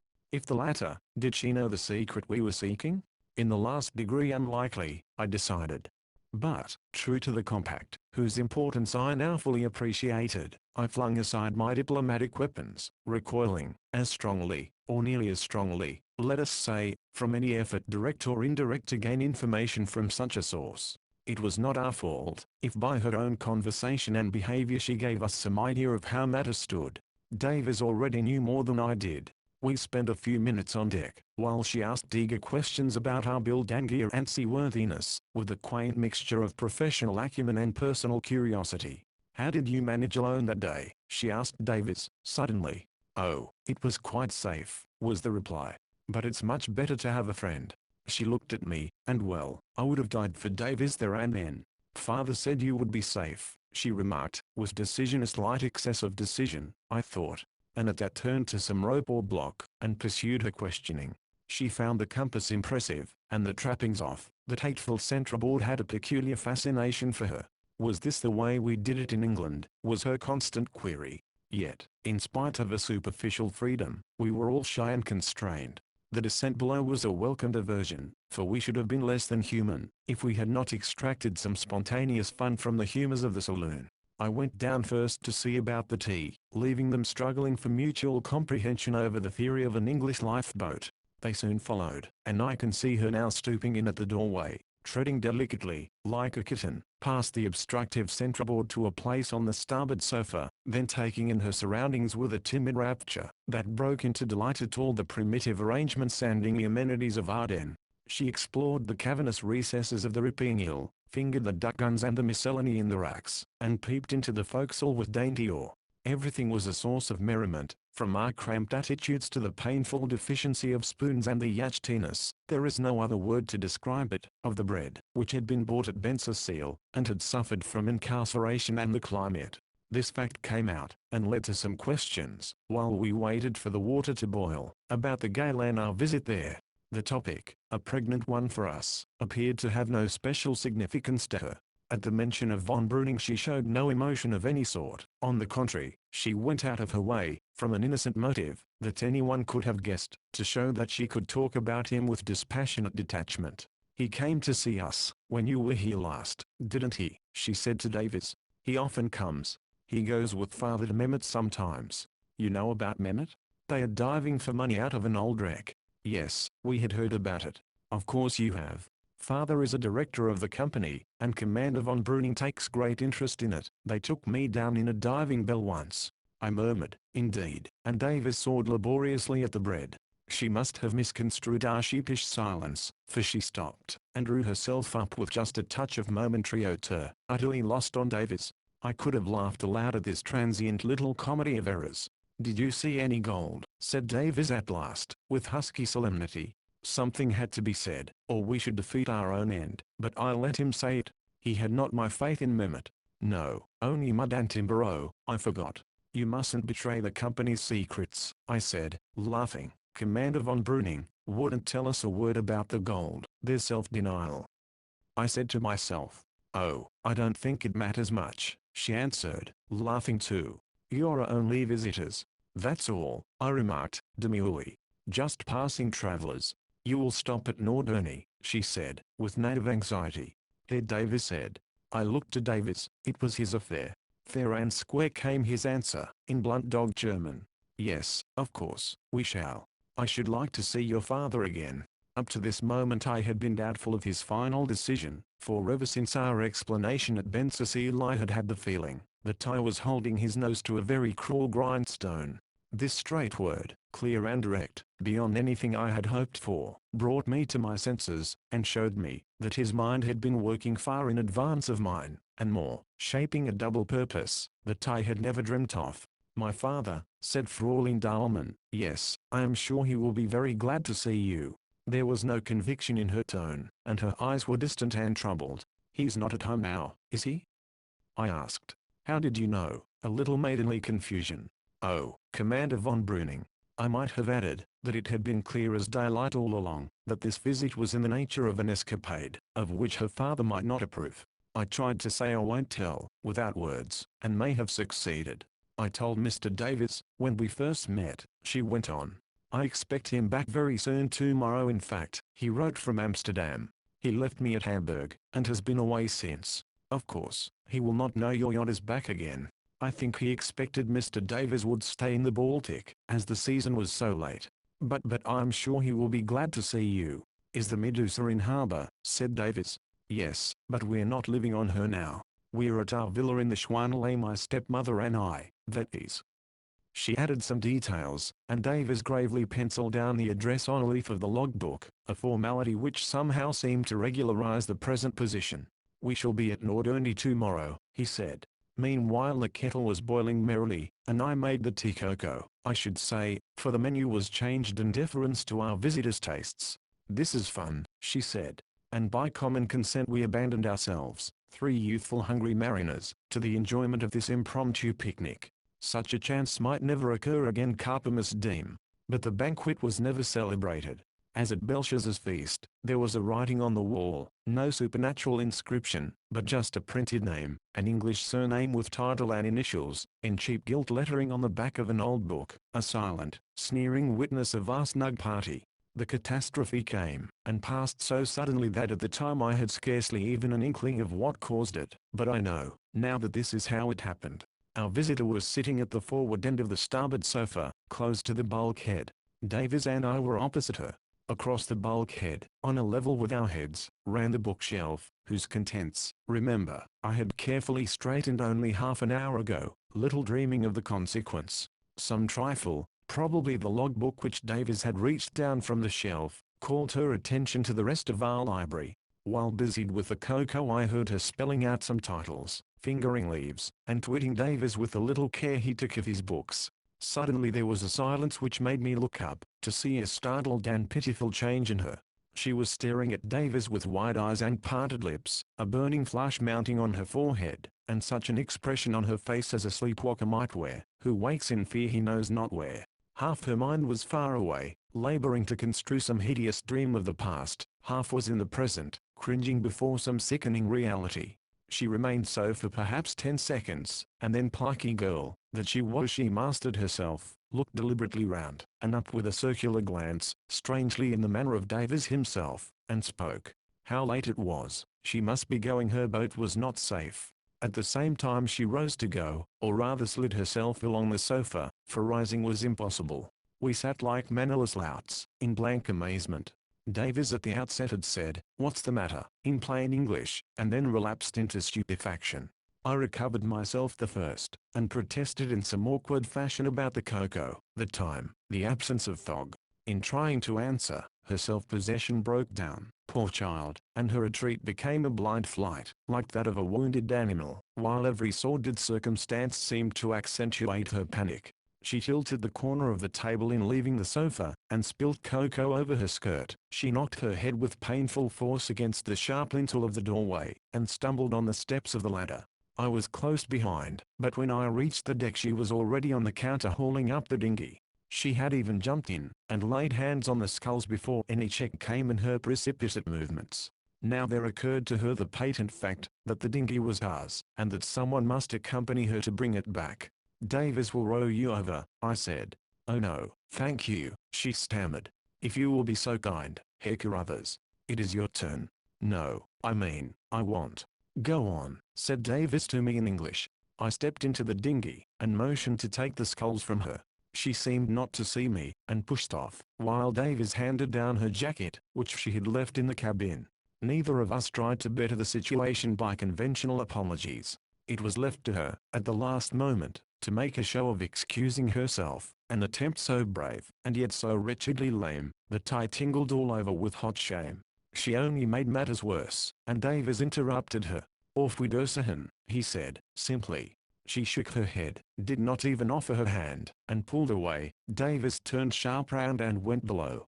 There was now no muddy Rubicon to obstruct us, for the tide had risen a good deal, and the sands were covering.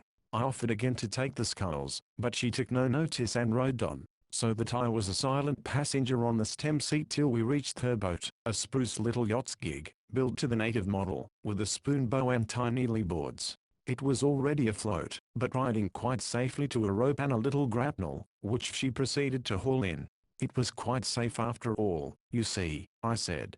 Yes, but I could not stay.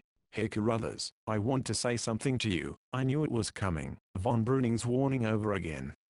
I made a mistake just now. It is no use your calling on us tomorrow. Why not? You will not see my father. I thought you said he was coming back? Yes, by the morning steamer, but he will be very busy. We can wait. We have several days to spare, and we have to call for letters anyhow. You must not delay on our account. The weather is very fine at last. It would be a pity to lose a chance of a smooth voyage to England. The season. We have no fixed plans. Davies wants to get some shooting. My father will be much occupied. We can see you. I insisted on being obtuse, for though this fencing with an unstrung girl was hateful work, the quest was at stake. We were going to Norderney, come what might, and sooner or later we must see Dahlmann. It was no use promising not to. I had given no pledge to von Bruning, and I would give none to her. The only alternative was to violate the compact, which the present fiasco had surely weakened, speak out, and try and make an ally of her. Against her own father? I shrank from the responsibility, and counted the cost of failure certain failure, to judge by her conduct. She began to hoist her lugs sail in a dazed, shiftless fashion, while our two boats drifted slowly to leeward. Father might not like it, she said, solo and from such tremulous lips, that I scarcely caught her words. He does not like foreigners much. I am afraid, he did not want to see Herr Davies again. But I thought, it was wrong of me to come aboard. I suddenly remembered, but I could not tell Herr Davies. I see, I answered. I will tell him. Yes, that he must not come near us. He will understand. I know he will be very sorry, but, I added, firmly, you can trust him implicitly, to do the right thing. And how I prayed, that this would content her. Thank heaven, it did. Yes, she said, I am afraid I did not say goodbye to him. You will do so? She gave me her hand. One thing more, I added, holding it. Nothing had better be said about this meeting? No, nothing. It must never be known. I let go the gig's gunwale, and watched her tighten her sheet, and make a tack or two to windward. Then I rowed back to the Dulcibella as hard as I could. 20th. The little drab book. I found Davies at the cabin table, surrounded with a litter of books. The shelf was empty, and its contents were tossed about among the cups, and on the floor. We both spoke together. Well, what was it? Well, what did she say? I gave way, and told my story briefly. He listened in silence, drumming on the table with the book which he held. It's not goodbye, he said. But I don't wonder. Look here. And he held out to me a small volume, whose appearance was quite familiar to me, if its contents were less so. As I noted in an early chapter, Davies's library, excluding tide tables, pilots, etc., was limited to two classes of books, those on naval warfare, and those on his own hobby, cruising in small yachts. He had 6 or 7 of the latter, including Knight's Falcon in the Baltic, Cowper's sailing tours, Macmillan's Down Channel, and other less-known stories of adventurous travel. I had scarcely done more than look into some of them at off moments, for our life had left no leisure for reading. This particular volume was I had better not describe it too fully, but I will say, that it was old and unpretentious, bound in cheap cloth of a rather antiquated style, with a title which showed it to be a guide for yachtsmen to a certain British estuary. A white label partly scratched away bore the legend third. I had glanced at it once, or twice with no special interest. Well? I said, turning over some yellow pages. Dahlman, cried Davies. Dahlman wrote it. I turned to the title page, and read, by Lut. X. R. N. The name itself conveyed nothing to me, but I began to understand. Davies went on, the name's on the back, too, and I'm certain it's the last she looked at. But how do you know? And there's the man himself. Ask the time not to have seen it before. Look at the frontispiece. It was a sorry piece of illustration of the old-fashioned sort, lacking definition and finish, but effective notwithstanding, for it was evidently the reproduction, though a cheap and imperfect process, of a photograph. It represented a small yacht at anchor below some woods, with the owner standing on deck in his shirt sleeves, a well-knit powerful man, young, of middle height, clean-shaved. There appeared to be nothing remarkable about the face, the portrait being on too small a scale, and the expression, such as it was, being of the fixed photographic character. How do you know him? You said he was 50, with a greyish beard. By the shape of his head, that hasn't changed. Look how it widens at the top, and then flattens sort of wedge-shaped with a high steep forehead. You'd hardly notice it, and that, the points were not very noticeable, but I saw what Davies meant. The height and figure are right too, and the dates are about right. Look at the bottom. Underneath the picture, was the name of a yacht and a date. The publisher's date on the title page was the same. 16 years ago, said Davies. He looks 30-odd in that, doesn't he? And 50 now. Let's work the thing out. 16 years ago he was still an Englishman, an officer in Her Majesty's Navy. Now he's a German. At some time between this and then, I suppose, he came to grief, disgrace, flight, exile. When did it happen? They've been here 3 years. Von Breuning said so. It was long before that. She has talked German from a child. What's her age? Do you think 19 or 20? About that. Say she was 4 when this book was published. The crash must have come not long after. And they've been hiding in Germany since. Is this a well-known book? I never saw another copy. Picked this up on a second-hand bookstall for threepence. She looked at it. You say? Yes, I'm certain of it. Was she never on board you in September? No, I asked them both. But Dalman made excuses. But he came on board? You told me so. Once, he asked himself to breakfast on the first day. By Jove, yes. You mean he saw the book? It explains a good deal. It explains everything. We fell into deep reflection for a minute or two. Do you really mean everything? I said. In that case, let's sail straight away, and forget the whole affair. He's only some poor devil with a past, whose secret you stumbled on, and, half mad with fear, he tried to silence you. But you don't want revenge, so it's no business of ours. We can ruin him if we like, but is it worth it? You don't mean a word you're saying, said Davis, though I know why you say it, and many thanks, old chapter. I didn't mean everything. He's plotting with Germans, or why did Grimm spy on us, and von Breuning cross-examine us? We've got to find out what he's at, as well as who he is. And as to her, what do you think of her now? I made my amen heartily. Innocent and ignorant, was my verdict. Ignorant, that is, of her father's treasonable machinations, but aware, clearly, that they were English refugees with a past to hide. I said other things, but they do not matter. Only, I concluded, it makes the dilemma infinitely worse. There's no dilemma at all, said Davis. You said at Bensersiel, that we couldn't hurt him without hurting her. Well, all I can say is, we've got to. The time to cut and run, if ever, was when we sighted Herdingy. I had a baddish minute then. She's given us a clue or two after all. It wasn't our fault. To refuse to have her on board, would have been to give our show away, and the very fact, that she's given us clues decides the matter. She mustn't suffer for it. What will she do? Stick to her father, I suppose. And what shall we do? I don't know yet. How can I know? It depends, said Davis, slowly. But the point is, that we have two objects, equally important, yes, equally, by Jove, to scotch him, and save her. There was a pause. That's rather a large order, I observed. Do you realize that at this very moment we have probably gained the first object? If we went home now, walked into the Admiralty, and laid our facts before them, what would be the result? The Admiralty, said Davis, with ineffable scorn. Well, Scotland Yard too, then.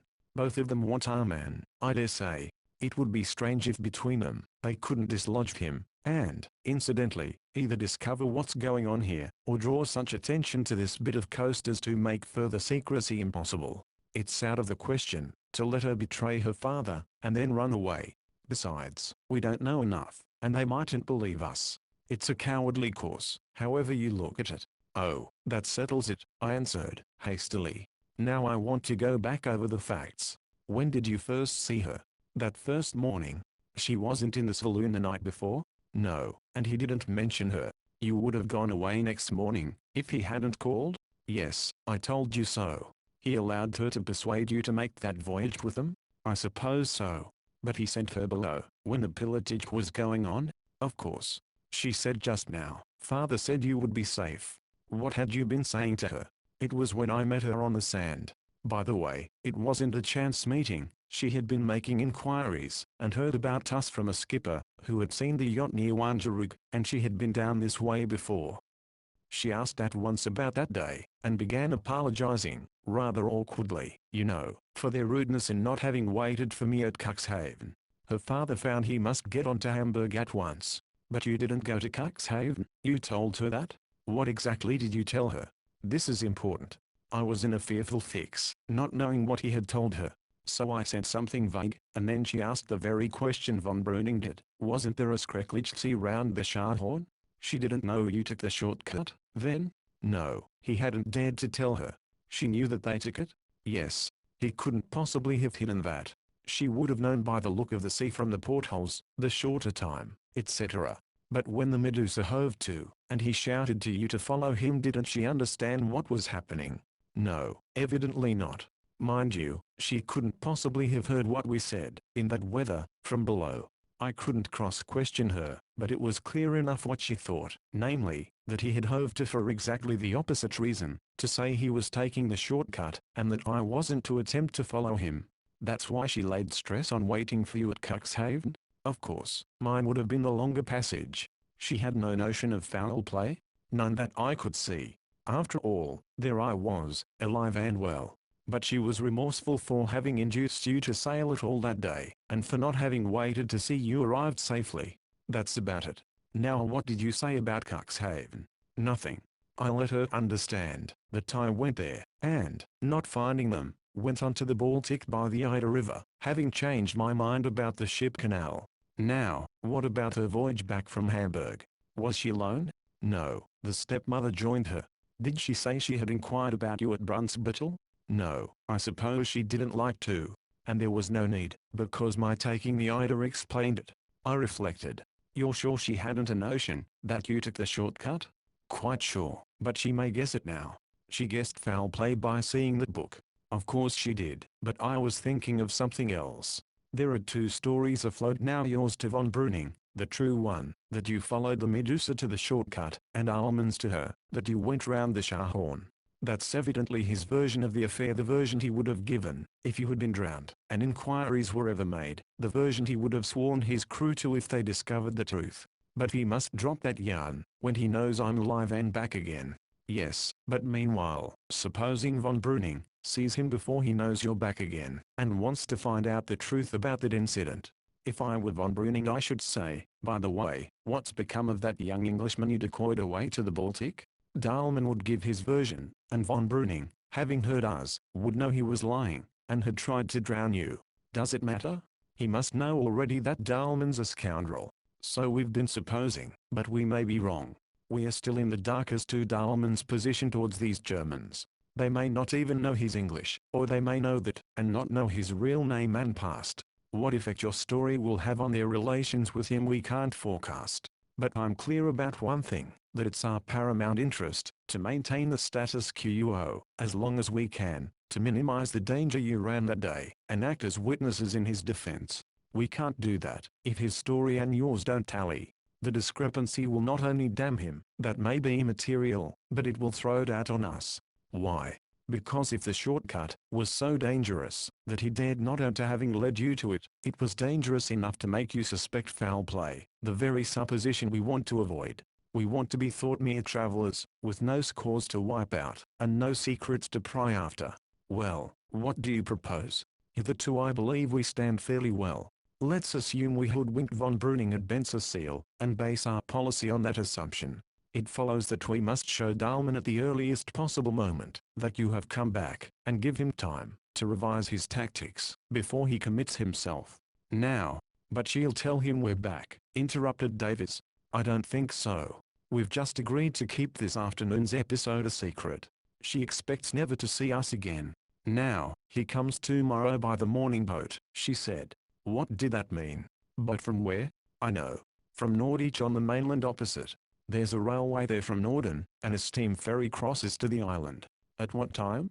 Your Bradshaw will tell us. Here it is. Winter service, 8:30 a.m., due at 9:5. Let's get away at once. We had a tussle with the tide at first, but once over the watershed the channel improved, and the haze lightened gradually.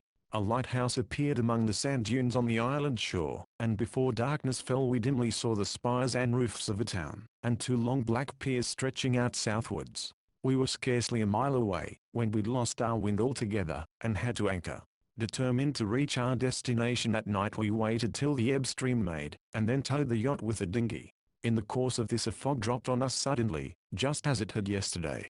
I was towing at the time, and, of course, stopped short, but Davis shouted to me from the tiller to go on, that he could manage with the lead and compass. And the end of it was that, at about 9 o'clock, we anchored safely in the 5-fathom roadstead, close to the eastern pier, as a short reconnaissance proved to us. It had been a little masterpiece of adroit seamanship. There was utter stillness till our chain rattled down, when a muffled shout came from the direction of the pier, and soon we heard a boat groping out to us. It was a polite but sleepy port officer, who asked in a perfunctory way for our particulars, and when he heard them, remembered the Dulcibella's previous visit. Where are you bound to? He asked. England sooner or later, said Davis. The man laughed derisively. Not this year, he said. There will be fogs for another week, it is always so, and then storms. Better leave your yawl here. Dues will be only 6pence a month for you. I'll think about it, said Davis. Good night. The man vanished like a ghost in the thick night. Is the post office open? I called after him. No, 8 tomorrow, came back out of the fog. We were too excited to sup in comfort, or sleep in peace, or to do anything but plan and speculate. Never till this night had we talked with absolute mutual confidence, for Davis broke down the last barriers of reserve, and let me see his whole mind. He loved this girl and he loved his country, two simple passions which for the time absorbed his whole moral capacity. There was no room left for casuistry. To weigh one passion against the other, with the discordant voices of honor and expediency dinning in his ears, had too long involved him in fruitless torture. Both were right, neither could be surrendered. If the facts showed them irreconcilable tanpies pull their fates, a way must be found to satisfy both or neither. I should have been a spiritless dog, if I had not risen to his mood. But in truth his cutting of the knot was at this juncture exactly what appealed to me. I too, was tired of vicarious casuistry, and the fascination of our enterprise, intensified by the discovery of that afternoon, had never been so strong in me. Not to be insincere, I cannot pretend that I viewed the situation with his single mind. My philosophy when I left London was of a very worldly sort, and no one can change his temperament in 3 weeks. I plainly said as much to Davis, and indeed took perverse satisfaction in stating with brutal emphasis some social truths which bore on this attachment of his to the daughter of an outlaw. Truths I called them, but I uttered them more by rote than by conviction, and he heard them unmoved. And meanwhile I snatched recklessly at his own solution. If it imparted into our adventure a strain of crazy chivalry more suited to knights errant of the Middle Ages than to sober modern youths, well, thank heaven, I was not too sober, and still young enough to snatch at that fancy with an ardor of imagination, if not of character, perhaps too, of character, for Galahads are not so common, but that ordinary folk must needs draw courage from their example, and put something of a blind trust in their tenfold strength. To reduce a romantic ideal to a working plan, is a very difficult thing. We shall have to argue backwards, I said. What is to be the final stage? Because that must govern the others. There was only one answer: to get Dahlmann, secrets and all, daughter and all, away from Germany altogether. So only could we satisfy the double aim we had set before us. What a joy it is, when beset with doubts, to find a bedrock necessity, however unattainable. We fastened on this one, and reasoned back from it. The first lesson was that, however many and strong were the enemies we had to contend with, our sole overt foe must be Dahlmann. The issue of the struggle must be known only to ourselves and him. If we won, and found out what he was at, we must at all costs conceal our success from his German friends, and detach him from them, before he was compromised. You will remark that to blithely accept this limitation showed a very sanguine spirit in us. The next question, how to find out what he was at, was a deal more thorny. If it had not been for the discovery of Dahlmann's identity, we should have found it as hard a nut to crack as ever. But this discovery was illuminating. It threw into relief two methods of action which hitherto we had been hazily seeking to combine, seesawing between one and the other, each of us influenced at different times by different motives. One was to rely on independent research, the other to extort the secret from Dahlmann direct, by craft or threats. The moral of today was to abandon the first and embrace the second. The prospects of independent research were not a whit better than before. There were only two theories in the field, the channel theory and the Mehmet theory. The former languished for lack of corroboration, the latter also appeared to be weakened. To Fraulein Dahlmann the wreck works were evidently what they purported to be, and nothing more. This fact in itself was unimportant, for it was clear as crystal, that she was no party to her father's treacherous intrigues, if he was engaged in such. But if Mehmet was his fear for them, it was disconcerting to find her, so familiar with its fear, lightly talking of a descent in a diving bell, hinting too, that the mystery as to results was only for local consumption. Nevertheless, the charm of Mehmet as the place we had traced Grimm to, and as the only tangible clue we had obtained, was still very great. The really cogent objection was the insuperable difficulty, no man watched as we were, of learning its significance. If there was anything important to see there we should never be allowed to see it, while by trying and failing we risked everything. It was on this point, that the last of all misunderstandings between me and Davis was dissipated. At Ben Cecile he had been influenced more than he owned by my arguments about Mehmet, but at that time, as I hinted, he was biased by a radical prejudice. The channel theory had become a sort of religion with him, promising double salvation, not only avoidance of the Dahlmanns, but success in the quest by methods in which he was past master. To have to desert it, and resort to spying on naval defenses was an idea he dreaded and distrusted. It was not the morality of the course that bothered him. He was far too clear-headed to blink at the essential fact that at heart we were spies on a foreign power in time of peace, or to salve his conscience by specious distinctions as to our mode of operation. The foreign power to him was Dalman, a traitor. There was his final justification, fearlessly adopted and held to the last. It was rather that, knowing his own limitations, his whole nature shrank from the sort of action entailed by the Mehmet theory. And there was strong common sense in his antipathy. So much for independent research. On the other hand, the road was now clear for the other method. Davies no longer feared to face the imbroglio at Norderney, and that day fortune had given us a new and potent weapon against Dalman. Precisely how potent we could not tell, for we had only a glimpse of his past, and his exact relations with the government were unknown to us. But we knew who he was. Using this knowledge with address, could we not wring the rest from him? Feel our way, of course, be guided by his own conduct, but in the end strike hard and stake everything on the stroke? Such at any rate, was our scheme tonight. Later, tossing in my bunk, I bethought me of the little drab book, lit a candle, and fetched it. A preface explained that it had been written during a spell of 2 months' leave from naval duty, and expressed a hope that it might be of service to Corinthian sailors. The style was unadorned, but scholarly and pithy. There was no trace of the writer's individuality, save a certain subdued relish in describing banks and shoals, which reminded me of Davies himself. For the rest, I found the book dull, and, in fact, it sent me to sleep. 21st. Blindfold to Mehmet. Here she comes, said Davies. It was 9 o'clock on the next day, October 22nd, and we were on deck waiting for the arrival of the steamer from Norwich.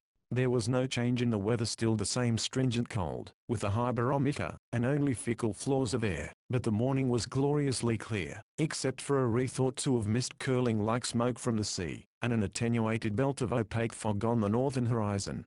The harbour lay open before us, and very commodious, and civilized it looked, enclosed between two long piers which ran quite half a mile out from the land to the roadstead, Ritgat by name, where we lay. A stranger might have taken it for a deep and spacious haven, but this, of course, was an illusion, due to the high water. Davies knew that 3/4 of it was mud, the remainder being a dredged-out channel along the western pier. A couple of tugs, a dredger, and a ferry packet with steam up, were moored on that side, a small stack of galliots on the other. Beyond these was another vessel, a galliot in build, but radiant as a queen among sluts, her varnished sides, and spars flashing orange in the sun. These, and her snow-white sail covers and the twinkle of brass and gun-metal, proclaimed her to be a yacht. I had already studied her through the glasses and read on her stern Medusa. A couple of sailors were swabbing her decks. You could hear the slush of the water and the scratching of the deck brooms. They can see us anyway, Davies had said.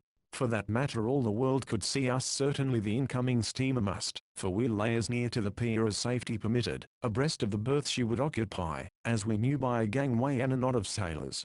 A packet boat, not bigger than a big tug, was approaching from the south. Remember, we're not supposed to know he's coming, I said. Let's go below. Besides the skylight, our coach house cabin top had little oblong side windows. We wiped clean those on the port side, and watched events from them, kneeling on the sofa. The steamer backed her paddles, flinging out a wash that set us rolling to our scuppers. There seemed to be very few passengers aboard, but all of them were gazing at the Dulcibella, while the packet was warped alongside. On the forward deck there were some market women with baskets, a postman, and a weedy youth who might be an hotel waiter. On the after deck, standing close together, were two men in ulsters and soft felt hats. "There he is," said Davies, in a tense whisper, "the tall one."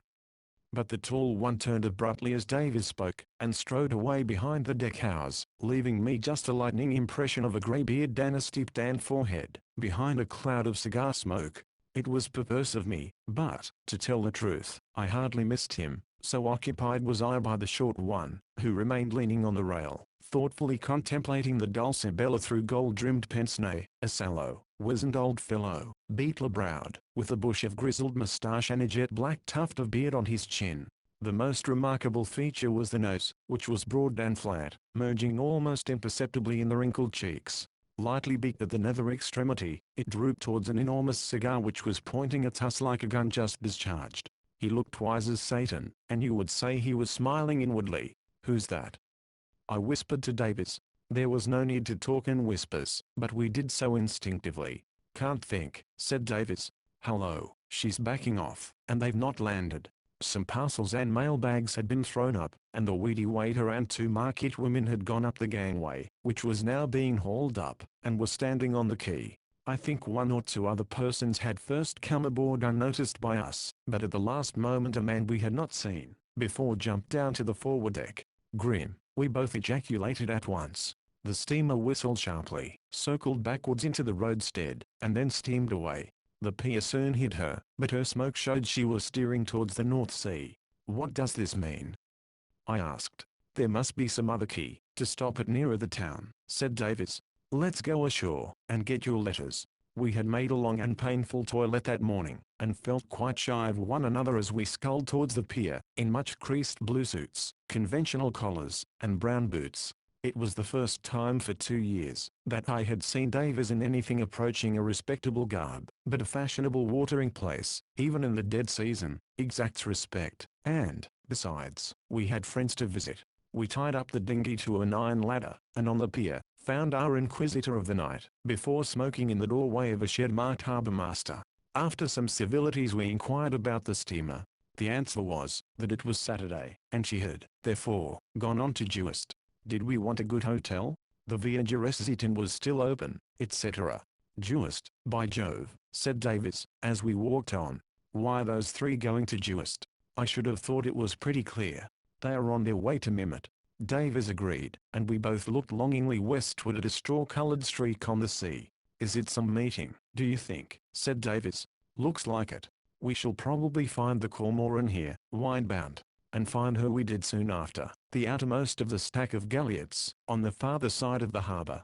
2 men, whose faces we took a good look at, were sitting on her hatch, mending a sail. Flooded with sun, yet still as the grave, the town was like a dead butterfly for whom the healing rays had come too late.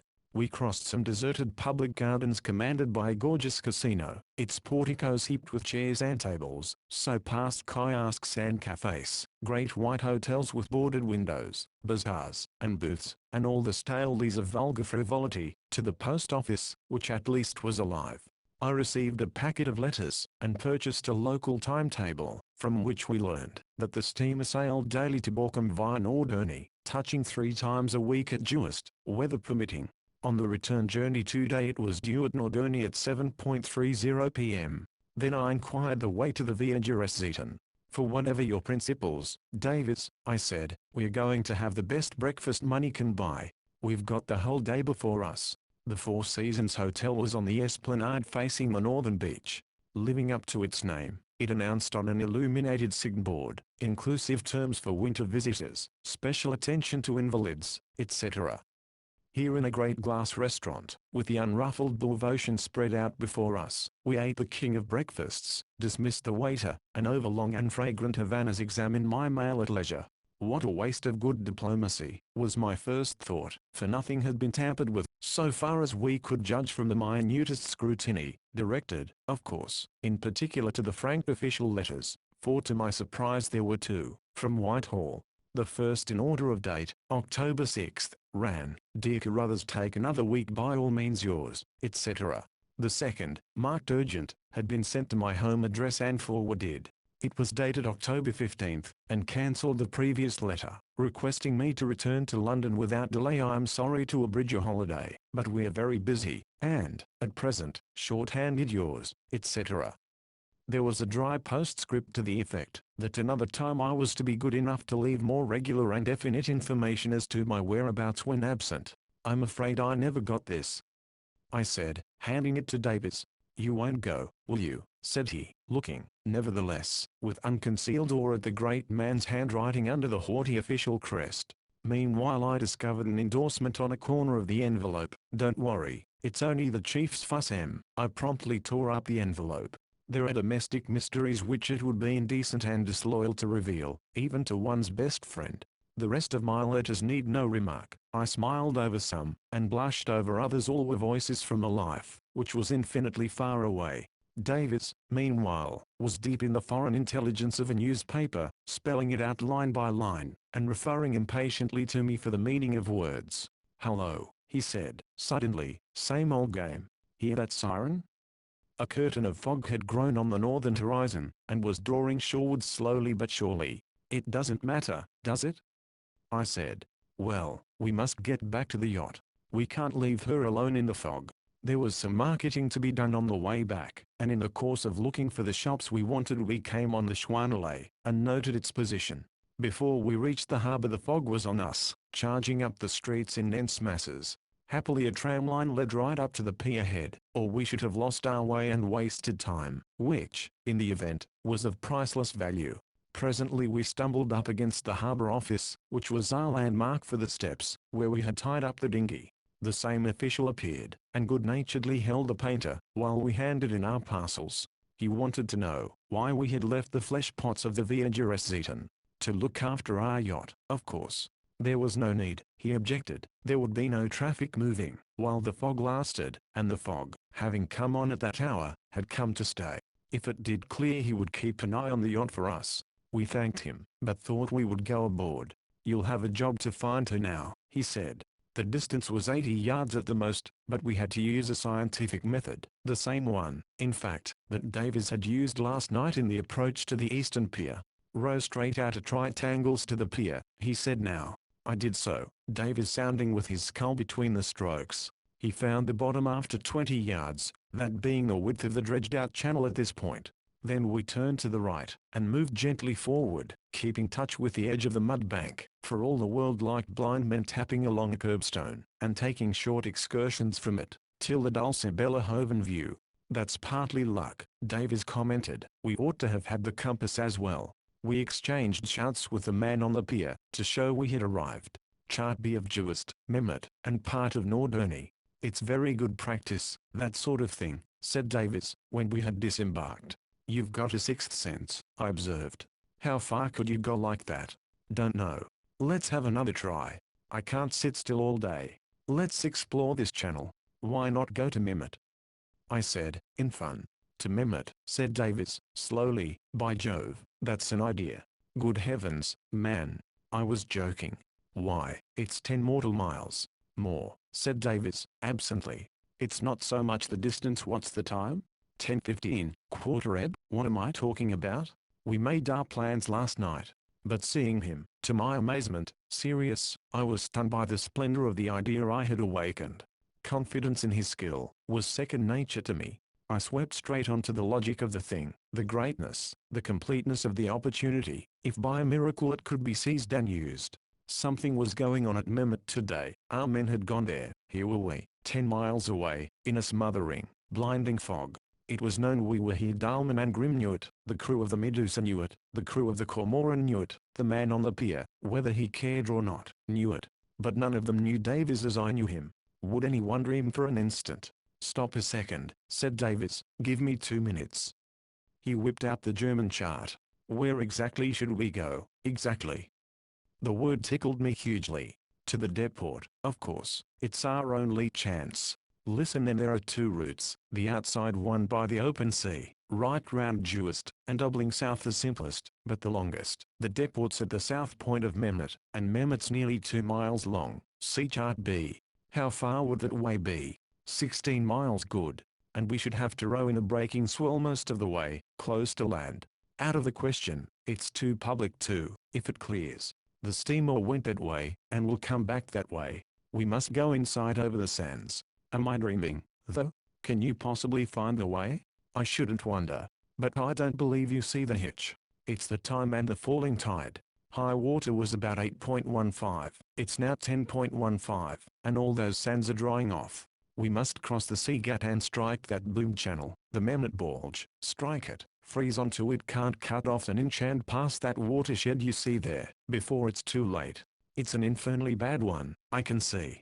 Not even a dinghy will cross it for an hour each side of low water. Well, how far is the watershed? Good Lord. What are we talking for? Change, man, change. Talk while we're changing. He began flinging off his shore clothes, and I did the same. It's at least 5 miles to the end of it. 6. Allowing for bends, hour and a half hard pulling. 2. Allowing for checks. Are you fit? You'll have to pull the most. Then there are 6 or 7 more miles easier ones. And then what are we to do when we get there? Leave that to me, I said. You get me there. Supposing it clears? After we get there? Bad, but we must risk that. If it clears on the way there, it doesn't matter by this route. We shall be miles from land. What about getting back? We shall have a rising tide, anyway. If the fog lasts, can you manage in the fog and dark? The dark makes it no more difficult, if we've a light, to see the compass and chart by. You trim the binnacle lamp, no, the riding light. Now give me the scissors, and don't speak a word for 10 minutes. Meanwhile, think it out, and load the dinghy by Jove, though, don't make a sound. Some grub and whiskey, the boat compass, lead, riding light, matches, small boathook, grapnel and line. Foghorn? Yes, and the whistle too. A gun? What for? We are after ducks. All right. And muffle the rowlocks with cotton waste. I left Davis absorbed in the charts, and softly went about my own functions. In 10 minutes he was on the ladder, beckoning. I've done, he whispered. Now shall we go? I've thought it out. Yes, I answered. This was only roughly true, for I could not have stated in words all the pros and cons that I had balanced. It was an impulse that drove me forward, but an impulse founded on reason, with just a tinge, perhaps, of superstition, for the quest had begun in a fog, and might fitly end in one. It was 25 minutes to 11, when we noiselessly pushed off. Let her drift, whispered Davis. The ebb will carry her past the pier. We slid by the Dulcibella, and she disappeared. Then we sat without speech or movement for about 5 minutes, while the gurgle of tide through piles approached and passed. The dinghy appeared to be motionless, just as a balloon in the clouds may appear to its occupants to be motionless, though urged by a current of air. In reality we were driving out of the Riff Gat into the Sea Gat. The dinghy swayed to a light swell. Now, pull, said Davis, under his breath. Keep it long and steady, above all steady both arms with equal force. I was on the bow thwart, he fist to me on the stern seat, his left hand behind him on the tiller, his right forefinger on a small square of paper which lay on his knees. This was a section cut out from the big German chart. See chart B. On the midship thwart between us lay the compass and a watch. Between these three objects, compass, watch, and chart, his eyes darted constantly, never looking up or out, save occasionally for a sharp glance over the side at the flying bubbles, to see if I was sustaining a regular speed.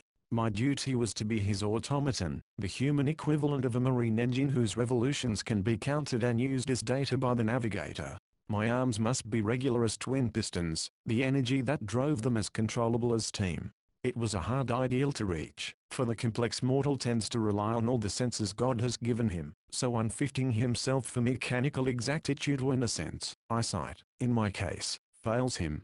At first it was constantly left or right from Davis, accompanied by bubbling from the rudder. This won't do, too much helm, said Davis, without looking up. Keep your stroke, but listen to me. Can you see the compass card? When I come forward, take your time, and don't get flurried, but each time you come forward have a good look at it. The course is sou-west half west. You take the opposite, northeast half east, and keep her stern on that. It'll be rough, but it'll save some helm, and give me a hand free, if I want it. I did as he said, not without effort, and our progress gradually became smoother, till he had no need to speak at all. The only sound now was one like the gentle simmer of a saucepan away to port, the lisp of surf I knew it to be, and the muffled grunt of the rowlocks. I broke the silence once, to say it's very shallow. I had touched sand with my right scull. Don't talk, said Davis. About half an hour passed, and then he added, sounding to his other occupations. Plump went the lead at regular intervals, and he steered with his hip, while pulling in the line. Very little of it went out at first, then less still. Again I struck bottom, and, glancing aside, saw weeds. Suddenly he got a deep cast, and the dinghy, freed from the slight drag which shallow water always inflicts on a small boat, leapt buoyantly forward. At the same time, I knew by boils on the smooth surface, that we were in a strong tideway. The Buse teeth, see chart B, muttered Davis. Row hard now, and steady as a clock. For 100 yards or more I bent to my sculls and made her fly. Davis was getting 6-fathom casts, till, just as suddenly as it had deepened, the water shoaled 10 feet. 6, 3, 1. The dinghy grounded. Good, said Davis. Back her off. Pull your right only. The dinghy spun round with her bow to NW. Both arms together. Don't you worry about the compass now, just pull, and listen for orders. There's a tricky bit coming. He put aside the chart, kicked the lead under the seat, and, kneeling on the dripping coils of line, sounded continuously with the butt end of the bothuk, a stumpy little implement, notched at intervals of a foot, and often before used for the same purpose. All at once I was aware that a check had come, for the dinghy swerved, and doubled like a hound ranging after scent. "Stop her," he said, suddenly, "and throw out the grapnel." I obeyed and we brought up, swinging to a slight current, whose direction Davies verified by the compass. Then for half a minute he gave himself up to concentrated thought. What struck me most about him was that he never for a moment strained his eyes through the fog, a useless exercise, for 5 yards or so was the radius of our vision, which, however, I could not help indulging in, while I rested. He made up his mind, and we were off again, straight and swift as an arrow this time, and in water deeper than the bothuk. I could see by his face that he was taking some bold expedient whose issue hung in the balance. Again we touched mud, and the artist's joy of achievement shone in his eyes. Backing away, we headed west, and for the first time he began to gaze into the fog. "This one," he snapped at last. "Easy all." A boom, one of the usual upright saplings, glided out of the mist. He caught hold of it, and we brought up. "Rest for 3 minutes now," he said. "We are in fairly good time." It was 11:10. I ate some biscuits, and took a nip of whiskey, while Davis prepared for the next stage. We had reached the eastern outlet of Mehmet Bulge, the channel which runs east and west behind Jewist Island, direct to the south point of Mehmet. How we had reached it was incomprehensible to me at the time, but the reader will understand, by comparing my narrative with the dotted line on the chart. I add this brief explanation, that Davis's method had been to cross the channel called the Bu's Teeth, and strike the other side of it at a point well south of the outlet of the Mehmet Bulge, in view of the northward set of the ebb tide, and then to drop back north, and feel his way to the outlet. The check was caused by a deep indentation in the Itzendorf flat, a cul-de-sac, with a wide mouth, which Davis was very near mistaking for the bulge itself. We had no time to skirt dents so deep as that, hence the dash across its mouth with the chance of missing the upper lip altogether, and of either being carried out to sea, for the slightest terror was cumulative, or straying fruitlessly along the edge. The next 3 miles were the most critical of all. They included the watershed, whose length and depth were doubtful. They included too, the crux of the whole passage, a spot where the channel forks, our own branch continuing west, and another branch diverging from it northwestward. We must row against time, and yet we must negotiate that crux. Add to this, that the current was against us till the watershed was crossed, that the tide was just at its most baffling stage, too low to allow us to risk shortcuts, and too high to give definition to the banks of the channel, and that the compass was no aid whatever for the minor bends. "Time's up," said Davis, and on we went. I was hugging the comfortable thought that we should now have booms on our starboard for the whole distance. On our starboard, I say, for experience had taught us, the tall channels running parallel with the coast and islands were uniformly boomed on the northern side. Anyone less confident than Davis would have succumbed to the temptation of slavishly relying on these marks, creeping from one to the other, and wasting precious time. But Davis knew our friend the boom and his eccentricities too well, and preferred to trust to his sense of touch, which no fog in the world could impair. If we happened to sight one, well and good, we should know which side of the channel we were on. But even this contingent advantage he deliberately sacrificed after a short distance, for he crossed over to the south, or unboomed side, and steered and sounded along it, using the Itzendorf flat as his handrail, so to speak. He was compelled to do this, he told me afterwards, in view of the crux, where the converging lines of booms would have involved us in irremediable confusion. Our branch was the southern one, and it followed that we must use the southern bank, and defer obtaining any help from booms until sure we were past that critical spot. For an hour we were at the extreme strain, I of physical exertion, he of mental. I could not get into a steady swing, for little checks were constant. My right scull was forever skidding on mud or weeds, and the backward suck off shoal water clogged our progress. Once we were both of us out in the slime tugging at the dinghy's sides, then in again, blundering on. I found the fog bemusing, lost all idea of time and space, and felt like a senseless marionette kicking and jerking to a mad music without tune or time. The misty form of Davis as he sat with his right arm swinging rhythmically forward and back, was a clockwork figure as mad as myself, but didactic and gibbering in his madness.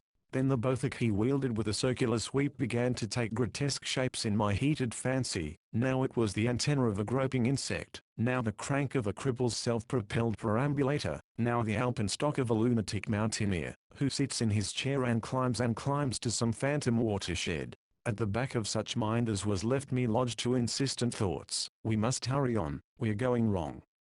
As to the latter, take a link boy through a London fog and you will experience the same thing. He always goes the way you think is wrong. We're owing back. I remember shouting to Davis once, having become aware that it was now my left skull which splashed against obstructions. Rubbish, said Davis. I've crossed over, and I relapsed. By degrees I returned to sanity, thanks to improved conditions. It is an ill wind that blows nobody good, and the state of the tide, though it threatened us with total failure, had the compensating advantage that the lower it fell the more constricted and defined became our channel, till the time came when the compass and bothak were alike unnecessary, because our handrail, the muddy brink of the channel, was visible to the eye, close to us, on our right hand always now, for the crux was far behind. And the northern side was now our guide. All that remained, was to press on with might and main ere the bed of the creek dried. What a race it was! Homeric, in effect, a struggle of men with gods, for what were the gods, but forces of nature personified? If the god of the falling tide did not figure in the Olympian circle, he is nonetheless a mighty divinity. Davis left his post, and rowed stroke. Under our united efforts the dinghy advanced in strenuous leaps, hurling miniature rollers on the bank beside us. My palms, seasoned as they were smarting with watery blisters. The pace was too hot for my strength and breath. I must have a rest, I gasped. Well, I think we're over it, said Davis. We stopped the dinghy dead, and he stabbed over the side with the bothhook. It passed gently astern of us, and even my bewildered brain took in the meaning of that.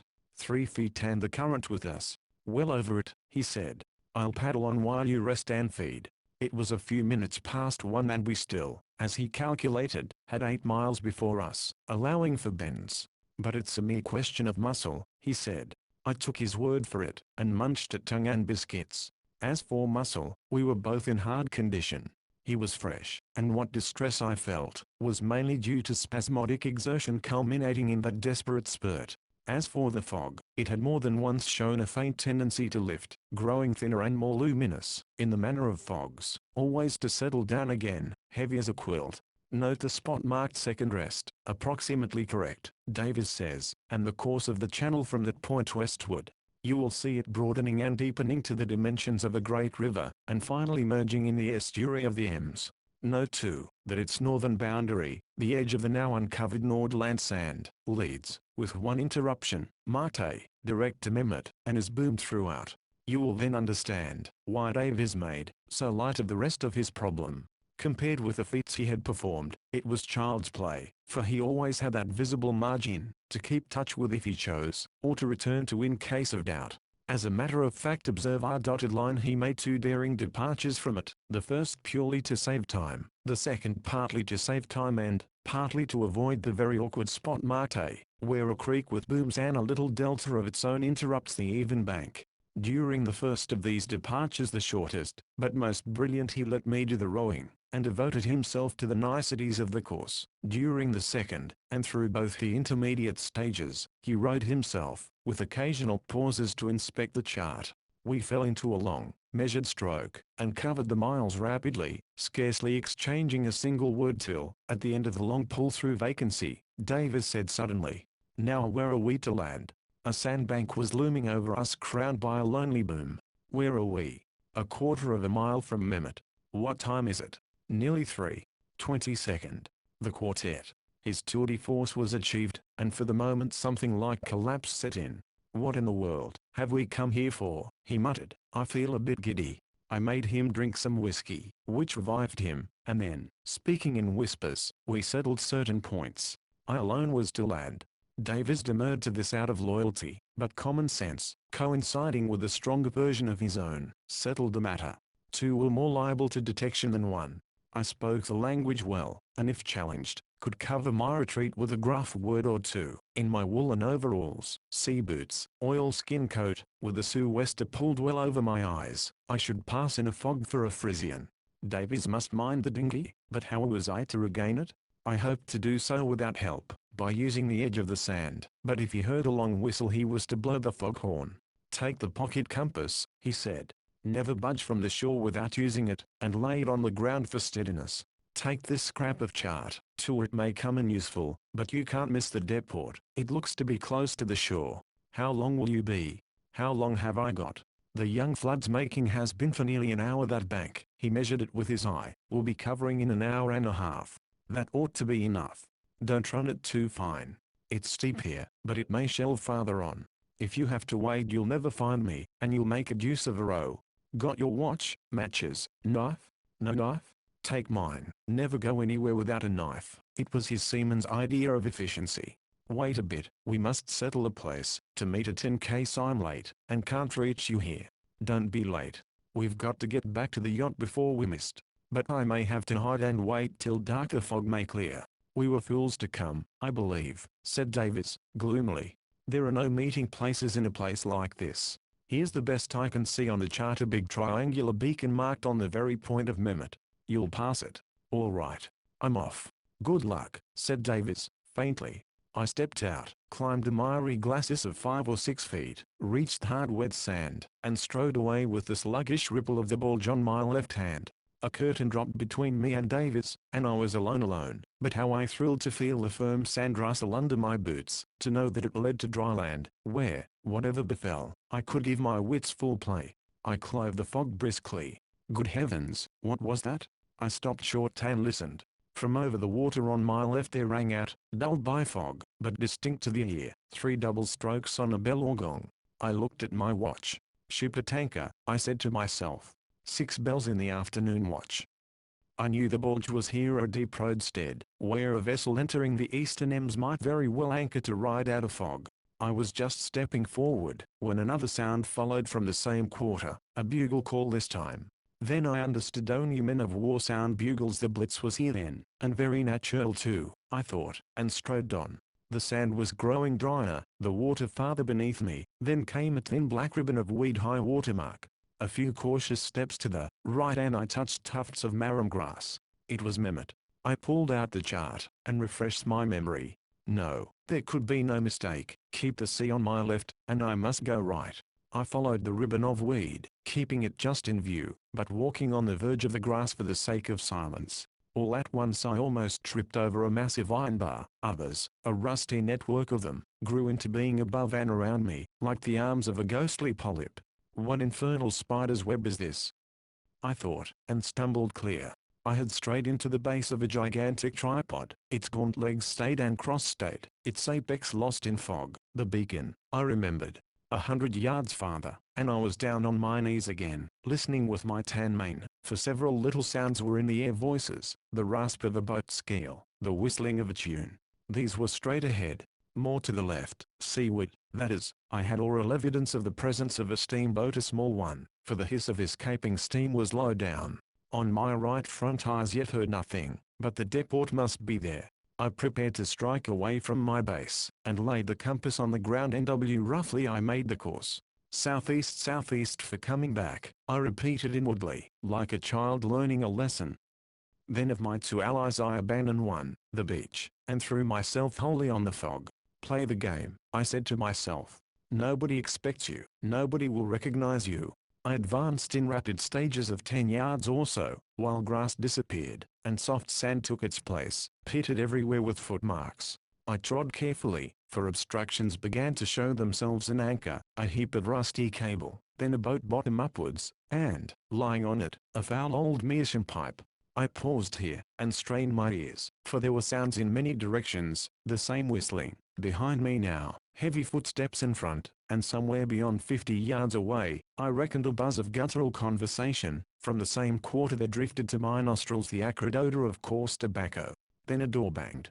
I put the compass in my pocket, thinking southeast, placed the pipe between my teeth. Ugh, the rank savor of it, rammed my sou'wester hard down, and slouched on in the direction of the door that had banged. A voice in front called, "Karl Scheicher," a nearer voice, that of the man whose footsteps I had heard approaching, took it up, and called Karl Scheicher. I too, took it up, and, turning my back, called Karl Scheicher as gruffly and gutturally as I could. The footsteps passed quite close to me, and glancing over my shoulder I saw a young man passing, dressed very like me, but wearing a sealskin cap instead of a sou'wester. As he walked he seemed to be counting coins in his palm. A hail came back from the beach and the whistling stopped. I now became aware that I was on a beaten track. These meetings were hazardous, so I inclined aside, but not without misgivings, for the path led towards the buzz of talk, and the banging door, and these were my only guides to the depot. Suddenly, and much before I expected it, I knew rather than saw, that a wall was in front of me. Now it was visible, the side of a low building of corrugated iron. A pause to reconnoiter was absolutely necessary, but the knot of talkers might have heard my footsteps, and I must at all costs not suggest the groping of a stranger.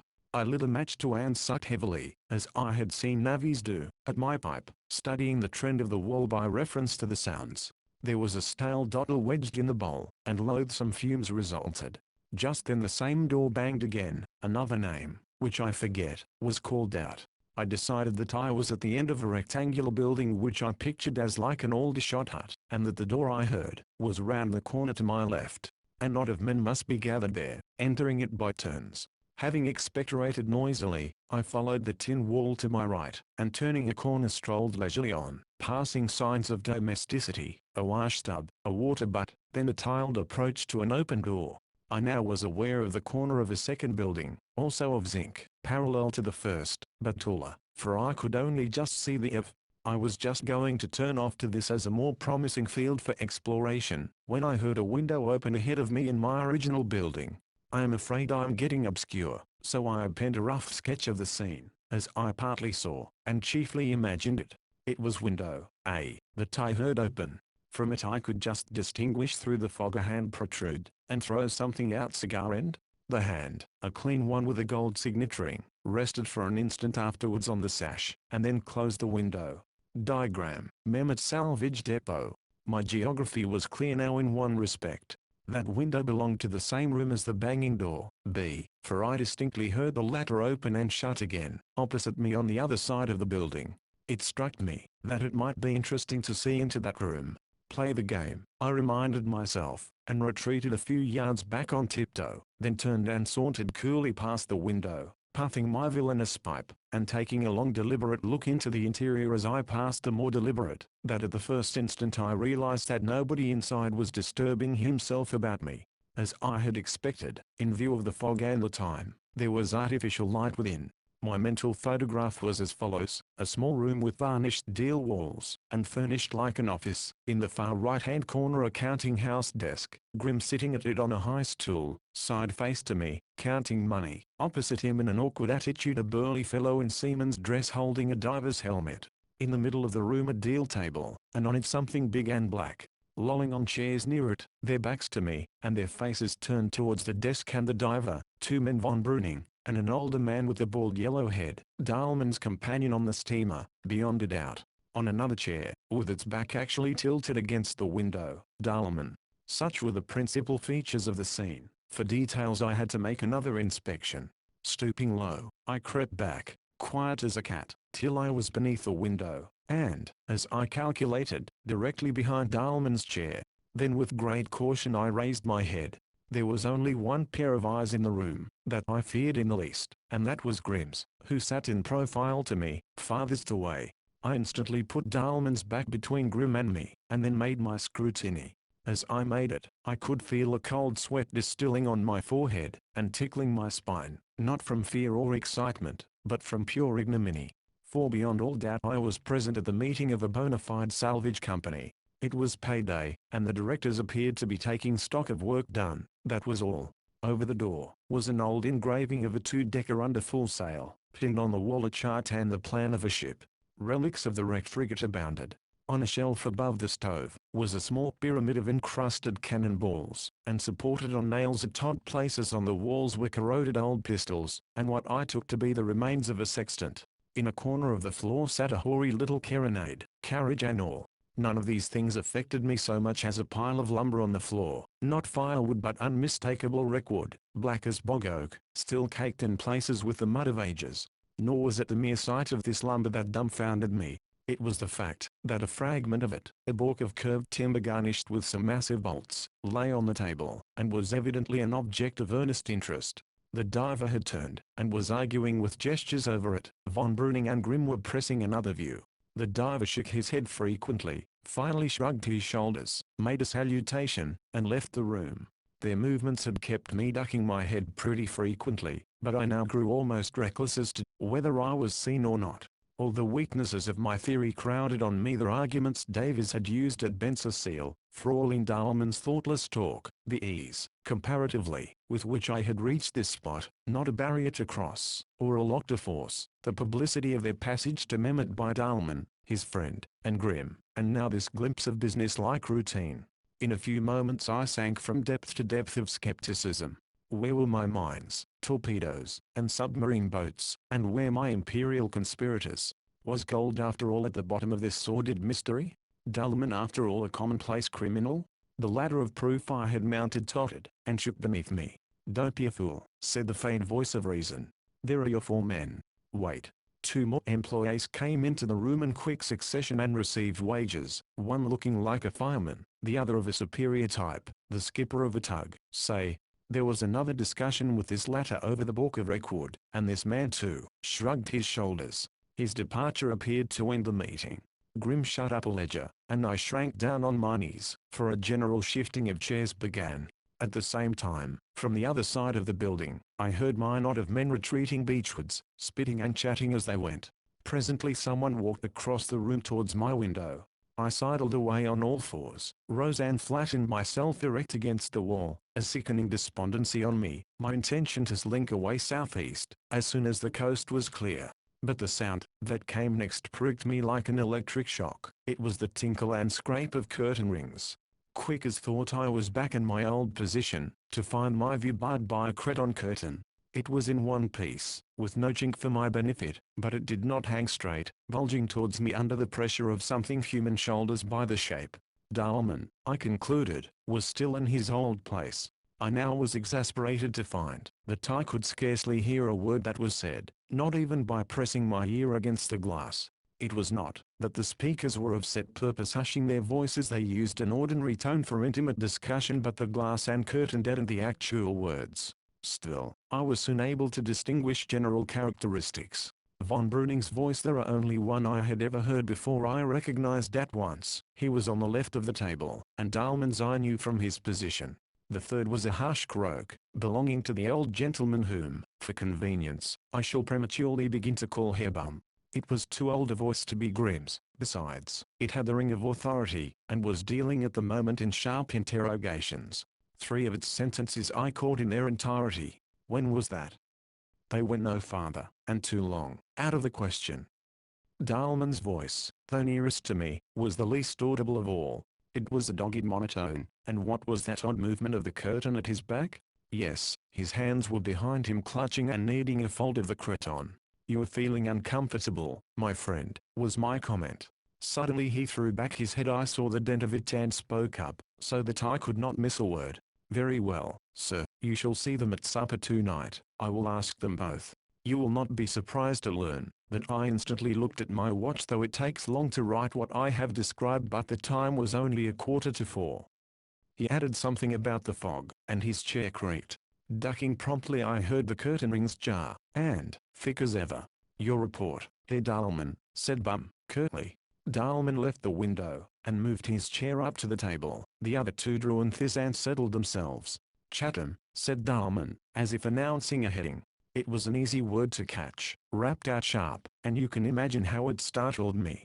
"That's where you've been for the last month," I said to myself. A map crackled, and I knew they were bending over it, while Dahlmann explained something. But now my exasperation became acute, for not a syllable more reached me. Squatting back on my heels, I cast about for expedients. Should I steal round, and try the door? Too dangerous. Climb to the roof, and listen down the stovepipe? Too noisy, and generally hopeless. I tried for a downward purchase on the upper half of the window, which was of the simple sort in 2 sections, working vertically. No use. It resisted gentle pressure, would start with a sudden jar, if I forced it. I pulled out Davis's knife, and worked the point of the blade between sash and frame, to give it no result. But the knife was a nautical one, with a marlin spike as well as a big blade. Just now the door within opened and shut again, and I heard steps approaching round the corner to my right. I had the presence of mind not to lose a moment, but moved silently away, blessing the deep Frisian sand, round the corner of the big parallel building. Someone whom I could not see walked past till his boots clattered on tiles, next resounded on boards. Grim in his living room, I inferred. The precious minutes ebbed away 5, 10, 15. Had he gone for good? I dared not return otherwise. 18. He was coming out. This time I stole forward boldly, when the man had just passed, dimly saw a figure, and clearly enough the glint of a white paper he was holding. He made his circuit and re-entered the room. Here I felt, and conquered a relapse to skepticism. If this is an important conclave, why don't they set guards? Answer: the only possible one, because they stand alone. Their employees, like everyone we had met hitherto, know nothing. The real object of this salvage company, a poor speculation, I opined, is solely to afford a pretext for the conclave. Why the curtain, even? Because there are maps, stupid. I was back again at the window, but as impotent as ever against that even stream of low confidential talk. But I would not give up. Fate and the fog had brought me here, the one solitary soul perhaps who by the chain of circumstances had both the will and the opportunity to wrest their secret from these four men. The marlin spike. Where the lower half of the window met the sill it sank into a shallow groove. I thrust the point of the spike down into the interstice between sash and frame, and heaved with a slowly increasing force, which I could regulate to the fraction of an ounce, on this powerful lever. The sash gave, with the faintest possible protest, and by imperceptible degrees I lifted it to the top of the groove, and the least bit above it, say half an inch in all, but it made an appreciable difference to the sounds within, as when you remove your foot from a piano's soft pedal. I could do no more, for there was no further fulcrum for the spike, and I dared not gamble away what I had won by using my hands. Hope sank again, when I placed my cheek on the damp sill, and my ear to the chink. My men were close round the table referring to papers which I heard rustle. Dahlmann's report was evidently over, and I rarely heard his voice. Grimm's occasionally, von Bruning's and Bum's frequently, but, as before, it was the latter, only that I could ever count on for an intelligible word. For, unfortunately, the villains of the piece plotted without any regard to dramatic fitness, or to my interests. Immersed in a subject with which they were all familiar, they were elusive, elliptic, and persistently technical. Many of the words I did catch were unknown to me. The rest were, for the most part, either letters of the alphabet or statistical figures, of depth, distance, and, once or twice, of time. The letters of the alphabet recurred often, and seemed, as far as I could make out, to represent the key to the cipher. The numbers clustering round them were mostly very small, with decimals. What maddened me most was the scarcity of plain nouns. To report what I heard to the reader would be impossible, so chaotic was most of it, that it left no impression on my own memory. All I can do, is to tell him what fragments stuck, and what nebulous classification I involved. The letters ran from A to G, and my best continuous chance came when Bum, reading rapidly from a paper, I think, went through the letters, backwards, from G, adding remarks to each, thus, G. Completed. F. Bad. 1.3 meters. 2.5 kilometers. E. 32. 1.2. D. 3 weeks. 30. C. And so on. Another time he went through this list again, only naming each letter himself, and receiving laconic answers from grimaces which seemed to be numbers, but I could not be sure. For minutes together I caught nothing but the scratching of pens and inarticulate mutterings. But out of the muck heap I picked 5 pearls, 4 sibilant nouns and a name that I knew before. The nouns was Klepboot, tugs, Wassertief, depth of water, Eisenbahn, railway, Lotsen, pilots. The name, also sibilant and thus easier to hear, was Essens. 2 or 3 times I had to stand back, and ease my cramped neck, and on each occasion I looked at my watch, for I was listening against time, just as we had rowed against time. We were going to be asked to supper, and must be back aboard the yacht in time to receive the invitation. The fog still brooded heavily, and the light, always bad, was growing worse. How would they get back? How had they come from Juist? Could we forestall them? Questions of time, tide, distance, just the odious sort of sums I was unfit to cope with were distracting my attention, when it should have been wholly elsewhere. 4.20-4.25. Now it was past 4.30, when Davis said the bank would cover. I should have to make for the beacon, but it was fatally near that steamboat path, etc., and I still at intervals heard voices from there. It must have been about 4.35 when there was another shifting of chairs within. Then someone rose, collected papers, and went out. Someone else, without rising, therefore Grim, followed him. There was silence in the room for a minute, and after that, for the first time, I heard some plain colloquial German, with no accompaniment of scratching or rustling. I must wait for this, I thought, and waited. He insists on coming, said Bum. Ach, an ejaculation of surprise, and protest from von Breuning. I said the 25th. Why? The tide serves well. The night train, of course. Tell Grim to be ready. An inaudible question from von Breuning. No, any weather. A laugh from von Breuning, and some words I could not catch. Only one, with half a load. Meet? At the station. So how's the fog? This appeared to be really the end. Both men rose and steps came towards the window. I leapt aside as I heard it thrown up, and covered by the noise backed into safety. Von Breuning called Grim, and that, and the open window, decided me that my line of advance was now too dangerous to retreat by.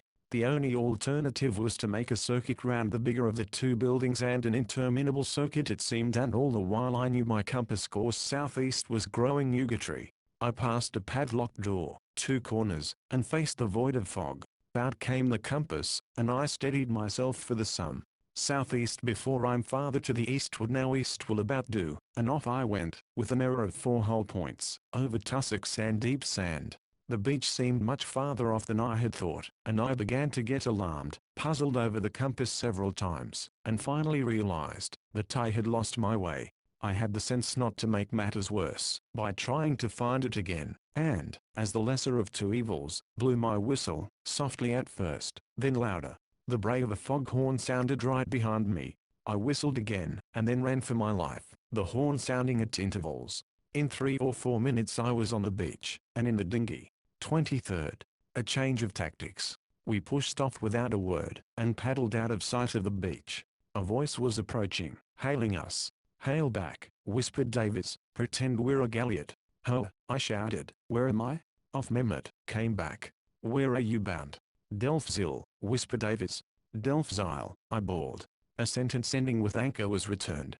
"The flood steering east," whispered Davis. "Sit still." We heard no more, and, after a few minutes drifting, "What luck," said Davis. 1 or 2 clues, and an invitation to supper. The clues I left till later. The invitation was the thing, and I explained its urgency. "How will they get back?" said Davis. "If the fog lasts, the steamer's sure to be late." "We can count for nothing," I answered. "There was some little steamboat off the depot, and the fog may lift. Which is our quickest way? At this tide, a beeline to Norderney by compass, we shall have water over all the banks." He had all his preparations made, the lamp lit in advance, the compass in position, and we started at once. He at the bow where he had better control over the boat's nose, lamp, and compass on the floor between us.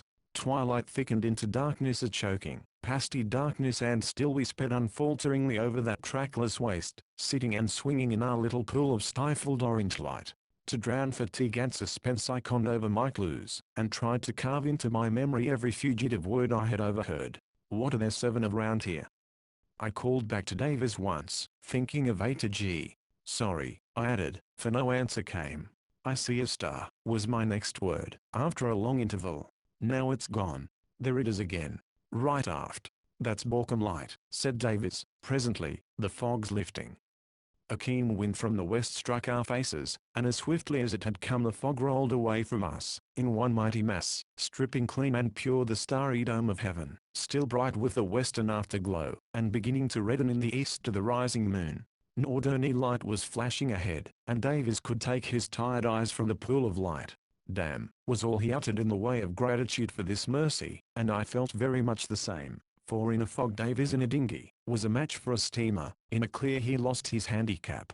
It was 7:15. "An hour'll do it, if we buck up," he pronounced, after taking a rough bearing with the 2 lights. He pointed out a star to me, which we were to keep exactly astern, and again I applied to their labor my aching back and smarting palms. "What did you say about 7 of something?" said Davis. "What are there 7 of hereabouts?" "Islands, of course," said Davis. "Is that the clue?" "Maybe." Then followed the most singular of all our confabulations.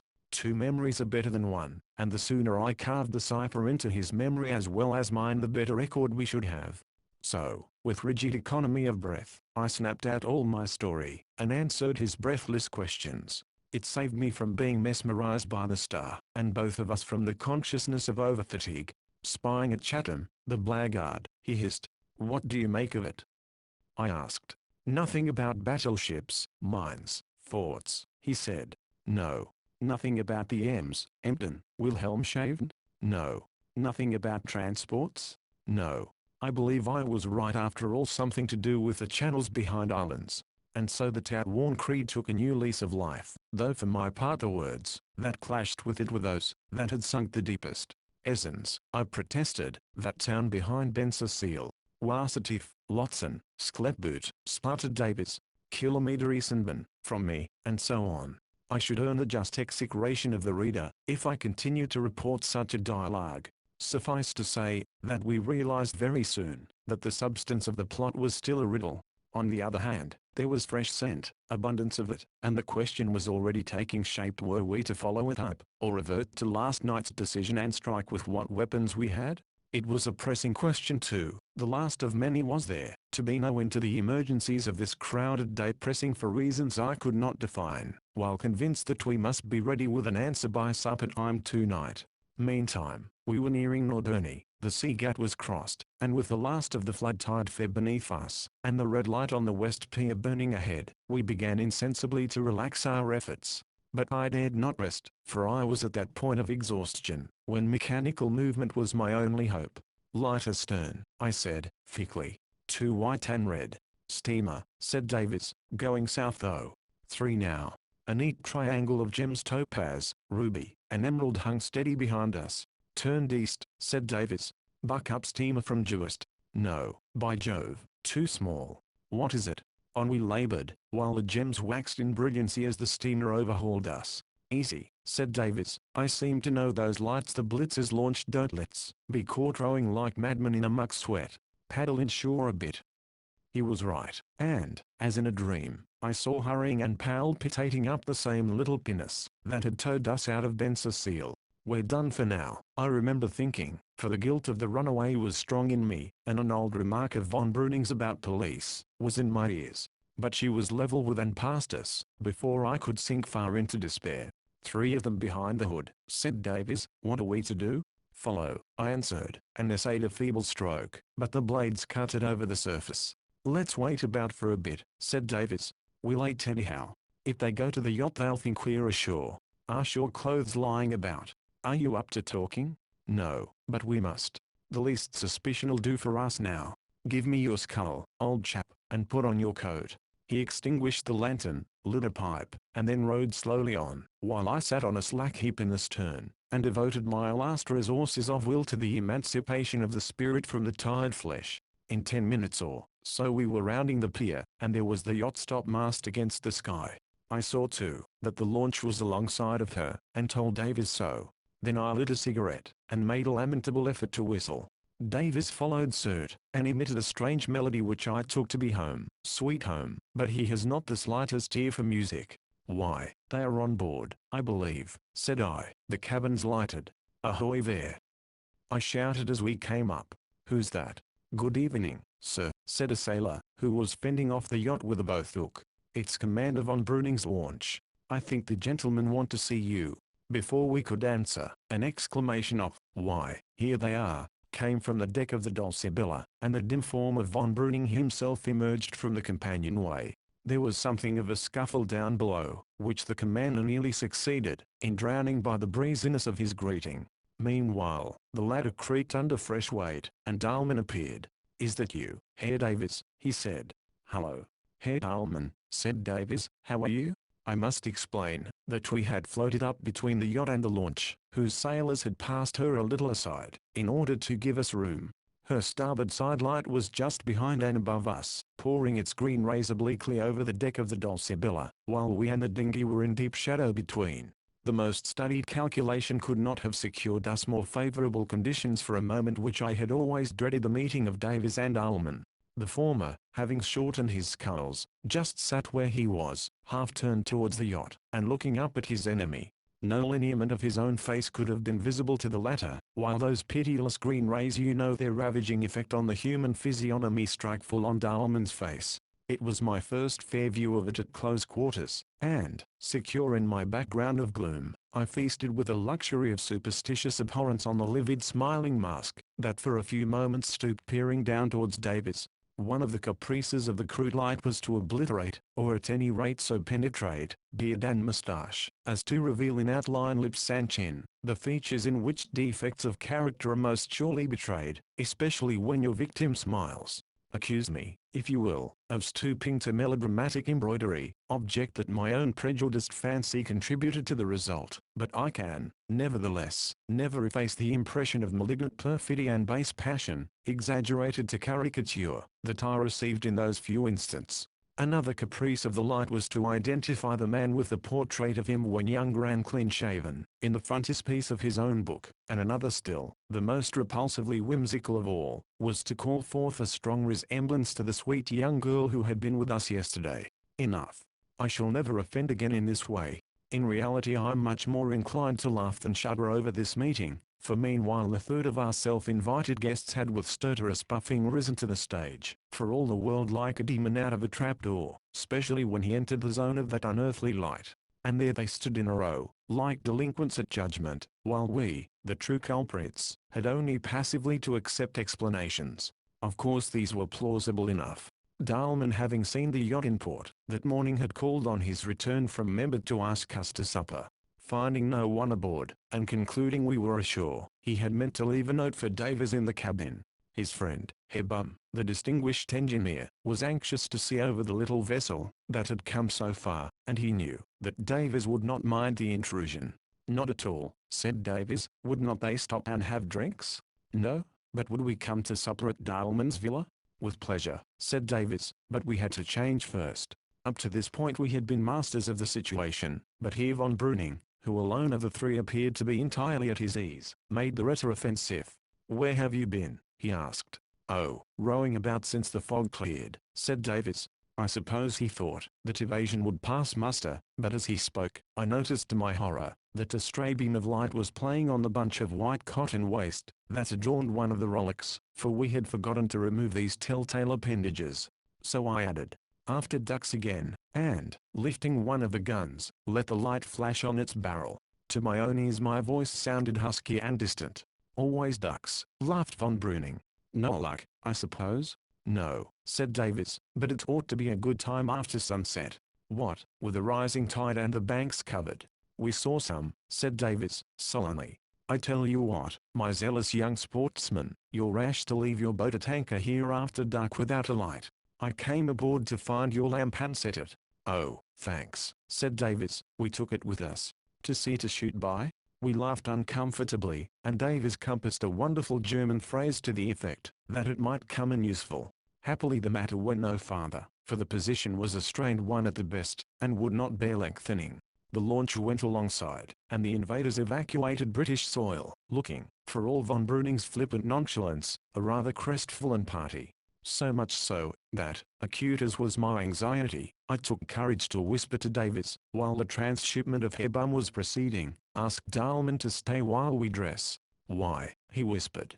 Go on. I say, Herr Ullman, said Davies, won't you stay on board with us while we dress? There's a lot to tell you, and then we can follow on with you when we are ready. Ullman had not yet stepped into the launch. With pleasure, he said, but there followed an ominous silence, broken by von Breuning. Oh, come along, Ullman, and let them alone, he said brusquely. You'll be horribly in the way down there, and we shall never get any supper, if you keep them yarning. And it's now 8:15 o'clock, grumbled Herr Bum from his corner behind the hood. Ullman submitted, and excused himself, and the launch steamed away. I think Heitwig, said Davies, as he helped, almost hoisted, me aboard. Rather risky though, eh? I knew they'd object, only wanted to make sure. The cabin was, just as we had left it, our shore clothes lying in disorder on the bunks, a locker or two half open. "Well, I wonder what they did down here," said Davis. For my part, one went straight to the bookshelf. "Does anything strike you about this?" I asked, kneeling on the sofa. "Logbooks shifted," said Davis. "I'll swear it was at the end before." "That doesn't matter." "Anything else?" "By Jove, where's Dahlman's book?" "It's here all right, but not where it should be." I had been reading it, you remember, overnight, and in the morning, had replaced it in full view among the other books. I now found it behind them, in a wrenched attitude, which showed that someone who had no time to spare, had pushed it roughly inwards. "What do you make of that?" said Davis. He produced long drinks, and we allowed ourselves 10 minutes of absolute rest, stretched at full length on the sofas. "They don't trust Dahlman," I said. "I spotted that at Mehmet even." "How?" "First, when they were talking about you and me, he was on his defense, and in a deuce of a funk too. Bum was pressing him hard. Again, at the end, when he left the room followed by Grimm, who I'm certain was sent to watch him. It was while he was away, that the other two arranged that rendezvous for the night of the 25th. And again just now, when you asked him to stay. I believe it's working out as I thought it would. Von Breuning, and through him Bum, who's the engineer from Bremen, know the story of that shortcut, and suspect that it was an attempt on your life. Dahlman then confessed to that, because, morality apart, it could only have been prompted by extreme necessity, that is, by the knowledge that you were really dangerous, and not merely an inquisitive stranger. Now we know his motive, but they don't yet. The position of that book proves it. He shoved it in, to prevent them seeing it. There's no earthly reason why they should have hidden it." "Then we're getting on," said Davis.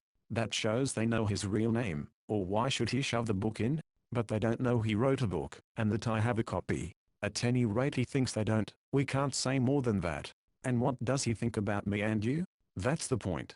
10 to 1 he's in tortures of doubt, and would give a fortune to have 5 minutes talk alone with you to see how the land lies, and get your version of the shortcut incident. But they won't let him. They want to watch him in our company and us in his. You see, it's an interesting reunion for you and him." "Well, let's get into these beastly clothes for it," groaned Davis.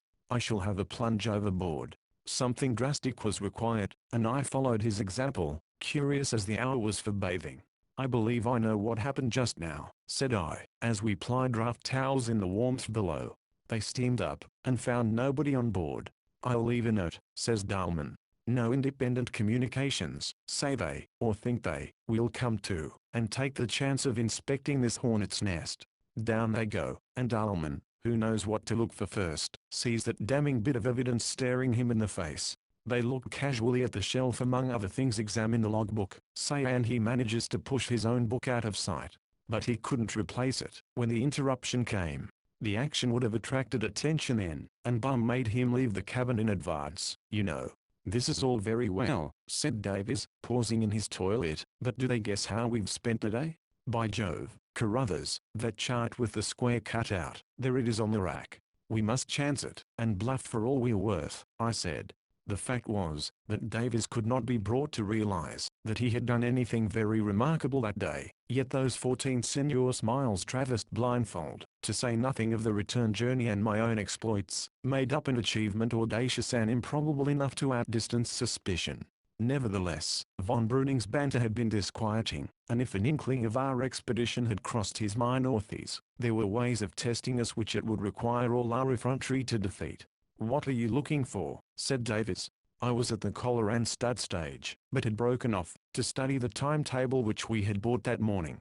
"Somebody insists on coming by the night train to somewhere, on the 25th, I reminded him. Bum, von Breuning, and Grimm are to meet the somebody. "Where?" "At the railway station." "I don't know where." They seem to take it for granted. But it must be somewhere on the sea, because Bum said, "The tide serves." It may be anywhere from Emden to Hamburg, see map B. No, there's a limit, it's probably somewhere near. Grimm was to come, and he's at Mehmet. Here's the map. Emden and Norddeich are the only coast stations till you get to Wilhelmshaven. No, to Carolinensiel, but those are a long way east. And Emden's a long way south. Say Norddeich then, but according to this, there's no train there after 6:15 p.m, that's hardly night. When's high tide on the 25th? Let's see, 8:30 here tonight. Norddeich will be the same. somewhere between 10.30 and 11 on the 25th. There's a train at Emden at 9.22 from Lear and the south, and one at 10.50 from the north. Are you counting on another fog? Said Davis, mockingly. No, but I want to know what our plans are. Can't we wait till this cursed inspection's over? No, we can't. We should come to grief. This was no barren truism, for I was ready with a plan of my own, though reluctant to broach it to Davis. Meanwhile, ready or not, we had to start. The cabin we left as it was, changing nothing and hiding nothing, the safest course to take, we thought, in spite of the risk of further search. But, as usual, I transferred my diary to my breast pocket, and made sure that the 2 official letters from England were safe in a compartment of it. What do you propose? I asked, when we were in the dinghy again. It's a case of as you were, said Davis. 2 days' trip was a chance we shall never get again. We must go back to last night's decision, tell them that we're going to stay on here for a bit. Shooting, I suppose we shall have to say. And courting?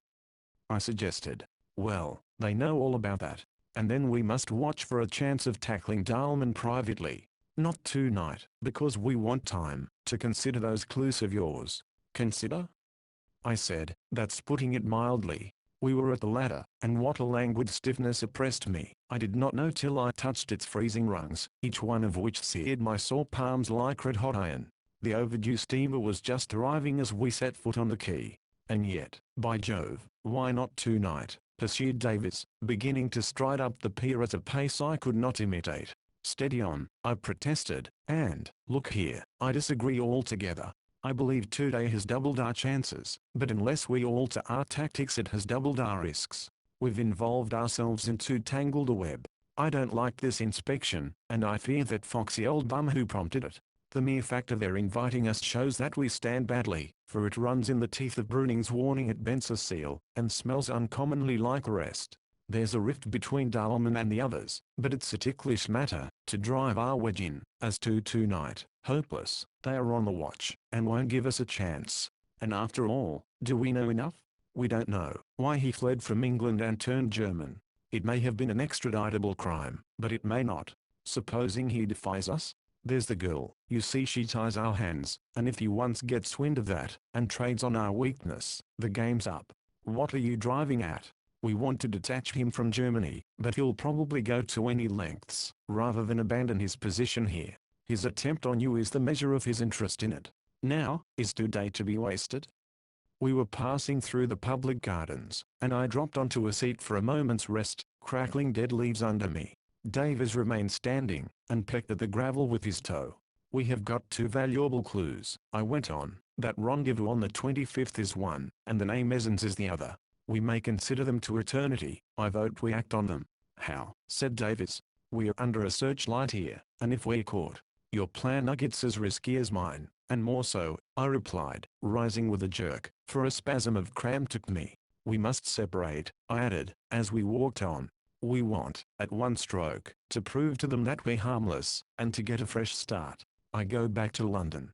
To London, said Davis. We were passing under an arc lamp, and, for the dismay his face showed, I might have said Kamchatka. Well, after all, it's where I ought to be at this moment, I observed. Yes, I forgot. And me? You can't get on without me, so you lay up the yacht here taking your time. While you? After making inquiries about Darlman's past, I double back as somebody else, and follow up the clues. You'll have to be quick, said Davis, abstractedly. I can just do it in time for the 25th. When you say making inquiries, he continued, looking straight before him, I hope you don't mean setting other people on his track? He's fair game. I could not help saying, for there were moments when I chafed under this scrupulous fidelity to our self-denying ordinance. He's our game, or nobody's, said Davis, sharply. Oh, I'll keep the secret, I rejoined. Let's stick together, he broke out. I shall make a muck of it without you. And how are we to communicate, mate? Somehow that can wait. I know it's a leap in the dark, but there's safety in darkness. Carruthers, what are we talking about? If they have the ghost of a notion, where we have been today, you give us away, by packing off to London. They'll think we know their secret, and are clearing out, to make use of it. That means arrest, if you like. Pessimist. Haven't I written proof of good faith in my pocket official letters of recall, received today? It's one deception the less, you see, for those letters may have been opened, skillfully done. It's impossible to detect. When in doubt, tell the truth. It's a rum thing how often it pays in this spying business, said Davis thoughtfully. We had been tramping through deserted streets under the glare of electricity, I with my lead and shuffle, he with the purposeful forward stoop and swinging arms that always marked his gait ashore. Well, what's it to be? I said. Here's the Schwanale. I don't like it, said he, but I trust your judgment. We turned slowly down, running over a few last points, where prior agreement was essential. As we stood at the very gate of the villa, don't commit yourself to dates, I said, say nothing that will prevent you from being here at least a week hence with the yacht still afloat. And my final word, as we waited at the door for the bell to be answered, was, don't mind what I say. If things look queer we may have to lighten the ship. Lighten, whispered Davis. Oh, I hope I shan't bosh it. I hope I shan't get cramp, I muttered between my teeth. It will be remembered that Davis had never been to the villa before. 24th. Finesse. The door of a room on the ground floor was opened to us by a manservant. As we entered, the rattle of the piano stopped, and a hot wave of mingled scent and cigar smoke struck my nostrils. The first thing I noticed over Davis's shoulder, as he preceded me into the room, was a woman, the source of the perfume. I decided, turning round from the piano as he passed it, and staring him up and down with a disdainful familiarity that I at once hotly resented. She was in evening dress, pronounced in cut and color, had a certain exuberant beauty, not wholly ascribable to nature, and a notable lack of breeding. Another glance showed me Dahlman putting down a liqueur glass of brandy, and rising from a low chair with something of a start, and another, von Breuning, lying back in a corner of a sofa, smoking. On the same sofa, vis-vis to him, was, yes, of course it was Clara Dahlman, but how their surroundings alter people, I caught myself thinking. For the rest, I was aware that the room was furnished with ostentation, and was stuffy with stove-engendered warmth. Davis steered a straight course for Dahlman, and shook his hand with business-like resolution. Then he tacked across to the sofa, abandoning me in the face of the enemy. Mister, said Dahlman. Carruthers, I answered, distinctly. I was with Davis in the boat just now, but I don't think he introduced me. And now he has forgotten again, I added, dryly, turning towards Davis, who, having presented himself to Fraulein Dahlman, was looking feebly from her to von Breuning, the picture of tongue-tied awkwardness. The commander nodded to me, and stretched himself with a yawn. Von Breuning told me about you, said Dahlman, ignoring my allusion, but I was not quite sure of the name. No, it was not an occasion for formalities, was it? He gave a sudden, mirthless laugh. I thought him flushed and excitable, yet, seen in a normal light, he was in some respects a pleasant surprise, the remarkable conformation of the head giving an impression of intellectual power and restless, almost insanely restless, energy. What need? I said. I have heard so much about you from Davis and Commander von Breuning that we seem to be old friends already. He shot a doubtful look at me, and a diversion came from the piano. And now, for heaven's sake, cried a lady of the perfume, let us join Herr Bum at supper. Let me present you to my wife, said Dahlman. So this was the stepmother, unmistakably German, I may add. I made my bow, and underwent much the same sort of frank scrutiny as Davis, only that it was rather more favorable to me, and ended in a carmine smile. There was a general movement and further introductions. Davis was led to the stepmother, and I found myself confronting the daughter with quickened pulses, and a sudden sense of added complexity in the issues. I had, of course, made up my mind to ignore our meeting of yesterday, and had assumed that she would do the same. And she did ignore it. We met as utter strangers, nor did I venture, for other eyes were upon us, to transmit any sign of intelligence to her. But the next moment I was wondering if I had not fallen into a trap. She had promised not to tell, but under what circumstances? I saw the scene again, the misty flats, the spruce little sailboat and its sweet young mistress, fresh as a dewy flower, but blanched and demoralized by a horrid fear, appealing to my honor so to act, that we three should never meet again, promising to be silent, but as much in her own interest as ours, and under that implied condition which I had only equivocally refused. The condition was violated, not by her fault or ours, but violated. She was free to help her father against us, and was she helping him? What troubled me was the change in her, that she, how can I express it without offense, was less in discord with her surroundings than she should have been, that in dress, pose, and manner, as we exchanged some trivialities, she was too near reflecting the style of the other woman, that, in fact, she in some sort, realized my original conception of her, so brutally avowed to Davis, so signally, as I had thought, falsified. In the sick perplexity that this discovery caused me, I dare say I looked as foolish as Davis had done, and more so, for the close heat of the room and its tainted atmosphere, succeeding so abruptly to the wholesome nip of the outside air, were giving me a faintness which this moral check lessened my power to combat. Von Breuning's face wore a sneering smile that I winced under, and, turning, I found another pair of eyes fixed on me, those of Herr Bum, whose squat figure had appeared at a pair of folding doors leading to an adjoining room. Napkin in hand, he was taking in the scene before him with fat benevolence, but exceeding shrewdness. I instantly noticed a faint red wheel relieving the ivory of his bald head, and I had suffered too often in the same quarter myself to mistake its origin, namely, our cabin doorway. "This is the other young explorer, Bum," said Von Breuning. "Herr Davis kidnapped him a month ago, and bullied and starved him into submission. They'll drown together yet. I believe his sufferings have been terrible." "His sufferings are over," I retorted. "I've mutinied, deserted, haven't I, Davis?" I caught Davis gazing with solemn gaucherie at Miss Dahlman. "Oh, what?" he stammered. I explained in English. "Oh, yes, Carruthers has to go home," he said, in his vile lingo. No one spoke for a moment, and even Von Breuning had no persiflage ready. "Well, are we never going to have supper?" said Madame impatiently, and with it we all moved towards the folding doors. There had been little formality in the proceedings so far, and there was less still in the supper room.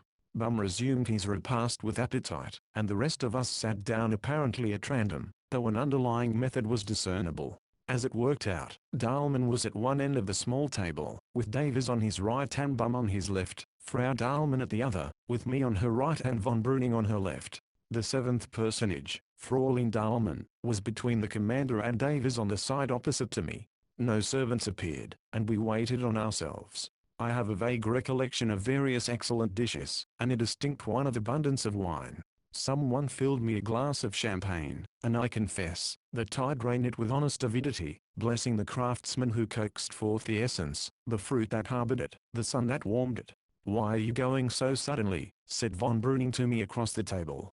"Didn't I tell you we had to call here for letters? I got mine this morning, and among others a summons back to work. Of course I must obey." I found myself speaking in a frigid silence. The annoying thing was that there were 2 letters, and if I had only come here 2 days sooner I should have only got the first, which gave me an extension.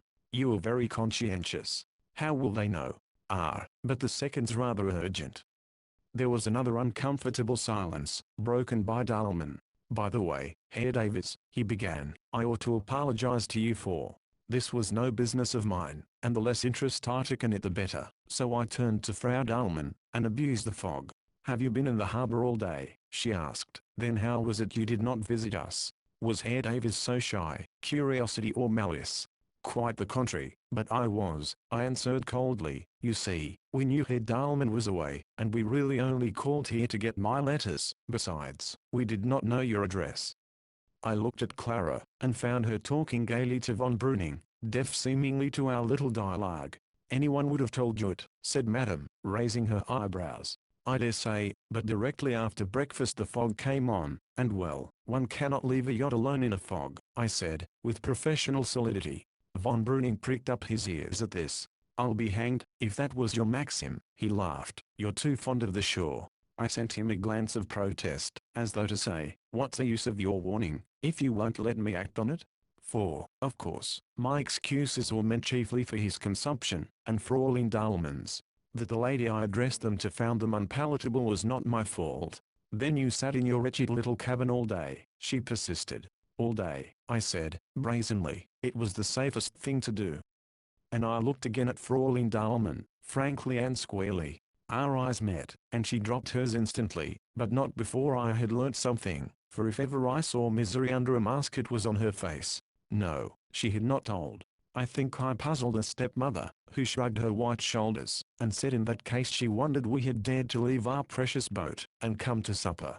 If we knew Frisian fogs as well as she did. Oh, I explained, we were not so nervous as that, and as for supper on shore, if she only knew what a Spartan life we led. Oh, for mercy's sake, don't tell me about it, she cried, with a grimace. I hate the mention of yachts. When I think of that dreadful Medusa coming from Hamburg, I sympathized with half my attention, keeping one strained ear open for developments on my right.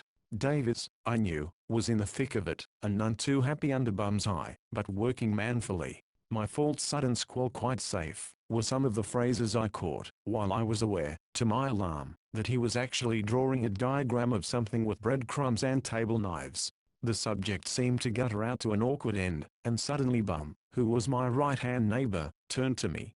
You are starting for England tomorrow morning, he said. Yes, I answered. There is a steamer at 8:15, I believe.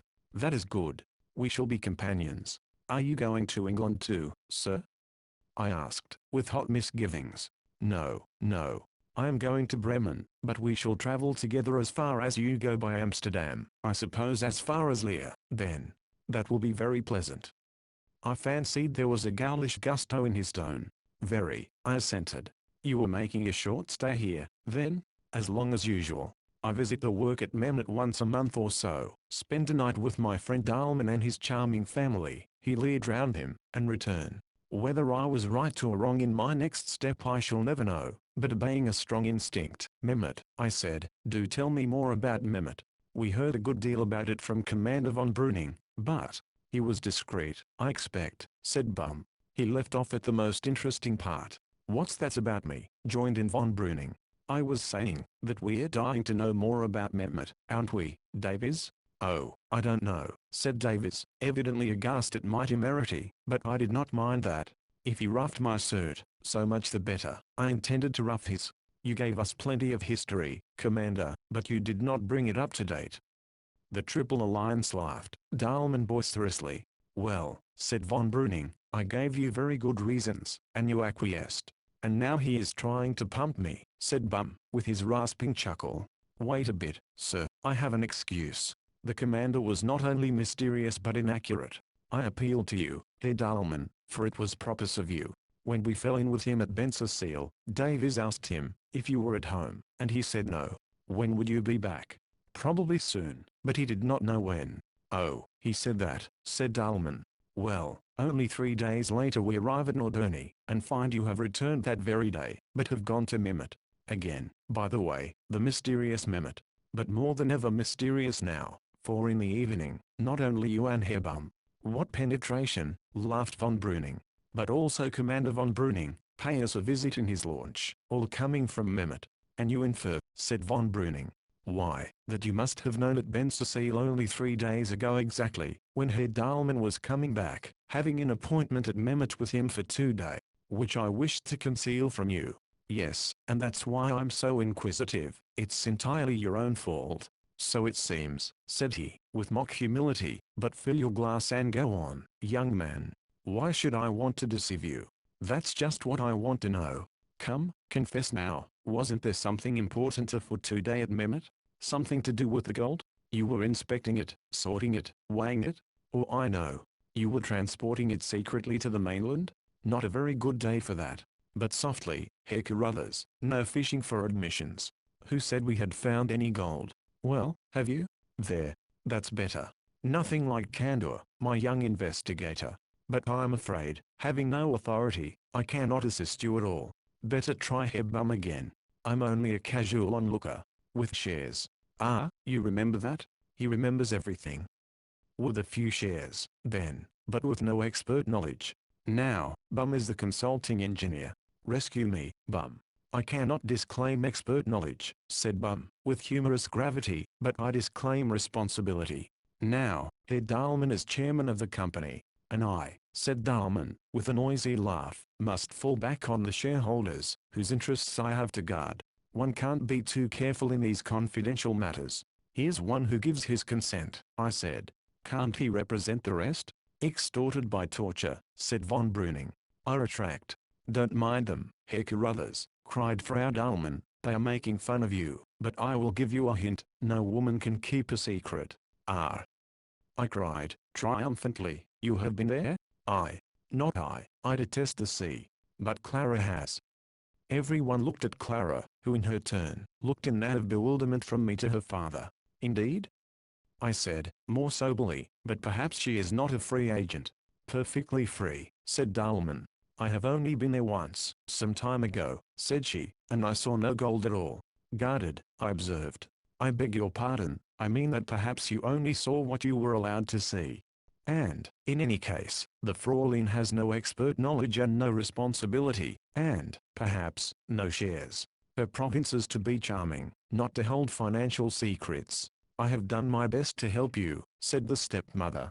They are all against us. Davis. Oh, chuck it, Carruthers, said Davis, in English. He's insatiable, said von Breuning, and there was a pause. Clearly, they meant to elicit more.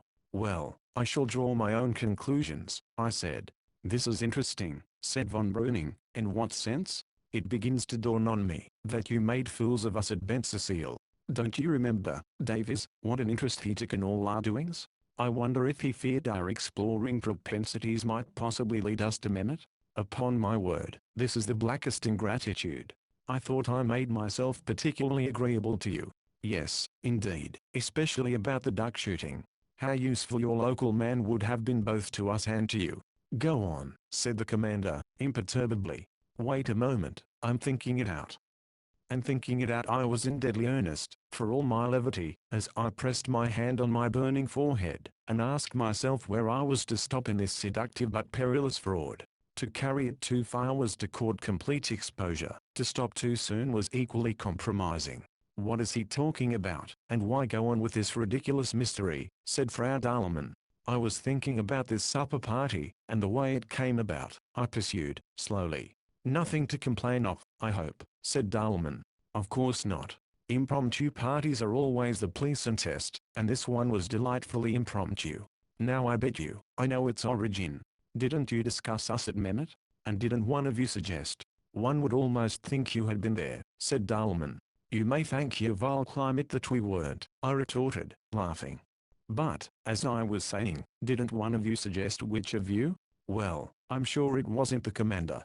Why not, said Bum. It's difficult to explain an intuition. Say I'm sure he stood up for us, and I don't think it was Herr Dahlman, because he knows Davies already, and he's always on the spot. And, in short, I'll swear it was Herr Bum, who is leaving early tomorrow, and had never seen either of us. It was you, sir, who proposed that we should be asked to supper tonight for inspection? Inspection, said Bum. What an extraordinary idea. You can't deny it, though. And one thing more, in the harbour just now. No, this is going too far, I shall mortally offend you. I gave way to hearty laughter. Come, let's have it. Your hallucinations are diverting. If you insist, but this is rather a delicate matter. You know we were a little surprised to find you all on board, and you, Herr Bum, did you always take such a deep interest in small yachts? I am afraid that it was at a certain sacrifice of comfort that you inspected ours. And I glanced at the token he bore of his encounter with Arlintel. There was a burst of pent-up merriment, in which Dahlman took the loudest share. I warned you, Bum, he said. The engineer took the joke in the best possible part. We owe you apologies, he conceded. Don't mention it, said Davis. He doesn't mind, I said. I'm the injured one. I'm sure you never suspected Davis. Who could? Who indeed? I was on firm ground there. The point is, what did you take me for? Perhaps we take you for it still, said von Breuning. Oh ho. Still suspicious? Don't drive me to extremities. What extremities? When I get back to London I shall go to Lloyd's. I haven't forgotten that flaw in the title. There was an impressive silence. Gentlemen, said Dahlman, with exaggerated solemnity, we must come to terms with this formidable young man. What do you say? Take me to Mehmet, I exclaimed. Those are my terms. Take you to Mehmet? But I thought you were starting for England tomorrow? I ought to, but I'll stay for that. You said it was urgent. Your conscience is very elastic. That's my affair. Will you take me to Mehmet? What do you say, gentlemen? Bum nodded. I think we owe some reparation. Under promise of absolute secrecy, then? Of course, now that you trust me. But you'll show me everything on Bright Wreck, deport, and all? Everything, if you don't object to a diver's dress. Victory! I cried, in triumph. We've won our point, Davis. And now, gentlemen, I don't mind saying that as far as I'm concerned the joke's at an end, and, in spite of your kind offer, I must start for England tomorrow under the good Herr Bum's wing.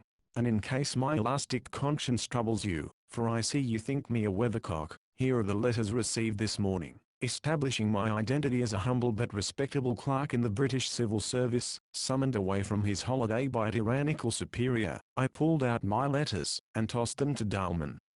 Ah, you don't read English easily, perhaps? I dare say Herr Bum does. Leaving Bum to study dates, postmarks, and contents to his heart's content, and unobserved, I turned to sympathize with my fair neighbor, who complained that her head was going round, and no wonder. But at this juncture, and very much to my surprise, Davies struck in. I should like to go to Mehmet, he said. You, said von Breuning. Now I'm surprised at that. But you won't be staying here either, Davies, I objected. Yes, I shall, said Davies. Why, I told you I should. If you leave me in the lurch like this, I must have time to look round. You needn't pretend that you cannot sail alone, said von Breuning. It's much more fun with two. I think I shall wire for another friend. Meanwhile, I should like to see Mehmet. That's only an excuse, I'm afraid, said I. I want to shoot ducks too, pursued Davies, reddening. I always have wanted to, and you promised to help in that, Commander. You can't get out of it now, I laughed. Certainly not, said he, unmoved. But, honestly, I should advise Herr Davies, if he is ever going to get home this season, to make the best of this fine weather. It's too fine, said Davies. I prefer wind. If I cannot get a friend I think I shall stop cruising, leave the yacht here, and come back for her next year. There was some mute telegraphy between the allies. You can leave her in my charge, said Dalman, and start with your friend tomorrow. Thanks, but there is no hurry, said Davies, growing redder than ever. I like Norderney and we might have another sail in your dinghy, Fraulein, he blurted out. Thank you, she said, in that low dry voice I had heard yesterday, but I think I shall not be sailing again, it is getting too cold. Oh, no, said Davies, it's splendid. But she had turned to von Breuning, and took no notice. Well, send me a report about Mehmet, Davies, I laughed, with the idea of drawing attention from his rebuff. But Davies, having once delivered his soul, seemed to have lost his shyness, and only gazed at his neighbor with the placid, dogged expression that I knew so well. That was the end of those delicate topics, and conviviality grew apace. I am not indifferent at any time to good wine and good cheer, nor was it for lack of pressing, that I drank as sparingly as I was able, and pretended to a greater relation than I felt. Nor certainly was it from any fine scruples as to the character of the gentleman whose hospitality we were receiving, scruples which I knew affected Davies, who ate little and drank nothing. In any case he was adamant in such matters, and I verily believe, would at any time have preferred our own little paraffin-flavoured messes to the best dinner in the world. It was a very wholesome caution that warned me not to abuse the finest brain tonic ever invented by the wit of man. I had finessed Mehmet, as one finesses a low card when holding a higher, but I had too much respect for our adversaries to trade on any fancied security we had won thereby. They had allowed me to win the trick, but I credited them with a better knowledge of my hand than they chose to show. On the other hand, I hug the axiom, that in all conflicts it is just as fatal to underrate the difficulties of your enemy as to overrate your own. Their chief one, and it multiplied 1,000-fold the excitement of the contest was, I felt sure, the fear of striking in error, of using a sledgehammer to break a nut. In breaking it they risked publicity, and publicity, I felt convinced, was death to their secret. So, even supposing they had detected the finesse, and guessed that we had in fact got wind of imperial designs, yet, even so, I counted on immunity, so long as they thought we were on the wrong scent, with Mehmet, and Mehmet alone, as the source of our suspicions. Had it been necessary I was prepared to encourage such a view, admitting that the cloth von Breuning, war had made his connection with Mehmet curious, and had suggested to Davies, for I should have put it on him, with his naval enthusiasms, that the wreck works were really naval defense works. If they went farther, and suspected that we had tried to go to Mehmet that very day, the position was worse, but not desperate for the fear that they would take the final step, and suppose that we had actually got there, and overheard their talk, I flatly refused to entertain, until I should find myself under arrest. Precisely how near we came to it, I shall never rightly know, but I have good reason to believe that we trembled on the verge. The main issue was fully enough for me, and it was only in passing flashes that I followed the play of the warring undercurrents. And yet, looking back on the scene, I would warrant there was no party of 7 in Europe that evening, where a student of human documents would have found so rich a field, such noble and ignoble ambitions, such base and holy fears, aye, and such pitiful agonies of the spirit. Roughly divided though we were into separate camps, no two of us were wholly at one. Each wore a mask in the grand imposture, excepting, I am inclined to think, the lady on my left, who, outside her own well-being, which she cultivated without reserve, had, as far as I could see, but one axe to grind: the intimacy of von Breuning and her stepdaughter, and ground it openly. Not even Bum and von Breuning were wholly at one, and as moral distances are reckoned, Davies and I were leagues apart. Sitting between Dahlmann and Dahlmann's daughter, the living and breathing symbols of the two polar passions he had sworn to harmonize, he kept an equilibrium which, though his aims were nominally mine, I could not attain to. For me the man was the central figure. If I had attention to spirit, was on him that I bestowed it, groping disgustfully after his hidden springs of action, noting the evidences of great gifts squandered and prostituted, questioning where he was most vulnerable, whom he feared most, us or his colleagues, whether he was open to remorse or shame, or whether he meditated further crime. The girl was incidental. After the first shock of surprise I had soon enough discovered that she, like the rest, had assumed a disguise, for she was far too innocent to sustain the deception, and yesterday was fresh in my memory. I was forced to continue turning her assumed character to account, but it would be pharisaical in me to say that I rose to any moral heights in her regard. Wine and excitement had deadened my better nature to that extent. I thought she looked prettier than ever, and, as time passed, I fell into a cynical carelessness about her.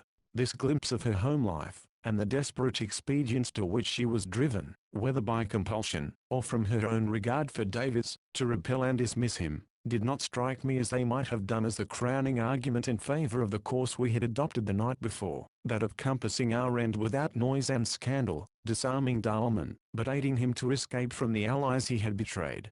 To Davies, the man, if not a pure abstraction, was at most a noxious vermin to be trampled on for the public good, while the girl, in her blackguardly surroundings, and with her sinister future, had become the very source of his impulse.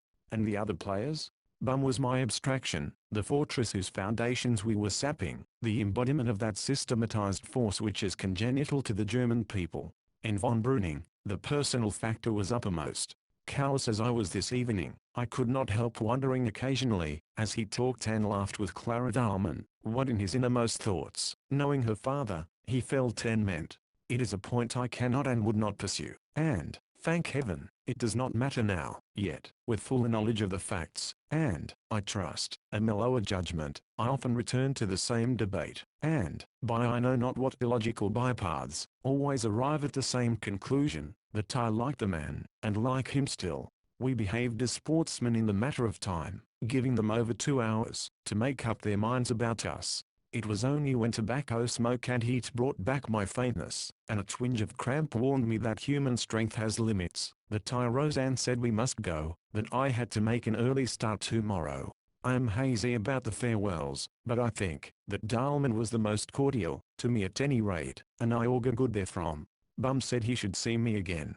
Von Breuning, though bound for the harbour also, considered it was far too early to be going yet, and said goodbye. You want to talk us over, I remember saying, with the last flicker of gaiety I could muster. We were in the streets again, under a silver breathless night, dizzily footing the greasy ladder again, in the cabin again, where I collapsed on a sofa just as I was, and slept such a deep and stringent sleep, that the men of the Blitz's launch might have handcuffed and trussed and carried me away, without incommoding me in the least. 25th. I double back. Goodbye, old chap, called Davies. Goodbye. The whistle blew, and the ferry steamer forged ahead, leaving Davies on the quay, bareheaded and wearing his old Norfolk jacket, and stained grey flannels, as at our first meeting in Flensburg station. There was no bandaged hand this time, but he looked pinched and depressed. His eyes had black circles round them, and again I felt that same indefinable pathos in him. Your friend is in low spirits, said Bum, who was installed on a seat beside me, voluminously caped and rugged against the biting air. It was a still, sunless day. So am I grunted, and it was the literal truth. I was only half awake, felt unwashed and dissipated, heavy in head and limbs. But for Davies I should never have been where I was. It was he who had patiently coaxed me out of my bunk, packed my bag, fed me with tea and an omelette, to which I believe he had devoted peculiarly tender care, and generally mothered me for departure. While I swallowed my second cup he was brushing the mold, and smoothing the dents from my felt hat, which had been entombed for a month in the sail locker, working at it with a remorseful concern in his face. The only initiative I am conscious of having shown, was in the matter of my bag. Put in my sea clothes, oils, and all, I had said, I may want them again. There was mortal need of a thorough consultation, but this was out of the question. Davies did not badger or complain, but only timidly asked me how we were to meet and communicate, a question on which my mind was an absolute blank. Look out for me about the 26th, I suggested feebly. Before we left the cabin he gave me a scrap of penciled paper, and saw that it went safely into my pocketbook. Look at it in the train, he said. Unable to cope with Bum, I paced the deck aimlessly as we swung round the sea gut into the Buse Teeth, trying to identify the point where we crossed it yesterday blindfold.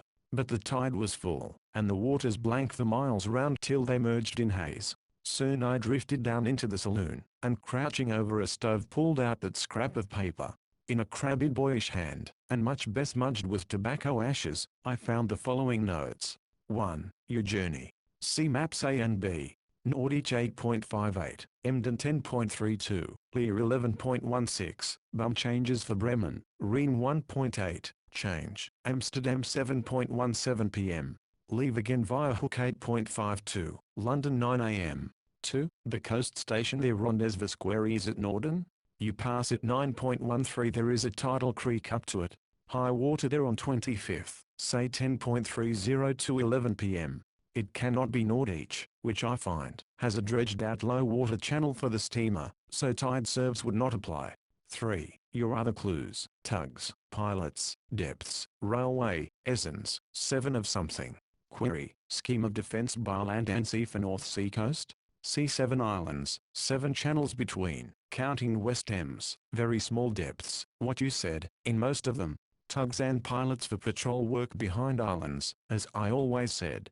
Query, rendezvouses for inspecting channels? Land look at railway, map in Ulster pocket, running in a loop around Friesland, a few miles from coast. Query, to be used as line of communication for Army Corps. Troops could be quickly sent to any threatened point. Isn't the base? It is in top center of loop. Von Breuning dished us fairly over that at Bensersiel. Chathamdy was spying after our naval plans for war with Germany. Von Breuning runs naval part over here. Where does Burma come in? Query, you go to Bremen and find out about him? I nodded stupidly over this document, so stupidly, that I found myself wondering whether Burma was a place or a person. Then I dozed, to wake with a violent start and find the paper on the floor. Panic-stricken, I hid it away, and went on deck, when I found we were close to Nordich, running up to the bleakest of bleak jetties thrown out from the dike-bound polders of the mainland. Bum and I landed together, and he was at my elbow as I asked for a ticket for Amsterdam, and was given one as far as Rhine, a junction near the Dutch frontier. He was ensconced in an opposite corner to me in the railway carriage, looking like an Indian idol. Where do you come in? I pondered, dreamily. Too sleepy to talk, I could only blink at him, sitting bolt upright with my arms folded over my precious pocketbook. Finally, I gave up the struggle, buttoned my ulster tightly up, and turning my back upon him with an apology, lay down to sleep, the precious pocket nethermost. He was at liberty to rifle my bag if he chose, and I dare say he did. I cannot say, for from this point till Rhine, for the best part of 4 hours, that is, I had only 2 lucid intervals. The first was at Emden, where we both had to change. Here, as we pushed our way down the crowded platform, Bum, after being greeted respectfully by several persons, was at last buttonholed without means of escape by an obsequious gentleman, whose description is of no moment, but whose conversation is. It was about a canal. What canal I did not gather, though, from a name dropped. I afterwards identified it as one in course of construction as a feeder to the Ems. The point is, that the subject was canals. At the moment it was sea-dropped and unreceptive soil, but it germinated later. I passed on, mingling with the crowd, and was soon asleep again in another carriage where Bum this time did not follow me. The second occasion was at Lear, where I heard myself called by name, and woke to find him at the window. He had to change trains, and had come to say goodbye. Don't forget to go to Lloyd's, he grated in my ear. I expect it was a wan smile that I returned, for I was at a very low ebb, and my fortress looked sarcastically impregnable. But the sapper was free. Free was my last conscious thought. Even after rain, where I changed for the last time, a brutish drowsiness enchained me, and the afternoon was well advanced before my faculties began to revive. The train crept like a snail from station to station. I might, so a fellow passenger told me, have waited 3 hours a train for an express which would have brought me to Amsterdam at about the same time, or, if I had chosen to break the journey farther back, 2 hours at either end and all year would still have enabled me to catch the said express a train. These alternatives had escaped Davis, and, I surmised, had been suppressed by Bum, who doubtless did not want me behind him, free either to double back, or to follow him to Bremen. The pace, then, was execrable, and there were delays. We were behind time at Hengelo, 30 minutes late at Apeldoorn, so that I might well have grown nervous about my connections at Amsterdam, which were in some jeopardy. But as I battled out of my lethargy, and began to take account of our position and prospects, quite a different thought at the outset affected me. Anxiety to reach London was swamped in reluctance to quit Germany, so that I found myself grudging every mile that I placed between me and the frontier. It was the old question of urgency. Today was the 23rd. The visit to London meant a minimum absence of 48 hours, counting from Amsterdam. That is to say, that by travelling for 2 nights and 1 day, and devoting the other day to investigating Dahlmann's past, it was humanly possible for me to be back on the Frisian coast on the evening of the 25th. Yes, I could be at Norden, if that was the rendezvous, at 7 p.m. But what a scramble! No margin for delays, no physical respite. Some pasts take a deal of raking up, other persons may be affected. Men are cautious. They trip you up with red tape, or the man who knows, is out at lunch a protracted lunch, or in the country a protracted weekend. Will you see Mr. So-and-so, or leave a note? Oh, I know those public departments from the inside. And the Admiralty. I saw myself baffled, and racing back the same night to Germany, with 2 days wasted, arriving, good for nothing, at Norden, with no leisure to reconnoitre my ground, to be baffled again there, probably, for you cannot always count on fogs, as Davis said. Esens was another clue, and to follow Burma there was something in that notion. But I wanted time, and had I time? How long could Davis maintain himself at Norderney? Not so very long, from what I remembered of last night. And was he even safe there? A feverish dream recurred to me, a dream of Davis in a diving dress, of a regrettable hitch in the air supply stop. That was nonsense. Let us be sane. What matter if he had to go? What matter if I took my time in London? Then with a flood of shame I saw Davis's wistful face on the quay, heard his grim ejaculation, his Argamon 01's apostrophe, and my own sullen "Oh, I'll keep the secret." London was utterly impossible. If I found my informant, what credentials had I, what claim to confidences? None, unless I told the whole story. Why, my mere presence in Whitehall would imperil the secret, for, once on my native heath, I should be recognized, possibly haled to judgment, at the best should escape in a cloud of rumour last heard of at Norderney. Only this morning was raising Cain at the Admiralty about a mythical lieutenant. No. Back to Friesland, was the word. 1 night's rest I must have, that between sheets, on a feather bed, 1 long luxurious night, and then back refreshed to Friesland, to finish our work in our own way, and with none but our own weapons. Having reached this resolve, I was nearly putting it into instant execution, by alighting at Amersfoort, but thought better of it. I had a transformation to effect before I returned north, and the more populous centre I made it in, the less it was likely to attract notice. Besides, I had in my mind's eye a perfect bed in a perfect hostelry hard by the Amstel River. It was an economy in the end. So, at 8:30 I was sipping my coffee in the aforesaid hostelry, with a London newspaper before me, which was unusually interesting, and some German journals, which, in hate of Orangnothis, were one and all seething with rancorous Anglophobia. At 9 I was in the Jewish quarter, striking bargains in an infamous marine slop shop. At 9:30 I was dispatching this unscrupulous telegram to my chief: very sorry, could not call Norderney, hope extension all right, please write to Hôtel du Louvre, Paris. At 10 I was in the perfect bed, rapturously flinging my limbs abroad in its glorious redundancies. and at 8.28 on the following morning, with a novel chilliness about the upper lip, and a vast excess of strength and spirits, I was sitting in a third-class carriage, bound for Germany, and dressed as a young seaman, in a pea jacket, peaked cap, and comforter. The transition had not been difficult. I had shaved off my moustache, and breakfasted hastily in my bedroom, ready equipped for a journey in my ulster and cloth cap. I had dismissed the hotel porter at the station, and left my bag at the cloakroom, after taking out of it an umber bundle, and substituting the ulster. The umber bundle, which consisted of my oilskins, and within them my sea boots and a few other garments and necessaries, the whole tied up with a length of tarry rope, was now in the rack above me, and, with a stout stick, represented my luggage. Every article in it, I shudder at their origin, was in strict keeping with my humble métier, for I knew they were liable to search at the frontier custom house, but there was a Baedeker of northern Germany in my jacket pocket. For the nonce, if questions were asked, I was an English seaman, going to Emden to join a ship, with a ticket as far as the frontier. Beyond that, a definite scheme of action had still to be thought out. One thing, however, was sure.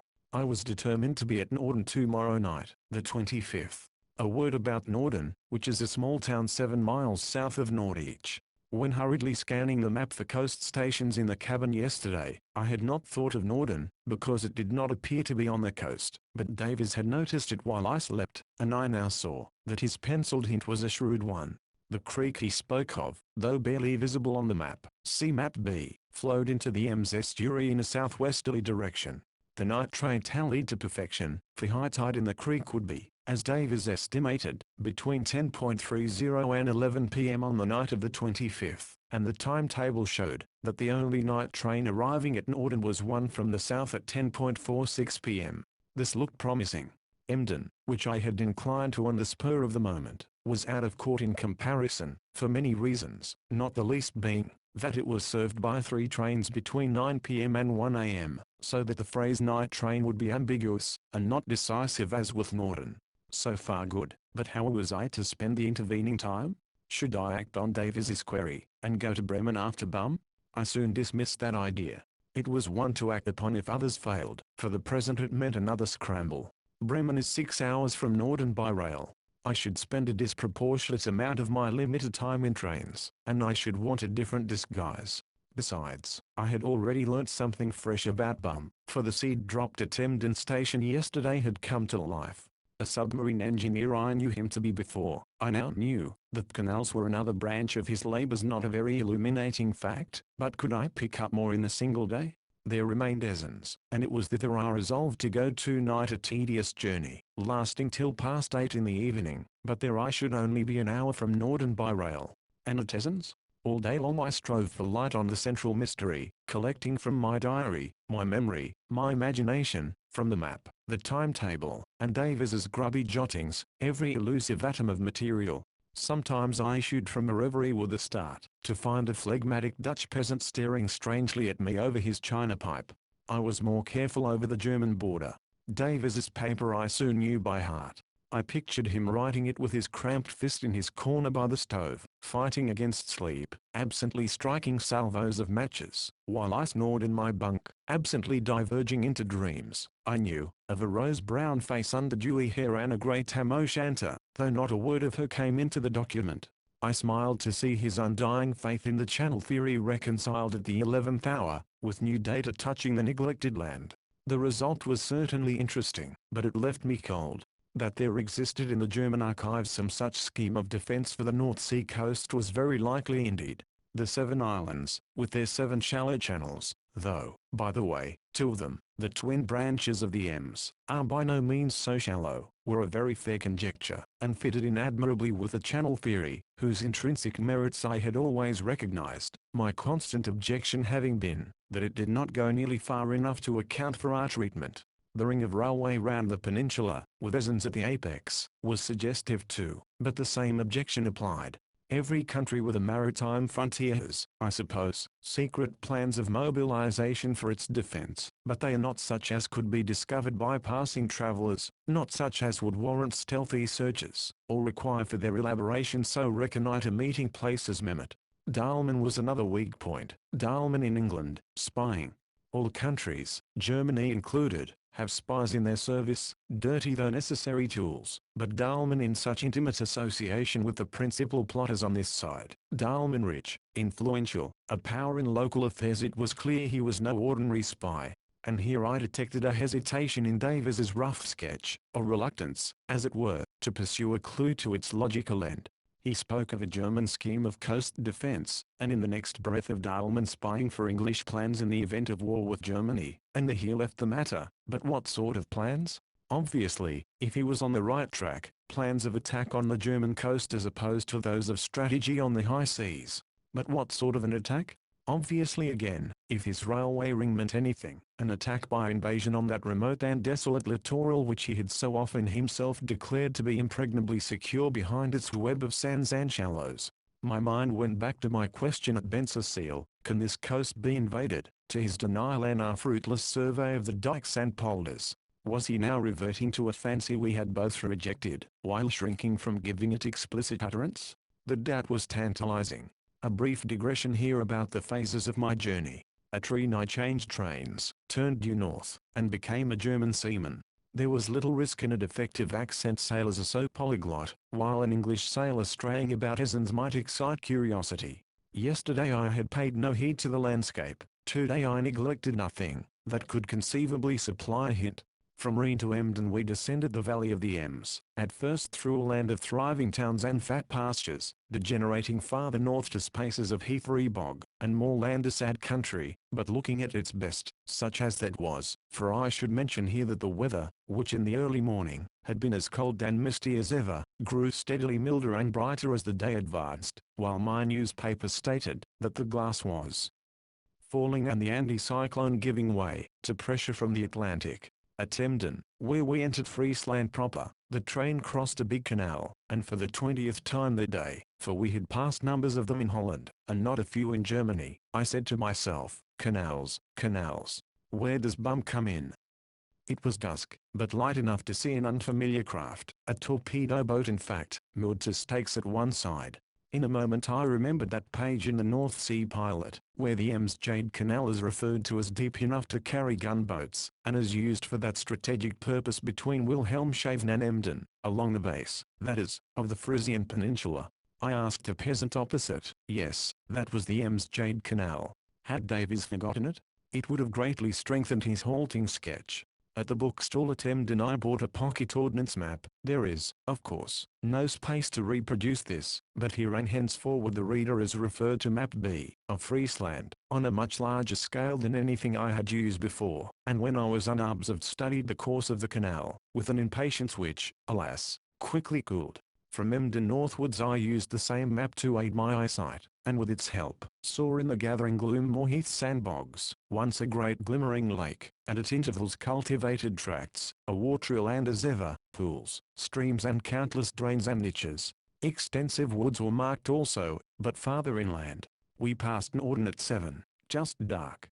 I looked out for the creek, and sure enough, we crossed it, just before entering the station. Its bed was nearly dry, and I distinguished barges lying aground in it.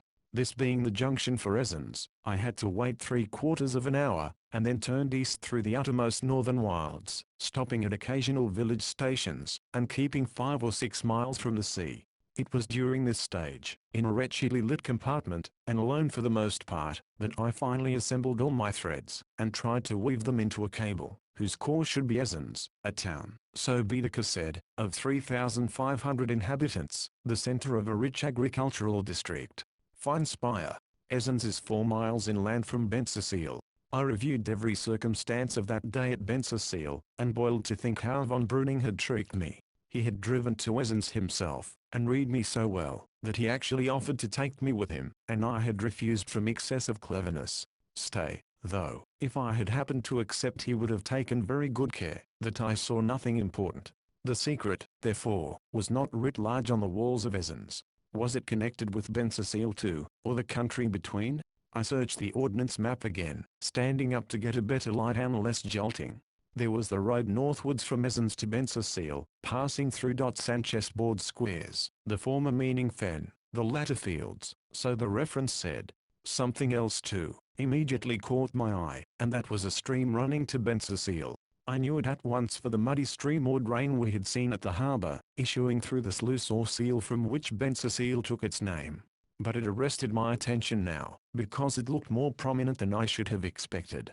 Charts are apt to ignore the geography of the mainland, except in so far as it offers sea marks to mariners.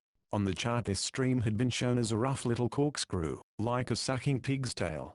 On the ordnance map it was marked with a dark blue line, was labelled Bensetif, and was given a more resolute course. Bends became angles, and there were what appeared to be artificial straightnesses at certain points. One of the threads in my skein, the canal thread, tingled sympathetically, like a wire charged with current. Standing astraddle on both seats, with the map close to the lamp, I greedily followed the course of the Teef southward. It inclined away from the road to Wesens, and past the town about a mile to the west, diving underneath the railway. Soon after it took angular tacks to the eastward, and joined another blue line trending southeast, and let a Desens-Whitman canal. This canal, however, came to an abrupt end halfway to Whitman, a neighbouring town. For the first time, that day there came to me a sense of genuine inspiration. Those shallow depths and short distances, fractions of meters and kilometers, which I had overheard from Bum's lips at Mehmet, and which Davis had attributed to the outside channels, did they refer to a canal? I remembered seeing barges in Bensersiel harbour.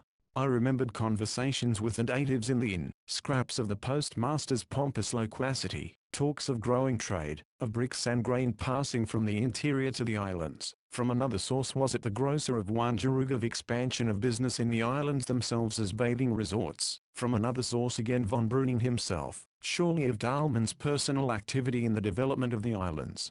In obscure connection with these things, I saw the torpedo boat in the Ems Jade Canal. It was between Dornum and Esens that these ideas came, and I was still absorbed in them, when the train drew up, just upon 9 o'clock, at my destination, and after 10 minutes' walk, along with a handful of other passengers, I found myself in the quiet, cobbled streets of Esens, with a great church steeple, that we had so often seen from the sea, soaring above me in the moonlight.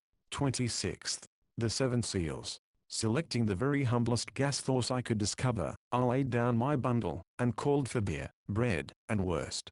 The landlord, as I had expected, spoke the Frisian dialect, so that though he was rather difficult to understand, he had no doubts about the purity of my own German high accent. He was a worthy fellow, and hospitably interested. Did I want a bed? No, I was going on to Bensersiel, I said, to sleep there, and take the morning post shift to Langeoog Island. I had not forgotten our friends the twin giants and their functions. I was not an islander myself, he asked. No, but I had a married sister there, had just returned from a year's voyaging, and was going to visit her. By the way, I asked, how are they getting on with the Bensertief? My friend shrugged his shoulders. It was finished, he believed. And the connection to Whitman? Under construction still. Langeoog would be going ahead then? Oh, he supposed so, but he did not believe in these newfangled schemes. But it was good for trade, I supposed? Esens would benefit in sending goods by the Teef. What was the traffic, by the way? Oh, a few more barge loads than before of bricks, timber, coals, etc., but it would come to nothing he knew. Actiengesellschaften, companies, were an invention of the devil. A few speculators got them up, and made money themselves out of land and contracts, while the shareholders they had hoodwinked starved. There's something in that, I conceded to this bigoted old conservative. My sister at Langeoog rents her lodging house from a man named Dahlmann. They say he owns a heap of land about. I saw his yacht once, pink velvet and electric light inside, they say. That's the name, said mine host. That's one of them, some sort of foreigner, I've heard. Runs a salvage concern too. Jewest way. Well, he won't get any of my savings. I laughed, and soon after took my leave, and inquired from a passer-by the road to Dornum. Follow the railway, I was told. With a warm wind in my face from the southwest, fleecy clouds and a half-moon overhead, I set out, not for Bensersiel, but for Bensertief, which I knew, must cross the road to Dornum somewhere. A mile or so of cobbled causeway flanked with ditches and willows, and running cheek by jowl with the railway track, then a bridge, and below me the Teef, which was, in fact, a small canal. A rutty track left the road, and sloped down to it one side. A rough siding left the railway, and sloped down to it on the other.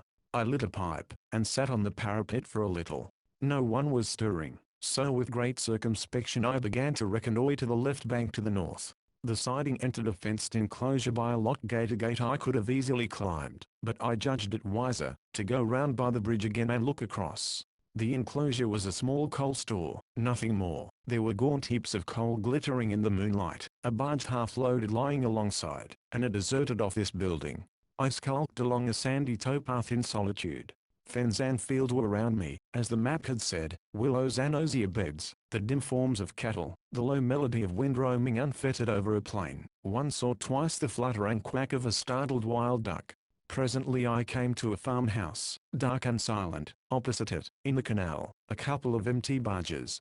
I climbed into one of these, and sounded with my stick on the offside barely 3 feet, and the torpedo boat melted out of my speculations. The stream, I observed also, was only just wide enough for 2 barges to pass with comfort. Other farms I saw, or thought I saw, and a few more barges lying inside cuts linked by culverts to the canal, but nothing noteworthy, and mindful that I had to explore the Whitman side of the railway too, I turned back, already a trifle damped in spirits, but still keenly expectant.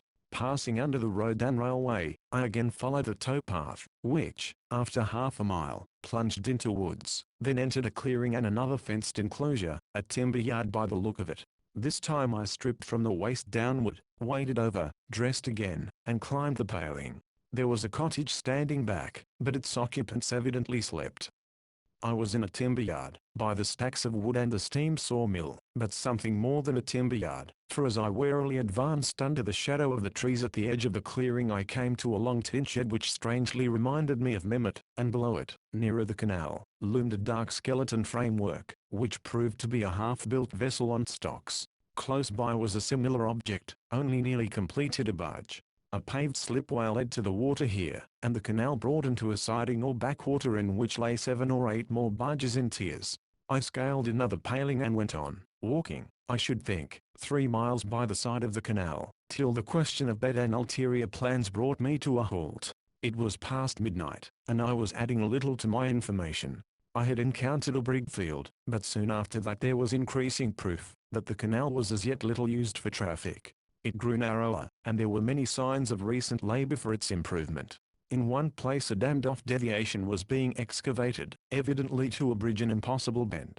The path had become atrocious, and my boots were heavy with clay. Bearing in mind the abruptly ending blue line on the map, I considered it useless to go farther, and retraced my steps, trying to concoct a story which would satisfy an irritable innkeeper, that it was a respectable wayfarer, and not a tramp or a lunatic, who knocked him up at 1:30 or thereabouts. But a much more practical resource occurred to me as I approached the timber yard, for lodging, free and accessible, lay there ready to hand. I boarded one of the empty barges in the backwater, and surveyed my quarters for the night. It was of a similar pattern to all the others I had seen, a lighter, strictly, in the sense that it had no means of self-propulsion, and no separate quarters for a crew, the whole interior of the hull being free for cargo. At both bow and stern there were 10 feet or so of deck, garnished with bitts and bollards. The rest was an open well, flanked by waterways of substantial breadth, the whole of stout construction, and, for a humble lighter, of well-proportioned and even graceful design, with a marked forward sheer, and, as I had observed in the specimen on the stocks, easy lines at the stern. In short, it was apparent, even to an ignorant landsman like myself, that she was designed not merely for canal work, but for rough water, and well she might be, for, though the few miles of sea she had to cross, in order to reach the islands were both shallow and sheltered, I knew from experience what a vicious surf they could be whipped into by a sudden gale. It must not be supposed that I dwelt on this matter. On limited lines I was making progress, but the wings of imagination still drooped nervously at my sides. Otherwise I perhaps should have examined this lighter more particularly, instead of regarding it mainly as a convenient hiding place. Under the stern deck was stored a massive roll of tarpaulin, a corner of which made an excellent blanket, and my bundle a good pillow. It was a descent from the luxury of last night, but a spy, I reflected philosophically, cannot expect a feather bed 2 nights running, and this one was at any rate airier and roomier than the coffin-like bunk of the Dulcibella, and not so very much harder. When snugly ensconced, I studied the map by intermittent matchlight. It had been dawning on me in the last half hour that this canal was only one of several, that in concentrating myself on Essens and Bensersiel, I had forgotten that there were other villages ending in seal, also furnished on the chart with corkscrew streams, and, moreover, that Bum's statistics of depth and distance had been marshalled in 7 categories. To G, the very first match brought full recollection as to the villages. The suffix seal repeated itself all round the coastline. 5 miles eastward of Bensersiel was Nieuwelingersiel, and farther on Carolinensiel. 4 miles westward was Doornumersiel, and farther on Nesmersiel and Hilgenriedersiel. That was 6 on the north coast of the peninsula alone. On the west coast, facing the Ems, there was only one, Greetsiel, a good way south of Norden.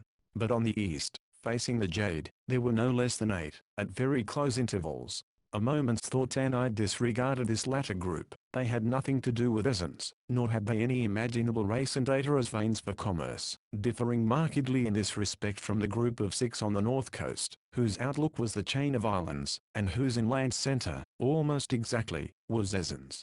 I still wanted one to make 7, and as a working hypothesis added the solitary Greetsiel. At all 7 villages streams debouched, as at Bensersiel.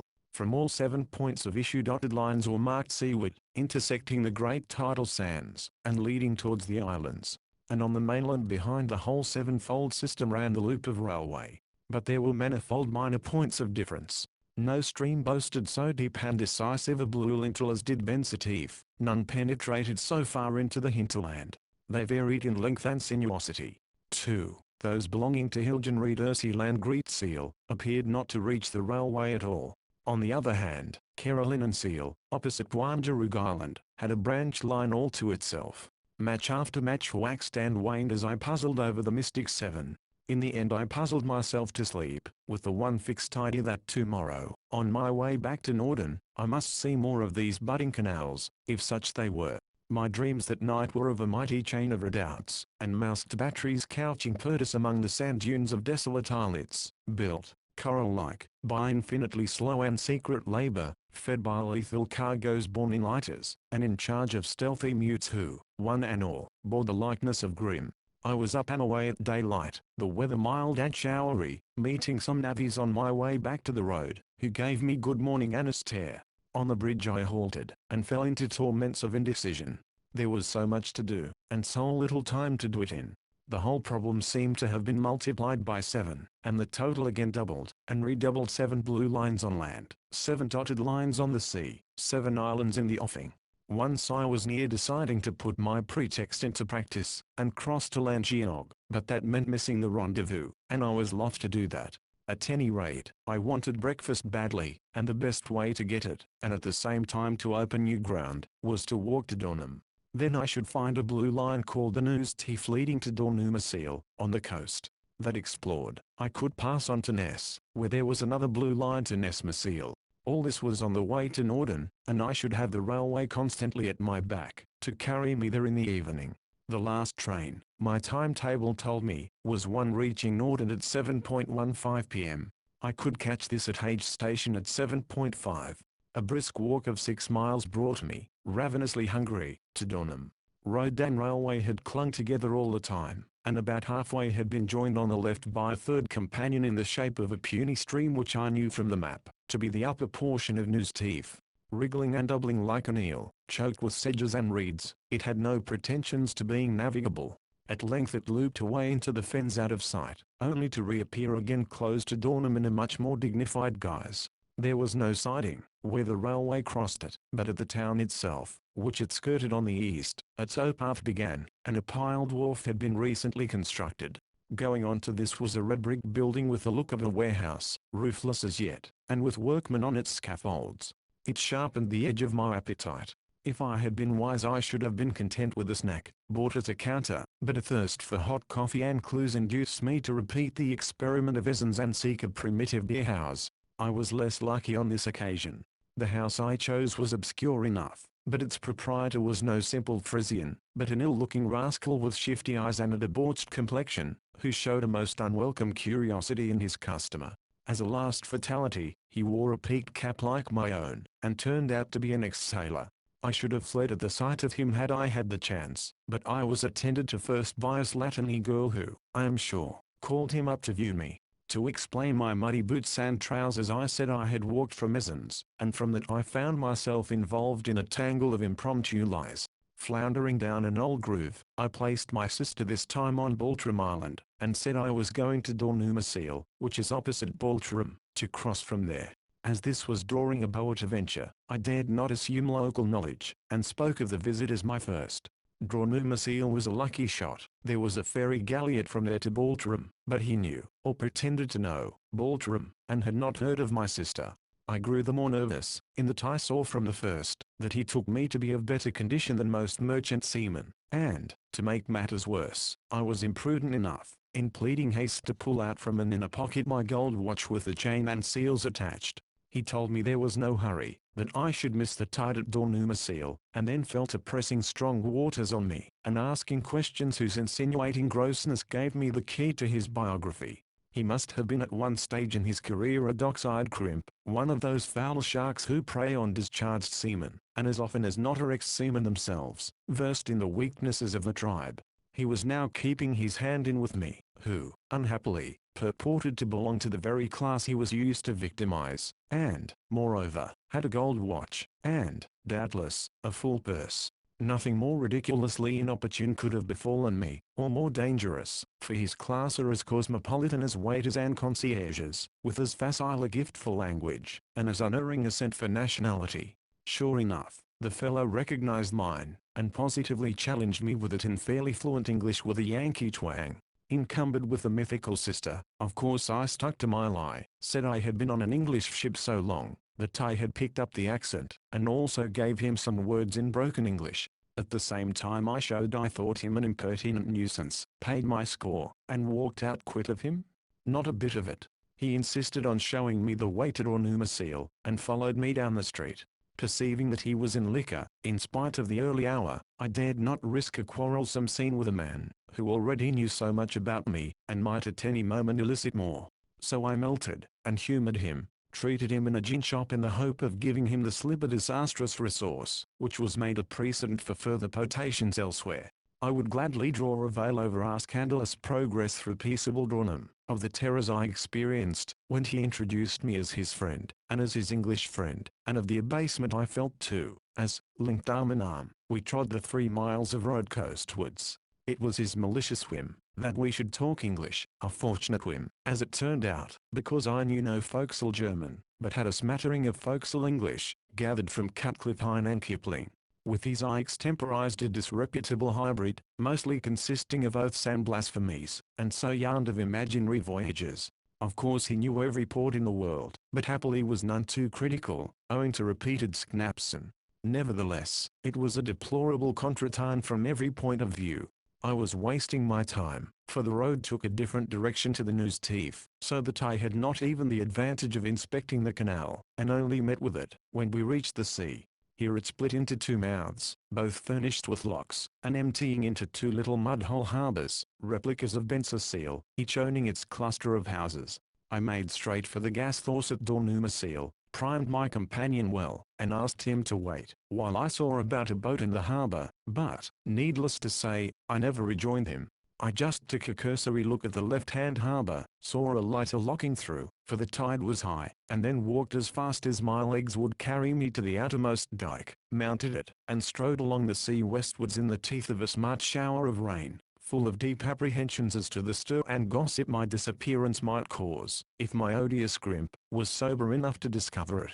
As soon as I deemed it safe, I dropped onto the sand, and ran till I could run no more.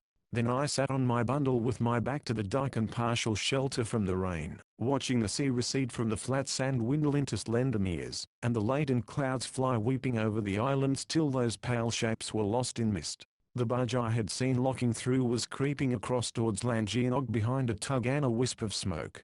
No more exploration by daylight. That was my first resolve, for I felt as if the country must be ringing with reports of an Englishman in disguise. I must remain in hiding till dusk, then regain the railway, and slink into that train to Norton. Now directly I began to resign myself to temporary inaction, and to centre my thoughts on the rendezvous. A new doubt assailed me. Nothing had seemed more certain yesterday than that Norton was the scene of the rendezvous, but that was before the 7 Seals had come into prominence. The name Norden now sounded naked and unconvincing. As I wondered why, it suddenly occurred to me that all the stations along this northern line, though farther inland than Norden, were equally coast stations, in the sense that they were in touch with harbours, of a sort, on the coast.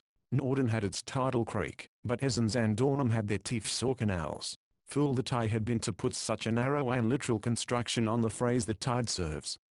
Which was it more likely, that my conspirators would visit Norden, whose intrusion into our theories was purely hypothetical, or one of these seals to whose sevenfold systems all my latest observations gave such transcendent significance? There was only one answer, and it filled me with profound discouragement. 7 possible rendezvous, 8, counting Norden. Which to make for?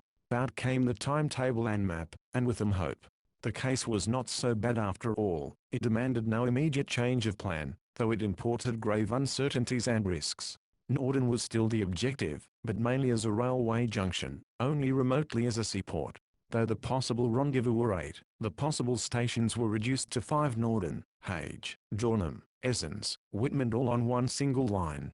Trains from east to west along this line were negligible, because there were none that could be called night trains, the latest being the one I had this morning fixed on to bring me to Norden, where it arrived at 7:15. Of trains from west to east there was only one that need be considered, the same one that I had travelled by last night, leaving Norden at 7:43, and reaching Esens at 8:50, and Whitman at 9:13.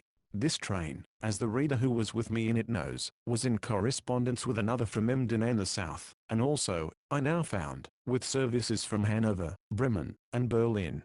He will also remember that I had to wait 3/4 of an hour at Norden, from 7 to 7:43. The platform at Norden Junction, therefore, between 7:15, when I should arrive at it from the east, and 7:43 when Bum and his unknown friend should leave it for the east, there, and in that half hour, was my opportunity for recognizing and shadowing 2 at least of the conspirators. I must take the train they took, and alight where they alighted.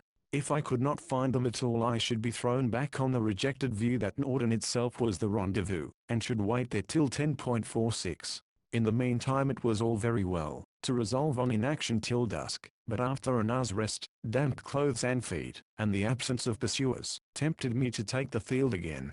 Avoiding roads and villages, as long as it was light, I cut across country southwestwards, a dismal and laborious journey, with oozy fens and knee-deep drains to course, with circuits to be made to pass clear of peasants, and many furtive crouchings behind dikes and willows. What little I learnt was in harmony with previous explorations, for my track cut at Tritangles the line of the Harktief, the stream issuing at Nesmerseal. It too was in the nature of a canal, but only in embryo at the point I touched it, south of Ness. Works on a deviation were in progress, and in a short digression downstream I sighted another lighter building yard.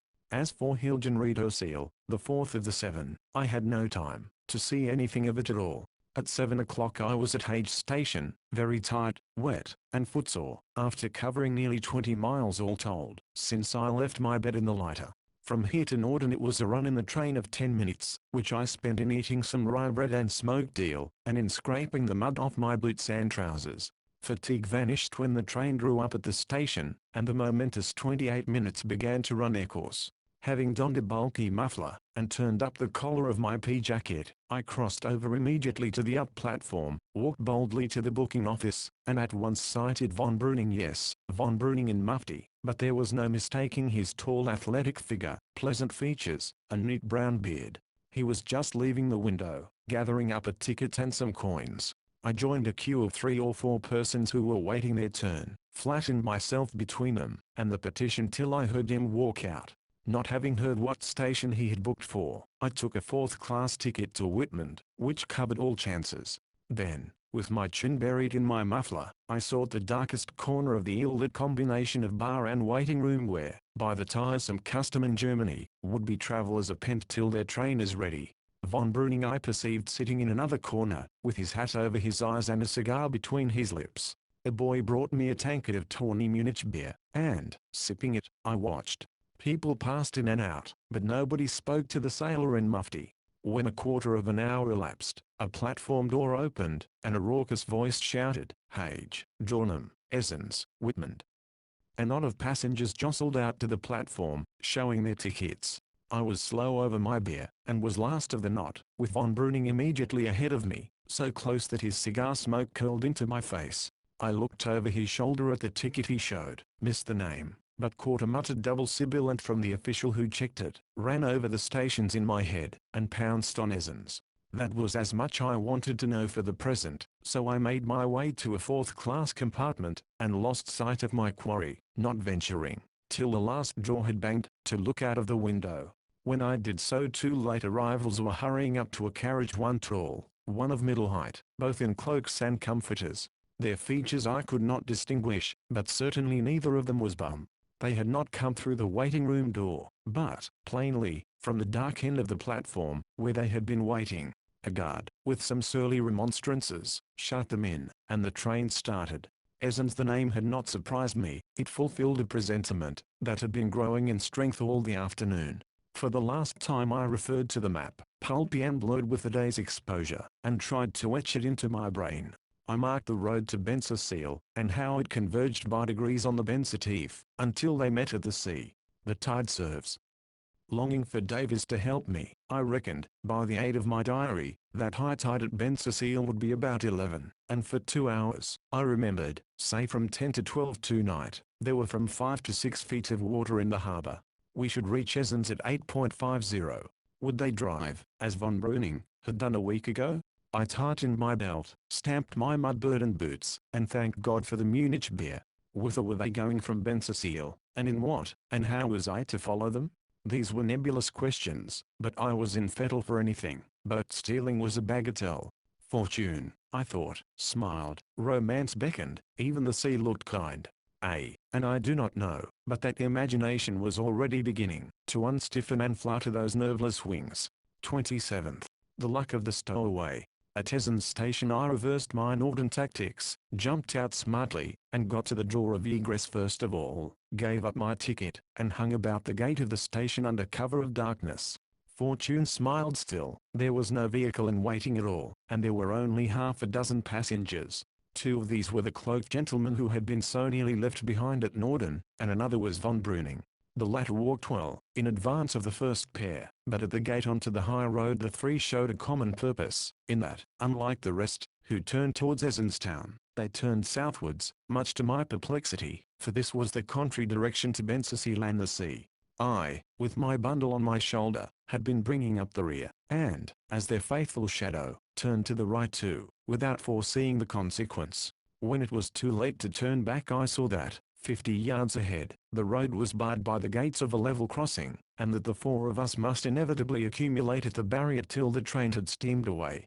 This, in fact, happened, and for a minute or two we were all in a group, elaborately indifferent to one another, silent, but I'm sure very conscious. As for me, secret laughter tickled all my soul. When the gates were opened the 3 seemed disposed to lag, so I tactfully took my cue, trudged briskly on ahead, and stopped after a few minutes to listen. Hearing nothing I went cautiously back, and found that they had disappeared, in which direction was not long in doubt, for I came on a grassy path leading into the fields on the left or west of the road, and though I could see no one I heard the distant murmur of receding voices. I took my bearings collectedly, placed one foot on the path, thought better of it, and turned back towards Esens. I knew without reference to the map, that path would bring them to the Bensertief at a point somewhere near the timber yard. In a fog I might have followed them there. As it was, the night was none too dark, and I had my strength to husband, and stamped on my memory were the words that tide serves. I judged it a wiser use of time and sinew, to anticipate them at Bensersiel by the shortest road, leaving them to reach it by way of the devious Tief, to examine which was, I felt convinced, one of their objects. It was 9 o'clock of a fresh wild night, a halo round the beclouded moon. I passed through quiet Esens, and in an hour I was close to Bensersiel, and could hear the sea. In the rooted idea that I should find Grim on the outskirts, awaiting visitors, I left the road short of the village, and made a circuit to the harbour by way of the sea wall. The lower windows of the inn shed a warm glow into the night, and within I could see the village circle gathered over cards, and dominated as of old by the assertive little postmaster, whose high-pitched excitable voice I could clearly distinguish, as he sat with his cap on the back of his head and a fiend schnapps at his elbow. The harbour itself looked exactly the same as I remembered it a week ago.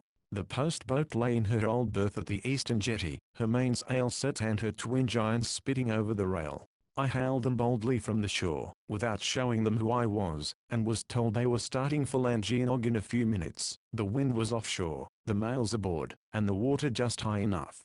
Did I want a passage? No, I thought I would wait. Positive that my party could never have got here so soon, I nevertheless kept an eye on the galliot till she let go her stern rope and slid away. One contingency was eliminated. Some loiterers dispersed, and all port business appeared to be ended for the night. 3/4 of an hour of strained suspense ensued.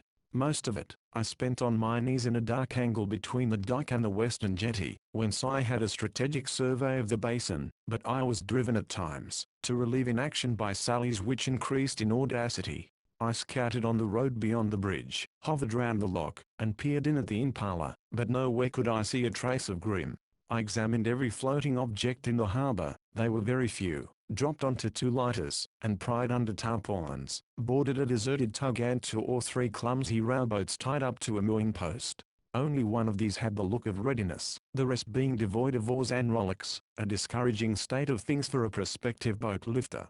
It was the sight of these rowboats that suggested a last and most distracting possibility, namely, that the boat in waiting, if boat there were, might be not in the harbour at all, but somewhere on the sands outside the dike, where, at this high state of the tide, it would have water and to spare. Back to the dike then, but as I peered seaward on the way, contingencies evaporated and a solid fact supervened, for I saw the lights of a steamboat approaching the harbour mouth. I had barely time to gain my coign of vantage, before she had swept in between the piers, and with a fitful swizzling of her screw was turning and backing down to a berth just ahead of one of the lighters, and not 50 feet from my hiding place. A deckhand jumped ashore with a rope, while the man at the wheel gave gruff directions. The vessel was a small tug, and the man at the wheel disclosed his identity when, having rung off his engines, he jumped ashore also, looked at his watch in the beam of the side light, and walked towards the village.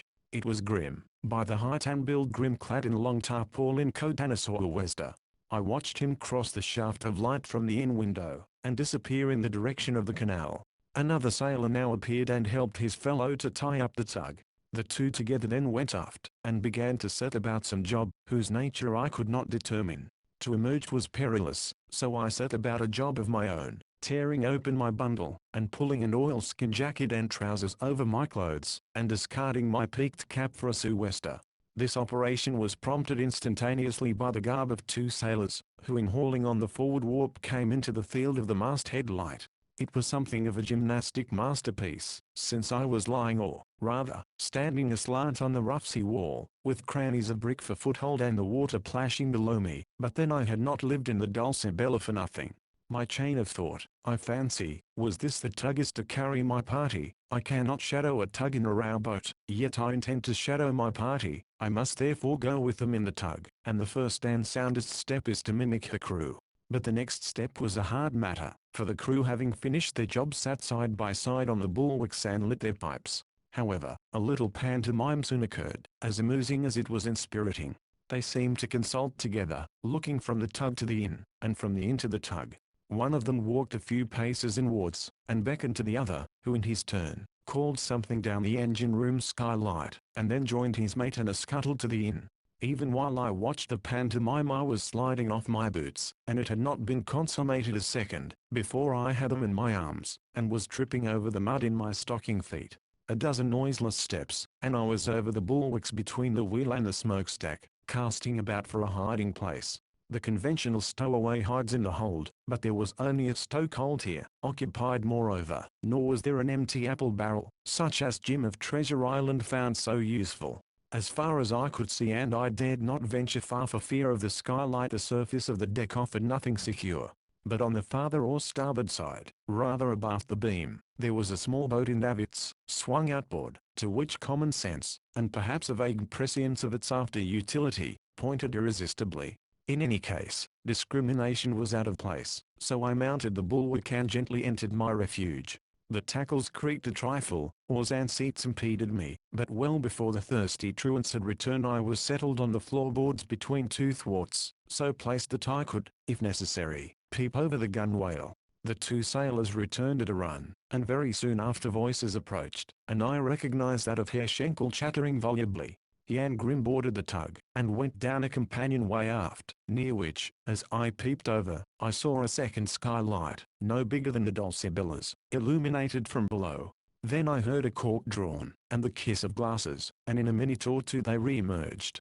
It was apparent that Herr Schenkel was inclined to stay and make merry, and that Grim was anxious to get rid of him, and none too courteous in showing it. The former urged that tomorrow's tide would do, the latter gave orders to cast off, and at length observed with an angry oath, that the water was falling, and he must start, and, to clinch matters, with a curt good night, he went to the wheel, and rang up his engines. Herr Schenkel landed and strutted off in high dudgeon, while the tug's crew began to revolve. We had only glided a few yards on when the engine stopped, a short blast of the whistle sounded, and, before I had had time to recast the future, I heard a scurry of footsteps from the direction of the dike, first on the bank, next on the deck. The last of these new arrivals panted audibly as he got aboard, and dropped on the planks with an unelastic thud. Her complement made up, the tug left the harbour, but not alone. While slowly gathering way, the hull checked all at once with a sharp jerk, recovered, and increased its speed. We had something in tow. What? The lighter, of course, that had been lying astern of us. Now I knew what was in that lighter, because I had been to sea, half an hour ago. It was no lethal cargo, but coal, common household coal, not a full load of it. I remember just a good-sized mound amidships, trimmed with battens fore and aft to prevent shifting. Well, thought I, this is intelligible enough. Grim was ostensibly there, to call for a load of coal for Mehmet. But does that mean we are going to Mehmet? At the same time I recall the phrase overheard at the depot, only one half a load. Why half a load? For some few minutes there was a good deal of movement on deck, and of orders shouted by Grim, and answered by a voice from far astern on the lighter. Presently, however, the tug warmed to her work, the hull vibrated with energy, and an ordered peace reigned on board. I also realized that having issued from the boom channel we had turned westward, for the wind, which had been blowing us fair, now blew strongly over the port beam. I peeped out of my eyrie, and was satisfied in a moment that, as long as I made no noise, and observed proper prudence, I was perfectly safe until the boat was wanted. There were no deck lamps, the two skylights diffused but a sickly radiance, and I was abaft the side lights. I was abaft the wheel also, though thrillingly near it in point of distance, about 12 feet, I should say, and Grim was steering. The wheel, I should mention here, was raised, as you often see them, on a sort of pulpit, approached by 2 or 3 steps, and fenced by a breast-high arc of boarding. Only one of the crew was visible, and he was acting as lookout in the extreme bows. The rays of the masthead lights for a second had been hoisted in sign of towage glistening on his oilskin back. The other man, I concluded, was steering the lighter, which I could dimly locate by the pale foam at her bow. And the passengers? They were all together aft, 3 of them, leaning over the taffrail, with their backs turned to me. One was short and stout bum unquestionably. The panting and the thud on the planks had prepared me for that, though where he had sprung from I did not know. 2 were tall, and one of these must be von Breuning. There ought to be 4, I reckoned, but 3 were all I could see. And what of the third? It must be he who insists on coming, the unknown superior at whose instance, and for whose behoof this secret expedition had been planned. And who could he be? Many times, needless to say, I had asked myself that question, but never till now, when I had found the rendezvous, and joined the expedition, did it become one of burning import. Any weather was another of those stored-up phrases that were apropos. It was a dirty squally night, not very cold, for the wind still hung in the SSW, an offshore wind on this coast, causing no appreciable sea on the shoal spaces we were traversing. In the matter of our bearings, I set myself doggedly to overcome that paralyzing perplexity, always induced in me by night or fog in these intricate waters, and, by screwing round and round, succeeded so far as to discover and identify 2 flashing lights, one alternately red and white, far and faint astern, the other right ahead and rather stronger, giving white flashes only. The first and least familiar was, I made out, from the lighthouse on Wangerug. The second, well known to me as our beacon star in the race from Mehmet, was the light on the center of Norderney Island, about 10 miles away.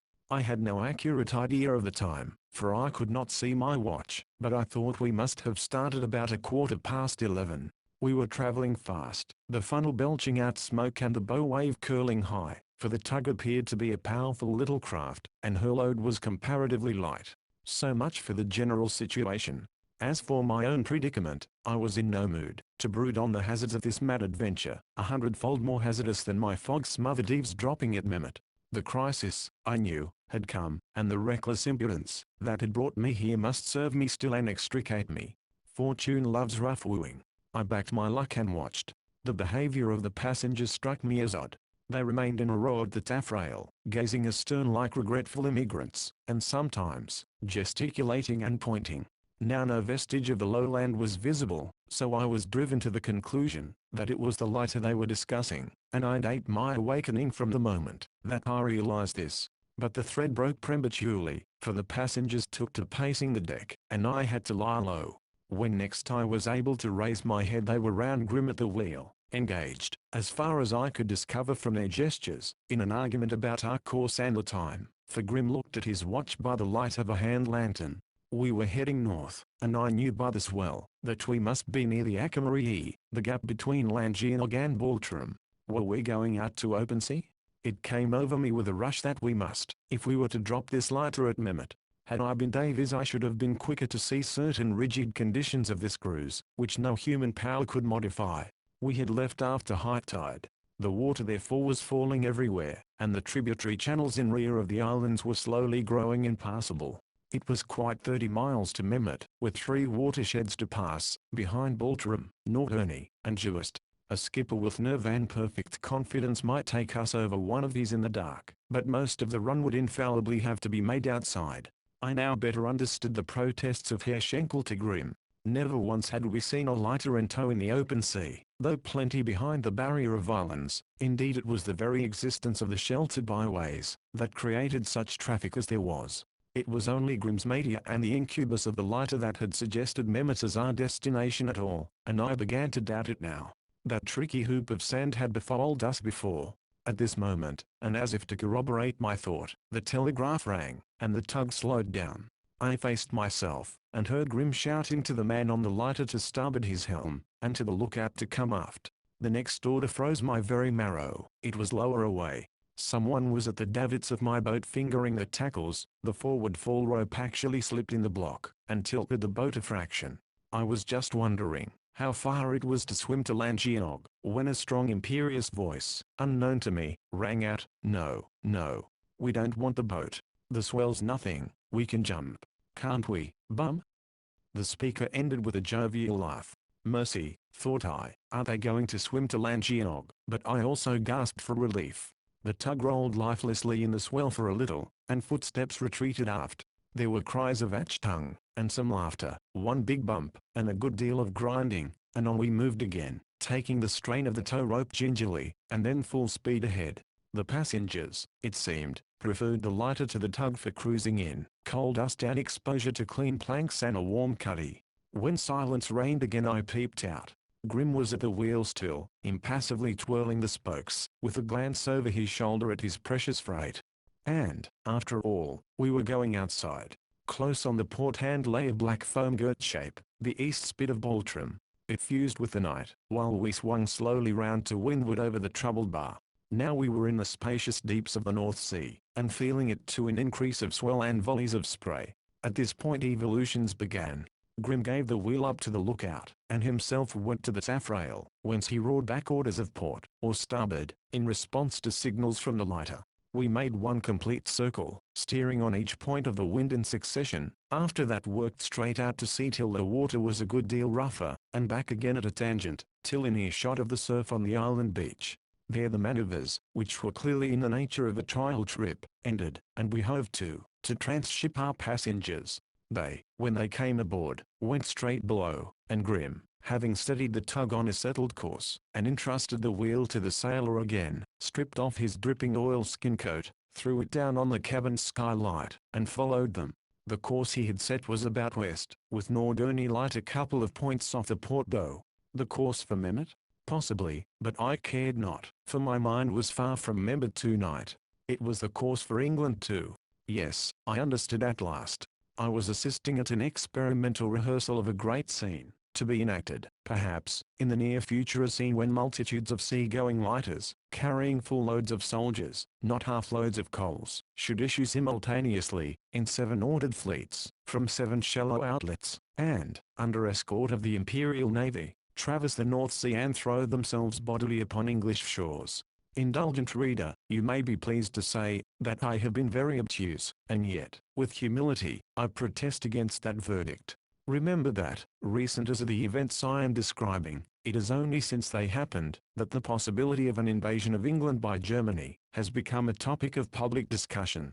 Davies and I had never considered it, but that would not be accurate, for we had glanced at it once or twice, and if any single incident in his, or our joint cruise had provided a semblance of confirmation, he, at any rate, would have kindled to that spark. But you will see how perversely from first to last circumstances drove us deeper and deeper into the wrong groove, till the idea became inveterate, that the secret we were seeking, was one of defense and not offense. Hence a complete mental somersault was required, and, as an amateur, I found it difficult, the more so that the method of invasion, as I darkly comprehended it now, was of such a strange and unprecedented character, for orthodox invasions start from big ports, and involve a fleet of ocean transports, while none of our clues pointed that way. To neglect obvious methods, to draw on the obscure resources of an obscure strip of coast, to improve and exploit a quantity of insignificant streams and tidal outlets, and thence, screened by the islands, to dispatch an armada of light draft barges, capable of flinging themselves on a correspondingly obscure, and therefore unexpected portion of the enemy's coast, that was a conception so daring, and so quixotic in some of its aspects, that even now I was half incredulous. Yet it must be the true one. Bit by bit the fragments of the puzzle fell into order till a coherent whole was adumbrated. The reader will find the whole matter dealt with in the epilogue. The tug surged on into the night. A squall of rain leapt upon us, and swept hissing astern. Baltram vanished and the strands of Norderney beamed under transient moonlight. Drunk with triumph, I cuddled in my rocking cradle, and ransacked every unvisited chamber of the memory, tossing out their dusty contents, to make a joyous bonfire of some, and to see the residue take life and meaning in the light of the great revelation. My reverie was of things, not persons, of vast national issues, rather than of the poignant human interests so closely linked with them. But on a sudden I was recalled, with a shock, to myself, Davies, and the present. We were changing our course, as I knew by variations in the whirl of drafts which whistled about me. I heard Grimmerfoot again, and, choosing my moment, surveyed the scene. Broad on the port beam were the garish lights of Norderney town and promenade, and the tug, I perceived, was drawing in to enter the Seagat. See chart B. Round she came, hustling through the broken water of the bar, till her nose was south and the wind was on the starboard bow. Not a mile from me were the villa and the yacht, and the 3 persons of the drama 3, that is, if Davies was safe. Were we to land at Norderney harbour? Heavens, what a magnificent climax if only I could rise to it. My work here was done. To stroke to rejoin Davies, and be free to consummate our designs. A desperate idea of cutting the davit tackles, I blush to think of the stupidity, was rejected, as soon as it was born, and instead, I endeavoured to imagine our approach to the pier. My boat hung on the starboard side, that would be the side away from the quay, and the tide would be low. I could swarm down the davits during the stir of arrival, drop into the sea and swim the few yards across the dredged-out channel, wade through the mud to within a short distance of the Dulcibella, and swim the rest.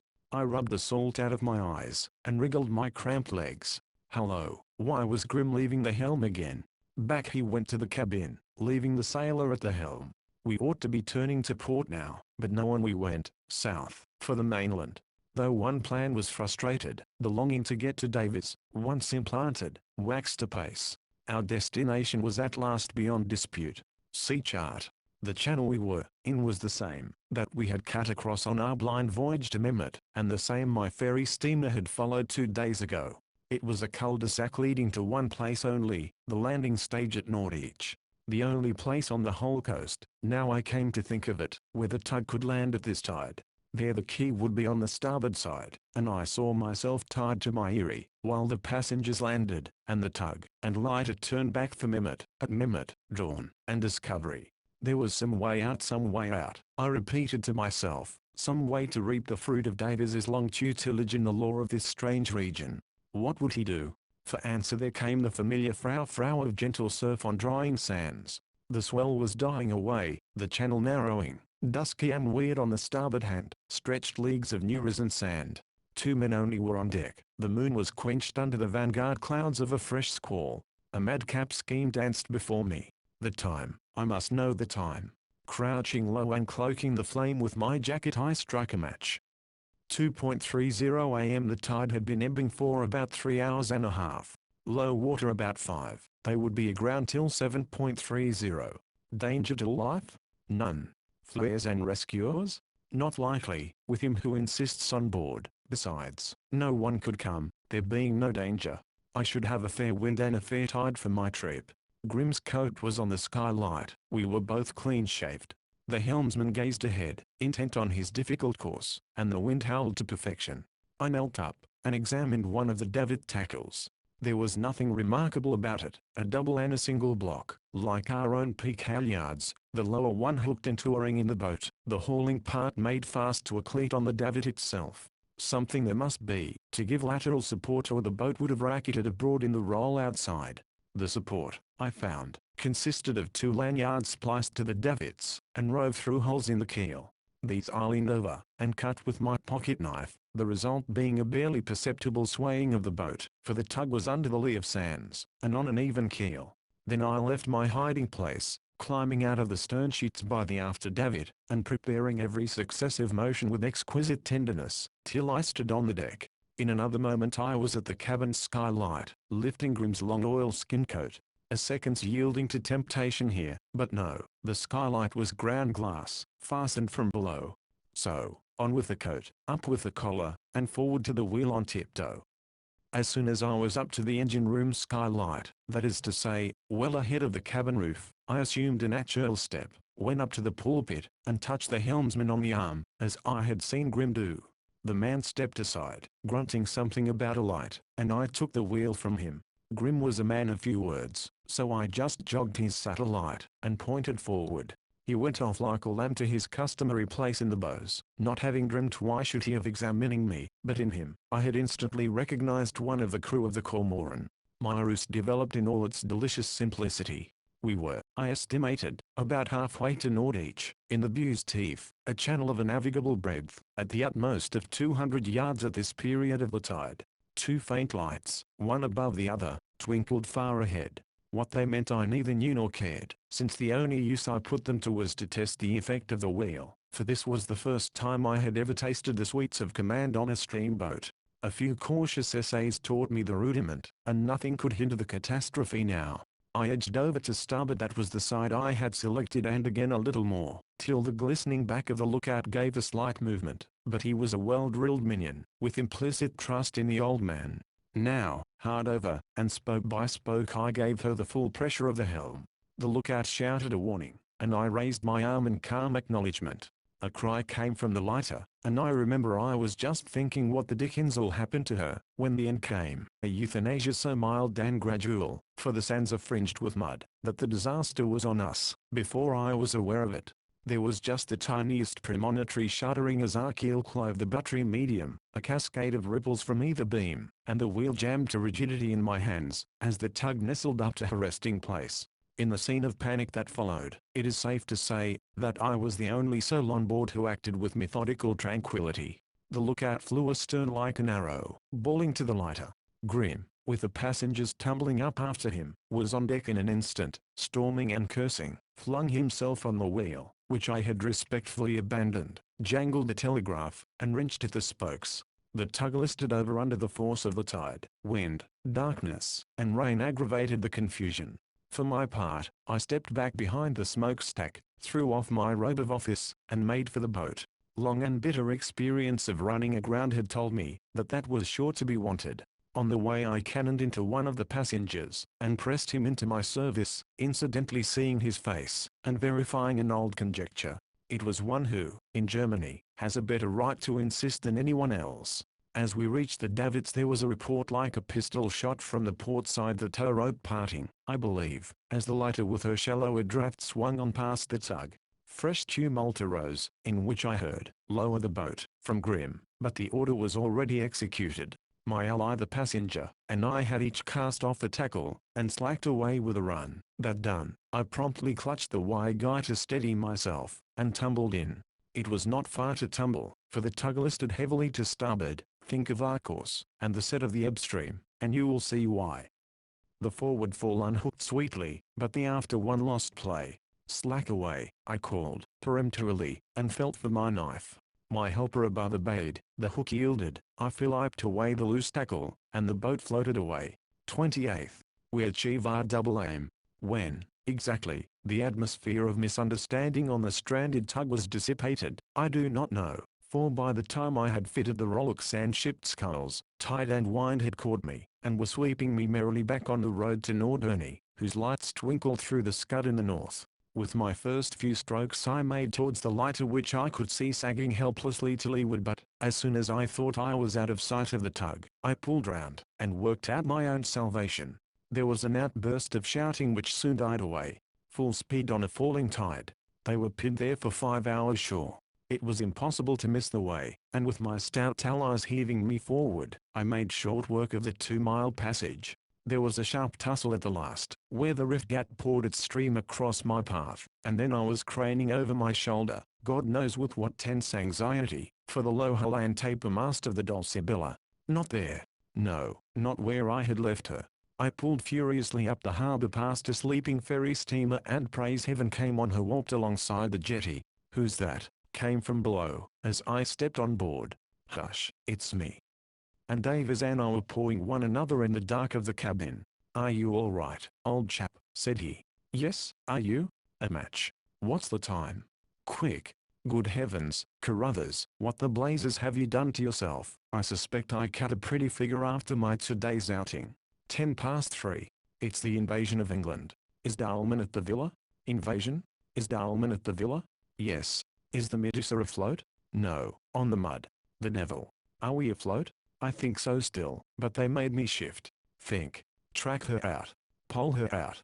Cut those warps. For a few strenuous minutes we toiled at the sweep still the Dulcibella was berthed ahead of the steamer, in deeper water. Meanwhile I had whispered a few facts. How soon can you get underway? I asked. 10 minutes. When's daylight? Sunrise about 7, first dawn about 5. Where are we bound? Holland, or England? Aren't they invading it now? Said Davies, calmly. No, only rehearsing. I laughed, wildly. Then we can wait. We can wait exactly an hour and a half. Come ashore and knock up Darlman. We must denounce him, and get them both aboard. It's now or never. Holy saints, man, not as you are. He was in pyjamas. Sea clothes. While he put on Christian attire, I resumed my facts, and sketched a plan. Are you watched? I asked. I think so, by the Cormoran's men. Is the Cormoran here?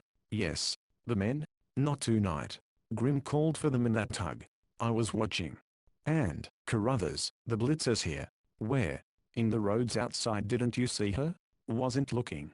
Her skipper's safe anyway, so's bum, so's the tertium quid, and so are the Cormoran's men. The coast's clear, it's now or never. Once more we were traversing the long jetty and the silent streets, rain driving at our backs. We trod on air, I think. I remember no fatigue.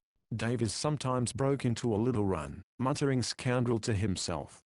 I was right only upside down, he murmured more than once. Always really right, those channels are the key to the whole concern. Chatham, our only eastern base, no North Sea base or squadron. They'd land at one of those godforsaken flats off the Crouch and Blackwater. It seems a wild scheme, I observed. Wild? In a way. So is any invasion. But it's thorough, it's German. No other country could do it. It's all dawning on me, by Jove. It will be at the Wash, much the nearest, and as sandy as this side. How's Darlman been? I asked. Polite, but queer and jumpy. It's too long a story. Clara? She's all right. By Jove. Carruthers, never mind. We found a night bell at the villa door, and rang it lustily. A window aloft opened, and a message from Commander von Breuning, urgent. I called up. The window shut, and soon after the hall was lighted, and the door opened by Darlman in a dressing gown. Good morning, Lieutenant X, I said, in English. Stop, we're friends, you fool. As the door was flung nearly to, it opened very slowly again, and we walked in. Silence, he hissed. The sweat stood on his steep forehead and a hectic flush on either cheek, but there was a smile, what a smile on his lips. Motioning us to tread noiselessly, a vain ideal for me, he led the way to the sitting room we knew, switched on the light, and faced us. "Well," he said, in English, still smiling. I consulted my watch, and I may say that, if my hand was an index to my general appearance, I must have looked the most abject ruffian under heaven. "We probably understand one another," I said, "and to explain, is to lose time. We sail for Holland, or perhaps England, at 5 at the latest, and we want the pleasure of your company. We promise you immunity on certain conditions, which can wait. We have only 2 berths, so that we can only accommodate Miss Clara besides yourself." He smiled on through this terse harangue, but the smile froze, as though beneath it raged some crucial debate. Suddenly he laughed, a low ironical laugh. "You fools," he said, "you confounded meddlesome young idiots, I thought I had done with you. Promise me immunity? Give me till 5? By God, I'll give you 5 minutes, to be off to England, and be damned to you, or else to be locked up for spies. What the devil do you take me for?" "A traitor in German service," said Davis, none too firmly. We were both taken aback by this slashing attack. "ATR. You pig-headed young marplots. I'm in British service. You're wrecking the work of years and on the very threshold of success." For an instant Davis and I looked at one another in stupefaction. He lied, I could swear he lied, but how make sure? "Why did you try to wreck Davis?" said I, mechanically. "Sure. They made me clear him out. I knew he was safe, and safe he is. There was only one thing for Riddle last finesse, to put him to the proof." "Very well," I said, after a moment or two, "we'll clear out silence, Davis, as it appears we have acted in error, but it's right to tell you, that we know everything." "Not so loud, curse you. What do you know?" "I was taking notes at Membert the other night." "Impossible." "Thanks to Davis. Under difficulties, of course, but I heard quite enough. You were reporting your English tour, Chatham, you know, and the English scheme of attack, a mythical one, no doubt, as you're on the right side. Bum and the rest were dealing with the German scheme of defense A to G. I heard it all, the 7 islands and the 7 channels between them. Davis knows every one of them by heart. And then on land, the ring of railway, Essen's the center, the army corps to mobilize and entrench all nugatory, wasted, ha, as you're on the right s. Not so loud, you fiend of mischief." He turned his back, and made an irresolute pace or two towards the door, his hands kneading the folds of his dressing gown as they had kneaded the curtain at Mehmet. Twice he began a question and twice broke off. "I congratulate you, gentlemen," he said, finally, and with more composure, facing us again. "You have done marvels in your misplaced zeal, but you have compromised me too much already. I shall have to have you arrested purely for form's sake." "Thank you," I broke in. "We have wasted 5 minutes, and time presses. We sail at 5, and purely for form's sake would rather have you with us." "What do you mean?" he snarled. "I had the advantage of you at Mehmet, in spite of acoustic obstacles. Your friends made an appointment behind your back, and I, in my misplaced zeal, have taken some trouble to attend it, so that I've had a working demonstration on another matter, the invasion of England from the 7 Seals." Davis nudged me. "No, I should let that pistol alone, and no, I wouldn't ring the bell. You can arrest us if you like, but the secret's in safe hands." "You lie." He was right there, but he could not know it. "Do you suppose I haven't taken that precaution? But no names are mentioned." He gave a sort of groan, sank into a chair, and seemed to age and grizzle before our very eyes. "What did you say about immunity, and Clara?" he muttered. We're friends," burst out Davis, with a gulp in his voice. "We want to help you both." Through a sudden mist that filmed my eyes I saw him impetuously walk over, and lay his hand on the other's shoulder. "Those chaps are on our track and yours. Come with us. Wake her, tell her. It'll be too late soon." X shrank from his touch. "Tell her? I can't tell her." "You tell her, boy." He was huddling back into his chair. Davis turned to me. "Where's her room?" I said, sharply. "Above this one." "Go up, Carruthers," said Davis. "Not I shall frighten her into a fit." "I don't like to." "Nonsense, man. We'll both go then." "Don't make a noise," said a dazed voice. We left that huddled figure, and stole upstairs thickly carpeted stairs. Luckily, the door we wanted was half open, and the room behind it lighted.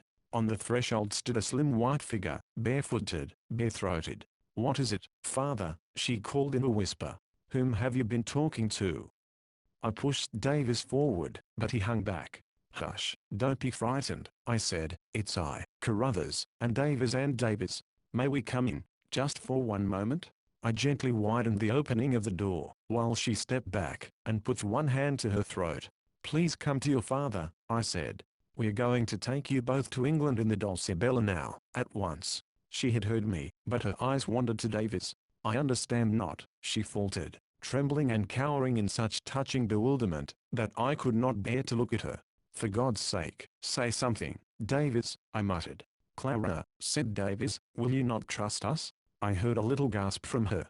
There was a flutter of lace and cambric, and she was in his arms, sobbing like a tired child, her little white feet between his great clumsy sea boots, her rose-brown cheek on his rough jersey. "It's past 4, old chap," I remarked, brutally. "I'm going down to him again. No packing to speak of, mind. They must be out of this in half an hour." I stumbled awkwardly on the stairs, again that tiresome film, and found him stuffing some papers pell-mell into the stove. There were only slumbering embers in it, but he did not seem to notice that. "You must be dressed in half an hour," I said, furtively pocketing a pistol which lay on the table. "Have you told her? Take her to England, you two boys. I think I'll stay." He sank into a chair again. "Nonsense, she won't go without you. You must, for her sake, in half an hour too. I prefer to pass that half hour lightly over." Davis left before me to prepare the yacht for sea, and I had to bear the brunt of what followed, including, as a mere episode, a scene with the stepmother, the memory of which rankles in me yet. After all, she was a sensible woman. As for the other two, the girl, when I saw her next, in her short boating skirt and tam o' shanter, was a miracle of coolness and pluck. But for her I should never have got him away. And how good it was to be out in the wholesome rain again, hurrying to the harbour with my two charges, hurrying them down the greasy ladder to that frail atom of English soil, their first boon of home and safety. Our flight from the harbour was unmolested, unnoticed. Only the first ghastly evidences of dawn were mingling with the strangled moonlight, as we tacked round the pier head and headed close reefed down the rift gap on the lees of the ebb tide. We had to pass under the very quarter of the Blitz, so Davis said, for, of course, he alone was on deck till we reached the open sea. Day was breaking then. It was dead low water, and, far away to the south, between dun swaths of sand, I thought I saw, but probably it was only a fancy, two black stranded specks. Rail awash, and extreming, we took the outer swell, and clawed close-hauled under the lee of Juist, westward, hurrying westward, up the Ems on the flood, and to Dutch Delfzijl, I urged. No, thought Davis, it was too near Germany, and there was a tidal cut through from Buesteef. Better to dodge in behind Rotterdam Island. So on we pressed, past Mehmet, over the Juister Reef and the Corinne's buried millions, across the two broad and yeasty mouths of the Ems, till Rotterdam, a wee lonesome wafer of an islet, the first of the Dutch archipelago, was close on the weatherbow. "We must get in behind that," said Davis, "then we shall be safe. I think I know the way, but get the next chart, and then take a rest, old chapter." Clara and I can manage. She had been on deck most of the time, as capable a hand as you could wish for, better far than I in my present state of exhaustion. I crawled along the slippery sloping planks and went below.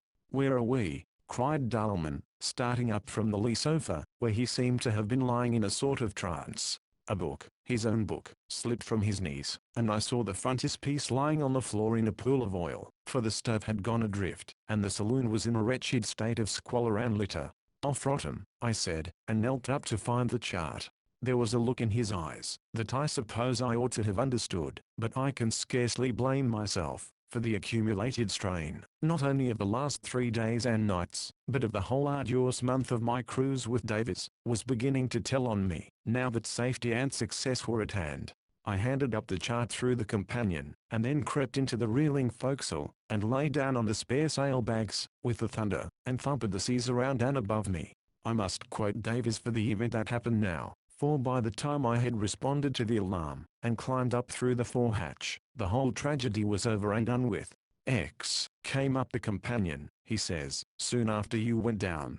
He held on by the runner, and stared to windward at Rotterdam, as though he knew the place quite well. And then he came towards us, moving so unsteadily, that I gave Clara the tiller, and went to help him. I tried to make him go down again, but he wouldn't, and came aft. "Give me the helm," he said, half to himself. "Sea's too bad outside, there's a shortcut here." "Thanks," I said, "I know this one." I don't think I meant to be sarcastic. He said nothing, and settled himself on the counter behind us, safe enough, with his feet against the lee rail, and then, to my astonishment, began to talk over my shoulder jolly sensibly about the course, pointing out a buoy which is wrong on the chart, as I knew, and telling me it was wrong, and so on. Well, we came to the Bar of the Child, and had to turn south for that twisty bit of beating between Rotterdam and Bosch Flat. Clara was at the jib sheet, I had the chart and the tiller. You know how absent I get like that. There was a bubble of sea, and we both had heaps to do, and well, I happened to look round, and he was gone. He hadn't spoken for a minute or two, but I believe the last thing I heard him say, I was hardly attending at the time, for we were in the thick of it, was something about a shortcut again. He must have slipped over quietly. He had an ulster and big boots on. We cruised about for a time, but never found him. That evening, after threading the maze off shoals between the Dutch mainland and islands, we anchored off the little hamlet of Ostmahorn, see Mappe, gave the yacht in charge of some astonished fishermen, and thence by road and rail, hurrying still, gained Harlingen, and took passage on a steamer to London. From that point our personal history is of no concern to the outside world, and here, therefore, I bring this narrative to an end.